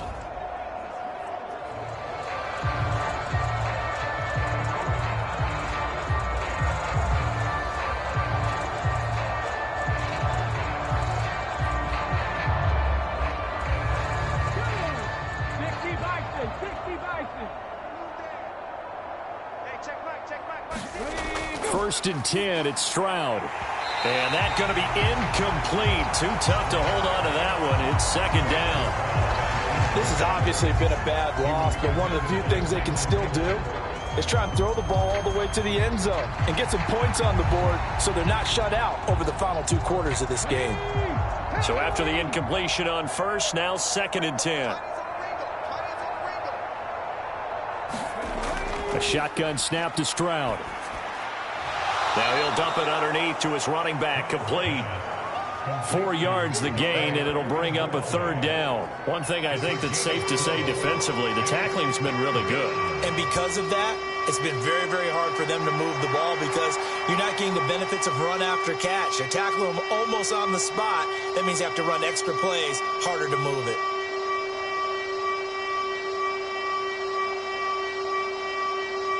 The offense on third down tonight, just 1 conversion and 8 tries. Not good. This will be 3rd and 6. Oh, he had him. He was open, but he couldn't get it to him. It's incomplete.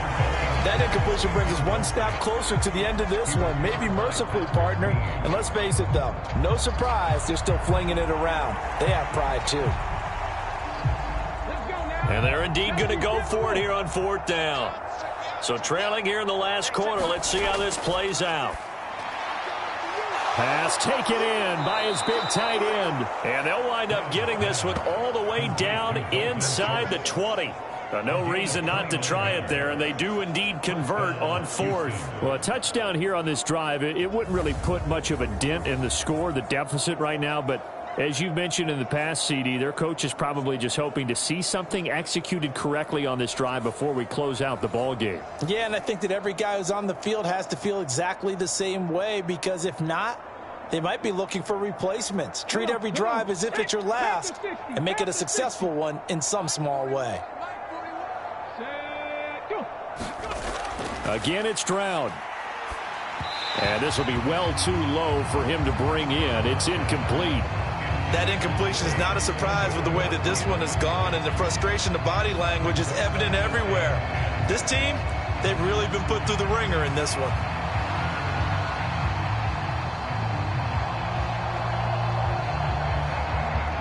So now 2nd and 10 after the incompletion on 1st down.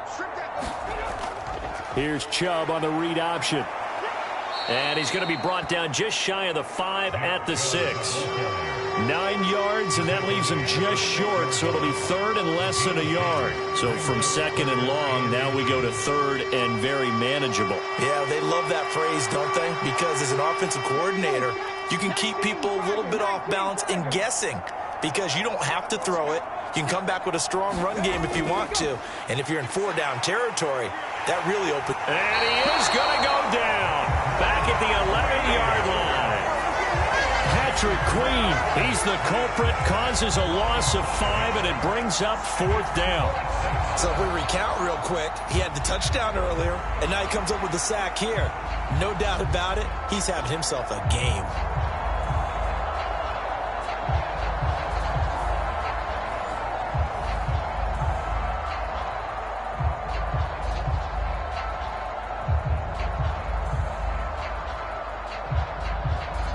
All right, they're going to try and keep hope alive here on 4th down. They're going for it.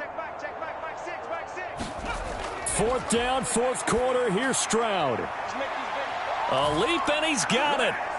Dalton Schultz high in the air to bring it in. And the Texans get a small measure of revenge as they cut into this fourth quarter deficit. Well, CD, they just haven't had a whole lot to cheer about or really grasp onto in this game. They've been dominated, but at least they get a late touchdown here, something positive to put on film for tomorrow's session. Yeah, they're still trying to execute, trying to get some positives on their board and ledger sheet and keep this from being a total loss. Give them credit. They're going down fighting. On for the PAT, Kaimi Fairbairn.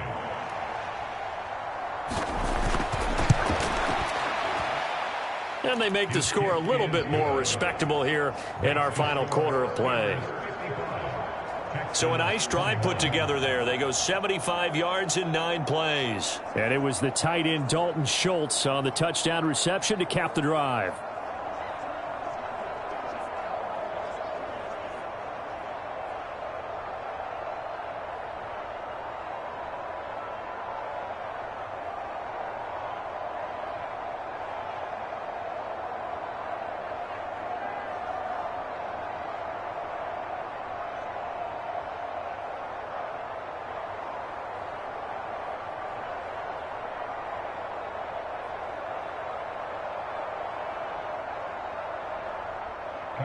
So after the touchdown, here's Fairbairn now to kick it away.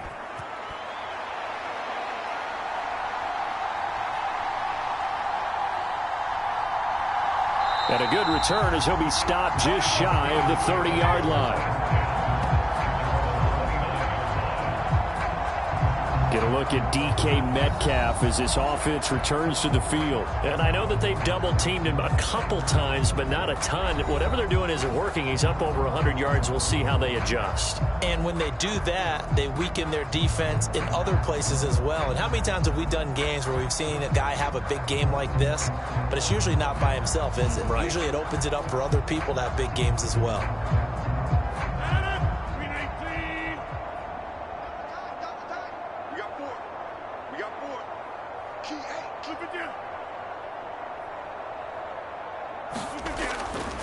They'll start this drive out on the ground to about the 33-yard line.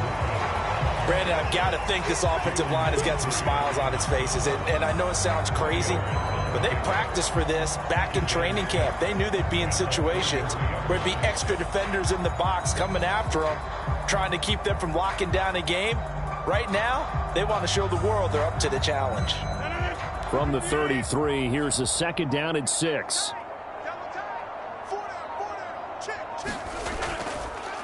They'll keep it on the ground. Warren found a little room there as he's up to about the 37. That's it. That's what you want. Straight ahead positive gain. Just keep that clock ticking.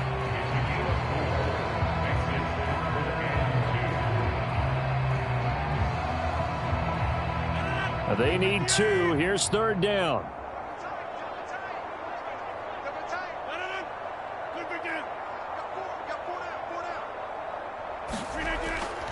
Now a play fake. Rodgers. He had a man open, but he missed him, and it's incomplete.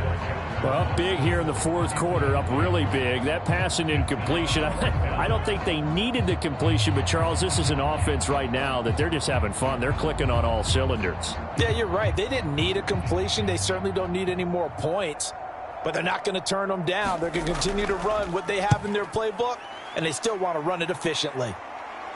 Fair catch called. It's taken in right at the 20-yard line. They call that a punt of 38 yards officially. And the Texans will take over with a 1st and 10. And here comes the Texans now. We said it at halftime that they would need a nearly perfect second half to erase that deficit that they were facing, CD. But unfortunately, the second half has pretty much been a carbon copy of the first. Yeah, that early lead was almost insurmountable the way their opponent was playing. And, partner, they do have some good news, though. This one is getting close to being over, and they can try and hit the reset button starting tomorrow. Check 41. Watch QB drop. And they'll throw it with Stroud here, 1st and 10. And that's incomplete.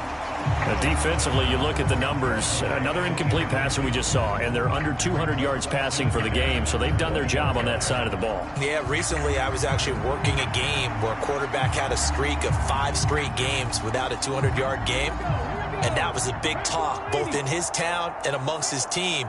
How do we get the passing game going? So big credit to them, holding them under 200 today. Here's a throw that's taken in out of the backfield. And he stopped right at the 25 after a gain of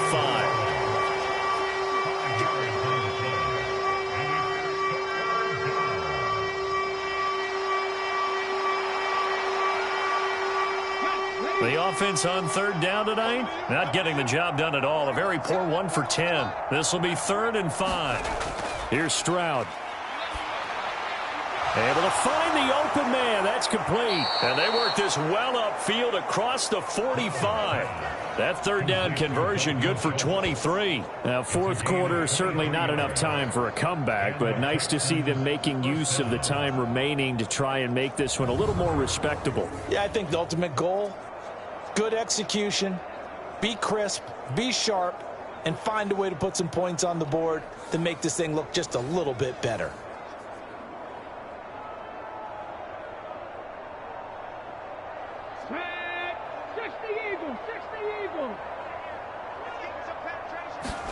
Stroud to the air on 1st and 10. That's caught again by Schultz. So the completion good for 7 there. And that'll bring up 2nd down. I don't care what sport you're playing. Everyone likes to build up a little momentum, don't they? And look at this, back-to-back completions to the big target at tight end. That one not as profitable as the other, but still a decent gain. Ball spotted at the 45. Here's 2nd and 3. Stroud looking to throw. This one taken in by Stover. 6 yards the pickup, and that's a 1st down. I know exactly what's going to be said about that play from the defensive perspective. What's that? That's why I tell all you guys we need more than one tackler to the ball. He broke the first tackle. Luckily enough, there were more people there to get him down.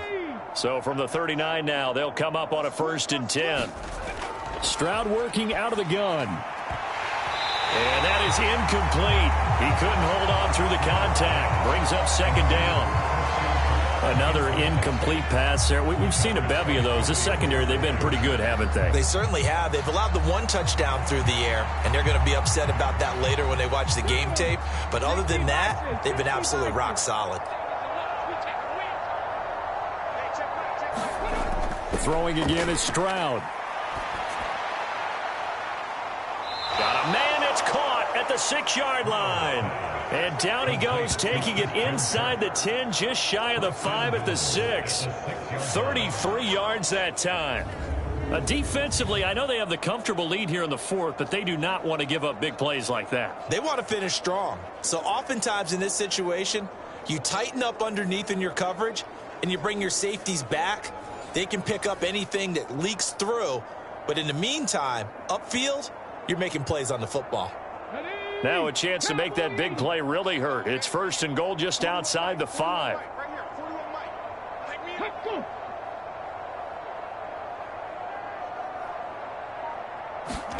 Stroud. And that throw behind his man. He missed him. Incomplete. The coverage keyed in on him since that last completion his way. He earned a little more attention on that route, and that made it a lot tougher to get a clean throw his way. They come up here with another shot from the 6-yard line, and it's 2nd and goal now. Here goes Stroud again. And that is caught. Touchdown, Texans.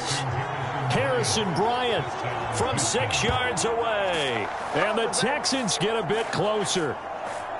You got to figure down by the goal line. This is where a tight end earns his money, in the high traffic area. And he's able to work free in the middle of the end zone and grabs that one for a touchdown.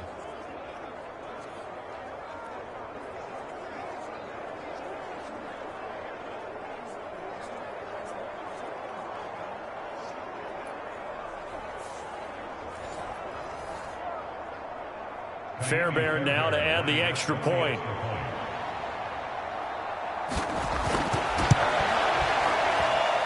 And the lead drops from 34 to 27. So that drive, 80 yards, 9 plays. And the result, a Houston touchdown.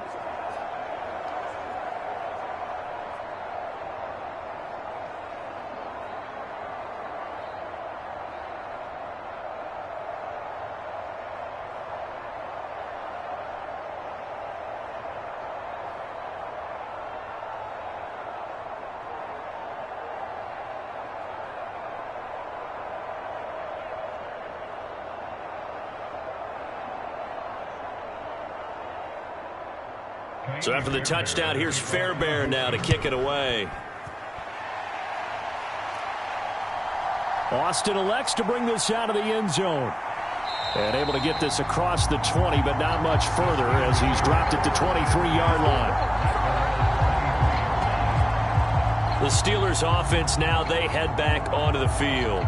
Not that any of the points would be needed, but CD, they've got enough time left here. They could definitely score on this drive, maybe even an ensuing drive as well, if they really want to drive home this landslide victory. Yeah, we're certainly about to see just how aggressive they want to be here down the stretch. And what some coaches do is they try and meet it halfway, meaning they want to continue to run their offense, but they'll put in a lot of backups to do it and then tell the opposing coach, hey, I had to get them some work too. I can't just let them sit over on the sidelines all the time.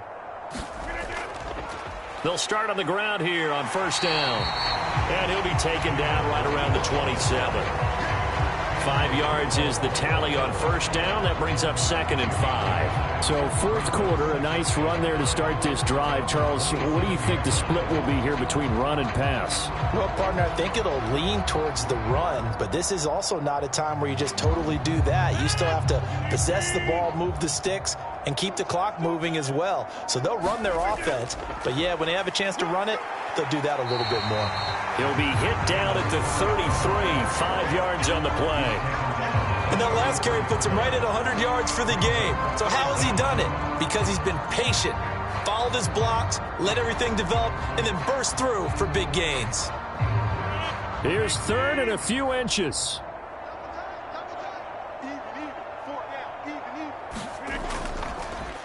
They'll keep it on the ground. It's Warren. And this is going to be a Steelers first down as the tackle made just shy of the 40. Well, that's a carry they have to be satisfied with. And throughout this game, they've been satisfied with what he's given them. Whenever they've needed a big run, a first down, he's the guy they turn to. And it doesn't matter what the defense thinks. They feel like they've got the confidence to keep handing it to him and keep picking up good yardage.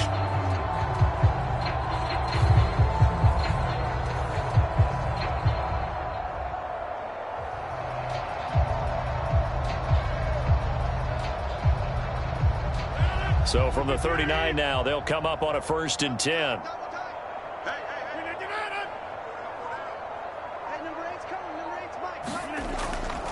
They'll give up the middle to Johnson. And they bring him to the ground just shy of midfield. A gain of 10, good for a Steeler first down. Another example of this offense really having their way, Charles, and another big chunk play there on the ground. And when you look at the defense, they've got to do a much better job of wrapping up when they tackle. A lot of great opportunities continue to slip through their fingers, as do the runners.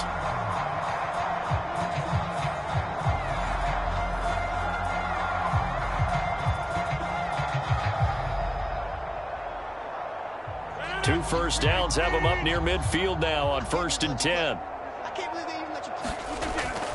From the gun, a give to Gainwell. And this will leave him a yard short. Nice pickup of 9 yards on first down. I know you're trying to wring every yard out of a run, but I think 9 yards there is ideal in this situation. Yeah, now next couple plays, you only need 1 yard. Keep that clock rolling with a lead here in the 4th. Yeah, what you're saying is maybe if it takes you 1 or 2 more runs to get the first down, that's extra time, extra plays. Really hurts the team on defense. And he can't find anywhere to go with it, and he goes down. Christian Harris there finding his way home to record the sack. The last run went so well for them, maybe they should have just handed it off right here too. Instead, the quarterback ends up keeping it, and the defense is right on him and wipes away the yardage gained on the last snap.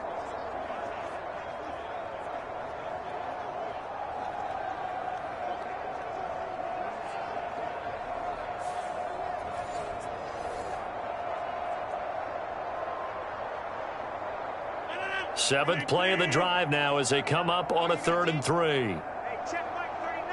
Check Mike 39. Here we go. Now it's Rodgers. That is caught. And he'll be taken down, but he does have first down yardage. They get 9 out of that one, and as a result, the drive continues. I don't care how many times we see it. I still get a kick out of watching quarterbacks and receivers do the pass tree in pregame warm-up. But I always remember that when we go to practices, we see that after practices as well. They really tune it up, don't they? They tune it up. They know why they do it for these situations. First down. And they build that trust, and that's why they're able to find him in this type of a situation. And he works his way forward to pick up 4 yards there. Second down. I think that run gives us evidence that the defense is getting a little bit tired out there. They've been out on the field for a long time, and that last run, they just cut right through them.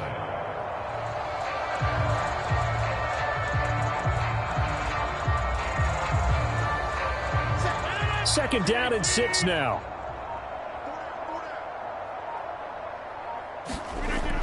They stay on the ground. This time it's Johnson. And he'll get about 3 as he's brought down to the 28. Let's give a lot of credit to the offensive line. They've been able to move the ball really well on the ground the entire game. And while that wasn't a huge one, that's okay. They'll take them in short, steady bursts.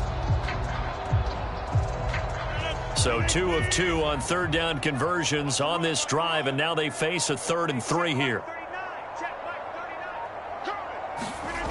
Now Rodgers. He'll get this complete to Austin. And down inside the 15, shy of the 10.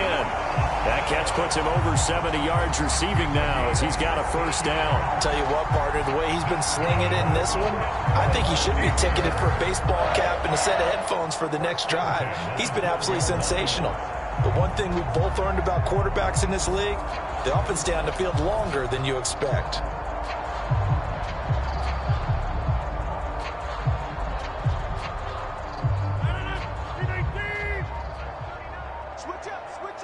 Just 2 minutes remaining here in the 4th quarter of what has been a one-sided affair. So the Steelers with the football as we get you reset. And they have just about put this one on ice as they've got it here, 1st and 10. From down at the 12, it's 1st and 10.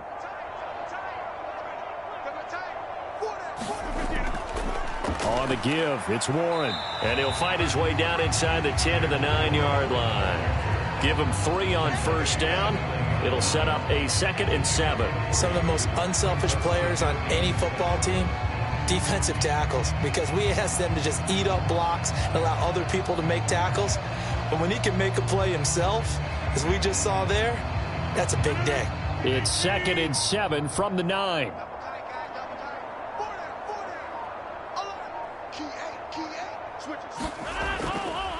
They'll try and run some clock here as they keep it on the ground. And he will maneuver his way down to about the 7. Just a couple on the pickup there, and now it's 3rd down. Typically, we think it's the strong safeties that are better tacklers, especially closer to the line of scrimmage amidst traffic. But in this case, how about the free safety coming up and making the big-time play? They'll need 5 on this play to move the sticks. Hey, check Mike 39. Check Mike 39. Push it back. Rodgers now to throw. And they're going to get him. They bring him down to the sack back at the 16-yard line. Danielle Hunter, his 2nd sack of the night. Well, it's been a little bit of feast or famine because he's thrown for decent yardage, and obviously they've got the lead, Charles, but now he's been sacked 4 times. And what I'm focusing on is his toughness in the pocket. Because you mentioned the feast or famine part, he's played well in between being dumped on his back. But every time he's had a chance to throw the football, he's been impressive.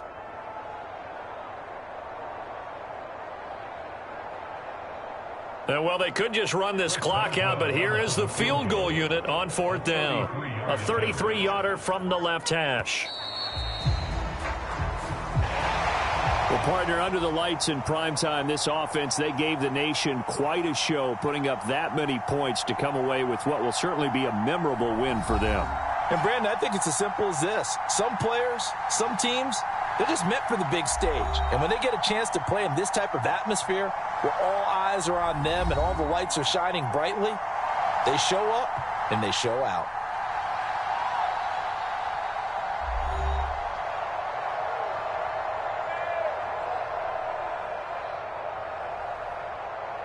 So that'll do it for us. For my partner, Charles Davis, and all the hard-working men and women on our crew, I'm Brandon Gaudin. You've been watching the NFL right here on EA Sports. The Steelers earn the win at home as we say so long from Pittsburgh.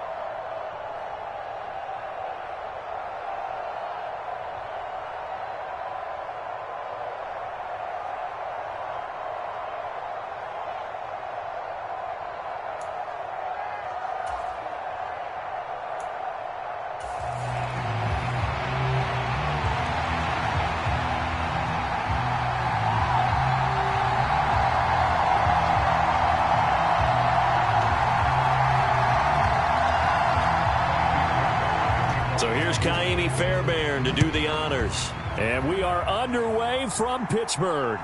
That's going to be taken at the goal line, and he'll return it. And he'll go down as this drive will start at the 25-yard line. So the Steelers offense getting set for their first drive. They'll be led out by the former Cal Bear, Aaron Rodgers. The secret to his game and his success, incredible chemistry with each and every one of the guys who catches passes with him. And not only does he ask them to stay after practice or meet him before practice, he actually demands it because he knows if they have that kind of chemistry built up, they're going to be hard to beat each and every ball game.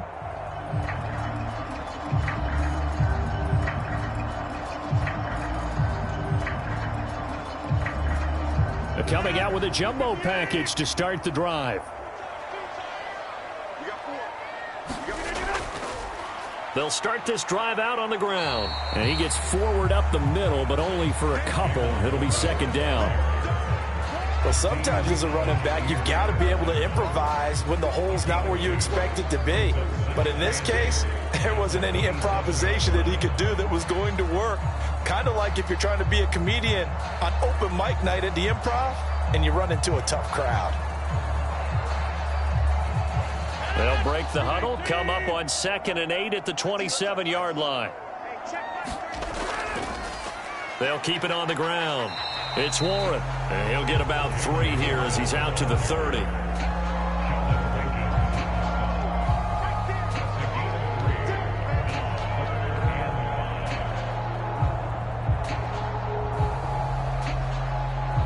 Third play here, this opening drive as they're up against a 3rd and 5. To throw is Rodgers. And this is going to be incomplete. That's a pretty good opening possession defensively. And you know the goal is to make something of a statement, especially on the road with your first defensive possession, isn't it? Go right out and establish yourselves and let them know this is going to be tough going all game long. On 4th down, Corliss Waitman on to punt.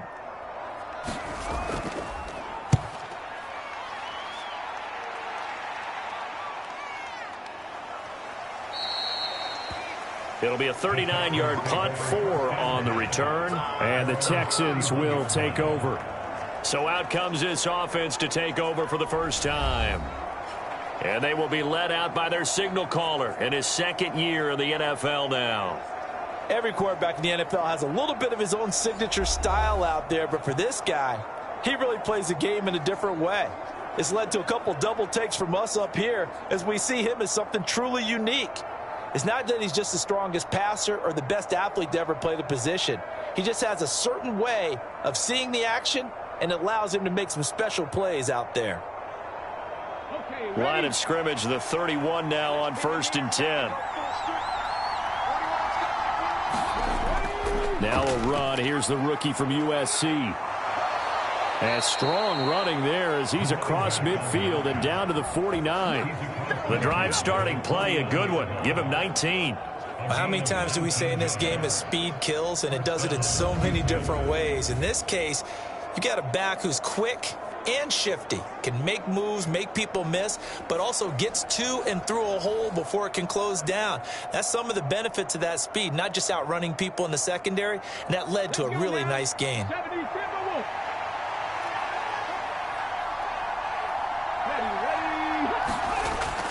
Play action. Here's Stroud. He finds his target. It's Schultz. The result, only 4 yards there on the play. And it's 2nd down. 4 yards on the pickup. 2nd and 6 at the Steelers' 45-yard line. Okay, quick.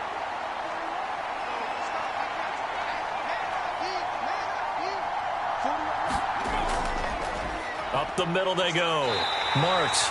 And able to push forward for right around 3 yards down to the 42.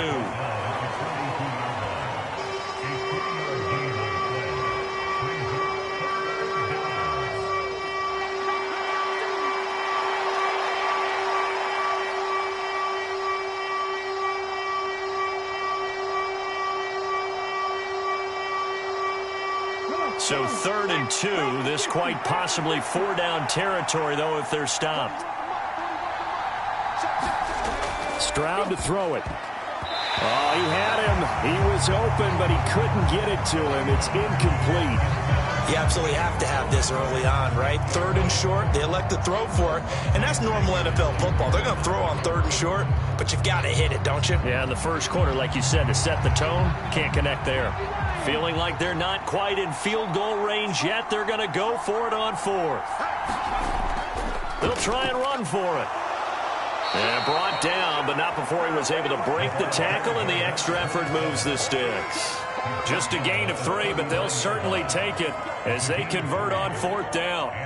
4th and 2 in the NFL, not ordinarily a running down anymore. Usually that ball is moved through the air. They went ahead and gave it to the back, and he ends up picking up the first down. I'm not sure if they fooled him as much as they just did a nice job executing. Needed 2, and they got 3. On 1st down, here's Stroud. And that one's going to be off target and incomplete. That certainly appeared to be a play call where they were just trying to make 2nd down, 2nd and short. I think they thought the coverage was off a little bit more than it was. Nice job there pressing up on it and forcing the incompletion. Here's 2nd and 10.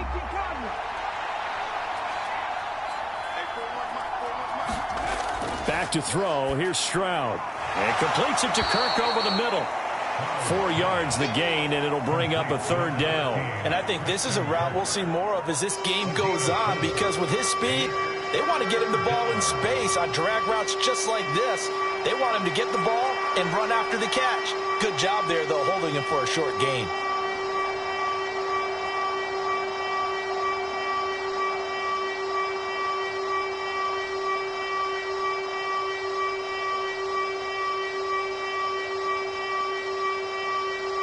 So it's 3rd and 6, and this will be the 8th play of the drive. And Stroud now to throw. Work in the middle of the field, and he's got a man complete. And they're going to have themselves another 1st down as the tackle's made at the Steelers' 25-yard line. When the offense reads blitz, doesn't matter where it's coming from, tight ends know that they become a big part of the passing game because they should be an easy outlet when all those extra bodies are trying to get to the quarterback. A hot route, so to speak.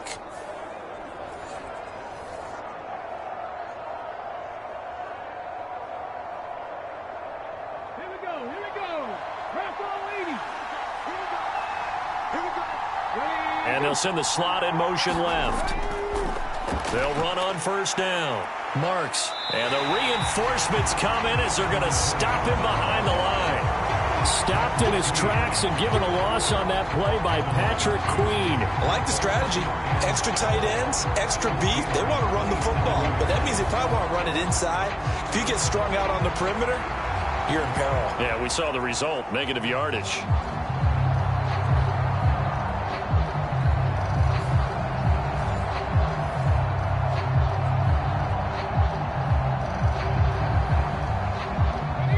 Misstep on that last play because the drive has been strong, but now it's 2nd and 12. Stroud out of the gun here. And he's going to find his man out of the backfield. That's complete. And he'll get it down this time to the 17. They'll wind up getting 10 back as that sets him up for 3rd down. He's already proven to be a factor in the running game on this drive. Now he gets involved in the passing game. I think what we're seeing here is the modern version of workhorse in the NFL, being able to run it and catch it with equal proficiency. 3rd and 2.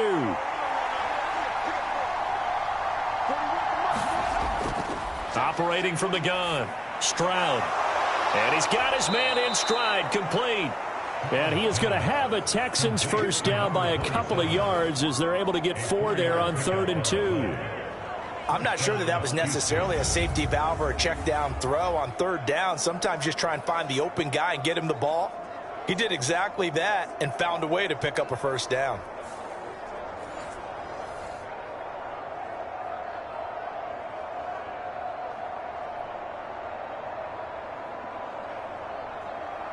From the 13 now, they work on 1st and 10.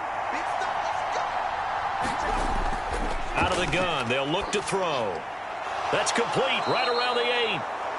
They'll wind up getting 7 on the play, and it'll be second down. A 7-yard pickup brings up 2nd and 3 at the 6-yard line.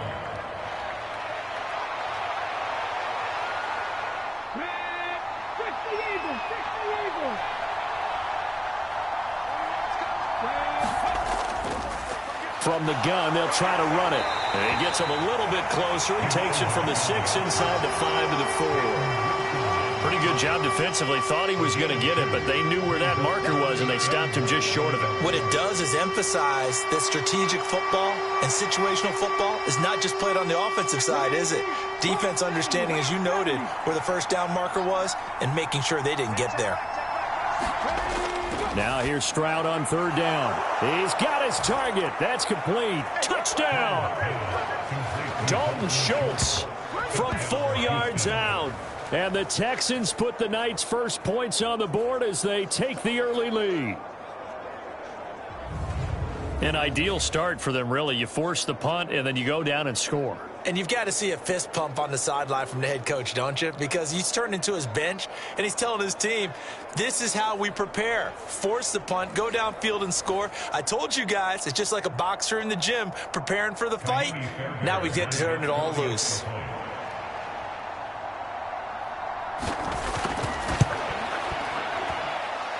Fairbairn good with the extra point, and that makes the score 7-0.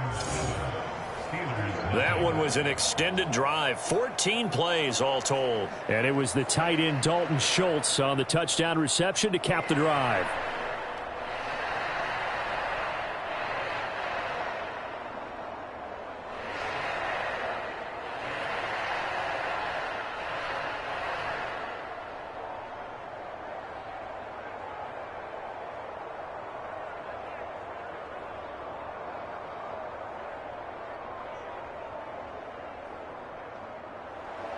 So after the touchdown, here's Fairbairn now to kick it away.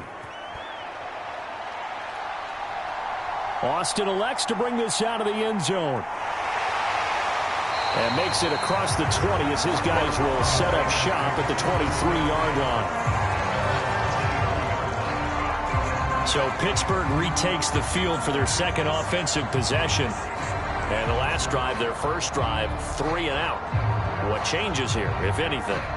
I think it's making sure the guys that you trust the most with the ball, the biggest playmakers you have, that they touch it on this possession to try and get things moving. So get it to the horses. Without a doubt. They're the ones that typically end up in the end zone.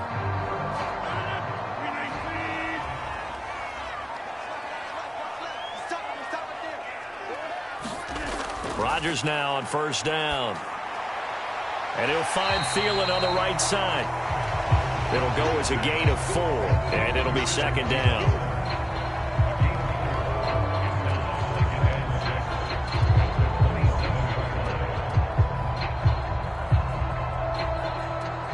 Clock rolling as we hit the midway point of this first quarter.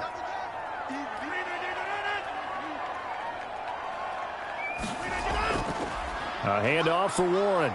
And he'll get it up to the 33-yard line. 6 yards the pickup, and that's a 1st down. And that's a nice pickup of a 1st down on that 2nd down run. And at that yardage gained, they can run that play on any down. So they'll come up 1st and 10 now from the 33.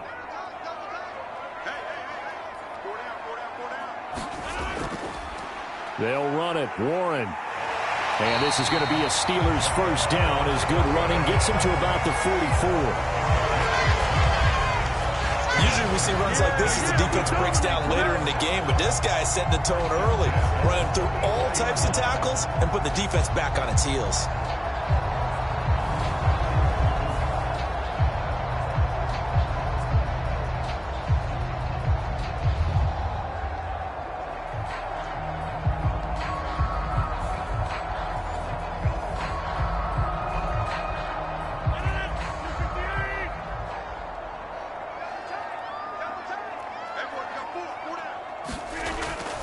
Play action. Now it's Rodgers. That's complete to DK Metcalf. And they'll get him down as he's inside the 40. Another big hitter there. This one good for 18. Well, I think when they look at their offense, they think to themselves, weapons everywhere, and they want to move the ball around. They want to spread it to different people. But you absolutely know they want to get this man involved as well, and that's what they just did on that play.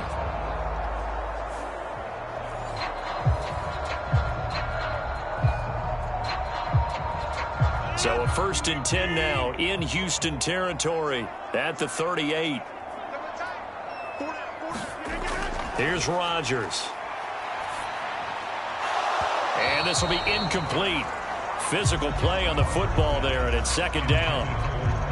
That's what you're going to need to do against those big receivers. You got to get in there and get physical with them. That time he got in close, got in tight, and knocked the ball away.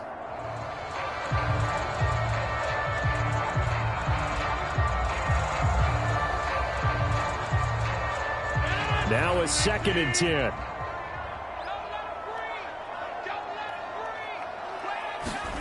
Throwing is Rodgers. A short one there to Freiermuth. 9 yards, not quite enough, and they'll be left now with 3rd and 1. That coach is always harp on the quarterback reading the defense and getting it to the open man. That's good recognition there. And how about what he did after the catch? Yeah, hit your tight end, let him get some rack. Yeah, when he gets moving, not many guys want to come over and put a hit on him, do they? On 3rd down, Warren. And he'll be taken down, but he does have 1st down yardage. A 3rd down gain of 3 yards, and that'll be enough. The first drive this unit had, they punted. This drive, much more polished, just looking crisper, aren't they, moving the ball? Maybe the first drive was a little bit of a wake-up call. Probably a little bit angry that they had to punt the ball away the first time they had it. Got motivated, got to the sideline, said, okay, let's not let that happen here as we take over again.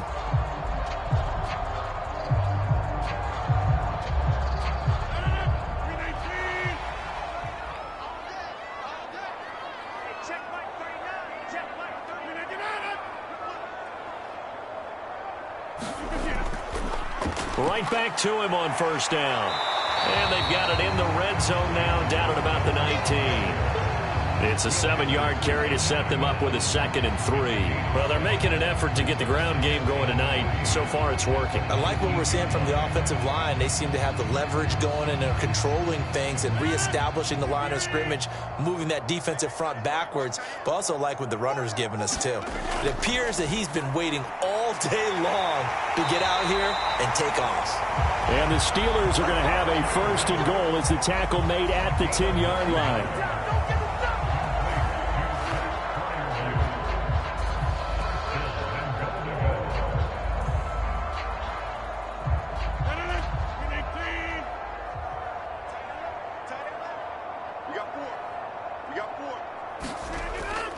They'll run here with Gainwell. And a short pickup there down to about the 9. It's a gain of a yard, and it'll set up 2nd and goal. A 1-yard gain could look like a disaster, but it all depends on how the game is going. Is it a series of 1-yard gains running the ball? If that's the case, you might have to start thinking about throwing it a little bit more. But if it's just the occasional 1-yard run, hey, congratulations to the defense. They won that one. Come back and get them the next time. The throw here right sideline falls incomplete. And that's the knowledge you gain from being in this league for a long time. He's learned the hard way when to give up and fight another down. And that's a smart move to throw it away. A big play forthcoming. Here's 3rd and goal. On play action, Rodgers. Got his man, it's caught for a Steelers touchdown. Adam Thielen, a 9-yard touchdown grab. And the Steelers are an extra point away from evening this one up. A nice connection there, finding his target, and that'll put 6 up on the board. Just like they drew it up in their playbook and reiterated it on the sidelines, right? Perfect route, a good throw, and the defense, they had no answer for that right there.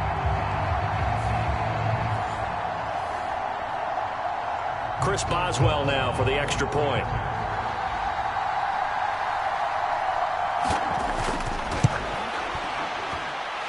It's up and good. So these teams match touchdowns here in the first quarter, and we're tied 7-7.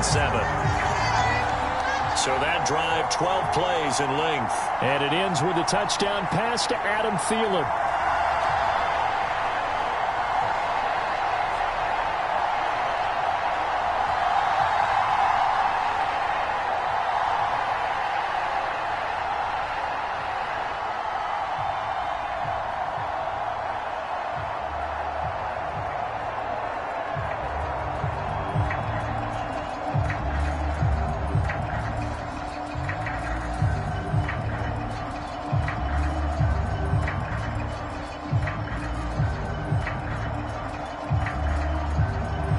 So all even at 7 now as they kick it away.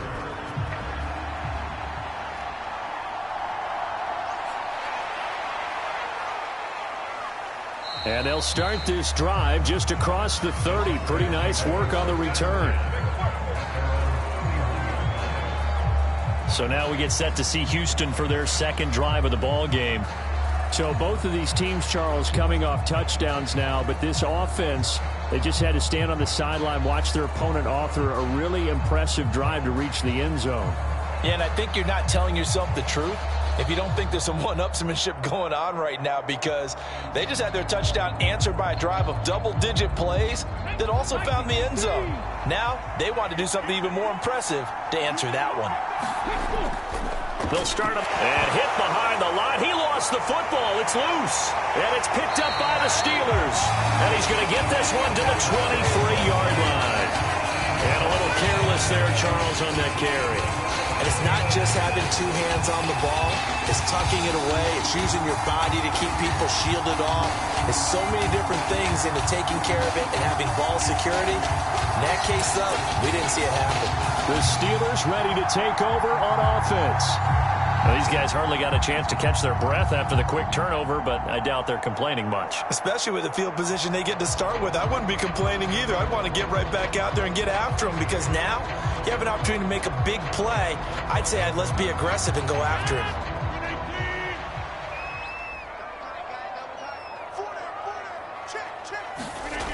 Now after the fumble recovery, it's Rodgers. And his throw's going to be incomplete. They started this drive backed up against the wall by the turnover, but I love their fight. Planted their feet and forced the incompletion on first down.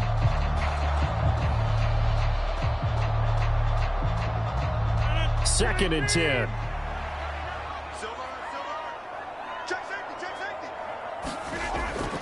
Straight ahead, it's Gainwell. Oh, and fine work there as he gets this thing down to the 11-yard line.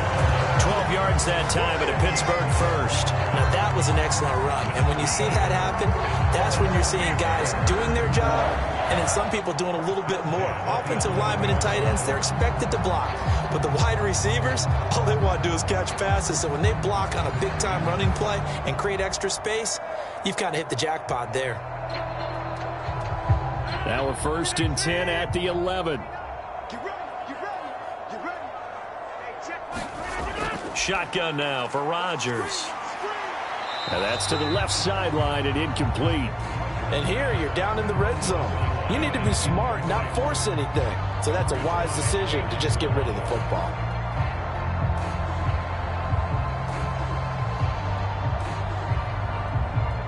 After the incomplete pass, here now is second and 10. Now run straight ahead with Warren. Busts through the tackle. And he'll do a nice job here just to fight his way back to the line of scrimmage. Calling no gain on the run there, and now they'll be looking at a third down. Defensively, though, they had a chance there to hit him for a loss. Couldn't get it done. Looked like someone was able to knife into the backfield, but he wasn't able to get him down. But his compatriots, they were able to grab him at the line of scrimmage and not let him get any further downfield. Throwing is Rodgers on third down. Setting up the screen with Gainwell. And he'll maybe get back to the line of scrimmage, but no more than that. Good contain, no gain on the screen, and it'll bring up fourth down. And I know that one didn't work out the way they thought, but I don't think it was a bad time to call this play. You're thinking on third down, you might possibly see some pressure. You might see a blitz. So they tried to set up the screen, but that one was well read, and they stopped them for no gain.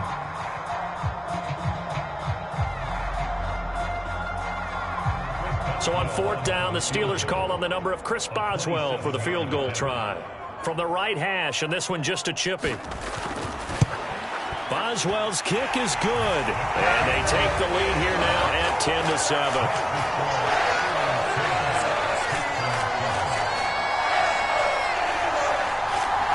So the defense are able to force their first turnover of the game, and then they add on to that by getting the field goal. And you don't just want to take the ball away from your opponent, partner. You want to make them hurt as well. And if you don't score yourself on defense, turn it over to your offense and have them put points on the board.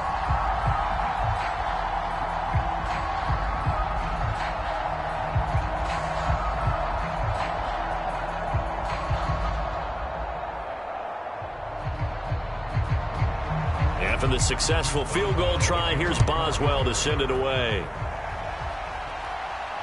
This taken in right around the goal line. And he's up past the 20 to the 22-yard line.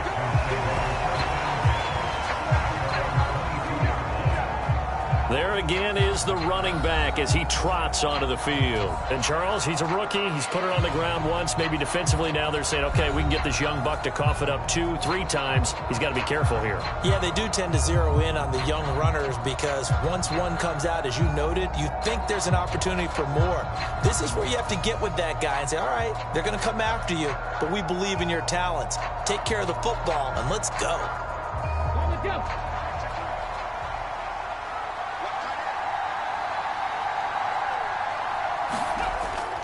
They'll start this drive out on the ground. And he'll manage to pick up about 4. It's 2nd down. Well, you don't turn your nose up at a gain of 4, do you? They'll take that on 1st down. Playbook's got to be pretty well open on 2nd and 6. 2nd and 6 at the 26-yard line. 2nd down and 6 now from the 26. They'll keep it on the ground. Marks. And he's got some space here. And he's going to be out up around the 45-yard line. That good for 19 and a 1st down. Now that's how you start to get back in the good graces of your head coach. Remember, he fumbled on the last possession. How about the faith they showed him, giving him the ball again, and he repaid them, picking up a 1st down.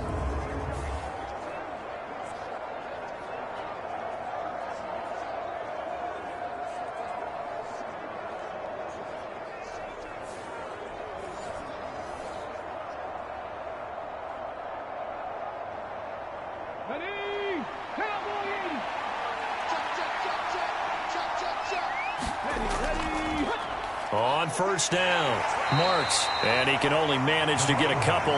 2nd and 8 coming up. 2 yards on the carry there. It'll be 2nd down.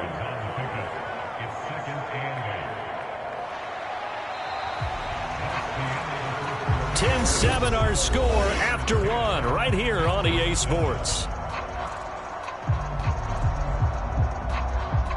Texans football to start quarter 2. As they've got a 2nd and 8 forthcoming.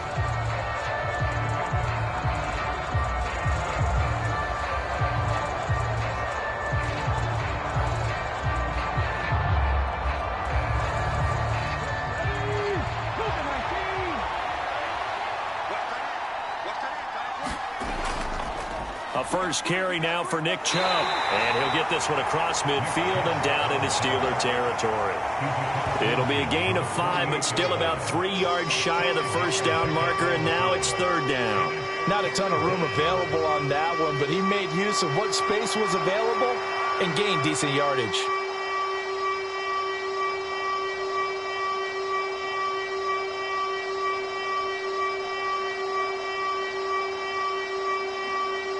The Texans on 3rd down. They've been good, 3 for 4 thus far. This time it's 3rd and 3. Throwing now is Stroud. And the Steeler pressure too much here. He's going to go down. T.J. Watt in there to drop him for a 6-yard loss, and that will lead to 4th down. I think a lot of time when we see a sack, you say, well, you blame it on the offensive line, the quarterback, but here, maybe you just tip your hat to the defender. What a play. Yeah, and I think sometimes they just get a sense of the play before the ball's even snapped. Kind of like a sprinter anticipating the gun in a race. They're off, and guess what? The quarterback's down.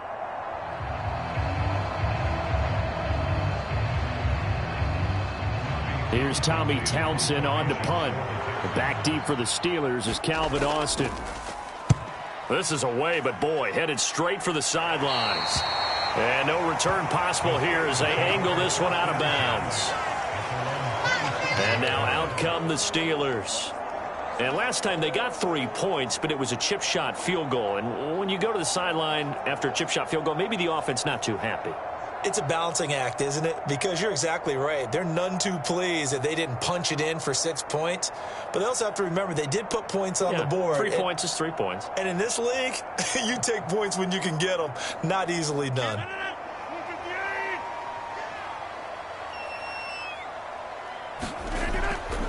They'll start on the ground here on first down.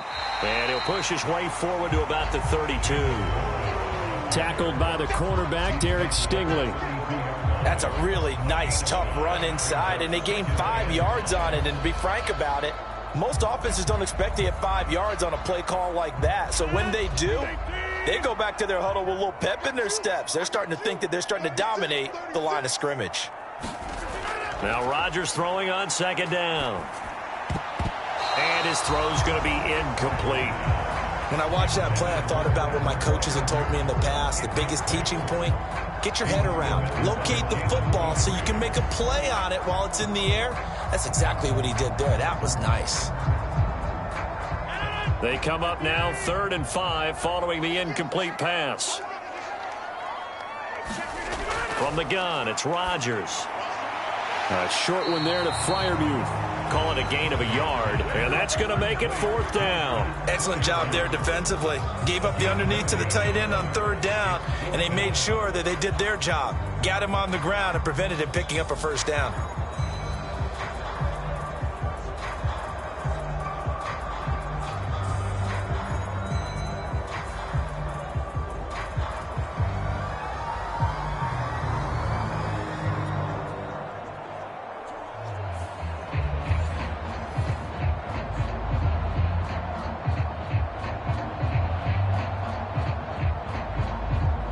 Here's Corliss Waitman now as he'll punt it away for the 2nd time.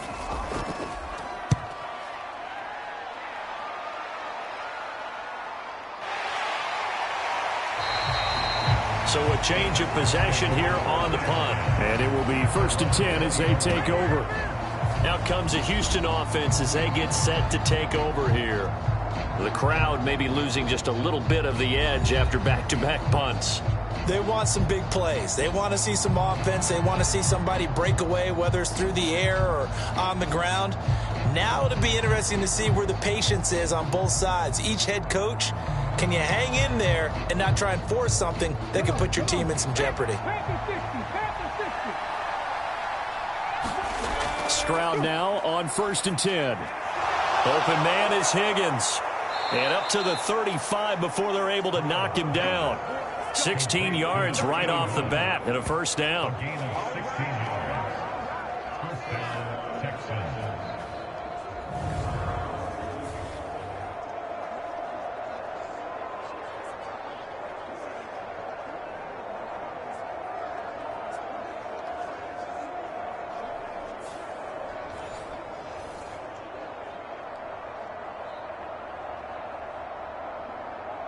Ready.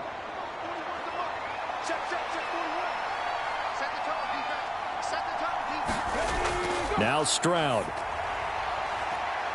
And that's going to be incomplete. Too tough to hold on to that one. It's 2nd down. They went with a dime look on defense. 2 extra defensive backs on the field and covered up essentially every blade of grass. That allowed them to disrupt the play. Here's 2nd and 10 now from the 35. Throwing again. Stroud. A short one going to be taken in here by Schultz. That helps the completion percentage, but not much else. And now it's 3rd and 10. They caught it right at the line of scrimmage, and before he could even think about advancing it forward, he got hit. Great tackling, because that's what you're taught. Don't give up yards after the catch. And most offenses make a living off of yards after catch. Those hidden yards that may not go into the score sheet, but they count big for moving the ball and stretching the field. Really nice open field tackle. Oh, this will be incomplete. The rush gets home just as he was letting that go. That could have been worse. Instead, it's 4th down. I'll tell you what, these last couple of drives, much better from a defensive perspective. They gave up a touchdown on the opening drive, and then after forcing a punt on their last possession, it looks like they're going to get the football back again. The Texans send the punter out as he'll kick it away for the 2nd time.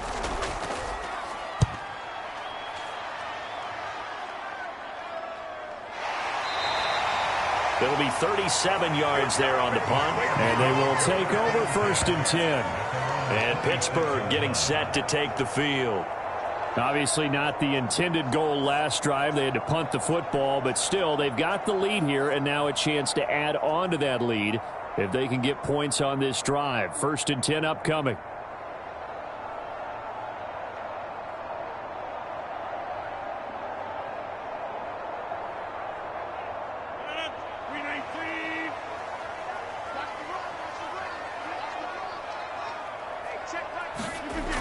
And they'll begin on the ground with Gainwell. And not a whole lot there, maybe a yard to the 27. Oh, there's plenty of traffic waiting for him up the middle. But give him credit, he tried barreling through anyway. They're fortunate to get a yard out of that one.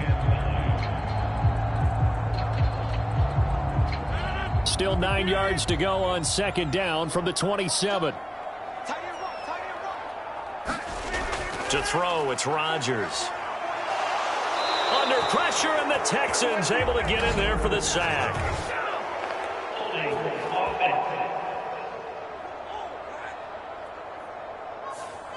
So that one a hold right guard. And you understand why offensive and defensive linemen probably go to martial arts schools and work on their hands so often, because that can be the make or break difference on a play. This time he had to grab a jersey in order to make the play happen. Got caught for the penalty. Now they face a 2nd and long following the holding penalty. Here's Rodgers to throw. Left side here taken in by Metcalf. And he'll be out of bounds at the 25-yard line. So 8 yards on the completion there, and that's going to lead to a 3rd and 11. Timing is everything, and they work on this cut all the time. They work on all the timing patterns, and this time it paid off for them. Worked him to the center of the field, cut it to the outside, ball's delivered, gets both feet down for the completion. Pass taken in by his big tight end. And they work this well upfield across the 45.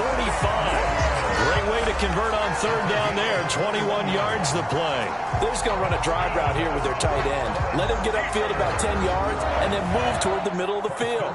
This ball's right on target, and it results in a 1st down.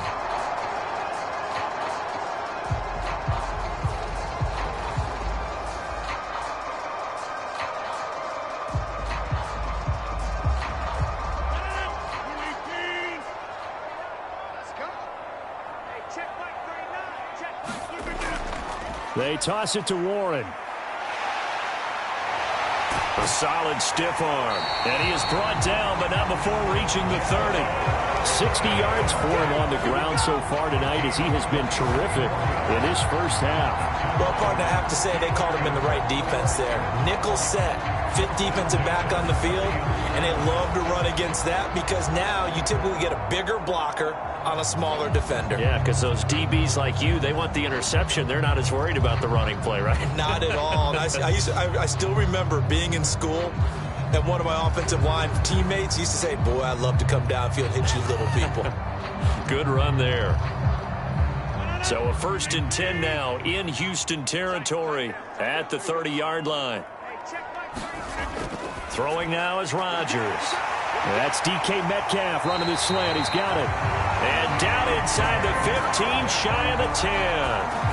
This game not quite as good as the last, but still over 40 yards between the two. Oh, that was a nice job there. Quarterback and receiver reading the pressure that was brought. They both knew it was going to open up the middle of the field. Nice little shake and bake at the line of scrimmage, got right into his route. And the quarterback hit him in stride, and he was able to run free after the catch.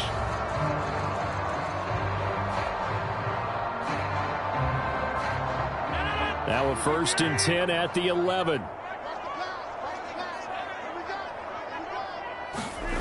Rodgers going to throw.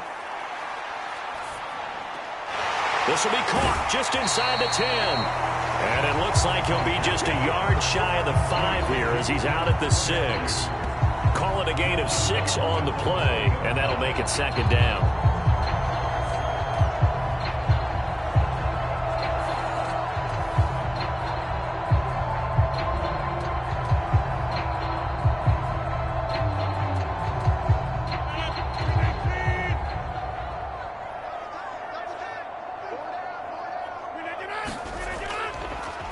Here's Warren. And the hole closes quickly here. He can fight only to about the 4. Just a yard on the pickup there, and it'll leave him with a 3rd and 3. But when you go from 2nd and 4 to 3rd and 3, that just tells you who won that battle on the last play, huh? Yeah, first round went to the offense, second round the defense. And the Steelers on 3rd down. They've hit it 50%, 3 of 6 to this point. Here it's 3rd and 3. Now here's a look for the end zone, but that one's going to wind up incomplete. And based on my math, they've only converted 1 time thus far in this game, so you can see the frustration starting to come out a little bit. 3rd downs, they've been a problem for them all game. They've got to start becoming solutions. And they're going to at least line up to go for it here on 4th down. Now they'll send a tight end in motion left.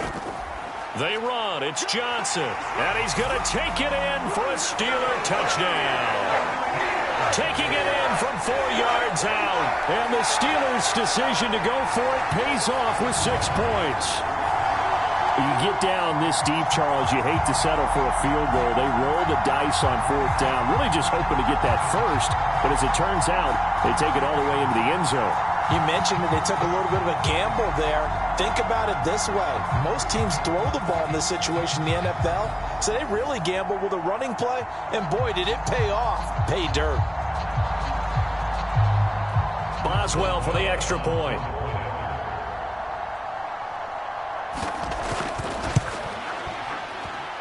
It's good to make it 17-7. That time a 9-play drive, and it results in a 4-yard touchdown run.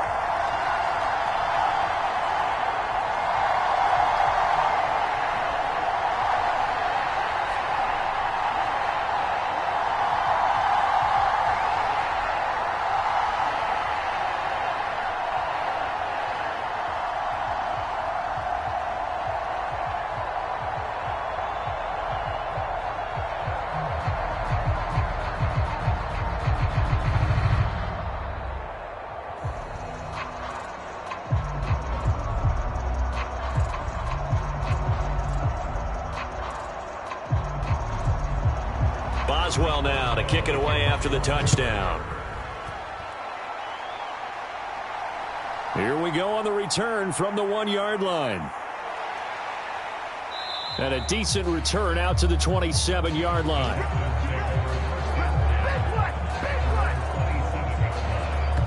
And the Texans set to come onto the field.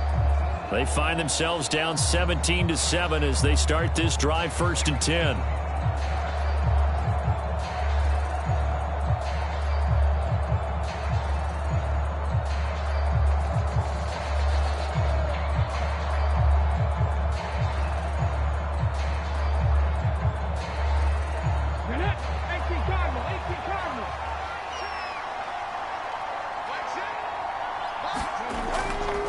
They'll start this drive out on the ground.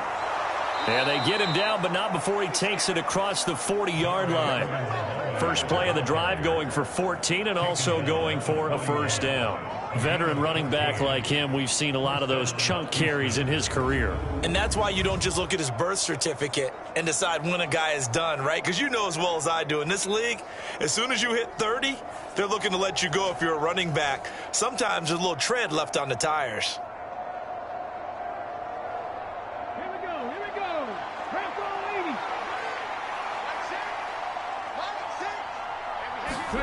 Stroud to the air on 1st and 10.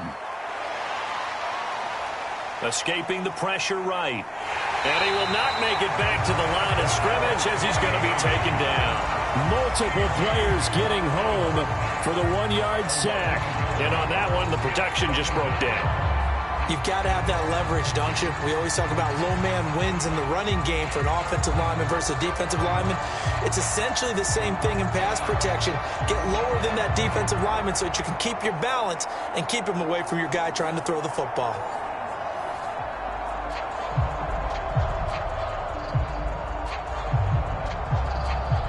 After the sack, here's 2nd and 11.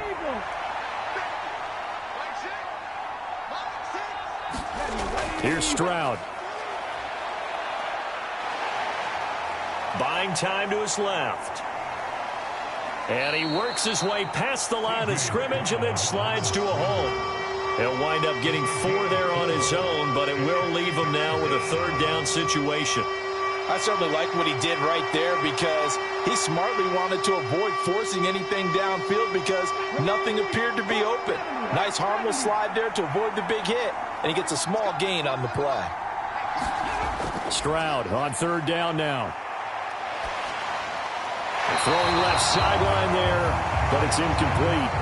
Yeah, that's a nice job there defensively to blanket those receivers on 3rd down, and as a quarterback, all you can do is just loft one toward the bench, not too close, mind you, and live to punt the football.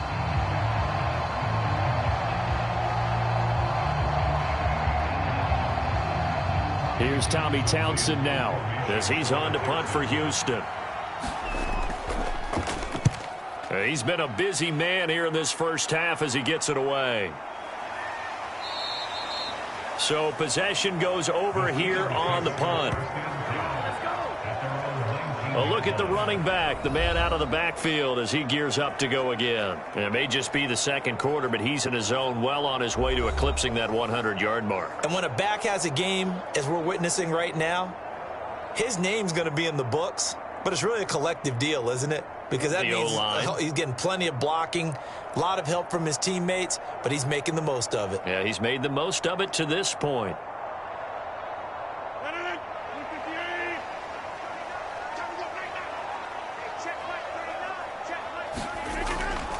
On play action, it's Rodgers.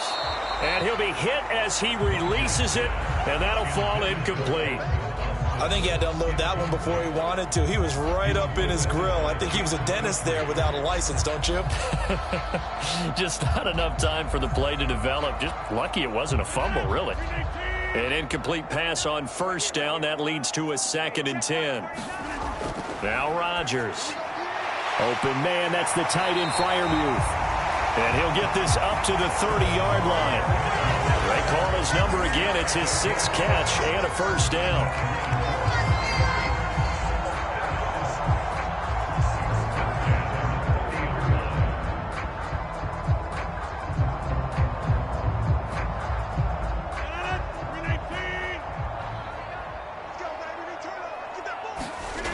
Back to throw. Rodgers. Here's Freiermuth again. And they get him down, but not before he takes it across the 40-yard line. 13 yards as they've got the connection working. His 2nd catch in a row, 1st down.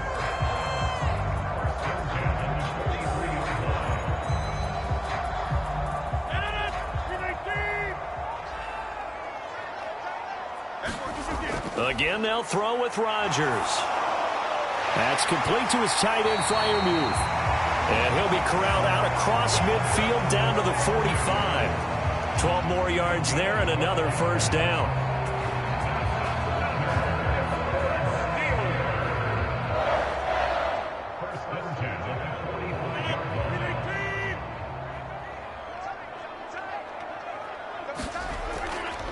Now a run with Warren. And he'll get what he can up the middle, 3 yards. That'll bring up 2nd down.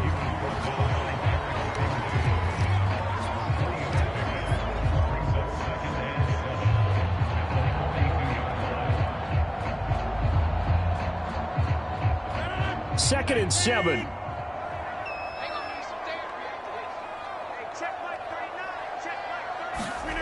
Now it's Rodgers.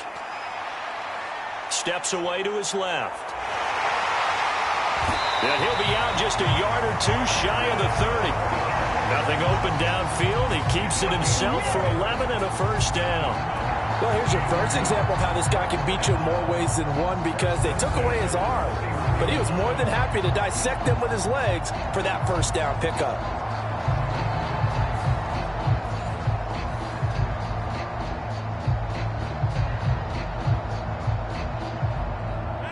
Line of scrimmage, the 31 now on 1st and 10. Shotgun now for Rodgers.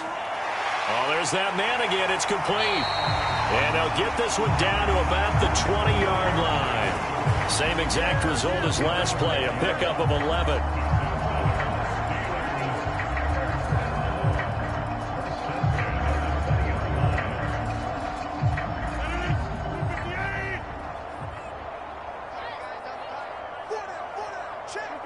And now whistles here and a flag down. Looked like someone got going a little early. So they accept the penalty, of course, and push the offense backwards a bit.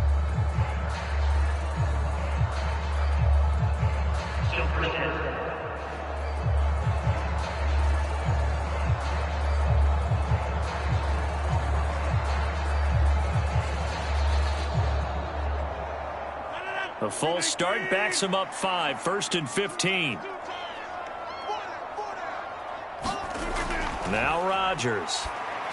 They'll get him to the ground at the 20 following a pickup of 4. And I think he just wanted to get the ball to one of his playmakers to see if they can make something happen, but he ends up throwing into a crowded area, and after the catch, he isn't able to do much with it.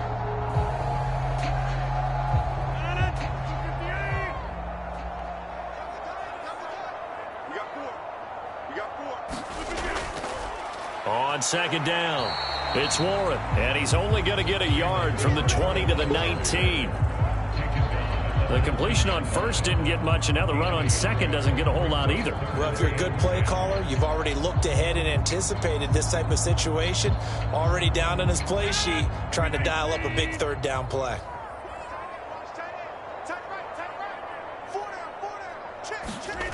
Rodgers now to throw. Yeah, this pass broken up. Excellent coverage there on 3rd down, as that was not an easy one to hold on to. As his old brain remembers, when I see 5 wide receivers on the field as a defender, I know the ball's coming out hot. They expected it and got there and popped it free. Now Chris Boswell for the Steelers field goal try. It'll be from the right hash, and it'll be a 36-yarder. Boswell's kick is good, and that will open the lead up now to 20-7.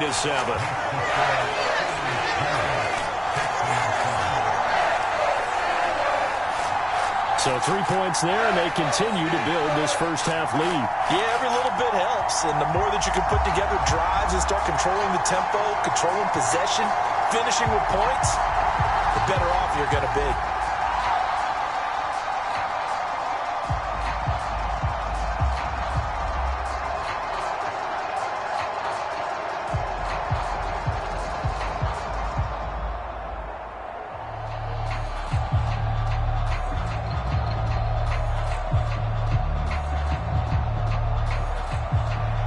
For the successful field goal try, here's Boswell to send it away.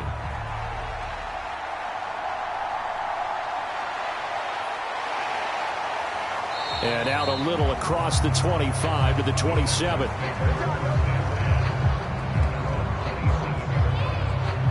Houston set to take over.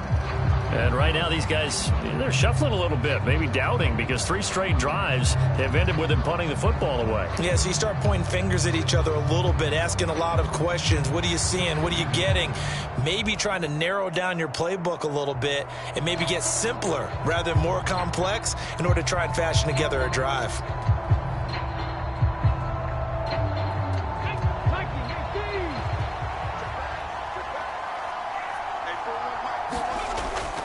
They begin this drive with Chubb, and he is going to lose yardage here. Alex Highsmith simply would not be stopped on that play. 2 minutes remaining in this first half of football.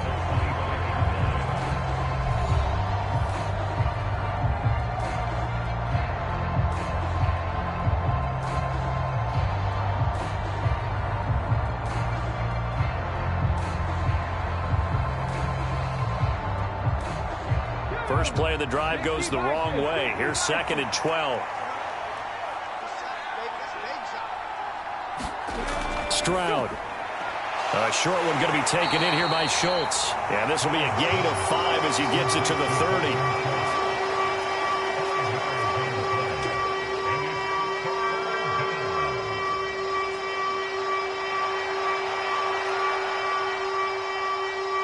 They'll get to the line here, but remember, it's also 3rd down. Stroud looking to throw.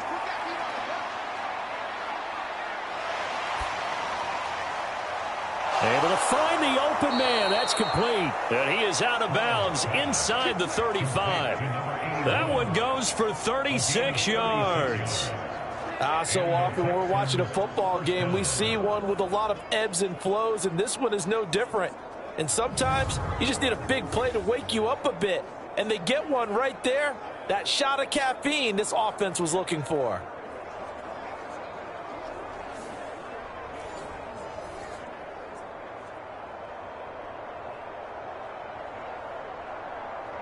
So the big play changes the complexion of things. Here's 1st and 10 just outside the 30. Stroud to throw it. He'll get this into the hands of Nico Collins. And he's going to get a solid gain of 9 before being brought down. 2nd and right at a yard.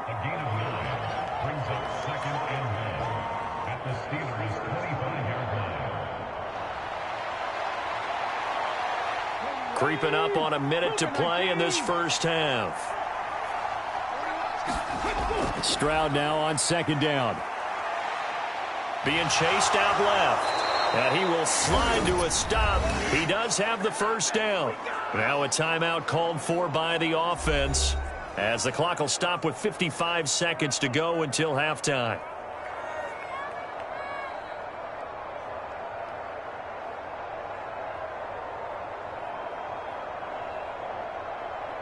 So from the 17 now, here's a 1st and 10. Back to throw. Here's Stroud. Ogunbowale on the screen. Down inside the 10. Touchdown, Texans. Dare Ogunbowale from 17 yards out. And the Texans get a late score here in the final minute of the first half. I think everyone in the league talks about finishing, don't they? Doesn't matter whether it's a quarter, a half, a game, a series, whatever. But they're finishing the first half in fine style, putting that one in the end zone. They did, and they didn't leave much time on the clock either. Well done.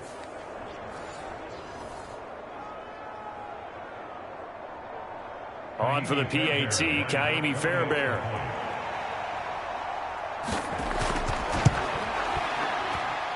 And it's good. The deficit 6, 20-14. That time a 6-play drive, and it results in the Texans finding the end zone.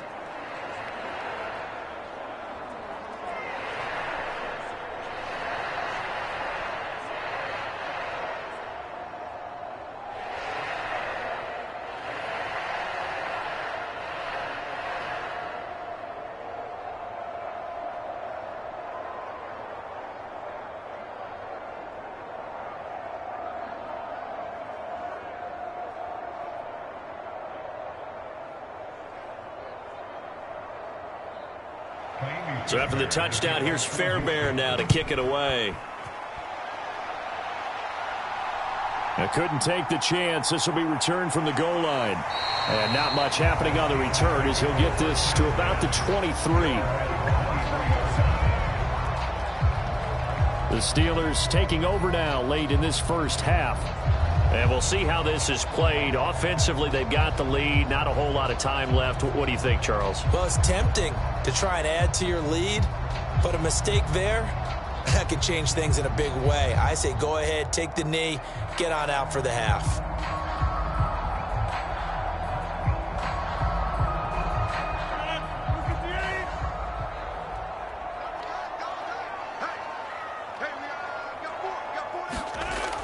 On first down, Rodgers. Over the middle, that's caught by Metcalf. Now the Steelers use the first of their 3 timeouts. as they stop it here with just under 40 ticks to go in this first half.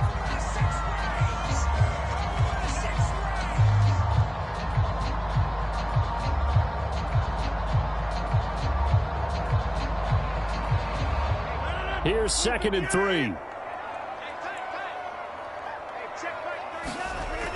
Working from the gun, Rodgers. And the timing a bit off that time as that one falls to the ground. I certainly thought he had an open look beyond the first down marker to his receiver, but they just couldn't connect, and that will send him back to the drawing board.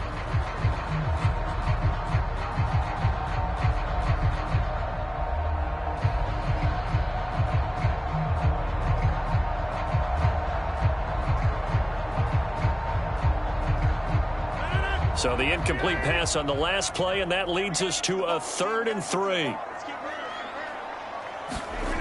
To throw is Rodgers. He had a man open, but he missed him, and it's incomplete. And I feel like my man, Old Mo, momentum might be changing jerseys right now. How about what they just got done? They scored a touchdown their last drive.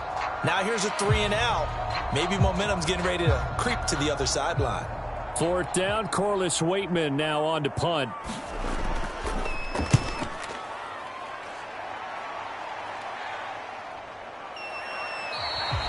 A 40-yard punt, 1 yard on the return. And the Texans going to get the football one final time here in this first half. And with time quickly fading here in the second quarter, not sure how aggressively, offensively they want to play this. I think we'll find out just how much they trust their guys in this situation if they decide to take a shot.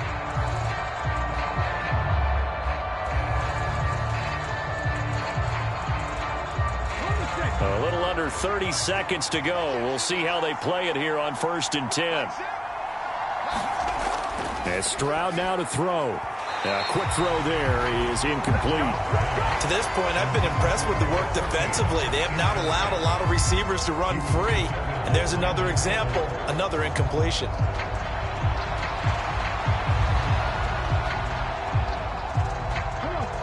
So now they'll come up on 2nd and 10, once again from the 28. Stroud working out of the gun.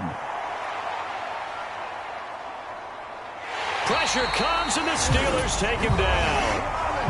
Now the Steelers use the 2nd of their 3 timeouts as they stop it with 19 seconds to go in half number 1.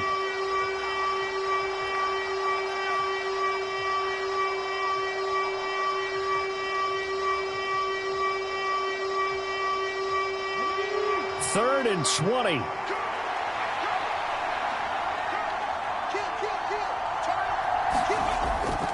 Not wanting to risk another sack, they'll play it safe with a run. And they'll indeed stop him on 3rd down. And now what do you want to do with your timeouts?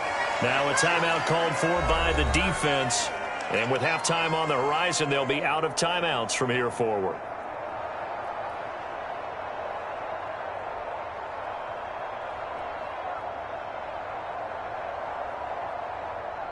The Texans send the punter out as he's on to punt for the 4th time tonight.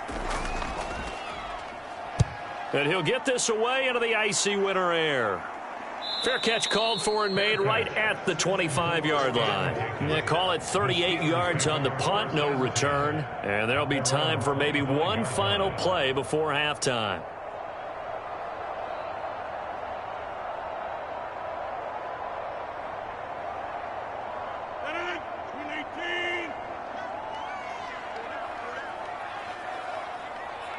And with time running down, they go down to a knee.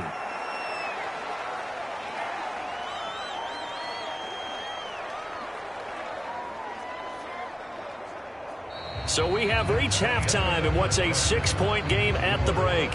As we'll head down to Orlando, that's where we find our man Jonathan Coachman at our EA Sports Halftime Report. Coach. All right, Brandon, back to you, too, in just a bit. But first, welcome everyone to downtown Orlando and our EA Sports Halftime Report. We got an excellent first half from the former MVP, Aaron Rodgers. He connected on a touchdown pass in that first half, and that's a big part of why his guys lead at the break. All right, Coach, thanks. Yeah, both teams likely to make some changes in what's been a closely fought battle to this point.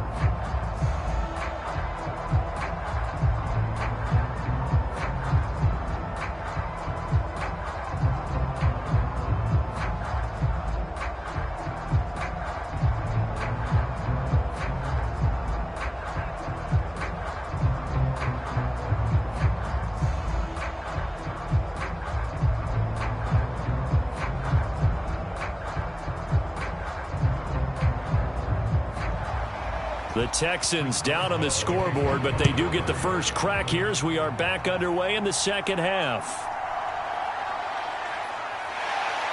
And he brings us out past the 20 to the 24.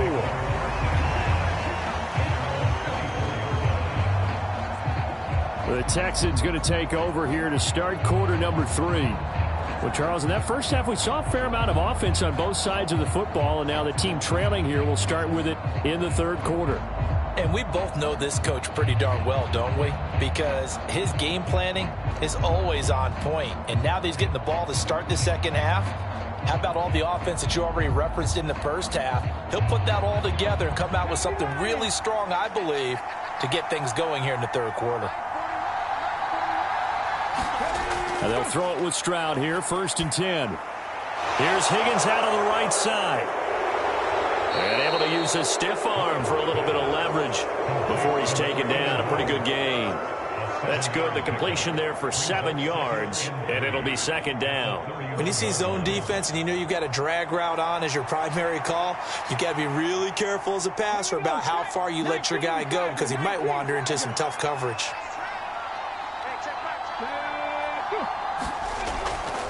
A handoff here to Ogunbowale. And he's going to be met at the line of scrimmage and taken down. He got maybe a half yard at most, but officially they'll be left with a 3rd and 2. Looked like he was trying to bounce it outside, but no success. Yeah, sometimes you got to just figure out where you're going to go, and sometimes you just have to take it to another spot. In trying to get it outside, the defensive pursuit was there and just ran him down. That is caught. And he'll be taken down, but he does have first down yardage. The drive stays alive, a 3rd down gain of 8. Well, part of their struggles in the first half was their inability to convert consistently on 3rd down. But how about this well-designed play? Gave himself plenty of options and able to get the hook up and keep the drive going.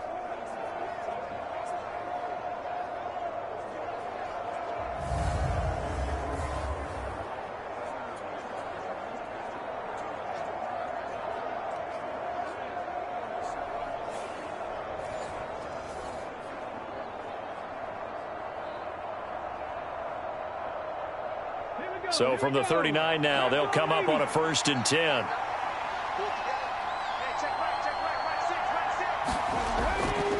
They'll go left side on the ground with Chubb. And he is going to be stopped cold behind the line of scrimmage. Call it a full 3 yards in the wrong direction there. Brings up second down. Sometimes in the run game, you can make the argument that quickness beats size. And how about the example right here?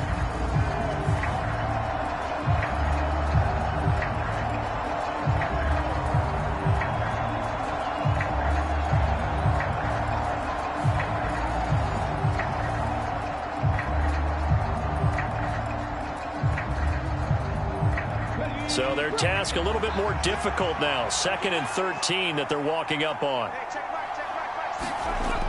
Operating from the gun. Stroud. And his throw is incomplete. Well, those two have hooked up for a touchdown once already in this game. That time unable to find a completion. Yeah, it just appeared they wanted to get him out into open space and try and get him the football. As you mentioned, unable to connect. Now the terrible towels in full force now as the Steelers get set to defend this 3rd and long. Now on 3rd and long, they'll look to throw. And that is incomplete. And so many times we look at the opening drive in the 3rd quarter as a tone setter, and many coaches do emphasize it. And that's a strong performance there defensively to force incompletion and, more importantly, force a quick punting situation.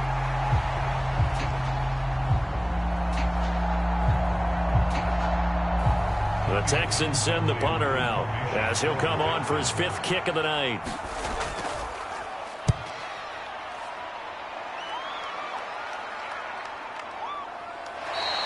Call it 46 yards on the punt, just a single yard on the return as he was covered quickly. And the Steelers are going to take over 1st and 10 deep in their own territory.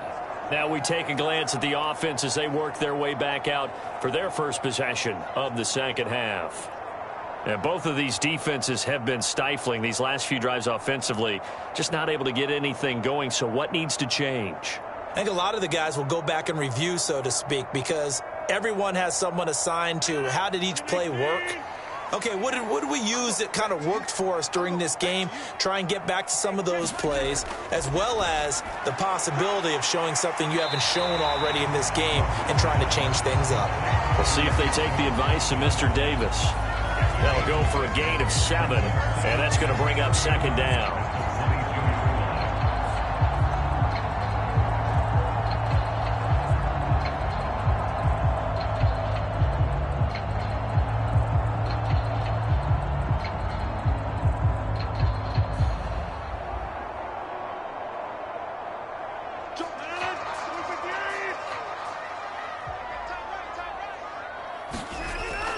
They run behind center with Gainwell. And down he'll go at the 25. They'll get 3 as the drive continues. It's a 1st down.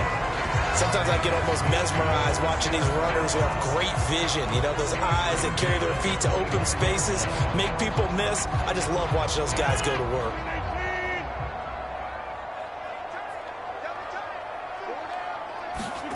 Rodgers now on 1st down. A quick target here, complete to Metcalf. He's tackled a yard short of the marker. Good gain of 9 on 1st down.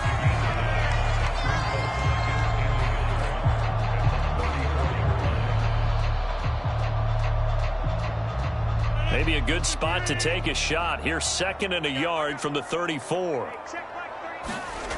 Here's Rodgers. And he's going to go down. The Texans come at him and able to bring him to the ground.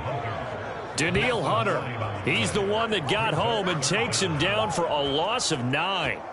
And no matter what the situation, the O-line just hates that because they feel like they didn't protect little brother back there, right? Yeah, and that's just so difficult for them because just think about every single play. When you decide to throw the football, you're dealing with some of the best athletes on the planet. You talk about guys, if they weren't playing football, they'd be starring in the NBA at power forward. It's a really difficult task. Now, right where this set of downs started, they need a full 10 here to pick up the 1st down and move the chains. From the gun on 3rd down, Rodgers. And the throw there going to be incomplete. How about this defense? They came up with a couple of big plays in this sequence, and none better than the one right there, forcing the incompletion and bringing up 4th down. The Steelers send out their punter now as he's on to kick it away.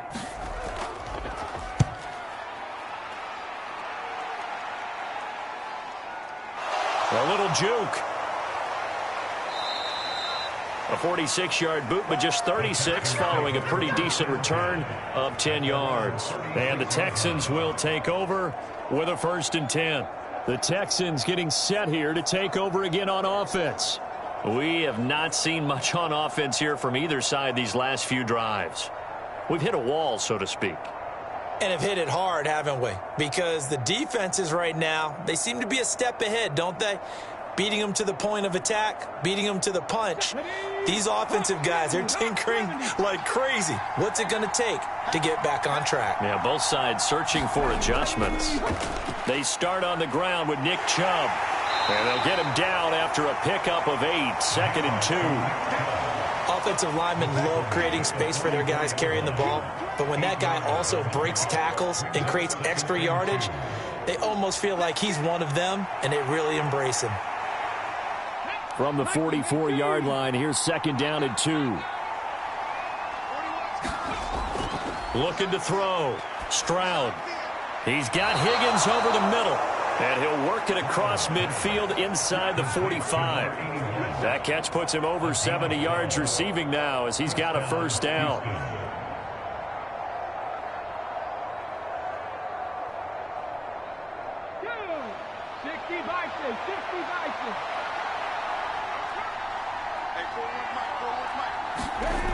Back to throw. Stroud. And his throw here's incomplete. I think he's got to be careful not to force anything into coverage right there. There weren't really any throwing lanes, but the best part for him, he's got second and third down to fall back on.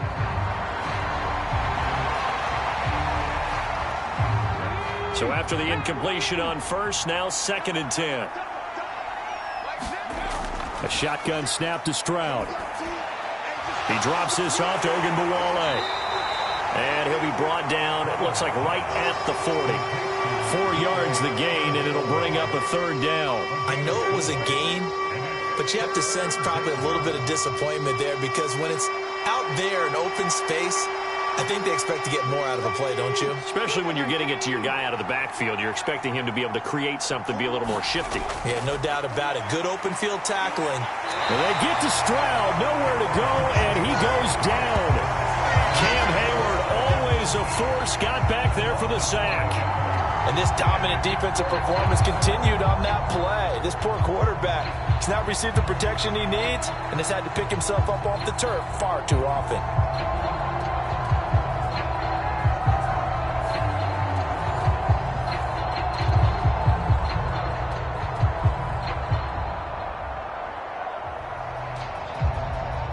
The Texans send the punter out as he'll come on to kick for a 6th time tonight. And they won't risk defending a return here. That one's out of bounds, and it'll be spotted at the 14-yard line. Out comes the Steeler offense now, ready to see what they can do here. And our game's hit a little bit of a lull here, a little bit of a snag. Punts on back-to-back drives. And old-school coaches don't necessarily mind that. Didn't turn it over, right? Didn't create a big play for the other team. Right now what you're looking for is can you gain an advantage in field position? And that's what both teams are seeking right now. Yeah, they'll be seeking to gain that advantage here on this drive. Throwing on first down is Rodgers. Over the middle, complete. That's Warren. And he'll be a couple yards shy of the 20 at the 18. They'll give him 4 yards there, and that will bring up 2nd down. Caught that look from you there, partner. I think we're on the same page on that one. Just his first catch, I think we both thought he'd be a little more active in the passing game. Let's see if that's the start of them trying to get the ball to him a little bit more here in the second half. 2nd and 6.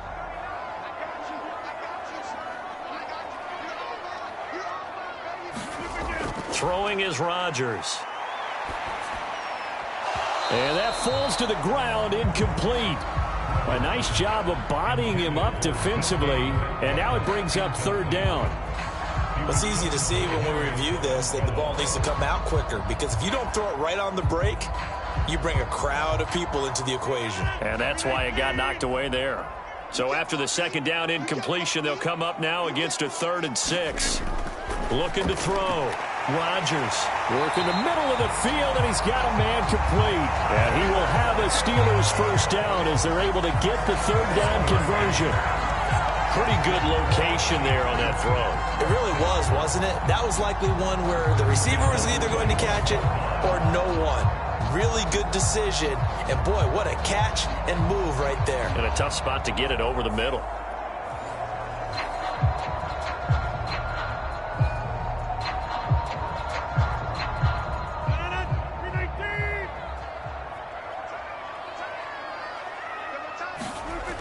Rodgers again now. Catch is made by Metcalf. And he'll be taken down, but not before they work it across midfield. A really good pickup of 28 yards.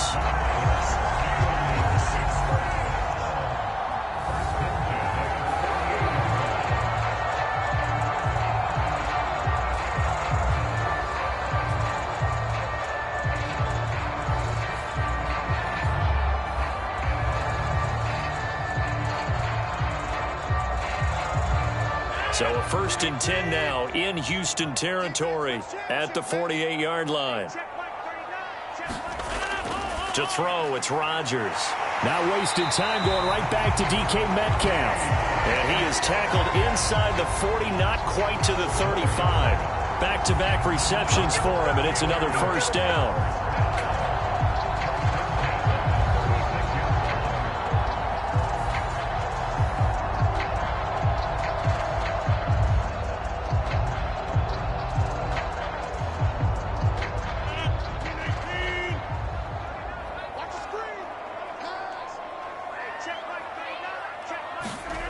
Here's Rodgers to throw. And that is incomplete. He couldn't hold on through the contact. Brings up second down. When you run in the slant, timing is everything. And against that man coverage, there was no space available, and incompletion as a result. They'll try again from the 36 on 2nd and 10. Rodgers to throw once more. His throw incomplete. This drive, which was going so smoothly, all of a sudden it's a little bit of a roadblock here with 2 straight incompletions. Yeah, apparently this defense has had enough. Apparently they're saying no more. We're making a stand right here, right now. But it is 3rd and 10. They've got to get after him one more time. This offense was on the move. Now 2 straight incompletions have them looking at 3rd and 10. Throwing now is Rodgers. Eluding the pressure right. And he slides and covers up at the end as he's going to be able to pick up decent yardage. Decent gain on the scramble to 6, but now it's 4th. Like any team playing, they're looking for touchdowns to try and help their cause. But in this case, he does get them a little closer at least if they think a field goal turns out to be the better call here.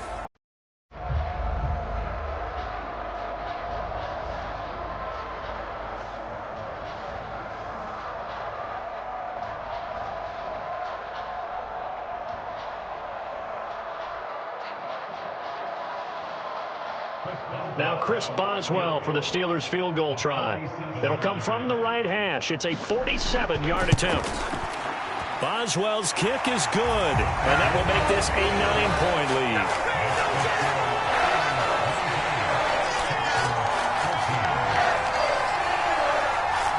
So 3 field goals that he's hit now. This last one helps him stretch out the lead. He's been solid, hasn't he? And he lives up to the adage that every offensive coach has ever said to us. We want to end every possession with a kick, right? For them, it's either extra point, field goal, or at worst, a punt. In this case, it's been 3s.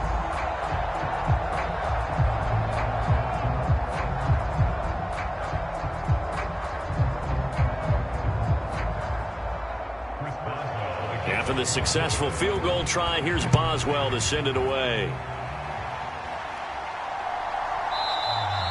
And the returner down to a knee, and this will come out to the 30-yard line. And now out comes Houston.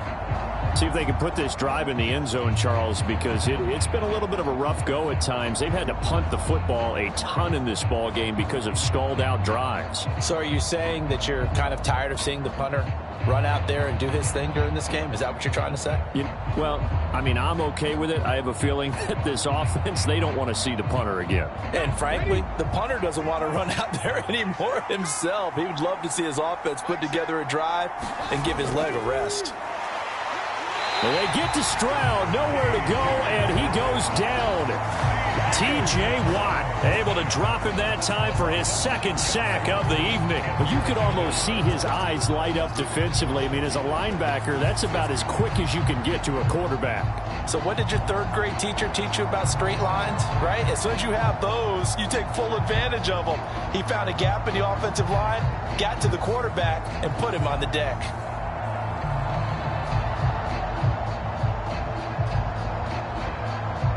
Pass protection has been a problem all night long as they come up facing 2nd and a bundle. Now Stroud. Now a loose football. The ball comes out, and it's picked up by the Steelers. So they will set up shop. Excellent field position in the red zone at the 19-yard line. We have seen this before, and we know coaches preach about this and work on it all the time. Catch the ball. You know there's going to be some traffic somewhere. They've got to put it away and secure it as they try and get downfield.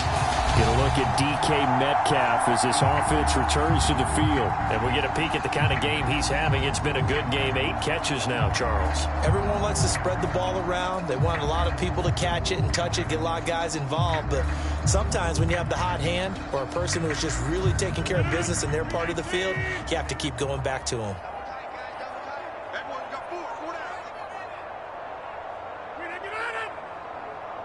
In motion left here, one of their tight ends.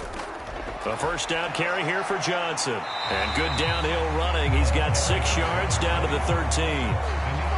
First play of the drive, let's give credit all around. Excellent blocking, but the guy carrying the ball, he was the finisher. A really nice run. This 2nd and 4.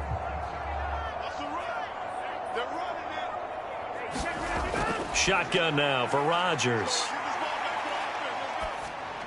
And his throw's going to be incomplete. Not sure what happened out there, but it looked like the timing was a little off on that throw. Well, you know I'm a defender, so what am I going to say? Great defense. Darn right. They did something to disrupt that timing.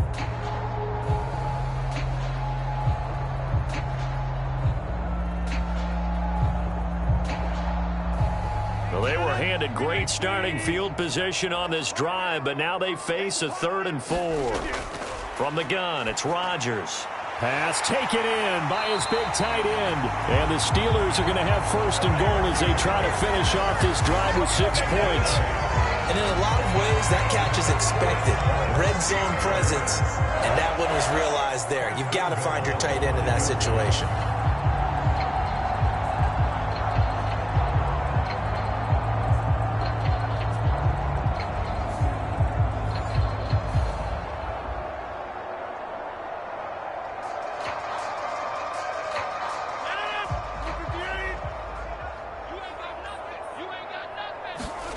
Rodgers going to throw. And caught in the end zone. Touchdown, Steelers. DK Metcalf, a 5-yard touchdown. And the Steelers use the short field to get in for 6. And all about timing there on that short slant, Charles. Exactly right. That was timed up so well. The route, the throw, touchdown.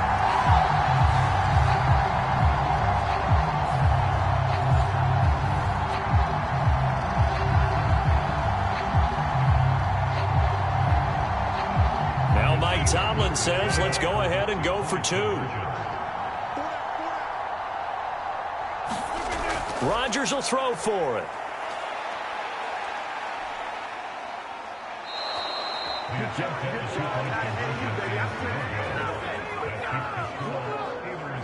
I don't know about you, but I can't wait for a few years of 2-point tries and see what the data tells us, because a lot of teams want to throw the ball in this situation. This time, unsuccessfully.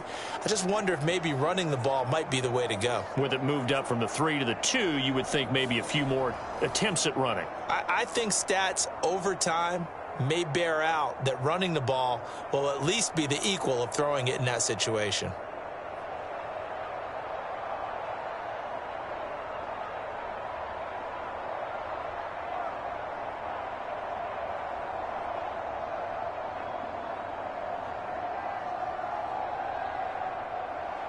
Boswell now to kick it away after the touchdown.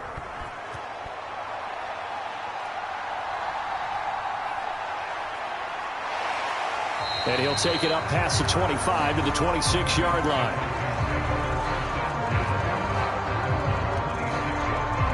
Now comes a Houston offense as they get set to take over here. Right now, they're in a bit of a tough spot here, CD. You trail them by double digits. Remember the last time out, they fumbled. They're going to have to play some clean football here on this possession. And all the talk on their sideline has been about taking care of the football, making sure that they're handling the ball correctly. So you know they'll be squeezing the rock pretty tight here. They just have to be careful not to go so hard in doing that they actually cause themselves other problems. Take care of the ball, but still try and play free and natural.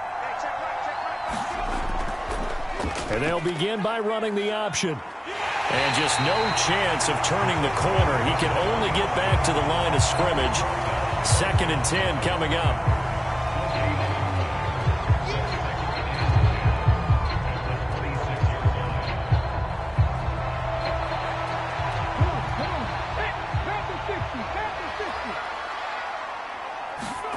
Here's Stroud. Throwing middle, but it's incomplete.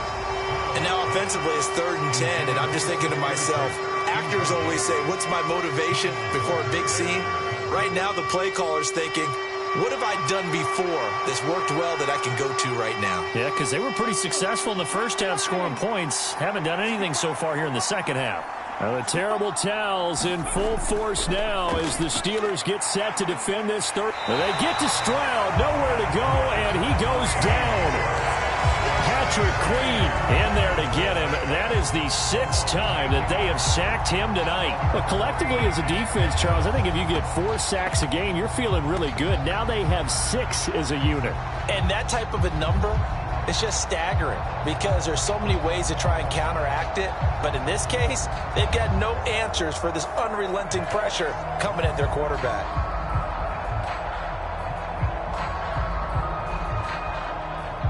The Texans send the punter out as the drive goes backwards, so he's on to punt it away.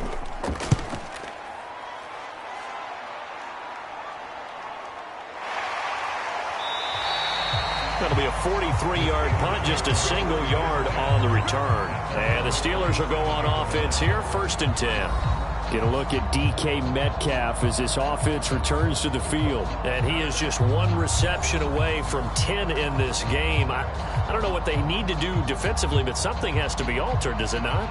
I know that whenever we tried to cover a person who's having a game like this, you're trying to vary what you're doing, trying to change things up, hoping to fool him occasionally. If not fool him, fool the quarterback so that maybe he doesn't read the coverage correctly. Right now, though, they're in pretty good sync. On play action, it's Rodgers. Got his man, it's Warren. And he'll be taken down, but not before he gets into enemy territory. The catch and run there, good for 16 and a first. We can talk all we want about football being a game of strength and brawn. It's also a game of mismatches, and they're trying to create one there, getting it to their back out of the backfield to make a bigger play. As we often say, get it to him in space, let him use his leg. Yeah, if he can get a matchup against a linebacker or maybe a defensive end dropping out in a zone blitz, he's going to win that battle just about every time.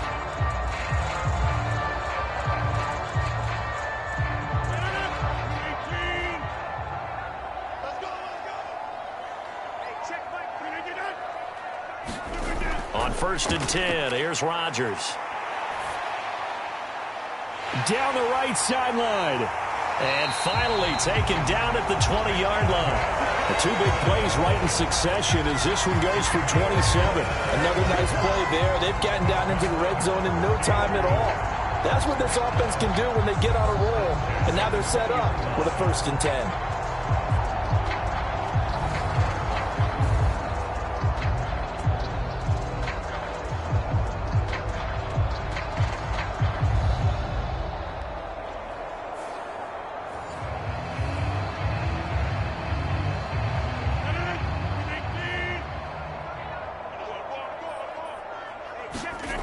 Into the red zone, it's Rodgers. Open man, that's the tight end Freiermuth. And he'll go out of bounds in the red zone just inside the 20.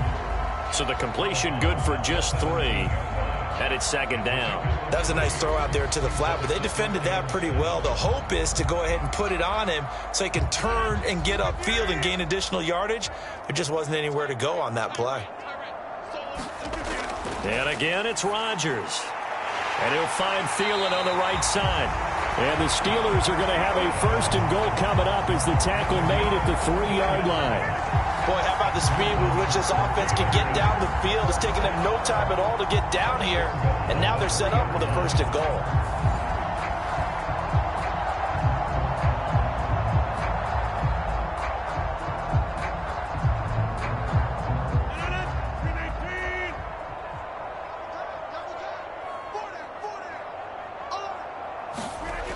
Johnson.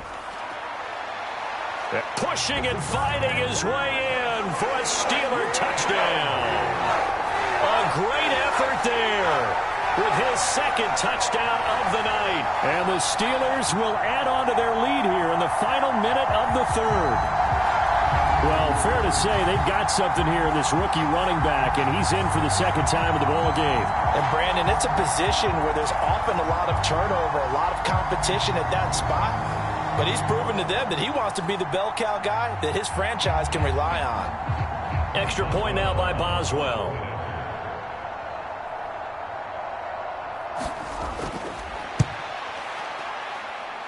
And the lead opens up now to 22 points.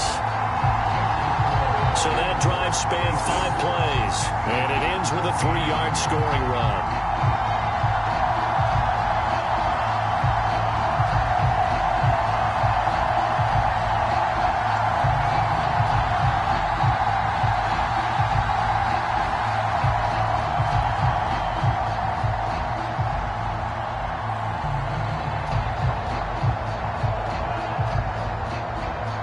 Boswell now to kick it away after the touchdown.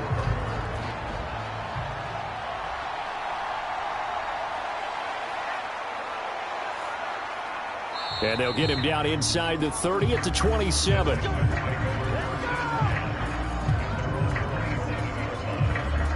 Houston set to take over. I kind of feel like they've reached a do-or-die point in this game, Charles. If they're going to try to pull off an impressive comeback, it has to start right here, right now. Yeah, now they've got a final chance to get out of this situation, but they also understand they've got to move the ball and move it fast. In addition, they need to save as much time so they can get 2 more possessions.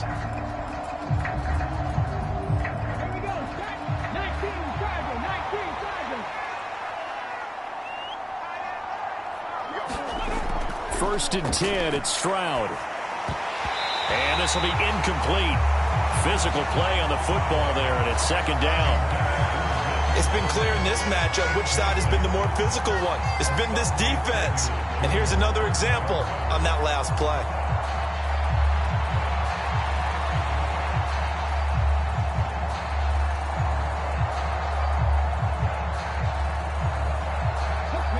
So now second and 10 after the incompletion on first down. Stroud out of the gun here. This pass complete to Higgins. And down he goes, but he takes it up to the 40. They have certainly looked his way in this third quarter. Another catch, and it's good for a first down. Well, we talk all the time about playing situational football, and right now I think the scoreboard is dictating what they need to do. Where they are in this game, they've got to push the ball downfield, take their shots, try and get big chunks of yardage in a short amount of time. That was a nice play there. 1 quarter remains here as we wrap up the week on a Monday night. You are watching the NFL on EA Sports. Back now in Pittsburgh. A lot of happy faces in the crowd at this point as their guys have a big lead here to start quarter number 4.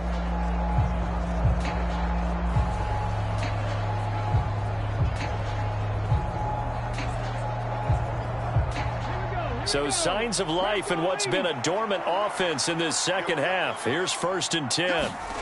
Stroud looking to throw. Oh, now a strip. He loses the football.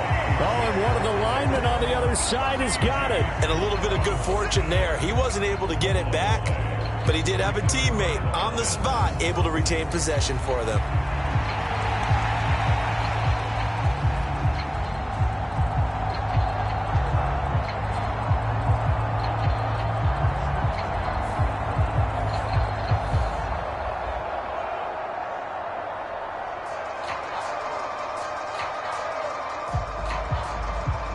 Pass protection has been a problem all night long as they come up facing second and a bundle.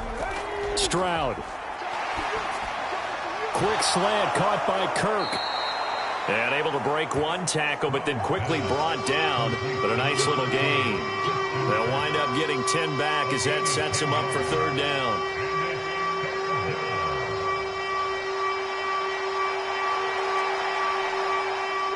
So 7 yards from the first down here as they come up to the line of scrimmage. Stroud on third down now. Over the middle, he gets it to Collins. And I don't think he got there, no.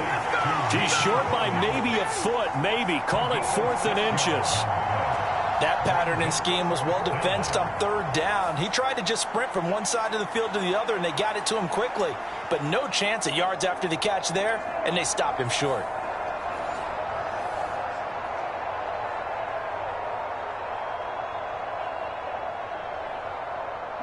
And they're indeed going to go for it here on fourth down. So trailing here in the last quarter. Let's see how this plays out. Fourth down, fourth quarter. Here's Stroud. And he'll be touchdown here, but not before he does pick up the first. No reason not to try it there, and they do indeed convert on fourth. Fourth down, trailing in the fourth quarter. They felt compelled to go for it, and they got it. Well, I'd look down at my play sheet, and what I would find, plays that have been successful throughout the game that have worked at the distance you need, and that's exactly what they got done. The throwing again is Stroud. Ogunbowale on the screen.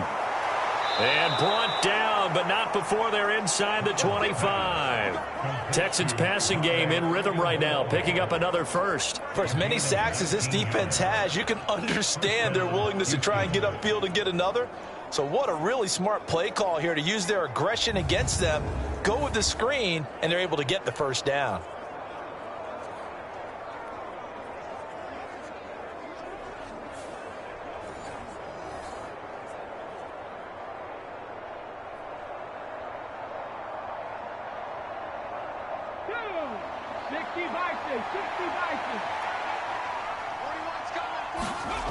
Throwing now is Stroud. Throw right side is going to be caught by Kirk. And they've got it inside the 10 at the 8. 15 more there, and they're on a roll. It's another first down. And it's a real luxury when you have a guy who can turn a short throw into a solid gain at any moment. Once he caught that ball, he ID'd where the open grass was and got there in a hurry to pick up a new set of downs for his offense. Two big plays in succession. Not sure this D knows what hit him, but now they got to get ready. It's first and goal. Back to throw. Here's Stroud. Flush to his right. Stroud is hit, and the ball is loose. And it's picked up by the Steelers. And a big turnover there as his guys will get the football back. All right, you've had to put up with me in this booth. I'm going to try and be simple this time and succinct. It simply has not been their night. No, I think that fumble's kind of indicative of how this whole evening's going, isn't it? Without a doubt. I mean, they've tried, but nothing is ever really taken throughout the game. That's why they're down so big.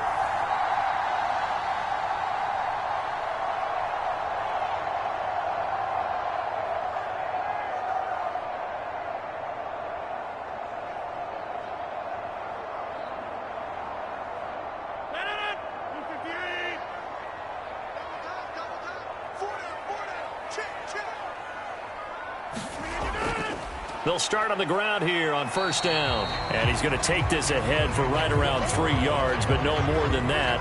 Second down.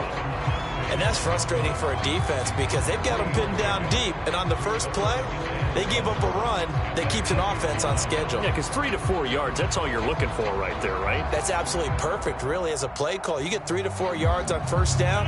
That's what they talk about to us all the time, about being ahead of the chains or on target, ahead of schedule. They were after that run. On the give, it's Warren. And able to get it here to about the 16-yard line. 76 yards rushing for him in the ball game now on 14 carries. No doubt those are the types of carries they're looking for here, Charles. The lead in the fourth quarter. This is when coaches that have a reliable running game, they breathe a little easier on the sideline. Yeah, they love the idea that they can take the air out of the football at this point of the game. That means they're really counting on that offensive line, counting on the runners, taking care of the football. Because you're going to tell your quarterback, hey, no time to be a hero. We're not going to throw it here. Just eat up that clock. And if you have the ball, they can't score. Now this will leave them a yard short. Nice pickup of 9 yards on first down. Didn't get to the sticks, but that's an ideal carry there on first down, isn't it? I mean, now you're 2nd and 1. Although, you know, in the NFL, even if you picked up the first down, I don't think it's a big difference because the clock doesn't stop. Yeah, not like college. Right. If it's college football, you want to 2nd and 1 is probably better than picking up the first down because in college football, the clock stops with every first down and actually aids the defense in that situation. They fake the give. Now Rodgers. targeting the out route, and he completes this to Metcalf. And past the 40 before he's out of bounds. His big game continues. 10 catches now and another first down. Well, clear running situation. Try to take time off the clock. He ran the previous play, set that play action up nicely. Boy, did they ever, because they'd shown the ability to run the football. So now you lose your keys as a defense. You dive for the running play, and they hit him over the top.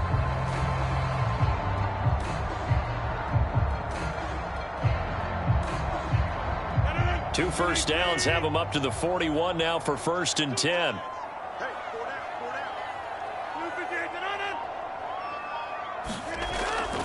They try the left side with Johnson. And slow going there as he'll only get a yard, maybe, up to the 41. Yeah, things were pretty stacked up there in the middle of the line. A lot of bodies, not much space. I think ultimately he was fortunate to get anything out of that run.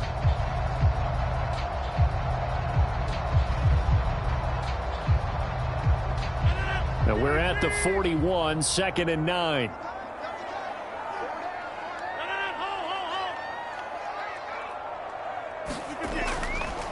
A handoff for Warren.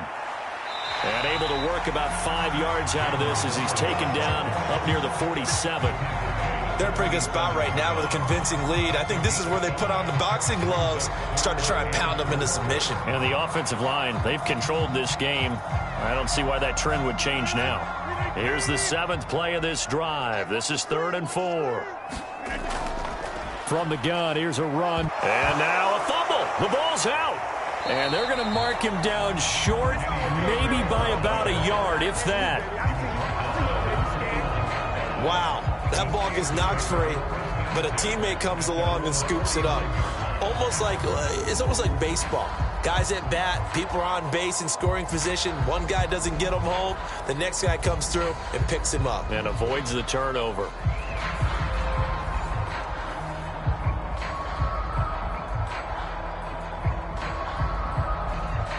The Steelers send out their punter now as he's on here to punt it away.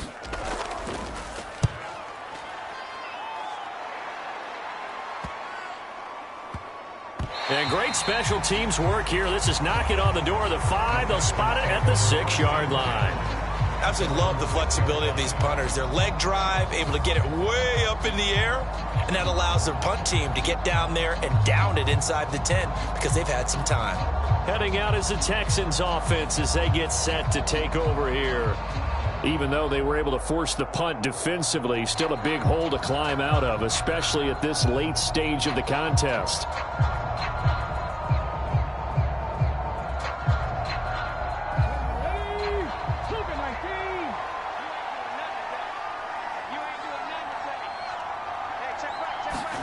Now they'll throw it with Stroud here, 1st and 10. Now they go screen. It's complete.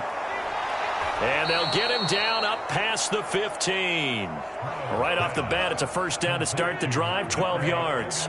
And when you have success throwing the football, the old cliche becomes true. The playbook opens up wide. And these screen passes, they become even more difficult to stop. Thanks to that last play, a little more room to operate. 1st and 10 at the 18. Stroud to throw it. Now a quick throw there, but it's going to be incomplete. I like the call. It looked like the right time to dial up a running back screen. But this one got disrupted right from the start and ends up falling incomplete.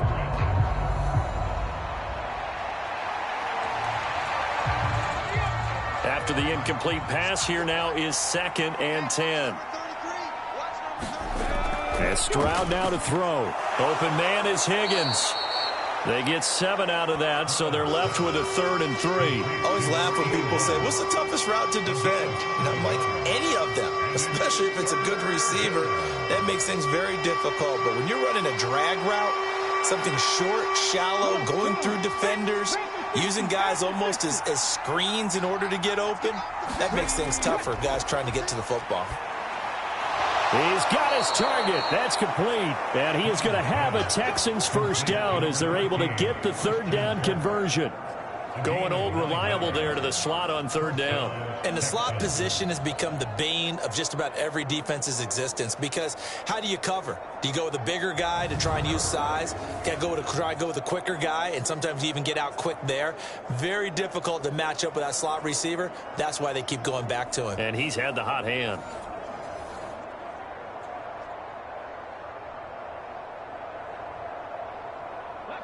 From the 34 now, here's 1st and 10.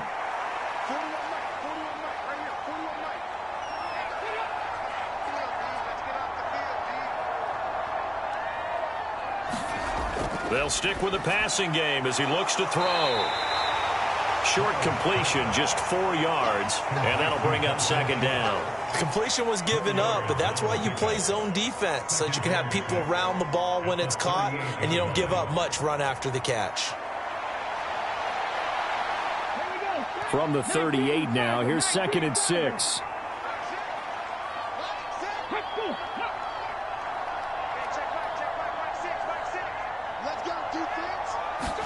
Stroud will look to throw once more. This one taken in by Stover. And he slips up past the 45 before being tackled. Give him 10 yards there as this offense is on a roll. This drive continues to plunge forward. Continuing to steadily move the ball down the field. Not big play after big play, but these moderate gains getting them first downs. And you know what they add up to, right? If you continue that pace and you continue to move it downfield, they add up into 6 points. That's exactly what you're looking for. Stroud now on 1st and 10. Throwing quickly there, but it's incomplete. They had their backs up against the wall a little bit, and they come through by forcing an incompletion. Now they've got to continue to ratchet up the intensity a couple more times and get off the field before giving up any more yardage. An incomplete pass on 1st down. That leads to a 2nd and 10. A shotgun snap to Stroud. Open man is Kirk, complete.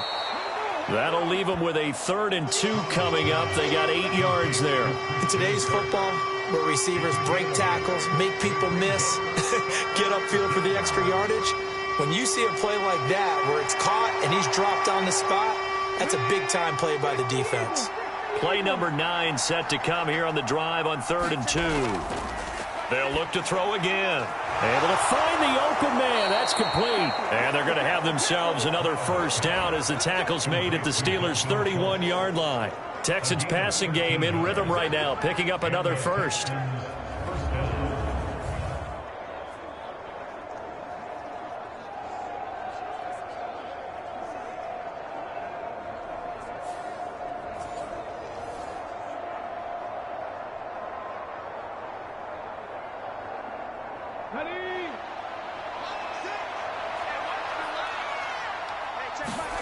On 1st down, here's Stroud.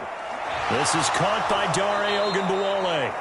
And inside the 20 before he's brought down.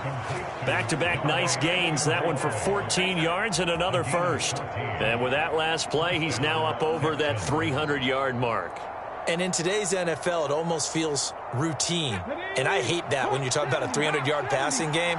To me, 300 yards still signifies excellence, and he's achieved that in this performance. Stroud's throw complete into the hands of Schultz here. And the Texans are going to have a 1st and goal as he's taken down at about the 8-yard line. Well, he does have 1 touchdown in the game already, and while this one won't go for 6, it's enough to get him 1st and goal. But you and I both know he's going to be a little upset he didn't cross the goal line for a 2nd time in this one. Might want the ball here on the next play. Back to throw again. Nothing open downfield, so he'll throw it away. We've got to give out a little applause on that play. It has to go to the defense. More good work by them. They've taken away the passing lanes all game long, and you can see the frustration that it's causing because he just about threw that one into the 1st row. Nothing on 1st down, so the ball remains at the 8-yard line, 2nd and goal. They go up the middle with Chubb. They'll get this halfway home from the 8 to the 4 on a gain of 4. And Brad, they went to a nickel defense, and that's a surprise this close to the goal line because ordinarily you use The back end of the end zone, the sidelines, is extra defenders, and you want bigger people on the field to try and help against the run. This likely a must-have. 3rd and goal. Stroud working out of the gun. And an off-balance throw there, and it's going to wind up incomplete. So it's been a long drive. They've held the ball for quite a while. Now what do you do here? Well, to me, at this stage, after this drive, this close to the goal line, 3 points would be a letdown. I'm going for it here. The field goal doesn't help. They're going to go for the 6 here on 4th and goal. Got to try it here. He's back to throw. And it's incomplete. They cannot convert, and they turn it over. They can't hook up on 4th and goal from the 4, and the Steeler defense will celebrate the goal line stand. They kept it in the air on 4th, Charles. They ran on 1st and 2nd down, tried it through the air on 3rd and 4th, couldn't come away with anything on 4th and goal. And remember, in these situations, the field is really condensed. Everything is squeezed tight. So as a defender, you can actually take more chances here because they won't have as much time to throw the football, and a receiver really can't run past you. If they do, they run out of the back of the end zone. Nice job by the D, shutting them down.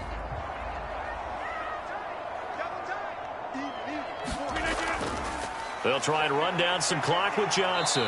And he'll take this forward only up to about the 7. Henry To'o there on the tackle. It may be only a gain of 3 yards, but that back, he deserves a lot more credit on the play.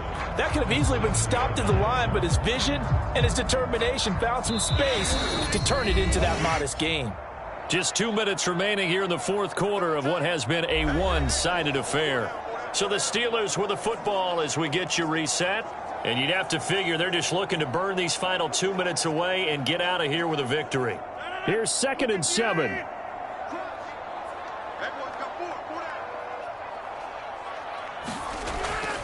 Now run straight ahead with Warren. And able to get it here to about the 16-yard line. 99 yards rushing for him now on 17 carries. And carries like that, that's how they're going to continue to salt this thing away here, Charles, in the 4th quarter. Yeah, how about that? A new set of downs. Clock continues to move. No better way to close out a game than to tap those mastodons you have up front and say, guys, keep pounding them. Let's keep the ball, keep their offense on the sidelines, and let's close this one out.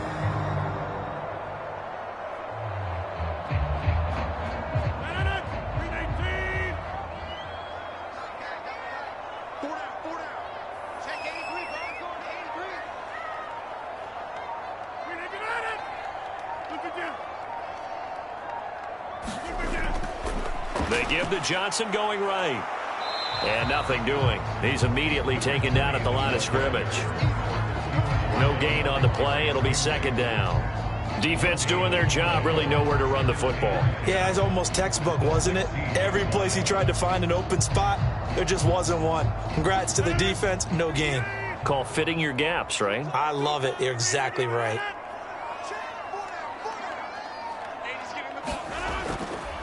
They'll run it. Warren.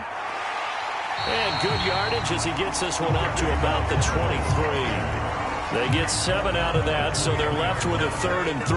Well, that last run makes this a 100-yard night. I've loved the way he's hit the holes. He's been quick, he's been decisive, and he's been a whole lot of fun to watch.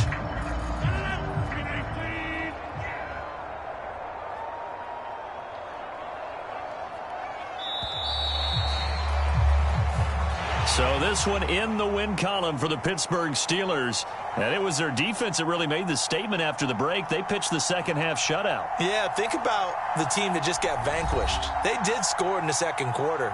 Do you think they thought at all that that would be their last points of the game? No, but what a second half. The adjustment, whatever they did in the locker room, it certainly worked. It certainly did, and you're exactly right. Whether it was an adjustment, whether it was just more focus on what they planned to do going in, whether they just played better, whatever it was, it all came together in the second half, and no points were allowed. That's a great way to close them out.